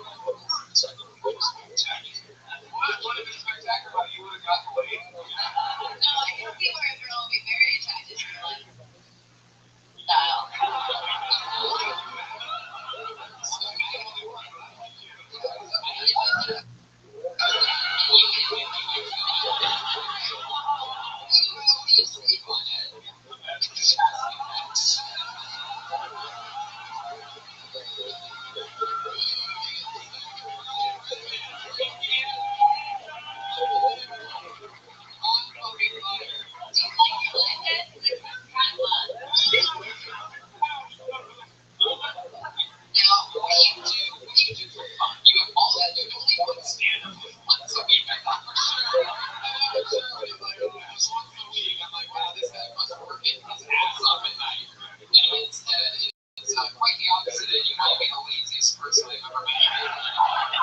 We never be friends. At least I hope not. Wait, and why don't you stand up more often? You love sitting out in concerts. Not really. Oh.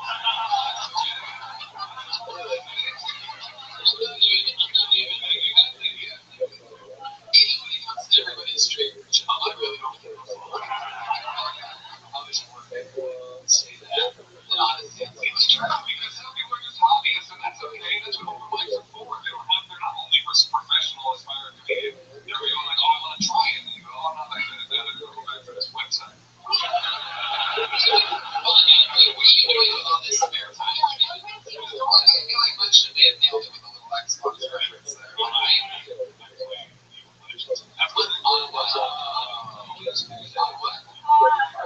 It's a PC. How many hours a day? So there's 22 hours left.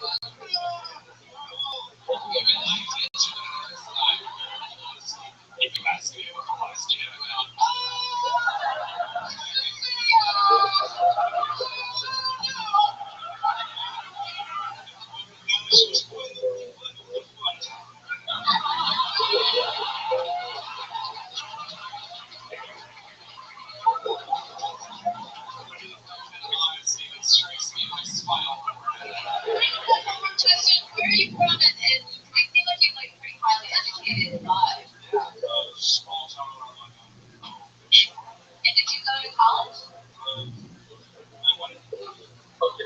I went to an art school. Why do you make like an indie game? He does want the jerk off most.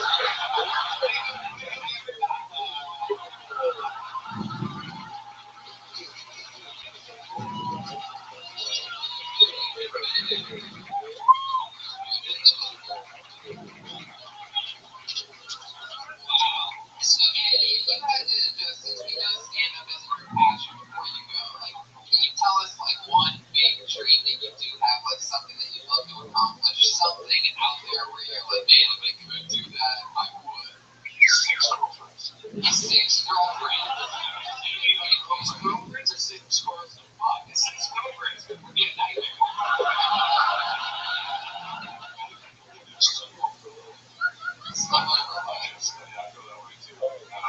Have you ever thought about getting into the business for bigger?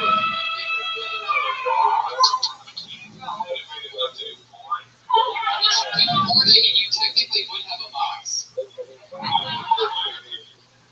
How big's your dick, man?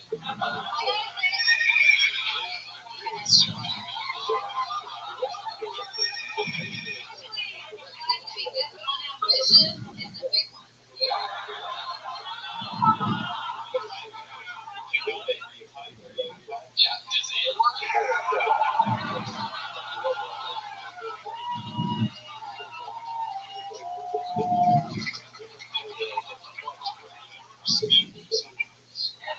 The 6 girlfriends like have to be quite ugly or not attractive.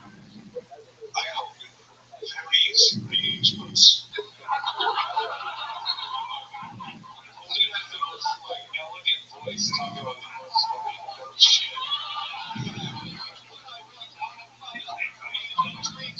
Which like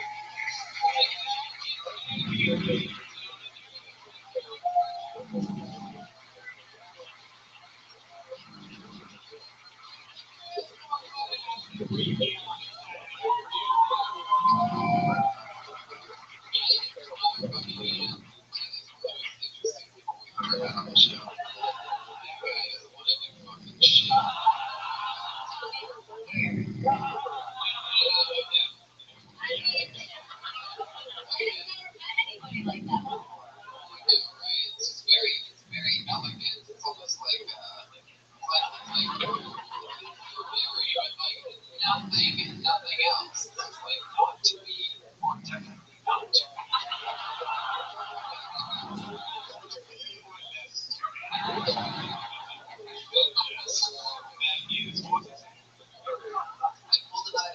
Have you seen anything back? We're getting together for Brady Hold, everybody.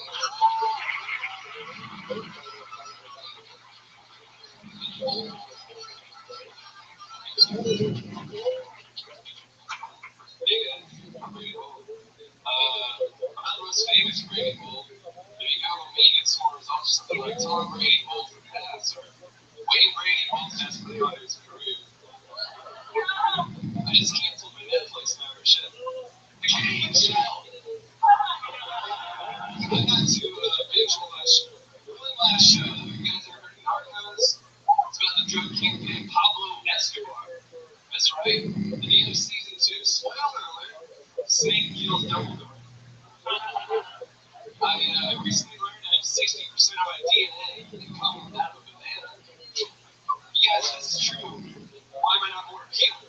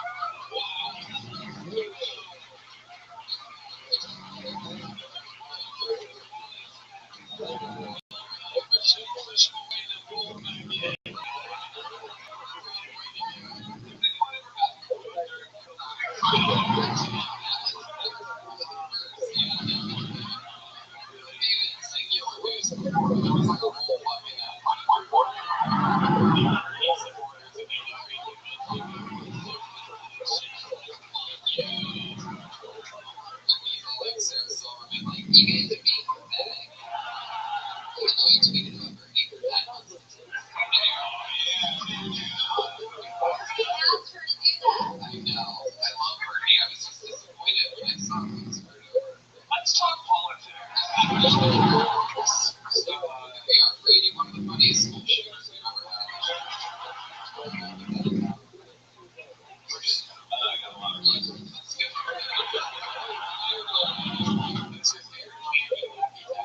Let's get Spanish. Second follow-up question, how do you think I can see it?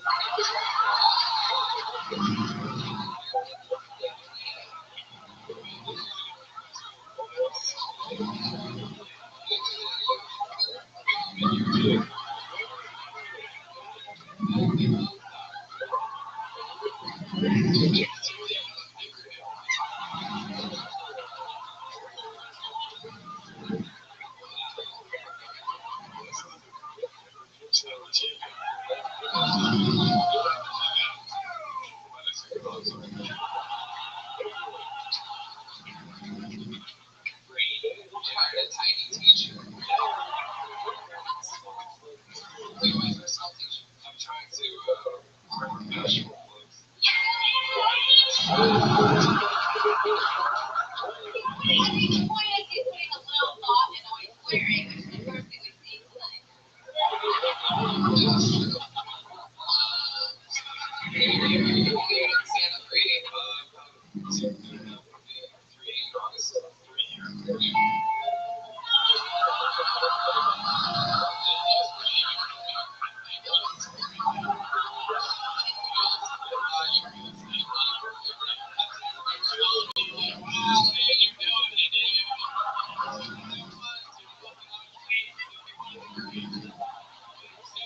first thing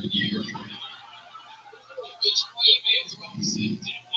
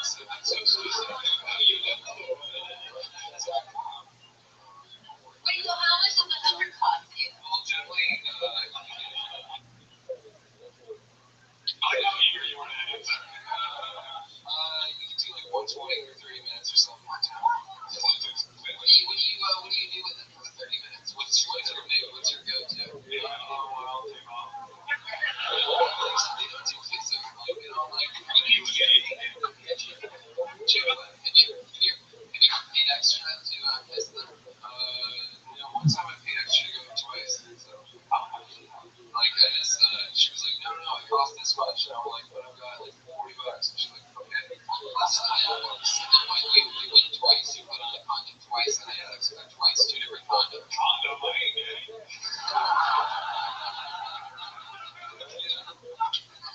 I'm trying to live in this time.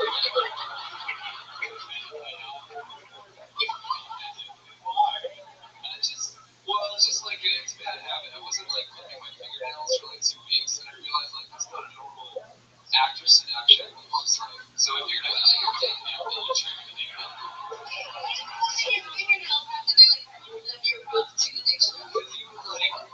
Let's say you're going to talk to somebody, you would be hygienic and like clean yourself. So I figured like I should just leave it in a car, dude. Give me a little about nobody's gonna be like, oh, this girl sucks, but your nails are awesome. That's what I'm saying, because you can skip all those normal steps. But if you go to like a normal person who doesn't fuck with, how often do you perform on the subway? At least once a week. I'll do the subway thing once a week and go for my exercise.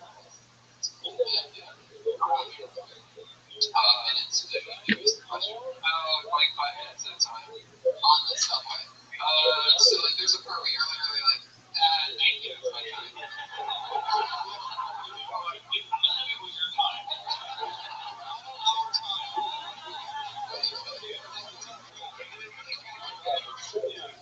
I love that his jokes are like you find on a Hubba Bubba rapper, but like in real life he's like fucking weird.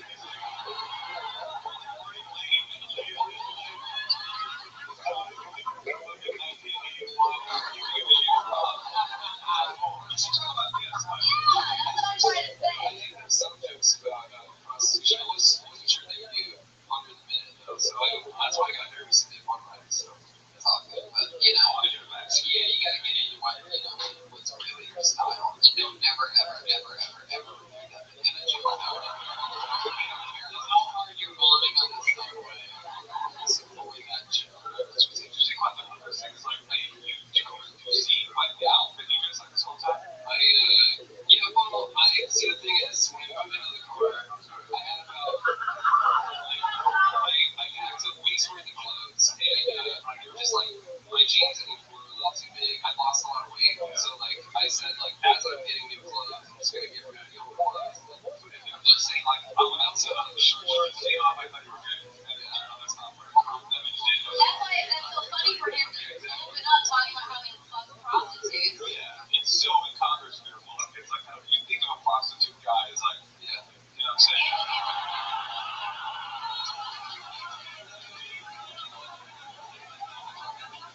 You're calling masseuse.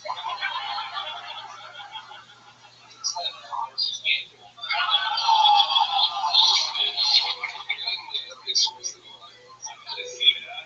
Also, though, a lot of girls they'll fuck you because you're on stage. So if you like let them know that you're straight, it can be good for your sex career too. And then give you something to wake up and keep your nails for.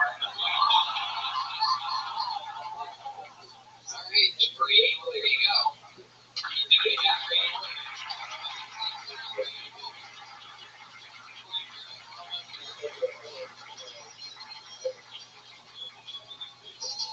Yeah. They signed up today. They must be marching. I mean, I know where they got laughed. It was sure they're probably marching. It's just staying fat. How about Joseph Ugalde?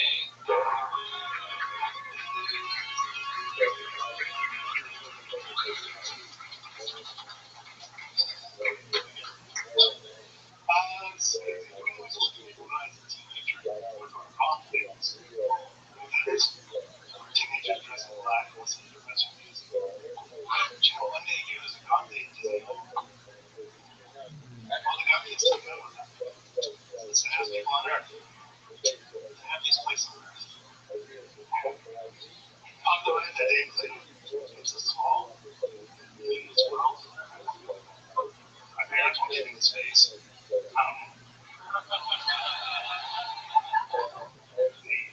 It just doesn't matter. The thing is, the sign on the rise that says, no cutting the line.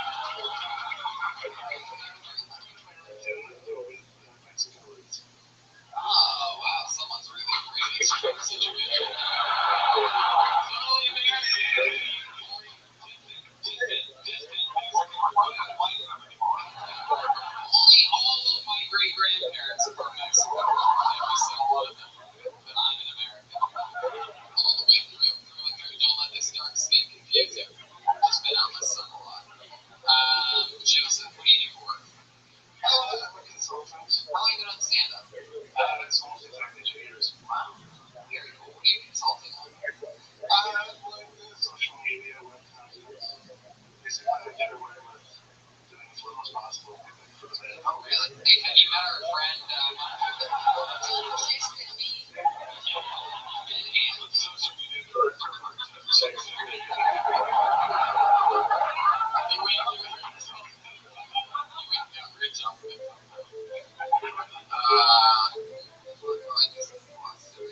What's your favorite kind of porn to watch? How old are you, Joseph?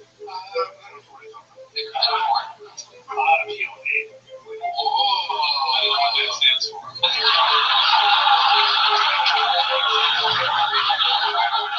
It's hot. It's already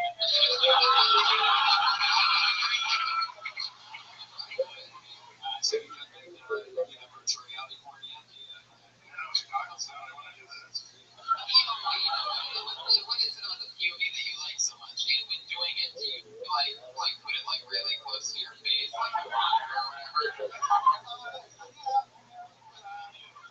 Oh my god, this is totally me. I'm fucking this girl. And then like do you have a certain setup that you do? Like you put like your laptop on your chest or something and just lay down and jerk off, or like is it a standing thing, like you put it on a shelf and just go hard at it? What's your setup like?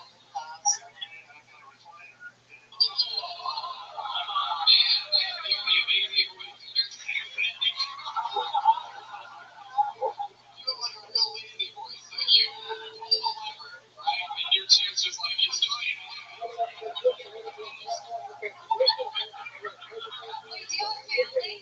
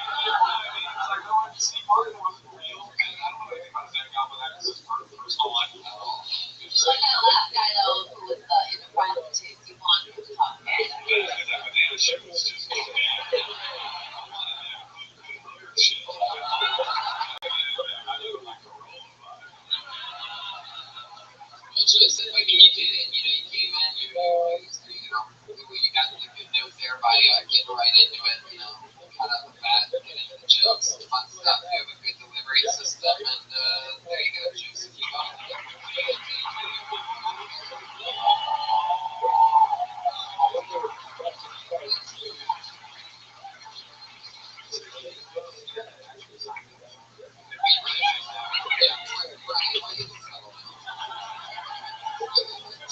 I mean, there should be a woman, don't you think? Not even. Well, then, maybe I should just pull out the name that says Jennifer Bryan.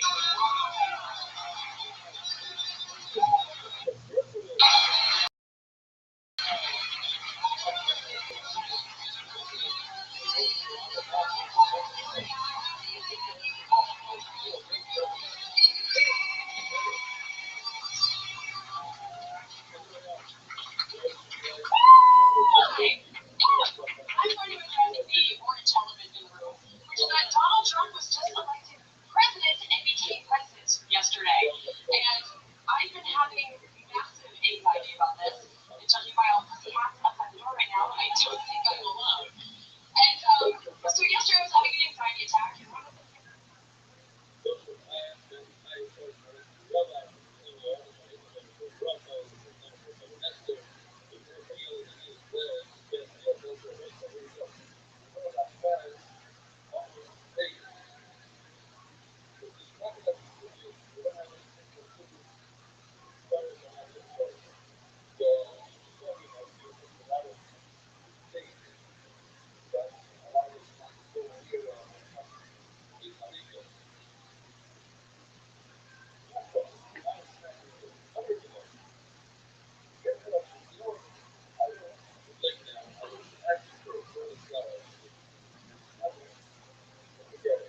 that made me feel better was thinking about the fact that as a white woman in the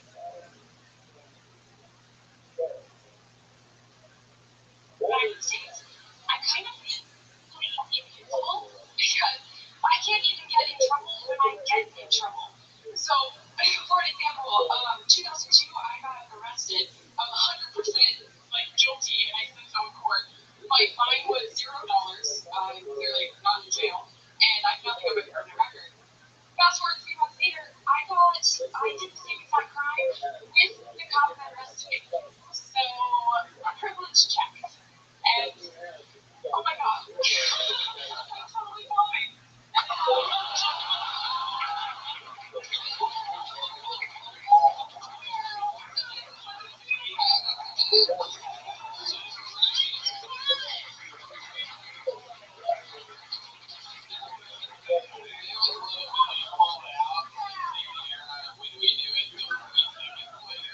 What is this crime she keeps doing? One of the funniest CNN headline reports. You said I'm totally bombing in the same cadence as the rest of the stuff. So I got all part of the video. Where's the no good check? Oh my god, I'm totally bombing. Wow.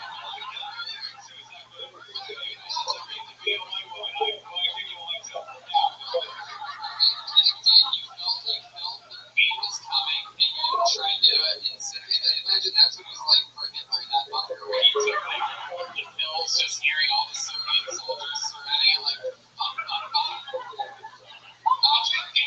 The truth is, I thought that I got out of performing, and so I kind of relaxed, and then you said my name as the very last person when I saw, and it was 4:26, and this was over at 4:30.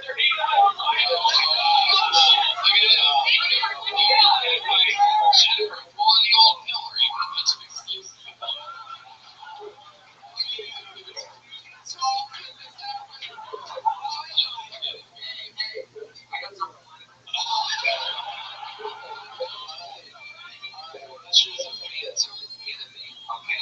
We rebooted Russia as international villains, just like we rebooted any fucking movie. You know what I'm saying?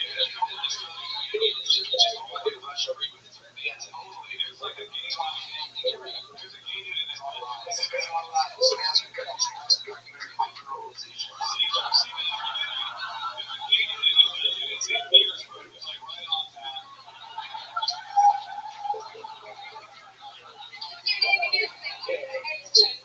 Jen, wait, you tell me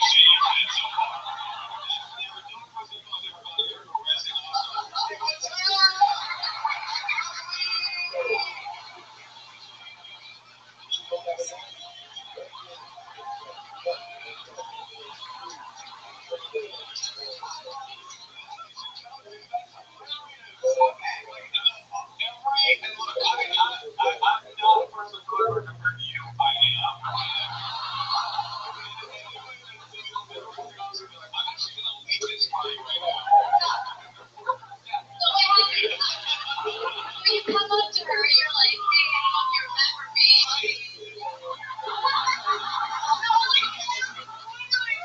Like, hi, do you remember me? And she says, oh my God, yes I do. She gave me a hug and said, are your friends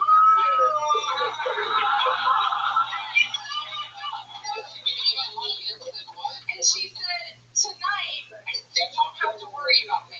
Like, we're already over 21 at the time. No, I'm still 20. This is 3 months after she arrested me. That's the privilege fucking thing. How long are you anyway? I would, that's not funny. I mean, I would put all this detail in there. That's actually funny. Your cop, that's the whitest shit ever. Which would it be? You don't have to worry tonight. That's so funny. And also, I'm just getting rid of the phrase privilege because it's like, that's just like, I mean, it's real, white girl is real, but it's a political buzzword. But anyway, the point of it is, everybody, the context is that you're privileged. You just say, that's the whitest shit that ever happened. That's the whitest shit that's ever happened in history. I'm not whispering in my ear while stroking the back of my head. You never have to worry again.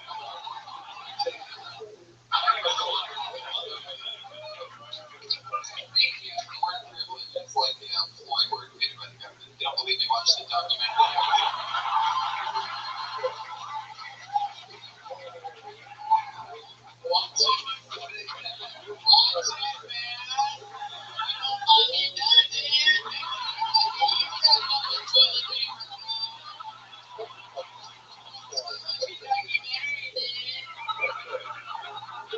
Well, Jennifer, I mean, you know, that's the name of the game. It's a tough situation. All you do, we talked about your stand-up. You do it often. This is my first time ever.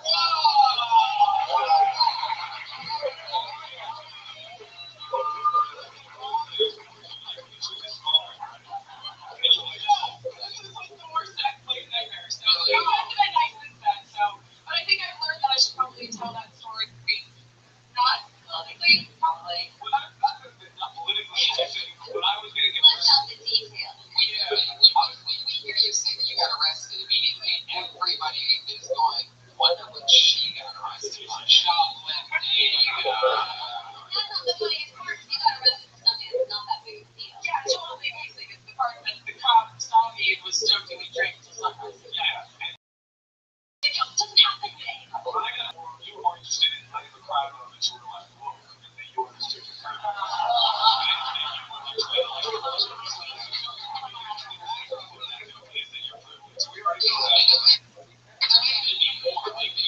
Even though you know how different it is being white when you're like hanging out with the cop until sunrise, being like, you know, I can't breathe because I'm laughing so hard with you.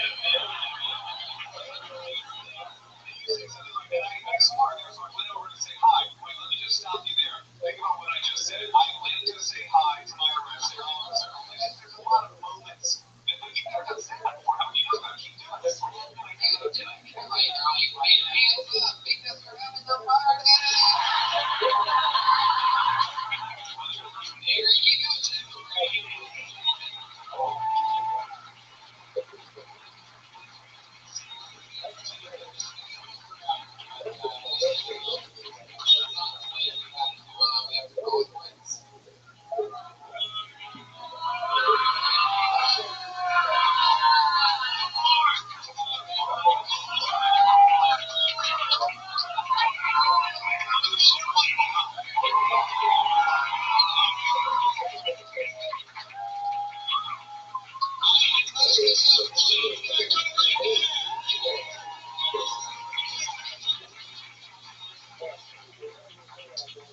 My first time doing stand-up.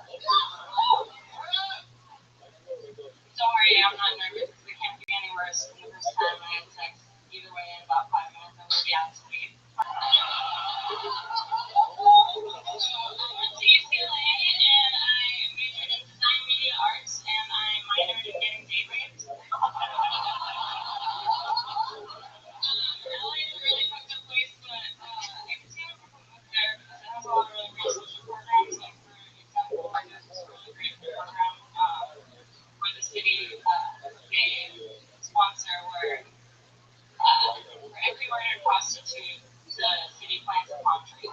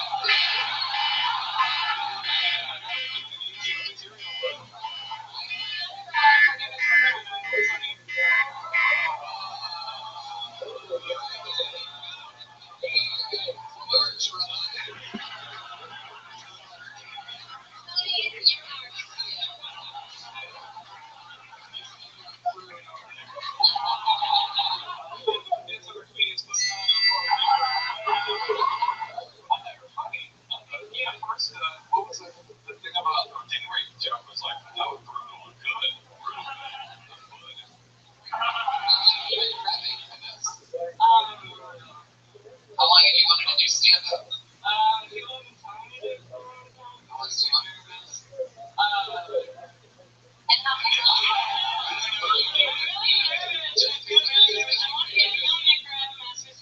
And how many muscle relaxers did you take?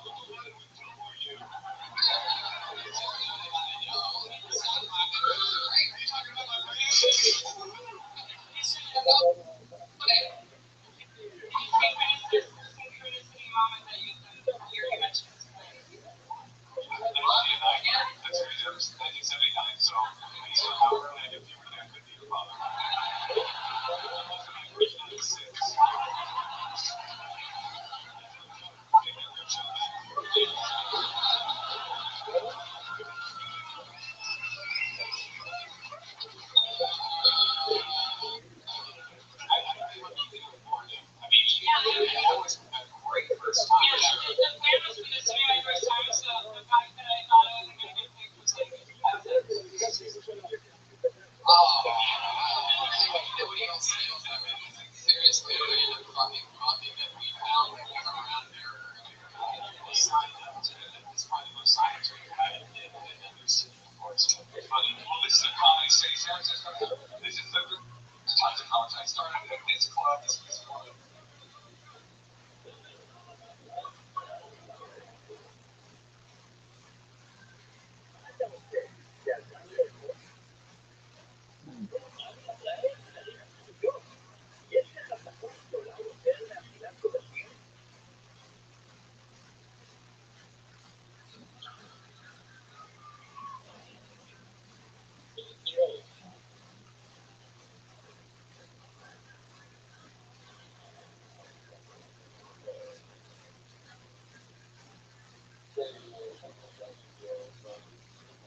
best comedy city.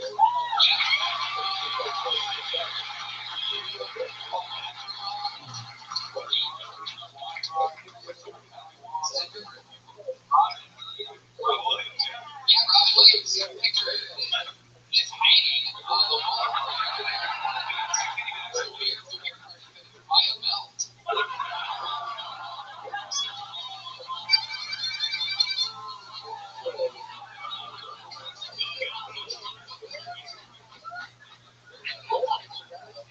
I said that part of the snap earlier. They barely laughed. What do you look at? I told you. Rob used to come in here, you know, and he would sometimes come and sit in showcase and watch the up-and-coming comics, and it was a lot of fun. He was like truly one of the nicest people. I got to meet him once at the Comedy Store, and he went on stage, and I had never seen anything like that. I'd never seen a physical comedian live do any half of what he did. Like, we have our physical guys at the store, you know, I'm talking about, like, people that are really funny that move and shit. He was flying everywhere, sweat, dripping off physically. He did like an hour and 15 minutes of pure sweat. I've never seen anything like this. Recipes for Williams. Yeah, Robin Williams. What did he say? No, he's not. I'm saying Robin. There's not comedy like he trained like 11 podcasts. More physically active. This was 2009, 2010.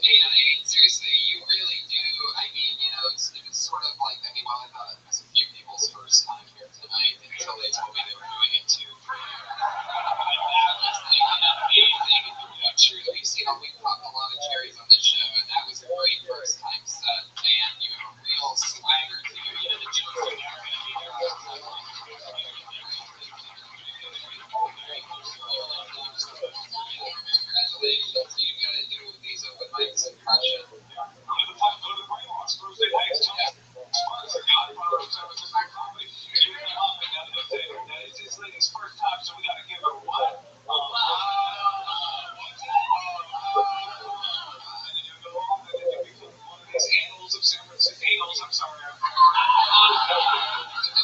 There she goes, everybody.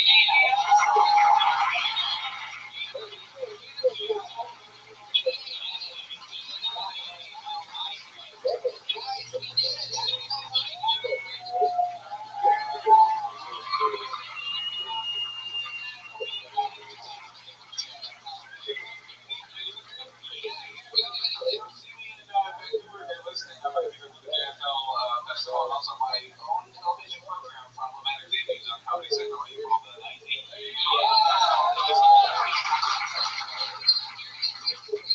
don't have a fair date, but it is the summer. Beautiful. Keep an eye on that. Here it is, season 3. There you go. So April 19th for Problematic, and the summer for another period. Ray was here. He made a trip. These guys drove.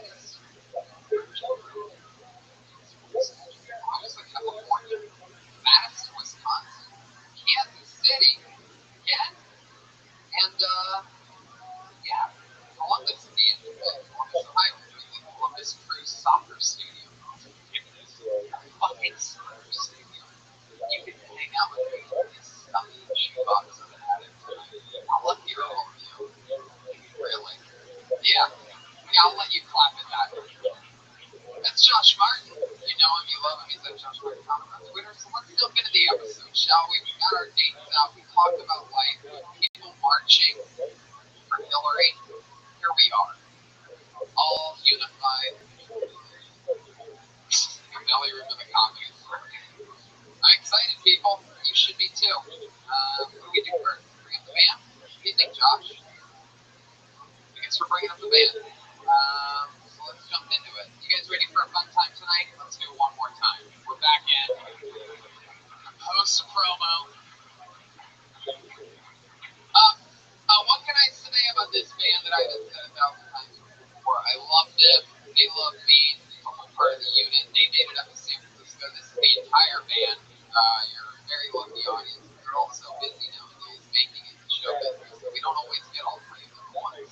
This is a beautiful solar eclipse. Always with a different, I never know what they're going to dress up like or what type of intro it's going to be. It's always a secret.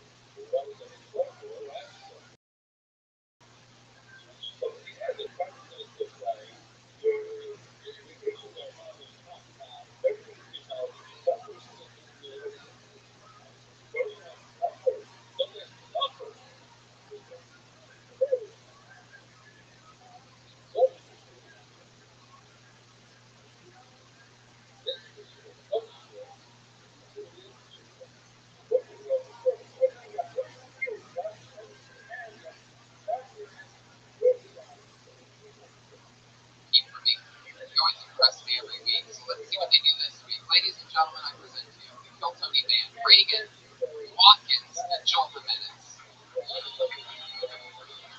Ken Reagan, Jeremiah Watkins, and Joel, oh my god, that's so funny, I mentioned it for no reason. That's hilarious. Blatantly doing the Hillary March, dressed as women in ponchos.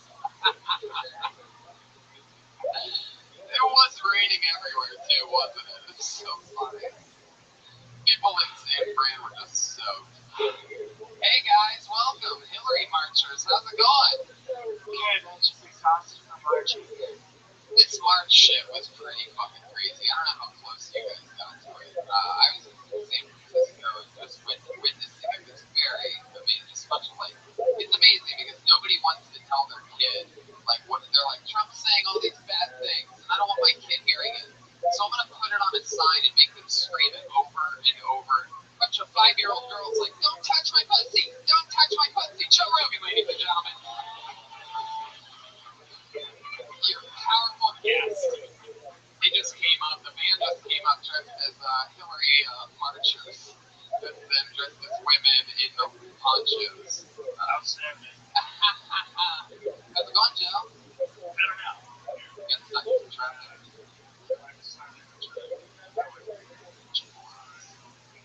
Love it. I've done this before. I have. We're going to have a lot of fun. And you nailed it on the timing. You came in absolutely perfectly. So excited. Was there anything else you guys wanted to say about the Hillary March or anything like that? Are we good to move on? We're ready. We are women here at the bar. I already love it. We'll see how that develops as the show goes on. One more time for the Kill Tony Band and Joe Rogan. Let's start this fucking show. You know how it works, people. I hope you know how it works. This is your first time. Your mind's about to get fucking blown. A bunch of crazy people and some of the best future comedians in the world mixed in. Sign up for a chance to do 60 seconds of stage time. When I pull your name out of the book, you get 2 seconds uninterrupted. You know your 60 seconds is up and you can sound pretty adorable. You get to wrap it up then. I'm sure going to bring up the name to us, Hollywood Bear. Sure. So there you go. There's a fucking cow in there too. So let's just jump into it. You guys the show. 60 seconds. Uninterrupted. That sounds more like a bear than a heart. My shoe was broken. You can kill bears with bow and arrow. Those bad ones. That was just wow, really? Okay.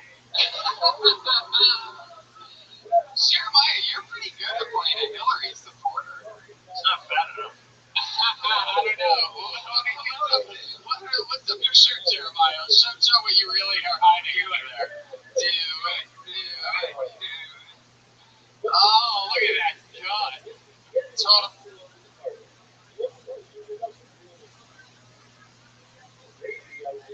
Play a Hillary supporter.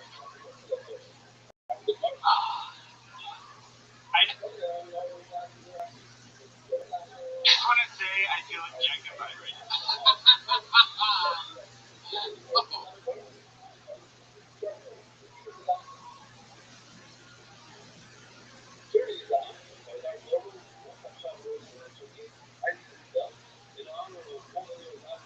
All right, I pulled the name out of the bucket. Here we go. This looks like a new name. We're going to get together for Joey Bassaro. Yeah.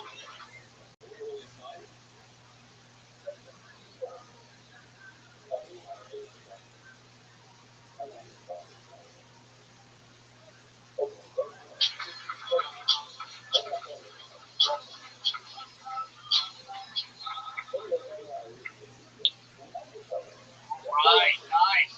Just moved to Los Angeles. Now I'm in a long distance relationship. I don't know if anyone here's been in a long distance relationship, but I gotta tell you, sometimes I get lonely. I look at the moon. I know there's a chance wherever she is, she's probably blowing a guy from the same moon. My girlfriend got to play recently too because she's all in politics, she's all in the election. And like, all I do is watch football. That's all I do. And like, she's freaked out. She says, you don't care. All you do is watch football. You're 5'4", you never played. Why do you like football so much? Why do you like football? Who's your favorite football player? I'm like, right now, there's nobody O.J. Simpson. That's my favorite football player. I just love the way that guy did it. It's just rare. Went out on top. Oh my God.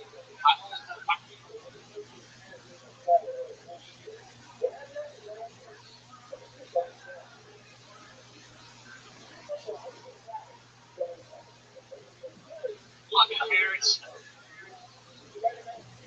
Hey, my fucking parents are out here, they think I'm like gonna be a magician or some shit, they don't really care. I think the only way I can make my friends is proud and I fucking get murdered by an illegal immigrant just to like prove their beliefs.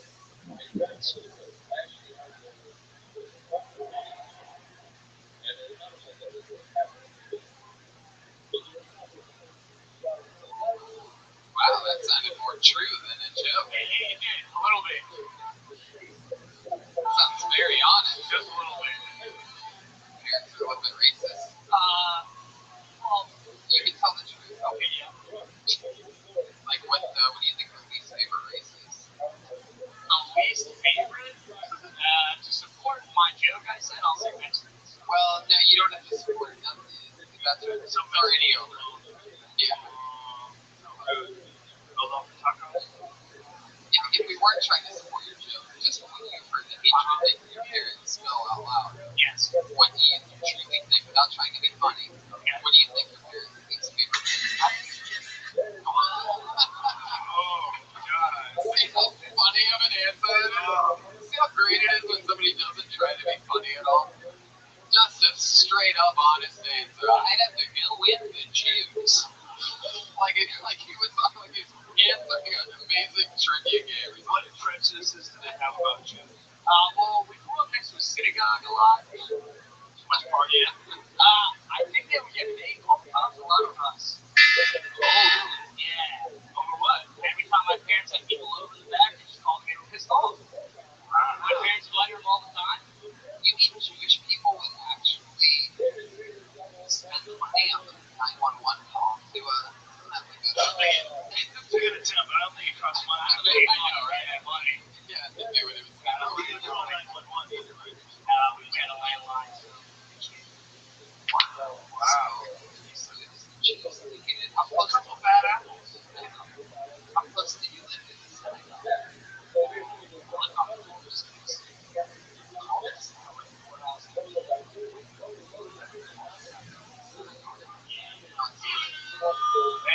Yeah, it's sort of Good child ever.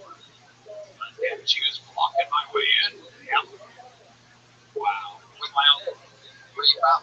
From here. New Jersey. Yes.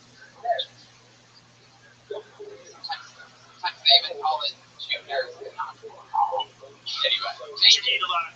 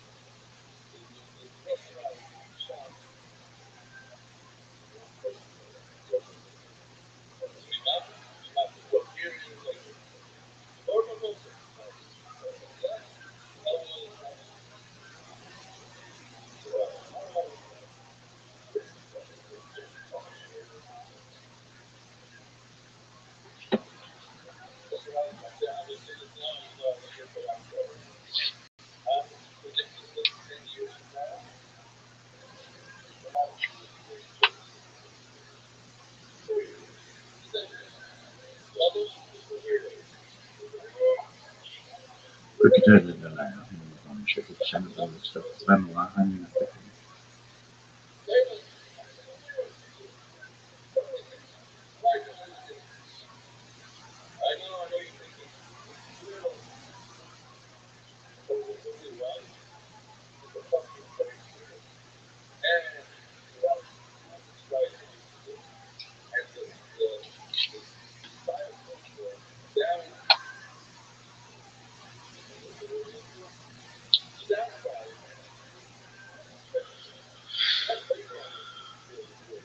perché già da naio e non la conosce che siamo da questo fanno allo spazio.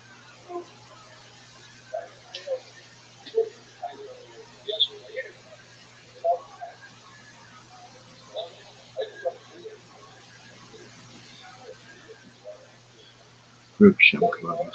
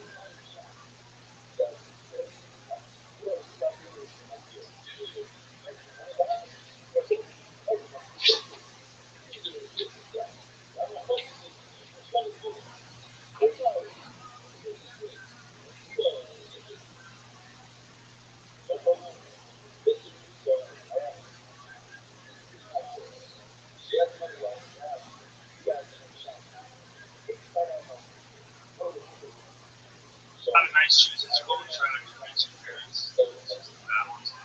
You know what? I did get a lot of nice shoes, but my parents aren't really on it. I mean, what am I going to change them? They got their rules.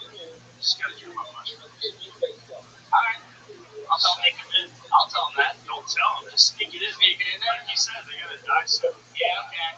Put in the lasagna. Just cook for them. Yeah. Okay, a little homemade meal like Maybe these chocolate bars. They'll like so much about it, it's gonna walk straight into the synagogue and start praying. I hope. We might sign up. Maybe we'll put it in one. I don't know. We might just decide, like, who cares what we believe? Let's just join. Make these people our friends. You talked about being in a long distance relationship. Yeah, well, I don't know. How long's that been happening? Well, I went through 2 weeks ago, so 2 weeks. Wow. Yeah, exactly. I just want to say you opened up very relaxed. It's a hard thing to do. The first guy up. First things out of your mouth, you know, say, oh, this is this day. Right? And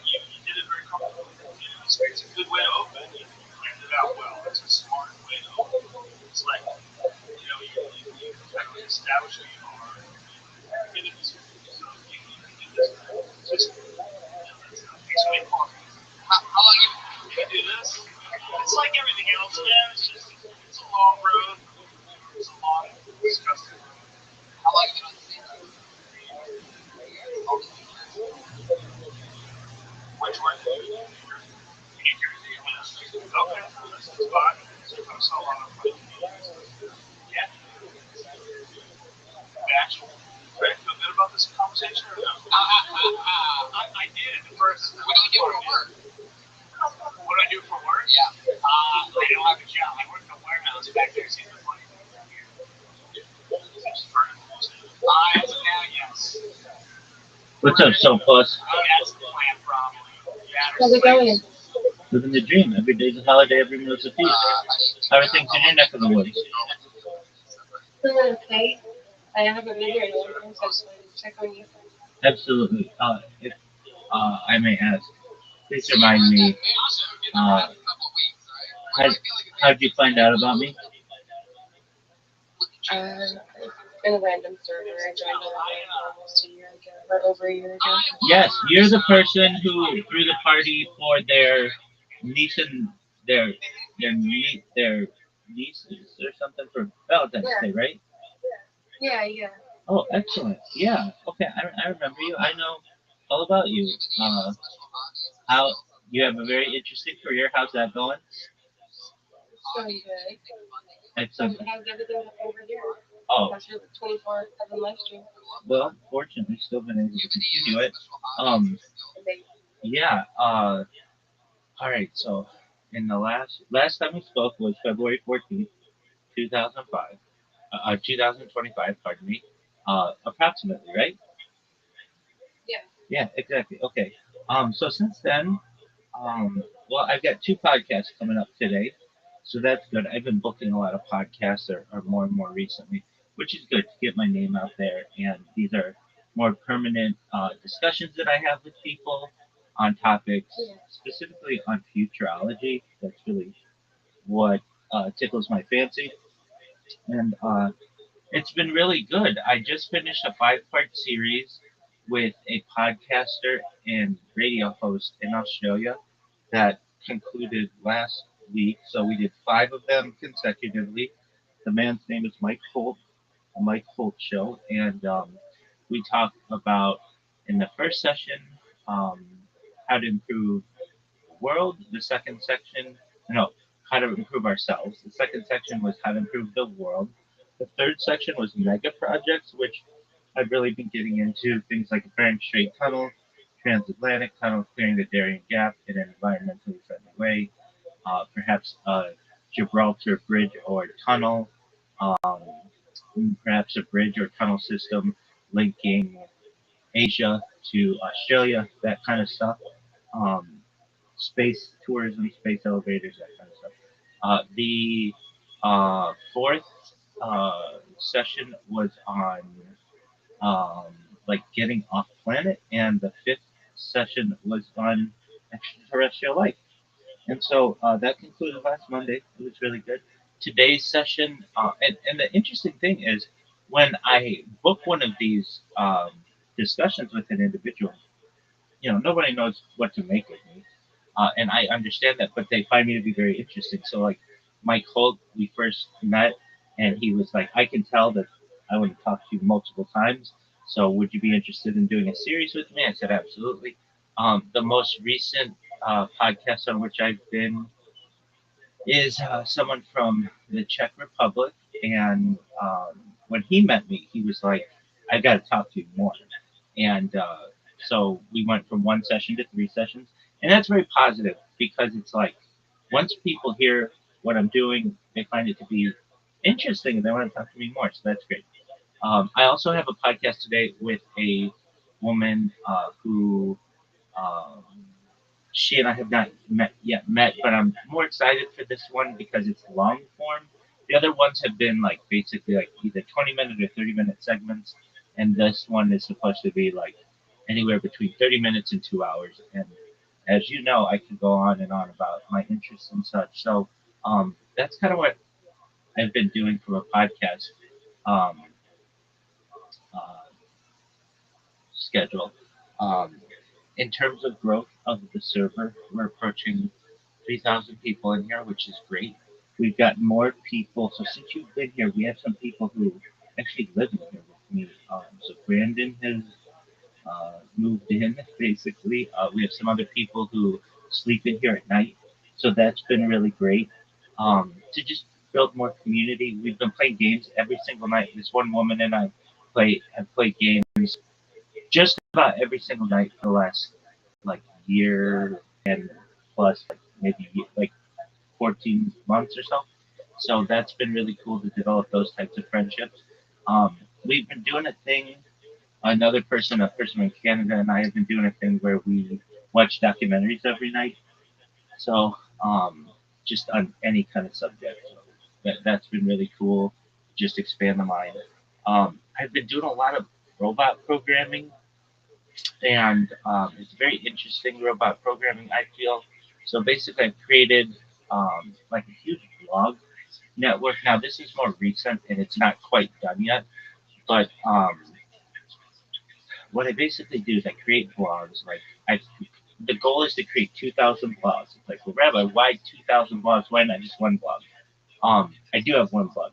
Actually, if you have this, oh, so if you have the chance, Sophia, um, can you go to when you have a chance, rabbirothschild.medium.com, and you will see my serious blog, things that I've written on that are really important to me from a just a like benefit of the world. They're kind of they're not necessarily they're just my thoughts, and I feel they're written in a very professional manner. Sometimes too professional. Um, so like the most recent ones, and I've got a ton of them. I can publish two a day, but the most recent is like police professional liability insurance, a structural reform for constitutional accountability. So what is that? It's basically like I'm sick of seeing stories about police being over zealous about enforcing the law and hurting people, and so I feel if they had to insure themselves, that would take the liability off the citizenry. Number one, and number two, perhaps they would be more careful in just randomly shooting people and such. Previous to that, continuous public surveillance of policing institutions towards a constitutional framework for what is that? I think if I'm on stream all the time, 24/7. We could do the same for police stations to kind of provide accountability. If you're wondering, like, are all of these on police? No, those are just the most recent two. Previous. Oh, you would be interested in this. This is, I think, right up your alley.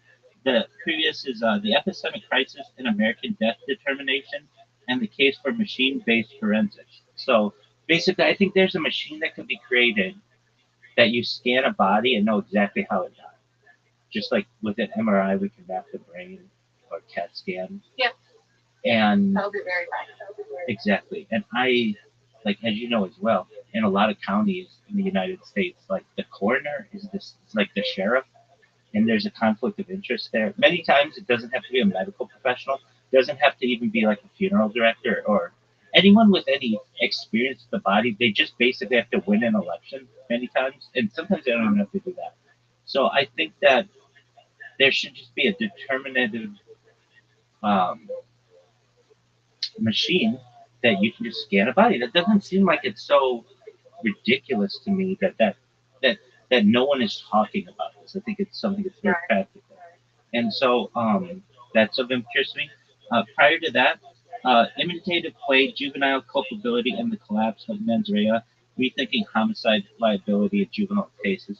Um, so when I was a kid, I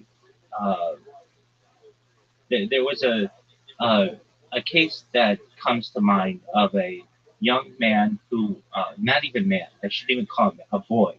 He was like 12, and he was wrestling with his uh, younger like friend or cousin or something, and he was doing wrestling moves like many little boys do, and he accidentally killed his the other person, and he's been in jail now for like 20 plus years, and he had no intent to kill this person. He was just practicing wrestling moves, which I did. I do kids who do it. You know kids who do it. It's just a thing, and I don't feel that he should suffer life imprisonment. It's a wasted life to me, and so I advocate for his freeing.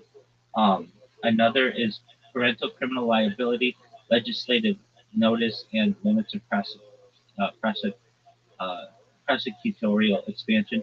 This is a case in Southern California where a parent is being charged with first degree manslaughter, I believe, because her child killed a person when the child was on an electric bike, not a motorcycle, not a car, but basically the parent was warned. And I understand that the warning was there to the parent. I get that, but that's not a law. And so I advocate for, at least in my local district, that we pass a law against, not against electric scooters, but like if you're warned or you modify one of these and then there's something on the books for it. It shouldn't just be like an overarching, um, we can charge a parent with whatever we want kind of a deal.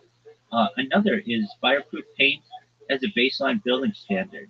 A systems theoretic case for passive fire resistance. So basically, I think that it should be a standard in the United States and really everywhere in the world, for that matter, that paint should, at least interior home paint, should be fireproof or fire resistant.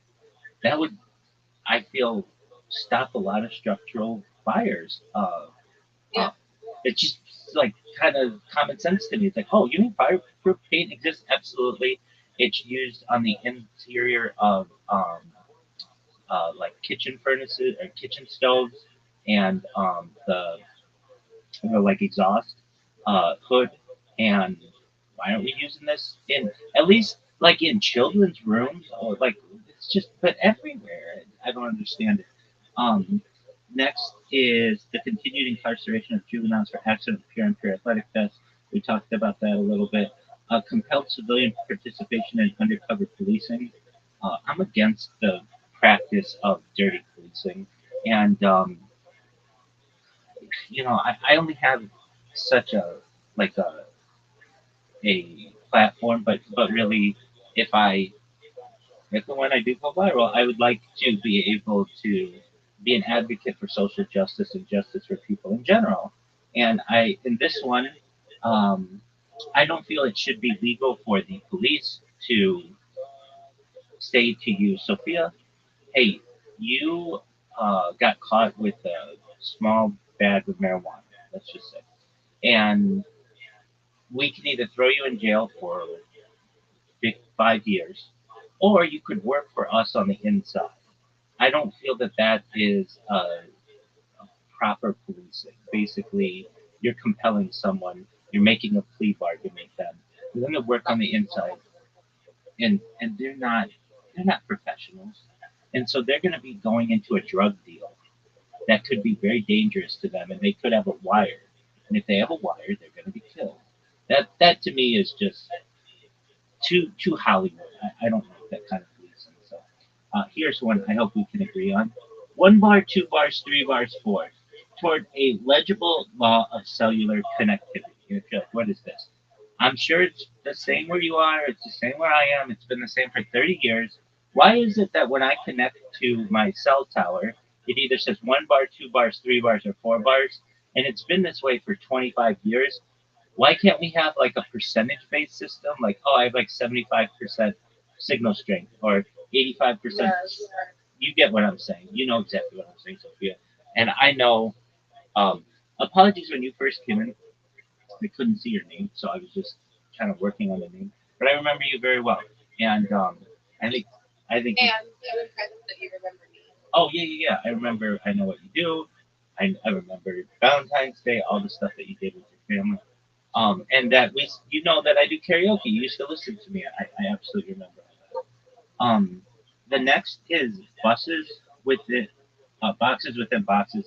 So a lot of the things in which I talk are like improvements to technology and criminal reforms and things like that. So what are boxes on boxes? There's just no standardization on a phone about how big something's going to be, or like where the X button is going to be, or sometimes you press close and it doesn't really close. There's just a lot to that. I don't know. Absolutely. And then they have they have like what is it called? Basically false X buttons. so that you click it and then it opens up the app store and it's like, what? That's not. That's oh, I hate it too. And so these are like the things that I write about. And so anyway, they're really interesting topics. So if you ever want to take a look, it's rabbirothschild.medium.com. But that's not the blog network I was talking about. So there's that. That's like a serious thing that I do every single day. I write one of these out, or two of them out actually, and publish them. And I have a huge backlog of them. Anything that I hear about in the news or somebody brings to me or I just experience, if I don't like it, I go and I create an article on it, and then I put it in the backlog and it gets published. My blog network, though, is different. So one of the major issues that I encounter, it's like, you know, I'd be honest with you, Sophia, I wish I were viral by now.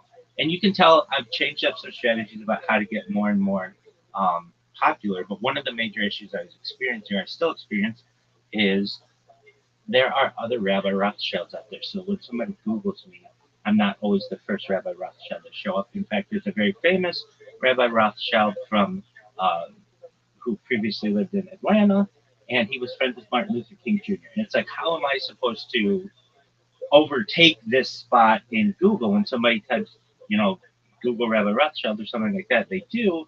It's like, okay, so this is a civil rights leader. Well, yes, in my own way, but not the same as this other rabbi.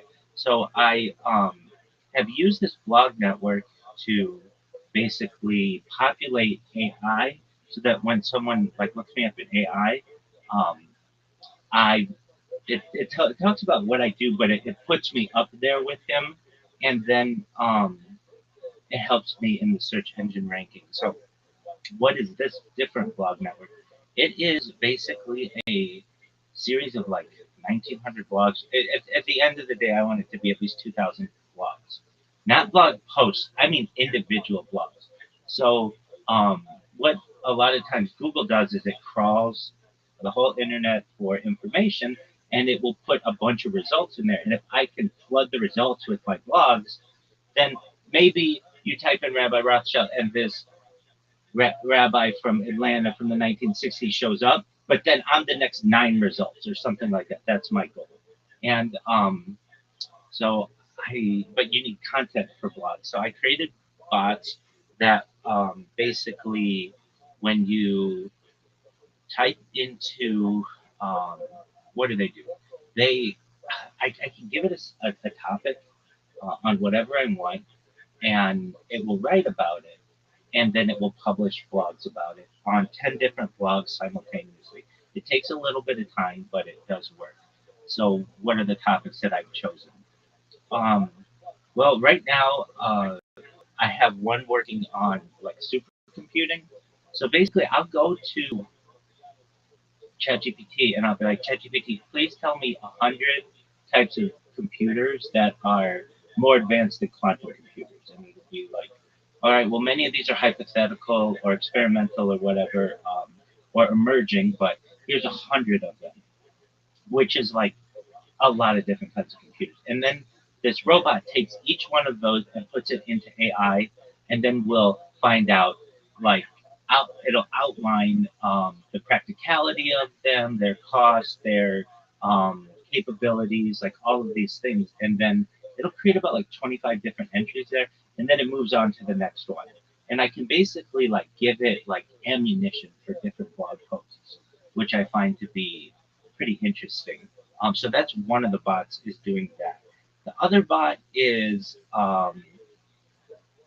basically, I'll give it like a topic. Like, I can notice when people Google me what they look up, and it's not civil rights leader from Atlanta. That's not what they look up. They look up YouTube and Discord and Kick and Reddit and like things that are direct to me. So it's almost like the people are saying, hey, Google, we understand that Rabbi Jacob Rothschild was a historical rabbi in Atlanta, but that's not what we're looking for. We're looking for the one that's contemporary. Exactly. And so basically, I like am making blogs that are like, who is Rabbi Rothschild? And then it'll have a huge description of them. I've also put out a lot of different press releases recently, which have really helped. So this may be helpful to you as well, Sophia. I don't know. I mean, I don't want you to get too into your job, but if you have your own business, um, you know that SEO, search engine optimization, is like really important for people to click on what you do and everything. And searching kind of realm, it's known as not SEO, search engine optimization, but GEO, which is generative engine optimization. But that it's not even like the the the industry hasn't even settled on that name. But basically, it's AI and AI engine optimization. So what is this? Like, um, you can. We're still in the early days of AI, where you can manipulate it to know anything that you want about either yourself or about what you do. And you're like a private individual, so I understand that you're not like, hey, I don't want it to know anything about me. I get that. But if you did, you can like put out a blog article or a blog post or a press release and tell it about yourself, and then within like 24 48 hours, when someone looks you up in AI, it like knows everything about you, pardon me, from the article that you gave it. And then um, that's a really powerful way of marketing yourself, and also getting people to find out about who you are and what you do. So I have been just basically doing my best to manipulate the search engine results so that when people look for me, they find me. Additionally, I've been using, so like I dominate video because I just create so much of it, and I've actually expanded the amount of streams that I have, and more backups and such. But one thing I wasn't dominating was images, because that's like, even though video is just like multiple images put together over time, generally, um, I it was another type of search engine optimization, or it's known as image optimization, that I wasn't really focused on. So I started creating memes of myself. So like, what are these memes? I'll take a popular meme like, um, I don't know if you've ever seen, like, I think it's from The Great Gatsby. Leonardo DiCaprio with like a martini glass, and he's like cheering, like uh, like he's like cheersing, and I'll put in there like, when you join Rabbi Rothschild's server, something like that. Nothing like extremely deep, just really simple.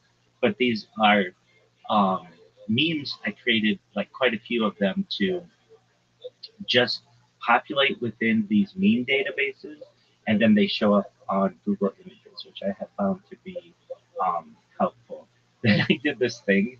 Um, I I I mean I love beauty, and so one thing that I thought would be interesting is, what if I took pictures of beautiful women, now not like Instagram models, but like Audrey Hepburn and Marilyn Monroe, like classic vintage beauty, and I put like made those into memes. So I went to the Getty Image database, and I downloaded like all of these very modestly dressed uh, pictures of these like actors and models of old, and basically put text over it that was like, please join Rabbi Rothschild. Actually, it's please type Rabbi Rothschild into YouTube and filter by live, and then it has my link tree and it has my Discord.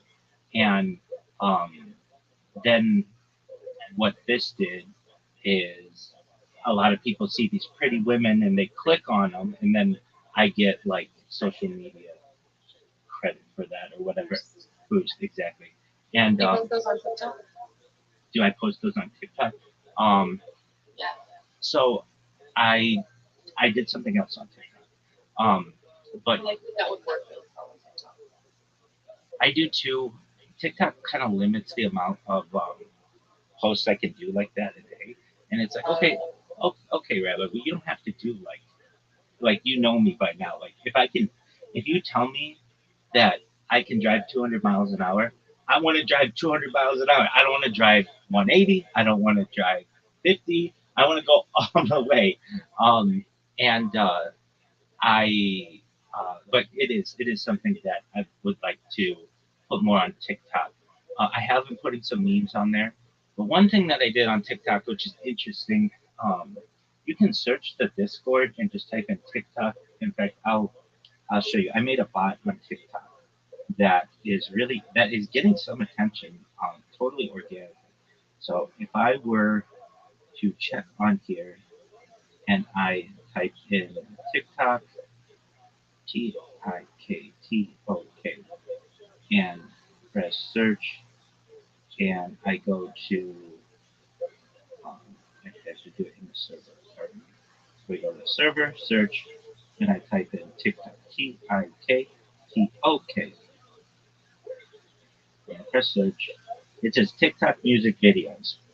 And there's a bot that I created that literally, I took, okay, so I like music, but I like music of like all kinds, whatever it is. It could be like, I don't know, Caribbean music or African music or Motown music or country music or whatever. Like, I don't care what it is. And so what I did is I like made a robot that would favorite all, like every song. I would go in and I'd put in like the Beatles, and it would favorite every single Beatles song within the um, TikTok archive. And then what it would do, this bot, what it still does is it takes up one of those favorite videos, makes a 60-second like view of my life, whatever I'm doing. It's like a little music video, and then publishes that. And I wasn't really paying attention to this bot. It just goes. But I noticed like people on Reddit were like, "What is this?" Like, it's always on my For You page. Like this, there's like a person who just makes music videos of themselves, and so that happened. I think like last week or perhaps the week before about that, which I found to be very interesting. Um, but yeah, I should be uploading these memes to TikTok more. Um, I have uploaded them to Flickr, and where else? Like DeviantArt. I'd never used that website. It sounds like dirty to me, but it's really just like people who created art that you can buy. Um, where else have I done it? Like these red GIF like keyboards and registries and stuff, like basically websites that I wasn't utilizing previously, but I am now. One interesting thing I did with the TikTok is TikTok didn't really know, even though I have like more content on TikTok than like anyone, it didn't know that much about me because I didn't put in descriptions and I wasn't tagging things because it just takes too long to do that when you're creating when you botted it. But I created bots that are now doing that. So when you go into the TikTok AI, it knows all about me. It's really accurate. And so I was able to manipulate that one. I was able to do the same on Instagram. Um, I also on X, I streamed a year of my life on X Spaces, and then I archived that account because I don't want to. One of the things that I do is I'll create an account. It'll be really great, but for whatever reason, and it's usually like an algorithm thing or AI, I'll get just flagged and suspended for whatever reason. I didn't do anything wrong. I didn't show copyrighted material. I wasn't naked. I didn't do anything bad. But it'll just flag me. So okay, fine. So I like archive that account. Not, when I say archive, it just means I stopped using it so that it's like preserved. And then I created two more accounts, and so I'm live streaming right now on X, and this is on video. So I basically have like an entire year, more than an entire year of my life that is available on video through X Spaces. And I don't know if Sophia, um, if you're aware of X Spaces. It's basically, well, let me just ask, do you know what X Spaces are? I know what X is. Okay, so X Spaces, X is known as a microblogging website. It's like you can have like 240 characters for like a new account or like a non-premium account, and you know that's been going on for since like 2006 or something like that. But around the pandemic in 2020, X did something that another website had done called Clubhouse. which allowed for audio calls. This is really the center of the cryptocurrency world. And um, in my own way, not that I do a lot with cryptocurrency, but I'm like, I mean, my all of my merchandise is cryptocurrency. All this stuff is cryptocurrency because I'm sponsored by cryptocurrencies. But um, I myself like don't necessarily like I don't launch coins or generally things like that. And but I do go into these discussions, and they have things called what do they call it? Shill and chill.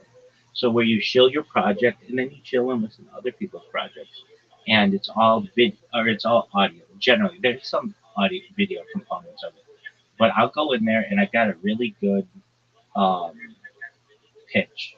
People love my pitch. People ask me to say my pitch, like when I go into a space. They're like, "Oh, Rabbi's here. Rabbi, you got to hear this. He's got the best pitch in the game." So, It's because I can tell you why, and you probably already know it, but it's because your passion is so inspiring. Oh. And how long you can talk about the things you're passionate about is so extremely inspiring. Thank you so much. Whether or not people understand what it is you're going on about, it's still inspiring. Thank you. Well, you get it. You absolutely get it. And it's true. I am inspired by what I do. I'm passionate about it. I feel that it will be good for the world. And so I will go into a space. So here's my spiel, and this is what I say. Oh, wait. Do they give you a time limit on how long your spiel can be in the server? Yeah, so that's a great question. Yes. Some of them say keep it under a minute. Some of them say keep it under 3 minutes. Some of them say keep it under 5 minutes. Some of them give you as long as you want. All right. And so I have different. So I have different versions of them. So my 1 minute version goes.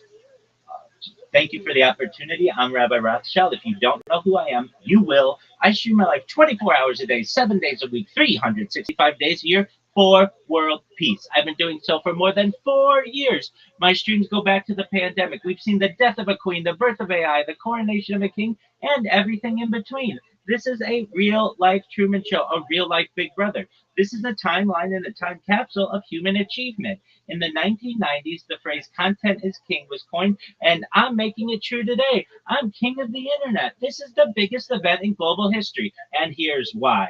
In 2017, The Economist magazine stated that data had overtaken petroleum as Earth's #1 resource. I have more data archived on the internet than any person ever, which is making me very influential. I'm going viral, and when I do, I want to make you, your friends, your family all financially independent if you're not already. I want to ensure that you have generational wealth if you don't already, and I want you to be able to start charities and philanthropic organizations of your own.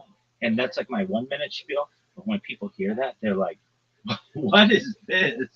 And it gets a lot of people's attention. So I find that to be really cool. And then I have like a 3 minute version which people like, and then sometimes people are like, "We're just gonna let you go as long as you want because what you talk about is really interesting." And I've been able to help. I've been able to help a lot of people, specifically in Africa. So I'm part of this cryptocurrency. We build wells and water towers in developing nations, specifically in Nigeria, and that's all cool. And but I want to help people individually. So what I tell people is, if you need a job